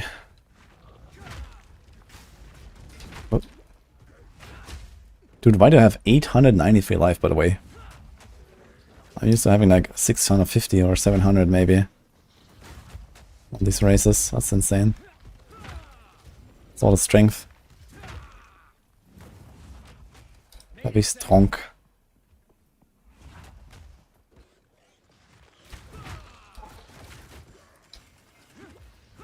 It's kind of funny, I was just tank everything. Like, did it nerf the monsters that much, or what is going on? I feel like everything just doesn't hurt. I have like no resistances and stuff, and nothing matters. Like, is that how it is now? Yeah, I'll play PoE1 as well a little bit. I don't really blast PoE1 that much anymore, but I can an actual Atlas expansion, yeah, I'll probably play that a bit. I wanna see new bosses and stuff. Need to find a nice build I like though. So I guess I need to yoink something from someone. Because I'm pretty out of the loop, to be honest.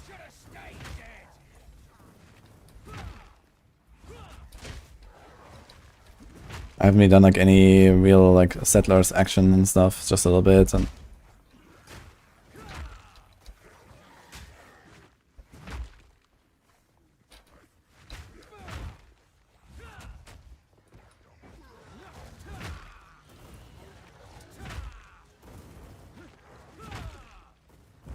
eh.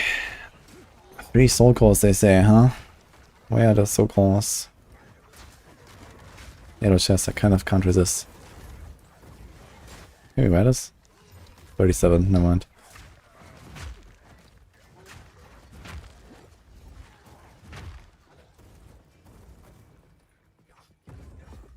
Yeah, I just answered that, okay? Yes. But yeah, not like going super high am on stuff, but I wanna see the new stuff and, you know, probably play for like a week or I don't know, we'll see.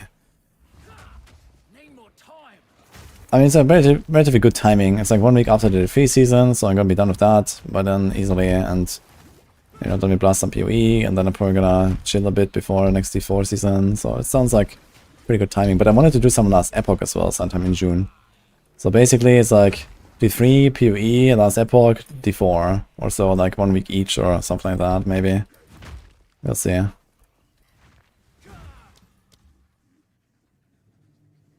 Surely they buff bows. I mean, I'm okay with not playing bows. There's plenty of other good stuff and fun stuff. And, you know, I'll definitely be open to doing something else. But yeah, probably something ranged at least, some cool caster build maybe or so, we'll see.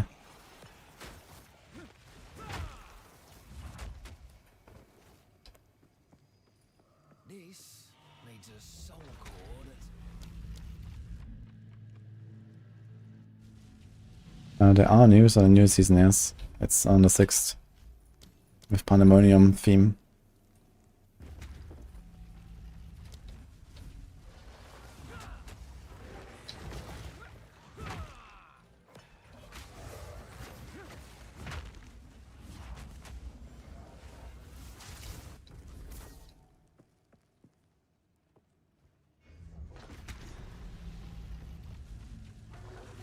Timed bonk.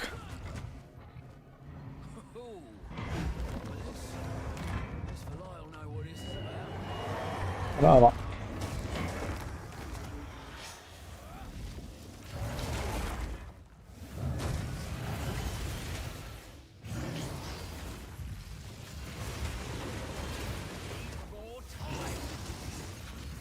What?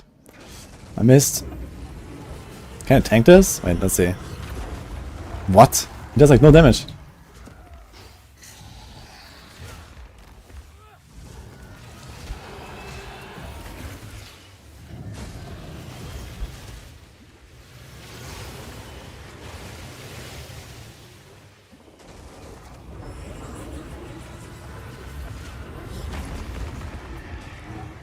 That is kinda hilarious. Just tank it. Lol.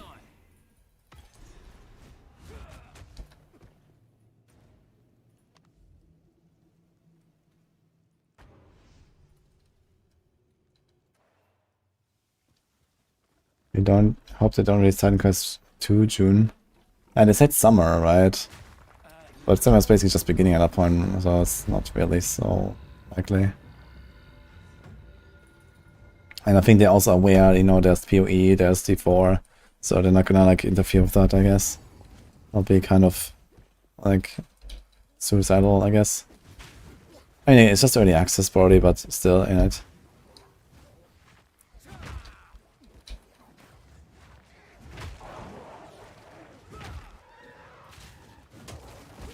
Oh my god. Wait, how do I kill these guys now? I just realized I should have made like Bone Shatter. I totally forgot. need to kill these guys in the waterway somehow. I forgot. The first of many, no doubt.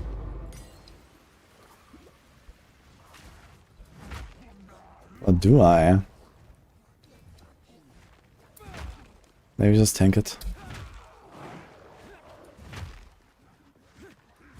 Should name this character and just tank it. Okay, what about the combust? Kaboom, kaboom, kaboom. Dying. Oh my god. Wait, did I ever fix my life flask by the way? I don't think so. What is my life flask? More recovery on low life. Yeah.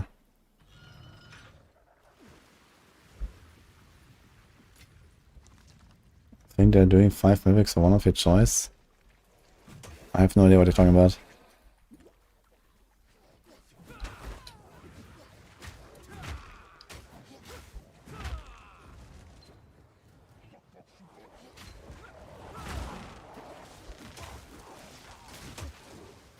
Yeah, I'm kind of fucked here.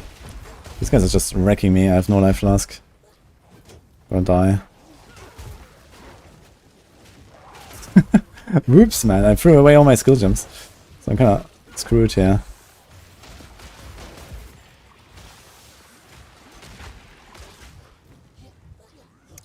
It's fine. Regen, no problem. Ugh. Okay, I need to not do that mistake next time. We need Rolling Slime and Bone Shatter. Not yet. Wait, don't I have a totem? Where's my totem? Oh. Okay, totem, save me. What does the other thing do?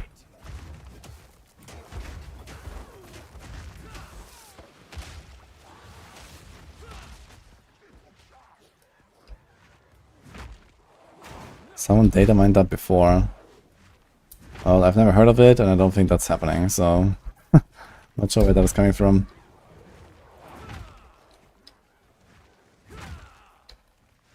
We have 2-to-1 Mythic, not 5-to-1 anyway, if we just establish them.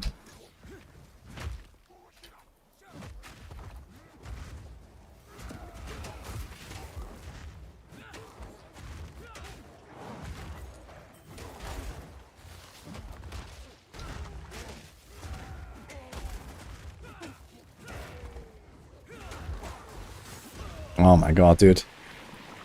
I'm actually hard stuck here in waterways now. That sucks. Because I threw away all my skill gems.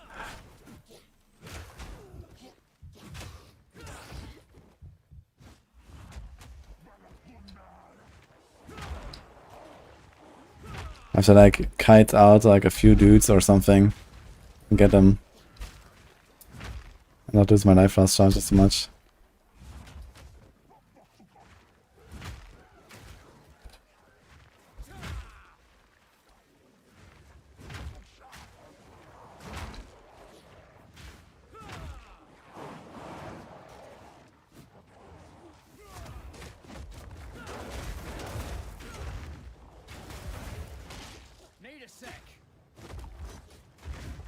This totem just dies.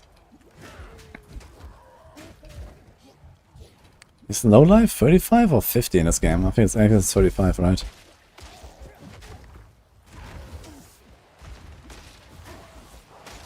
Oh my god, these guys do so much damage. It's actually insane.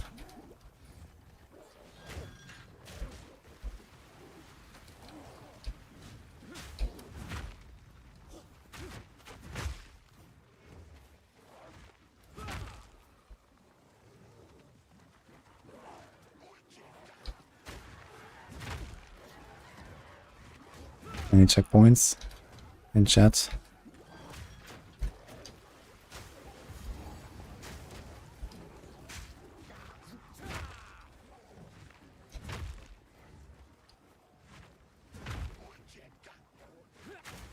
Are we gonna kite these guys through the entire fucking zone now? I guess we are. I removed the lever here, I think.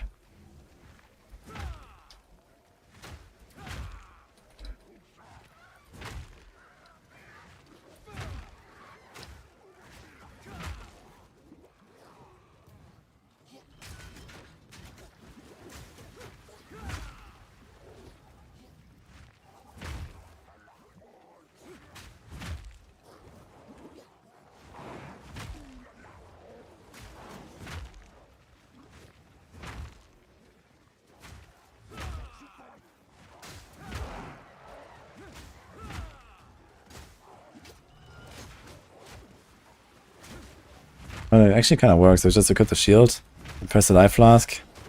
It kind of works. Oof. But we are running out of life flask. But maybe it's fine now. Maybe it's actually good practice. Maybe this is what I have to do. You just have to get good, basically. You don't have to get anything in this zone.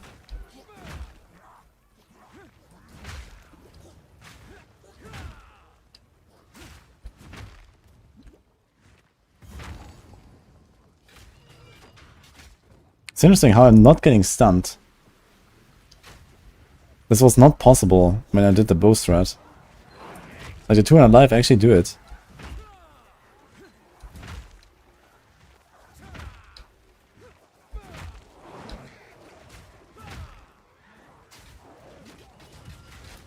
Oof. No problem. No problem. No problem, guys. No problem. Okay. Alright. There was no space here to kite him anywhere.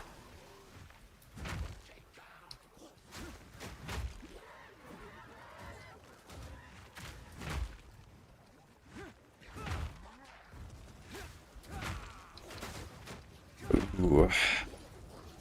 That is... that's too much. That's too many dudes. Okay. That was funny.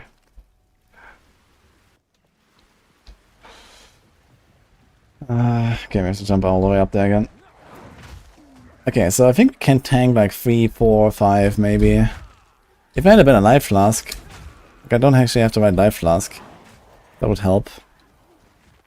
But in that case, I don't think even the life flask wouldn't save me. That was too much. There was also like a bunch of shamans blasting me from range with 9 fire res. Maybe if it wasn't for the shamans, it would be fine. So maybe here I would kite them down a little bit, since we know it's the room.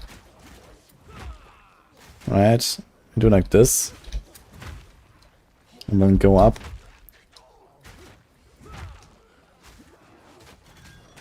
Yeah, it's the shamans actually, they do too much damage, yeah. Like the hits I can tank with my 33 armor. But I have no fire res.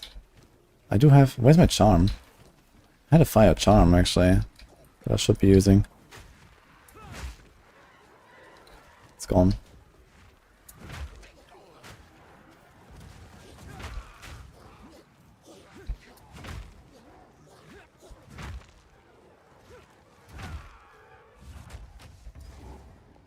We made it.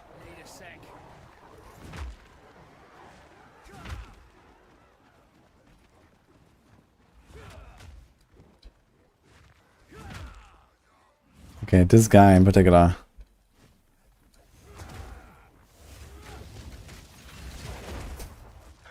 Okay, and the boar.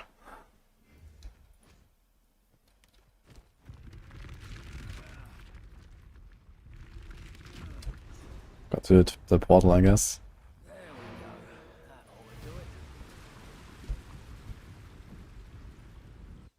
Okay, that went better than I expected.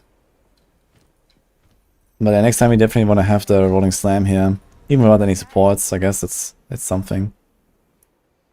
Increase amount recovered, yo. Nice. Be wary. So many stairs. With all their cleverness. It's kind of funny that you walk faster when you have the big two-handed mace in hand instead of the one hand. Because the shield stirs you. Actually, no. What? Does the mace also slow you? I thought it's a shield only. But I have more movement speed when I have the one hand. But why? 19.3 and here's 19. Does the mace slow you? Interesting. Or is it... ah, this is weapon set stuff. Okay, that's why. It is the shield. Dude, last time this was like a very sus layout here. I had to go back down to the level of the waypoint. And dude, I have to do this again, I think. This is fucked. I had to instantly turn. Actually, let me try to follow the road. Last time the exit was somewhere else. Oh, there's actually no exit here.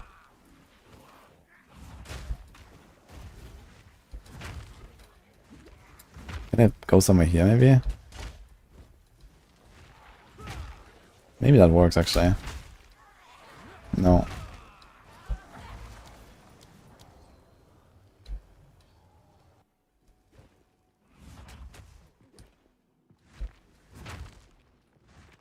Exit and Molten are switched. Is it just like a thing now, or what? Like, I had to go down here again, and then I could turn to the right and go over the bridge. Yeah, look, this is really weird. It's below the waypoint.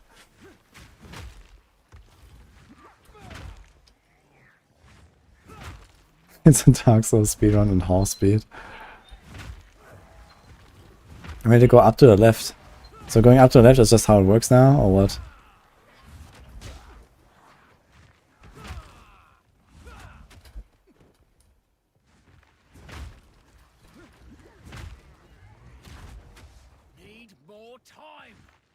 So here I just followed the road and it worked. But now we don't go right anymore. We go left. Do we just follow the road again?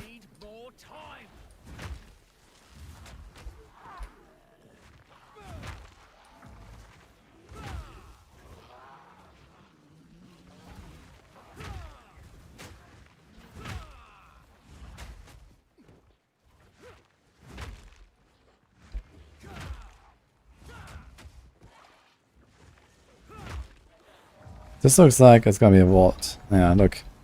This is the vault. So this is not it.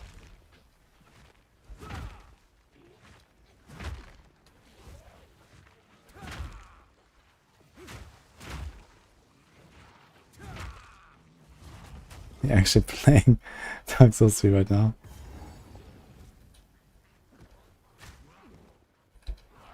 The checkpoint is like in the stump there. Kind of funny. Yeah, so just going left is not necessarily the right direction. Or following the road. Yeah, this is all dead end. So we have to go right here. So I think I will continue to go right.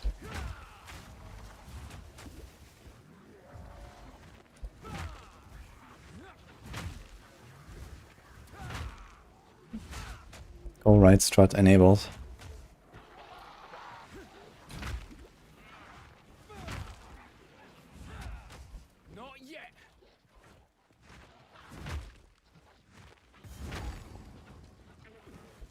Out here.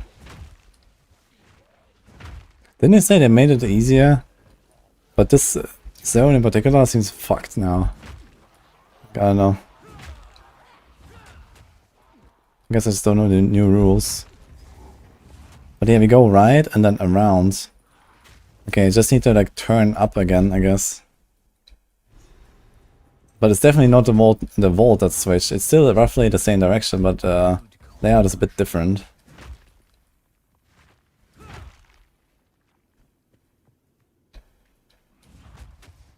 I get past the ambush, it's left and then down. Not yet. It doesn't seem that way though. Wait, let me see that.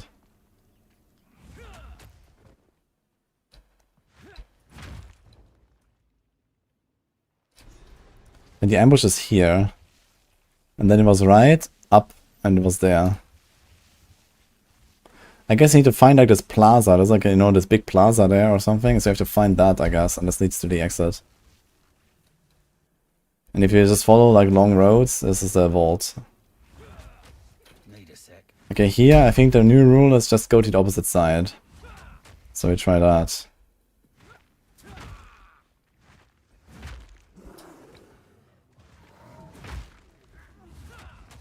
Not yet. Vile creature.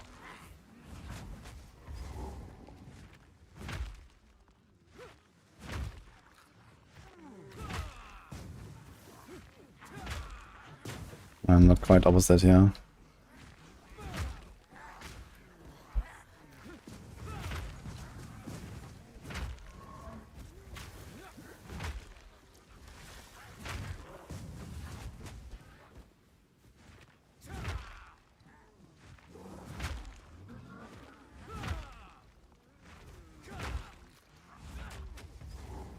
Wow. That was fast. I'm still really sure when can I Warcry here. Like, I can't Warcry right now, right? She needs to be attackable. Is that correct? Like this.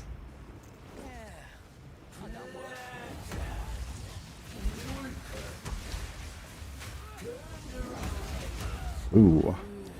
Okay, I should have pressed my life flask earlier. I would have probably lived with it. Actually, I wonder if I can live with this.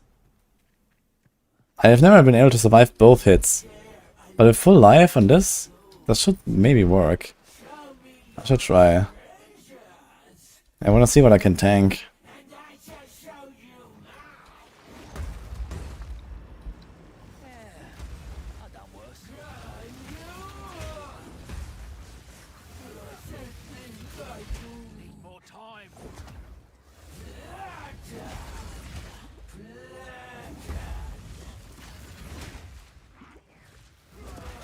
Am I gonna do it? Yeah. Yeah, look. She just interrupted me. But we can actually tank it. But I'm very tanky right now, 840 life. So this is probably a bit optimistic. Although, I mean, my gear is not really crazy. The weapon is good and everything else sucks.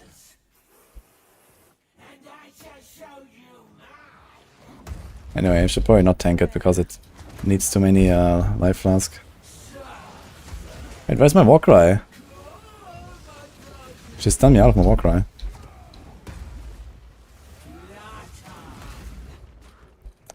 Oh man.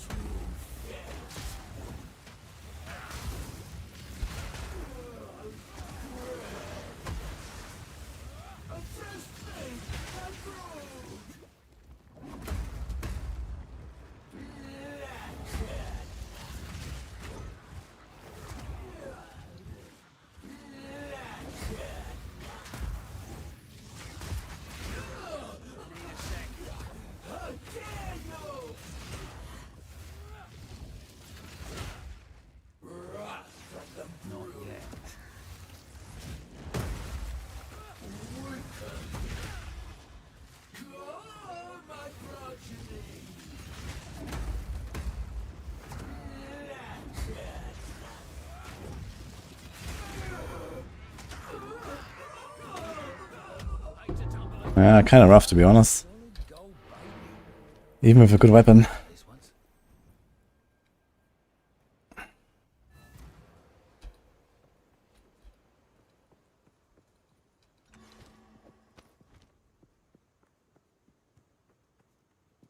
Strange lag reaction time. Not sure what you mean.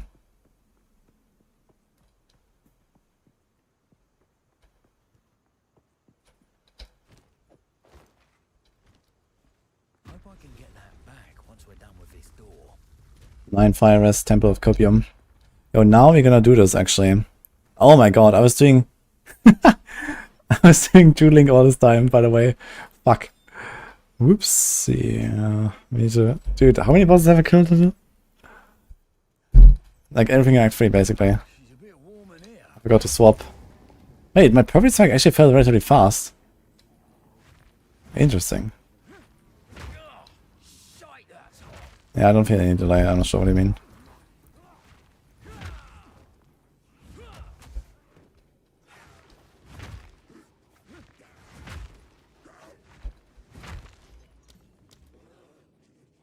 Training weights. Exactly.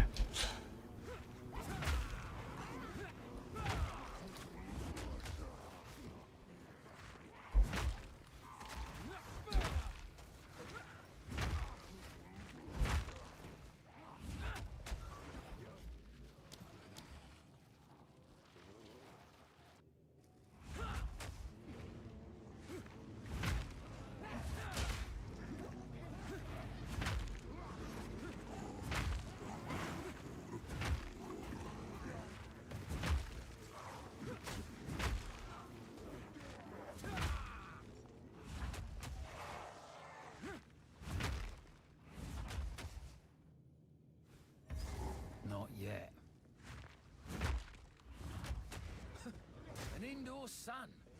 Wonder how they managed that.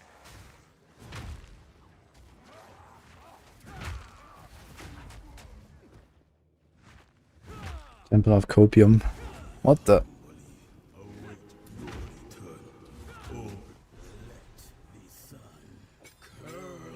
Let's see how Cold Fusion will go with this. Need Embitter for this. Oh my god, the martial tempo makes it so fast.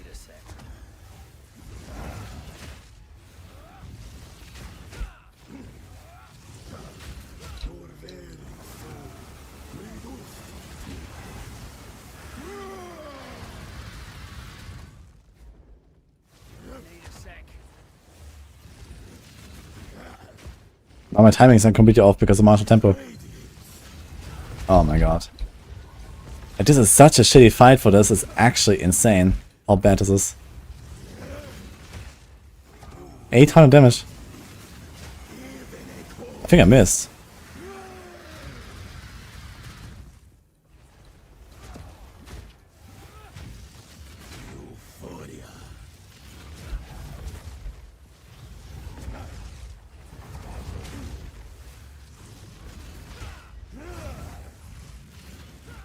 Yeah, I think this is not it.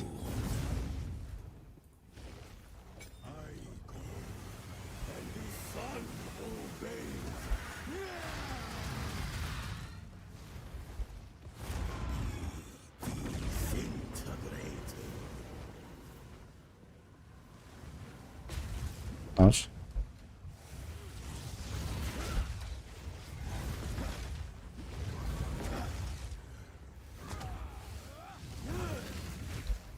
What? Wait, where's my animation? My weapon is not glowing properly. Almost more life last game.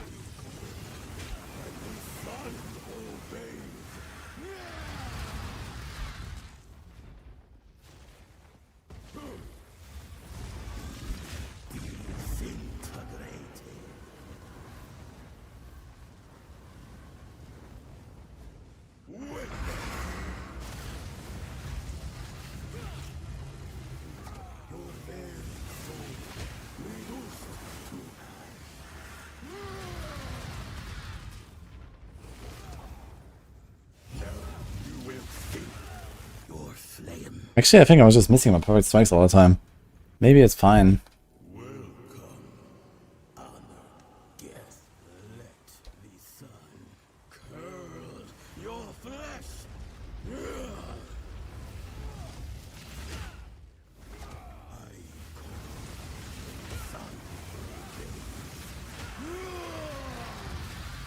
Need a sec.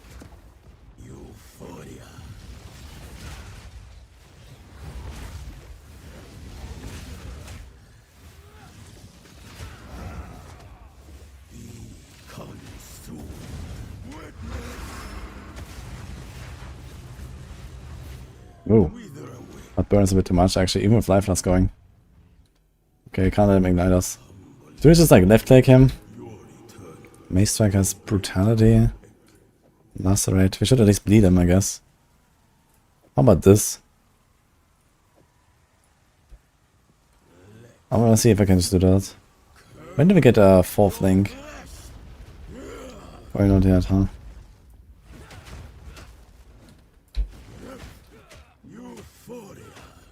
It's like 1k, 1.5k.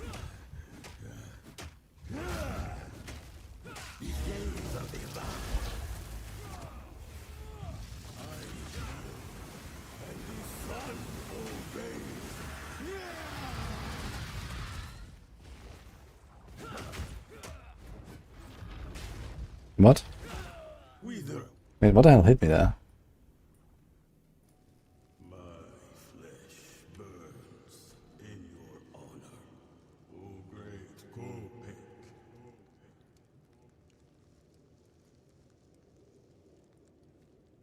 What? This is like some fucking environmental thing. Okay. What do you do if you don't find a good maze? Out of 4, and that's basically the strat. Now realistically, I'm probably gonna go for bow. Like, honestly, like, this guy alone is such a fucking roadblock for this. I don't know how to deal with him. Everything else is fine, but, I mean, bows should kill stuff in a similar time.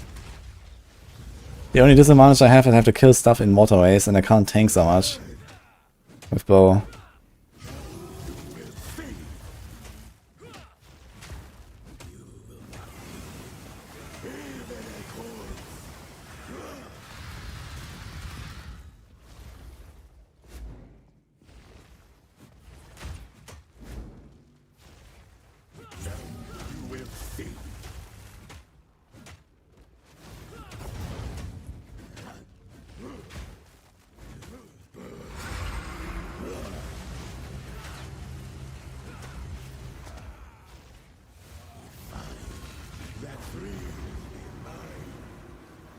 I guess this energy shit again.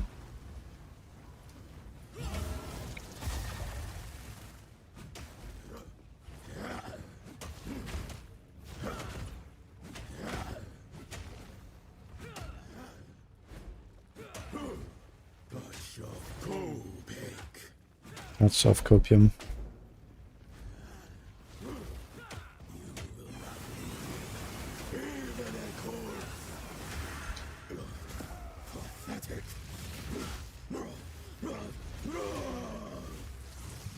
I should definitely perfect strike him.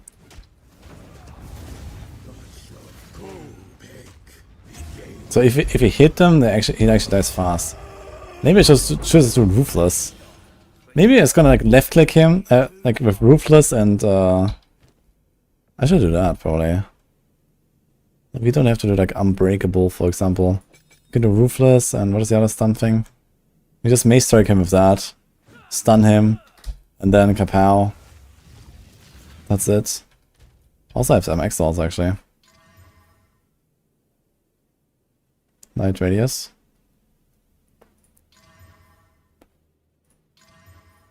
Huge. Okay. I should have done this build maybe. But he already has 3 suffixes, I guess. Vile ingenuity never ceases to amaze me. Ingenuity. Okay. There's also a Fire Infusion. We actually did damage to him. Symbols for blood and So maybe it is all fine. wait, no. It's not a I also did Cold Infusion together with Lacerate. What a combo. blood. Perhaps if I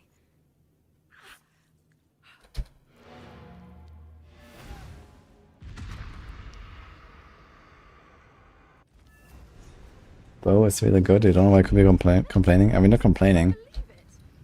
This is like exclusively about race, yeah. entire time. Okay, time for Viper. Are these?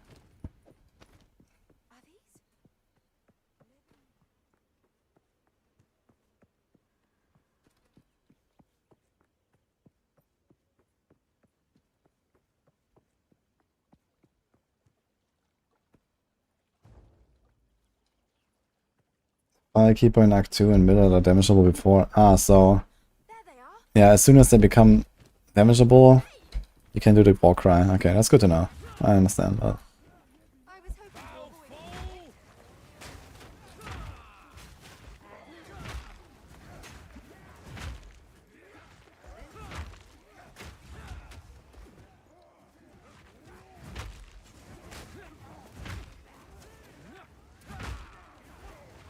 And to bunker. Yeah, I think that's actually a good strat, man. You just Mace Strike, stun them. Like these shitty bosses where they move around, like Viper as well. Like this guy and Viper. Dude, where the hell's the bridge? Wait, the bridge goes this way? It's very sus. This is extremely sus. Checkpoint. Wait, does this lead to the boss? That'll be wild. It looks like it.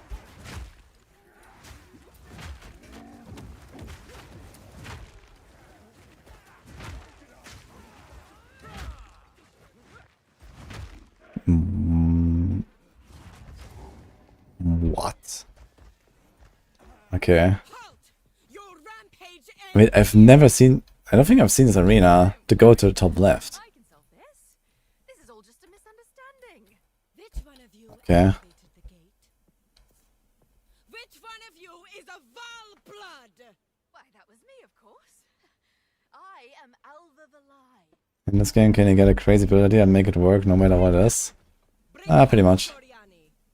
As for you, I will pay back every drop. And not the entire map is rotated because the start is the same as normal. I can't let you take Miss Valai. I will not relent.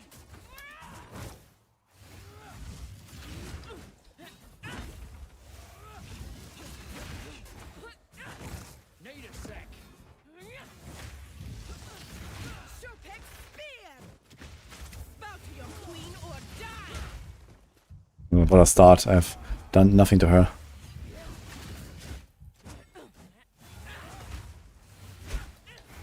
Storm of Showpick.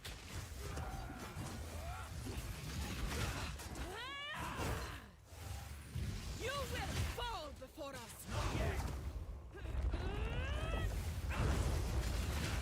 You are nothing but a locust. Need more time. I shall crush you insect.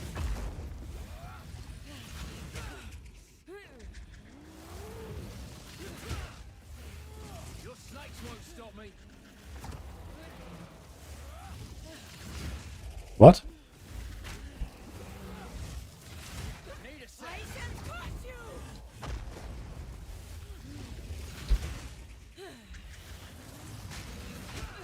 It's kind of weird. Sometimes it seems to have like some big damage reduction or something. I will crush you insect. I got stunned by the snake? Really? That's insane.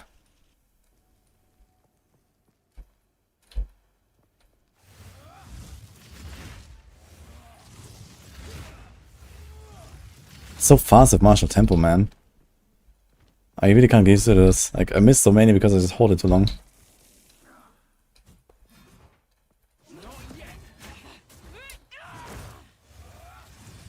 to your queen or die. You will fall before us.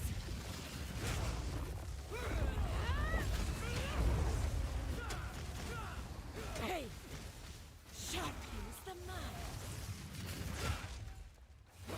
Feel Aracali sting.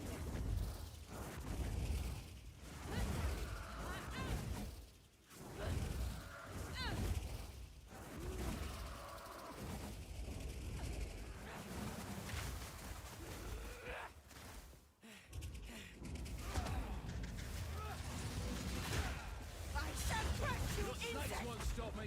Ouch.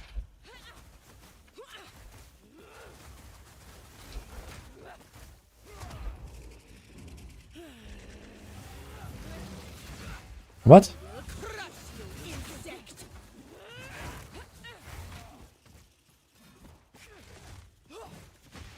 Serpent bite.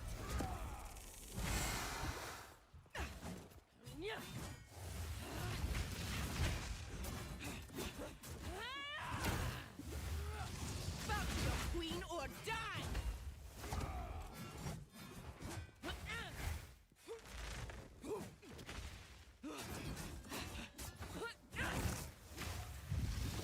Hey, sharpens the mind.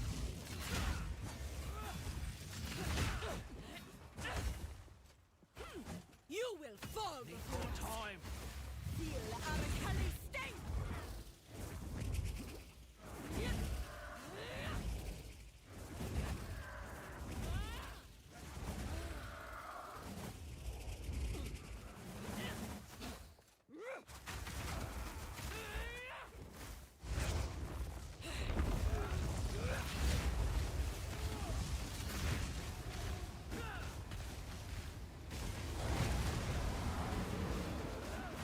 Me. Hey, where'd she go? So now, we could probably just do... Not that. Not anything really, right? I mean, Fire Infusion is basically the same as Primordial. So the only thing I could actually do is just like Ingenuity or Shield Charge or something. But if I had like some cold damage on the weapon and stuff, then we can do Primordial. Primal armament. What is it called? Something like that. But I think at this point I probably wouldn't even cut the gem.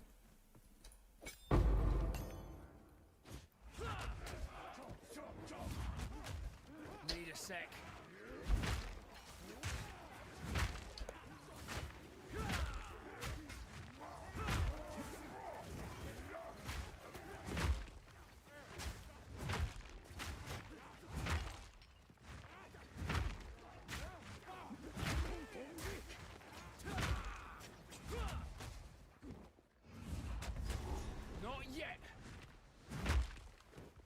I really don't like playing Maze X3, to be honest, for the race at least.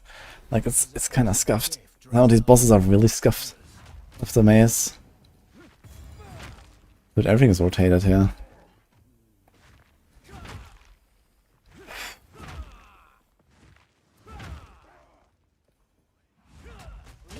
No mazes. Yeah, I feel much more confident just doing this with a bow. Like I know the bosses, I've done it like 20 times. Like here at the maze, like I need to learn the fucking perfect strike timing. I don't really have to practice for this. You also need to learn exactly at what boss move you can actually use it. That's the other thing.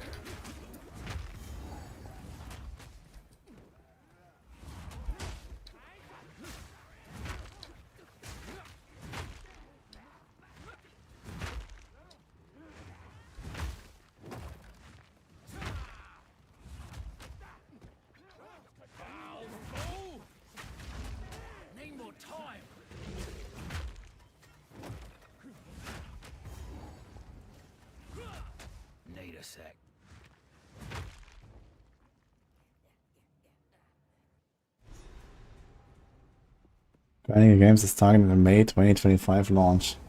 Yeah, so they have 7 days left, I guess. That will surely happen.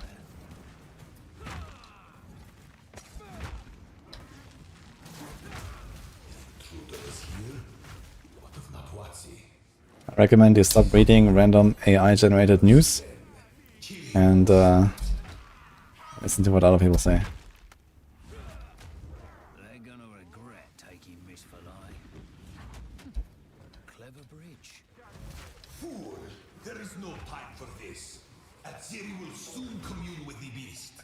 Oh, the air is so chill. It still seems kind of monka here. But yeah, it does seem easier than normal. I'm not sure why. I guess they moved the speed, right?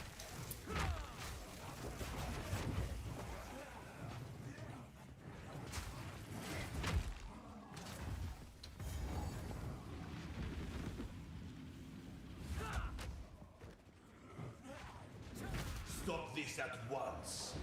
I take no pleasure in harming one of my own. But if you persist, I will do with her what I must.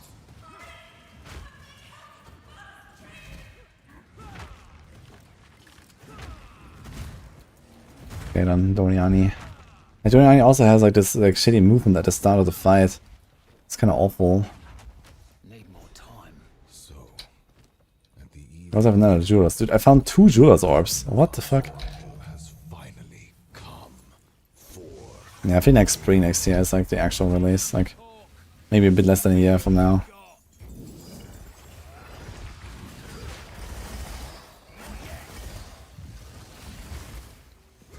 So far I've hit him 0 times. Nothing can stand against us. Just tank it. This ends now. Progress comes with a heavy price.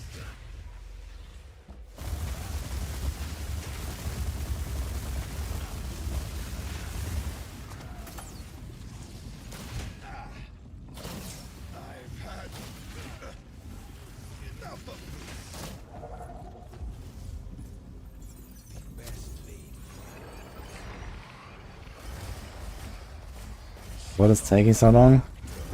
Well, have you tried making an ARPG? I can't give up. I must save my people. You know why we're here! It happened! It cannot be stopped! No, I will succeed. Like probably like aside from MMOs, this is probably like the genre that needs like the most development for a single game, right? Do you truly think you can match me? I've been preparing for you for years. I cannot allow you to interfere.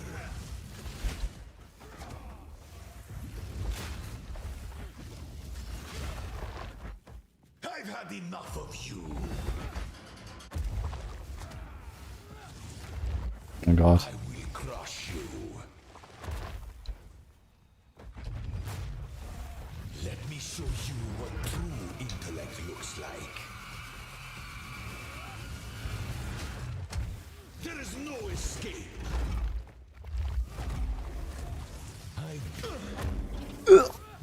Inconceivable. You will pay for this.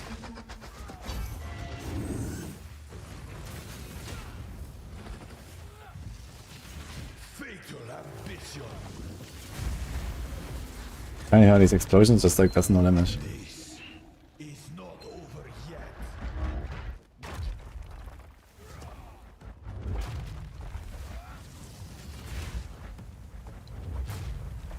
How foolish. Can we swap this? No, we can't. Okay. Actually just realized I never tried to tank this. But I shouldn't. Raises until this guy. At the eve of the end, the demon of Heartseeker has finally come for me. Simple. Inevitable.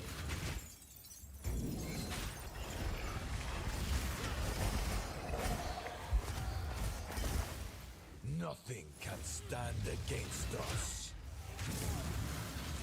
Wait, he did hit me. What? He missed. How's that possible? Comes with a hefty price.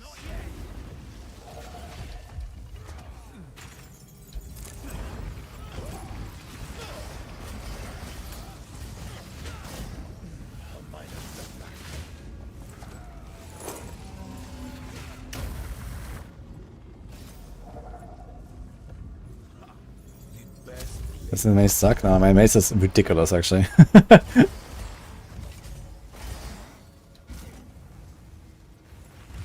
can't give up. I must save my people. You know why we're here? It happened. So I can't walk right now, right? Because he's immune. I will succeed. The destruction of that water will be repaid 1,000-fold. One death is nothing for the greater good. I will crush you. Do you truly think you can match me? You think you can stand in my way? How foolish. Let me show you what true intellect looks like.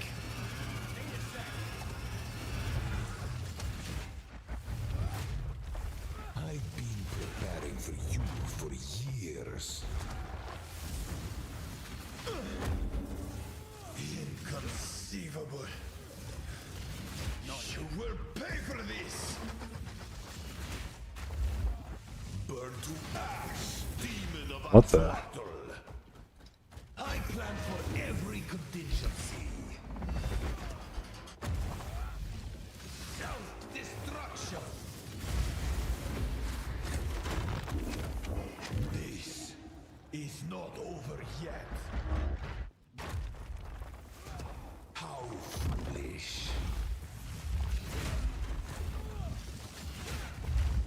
Existence is merely energy.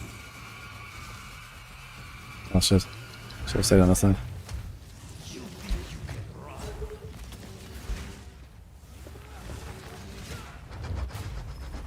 Burn to ash, demon of Anzuaku.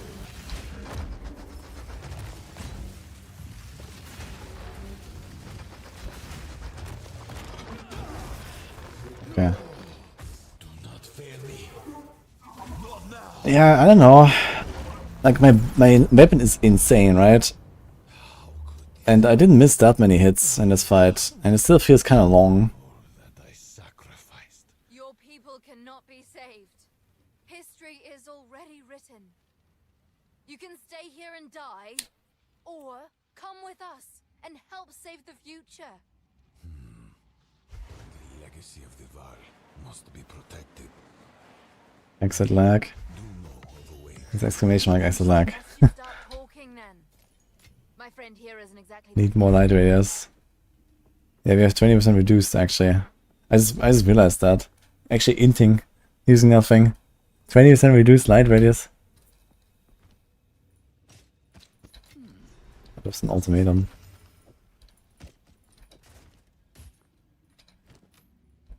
Huge neck. That's okay. If there is, I will come. As I have to do this, but like an hour faster. Which is quite doable.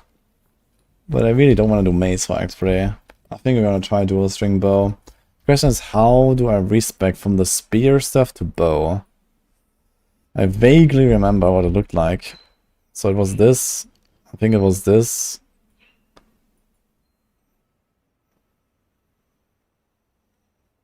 It was this, and this, and this, and this. We didn't have that, we didn't have this, we didn't have this. In fact, actually I went for this, yeah. Because that's projectile damage as well. And we didn't have this, I think. So we cut this off. Yeah, so that's how I did it. Remove this, go for that. This is the same. Remove that. And then we go with the life flask stuff. And then ding, ding, ding, ding. We need to save a level 3 for Orb of Storms.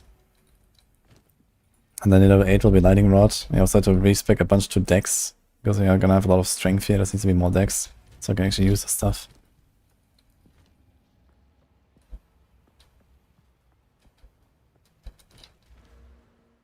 Like, respec is so costly.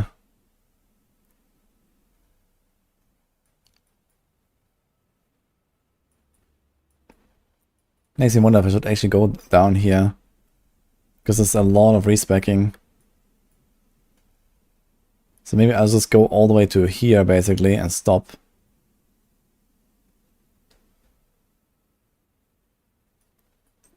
And then basically last time I respected right when I got the last point, yeah. This is like, you know, I could toggle a bit faster and like the last few zones a little bit faster. And then I respect and it just costs so much gold. You don't have that much. If I have to gamble for a bow, then I can't. And for example, this run, I don't think I found a single white or yellow dual string. I have 2 alchemy orbs I didn't use for anything.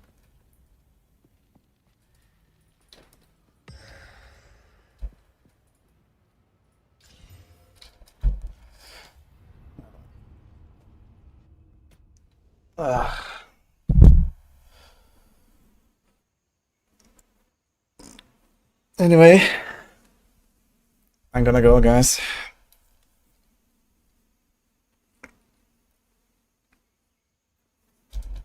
Hope you enjoyed it.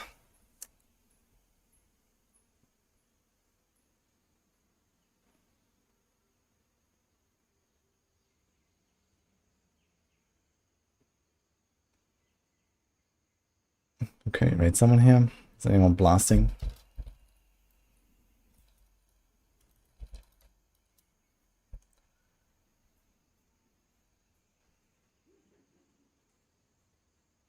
Okay, this is very junk. How about that?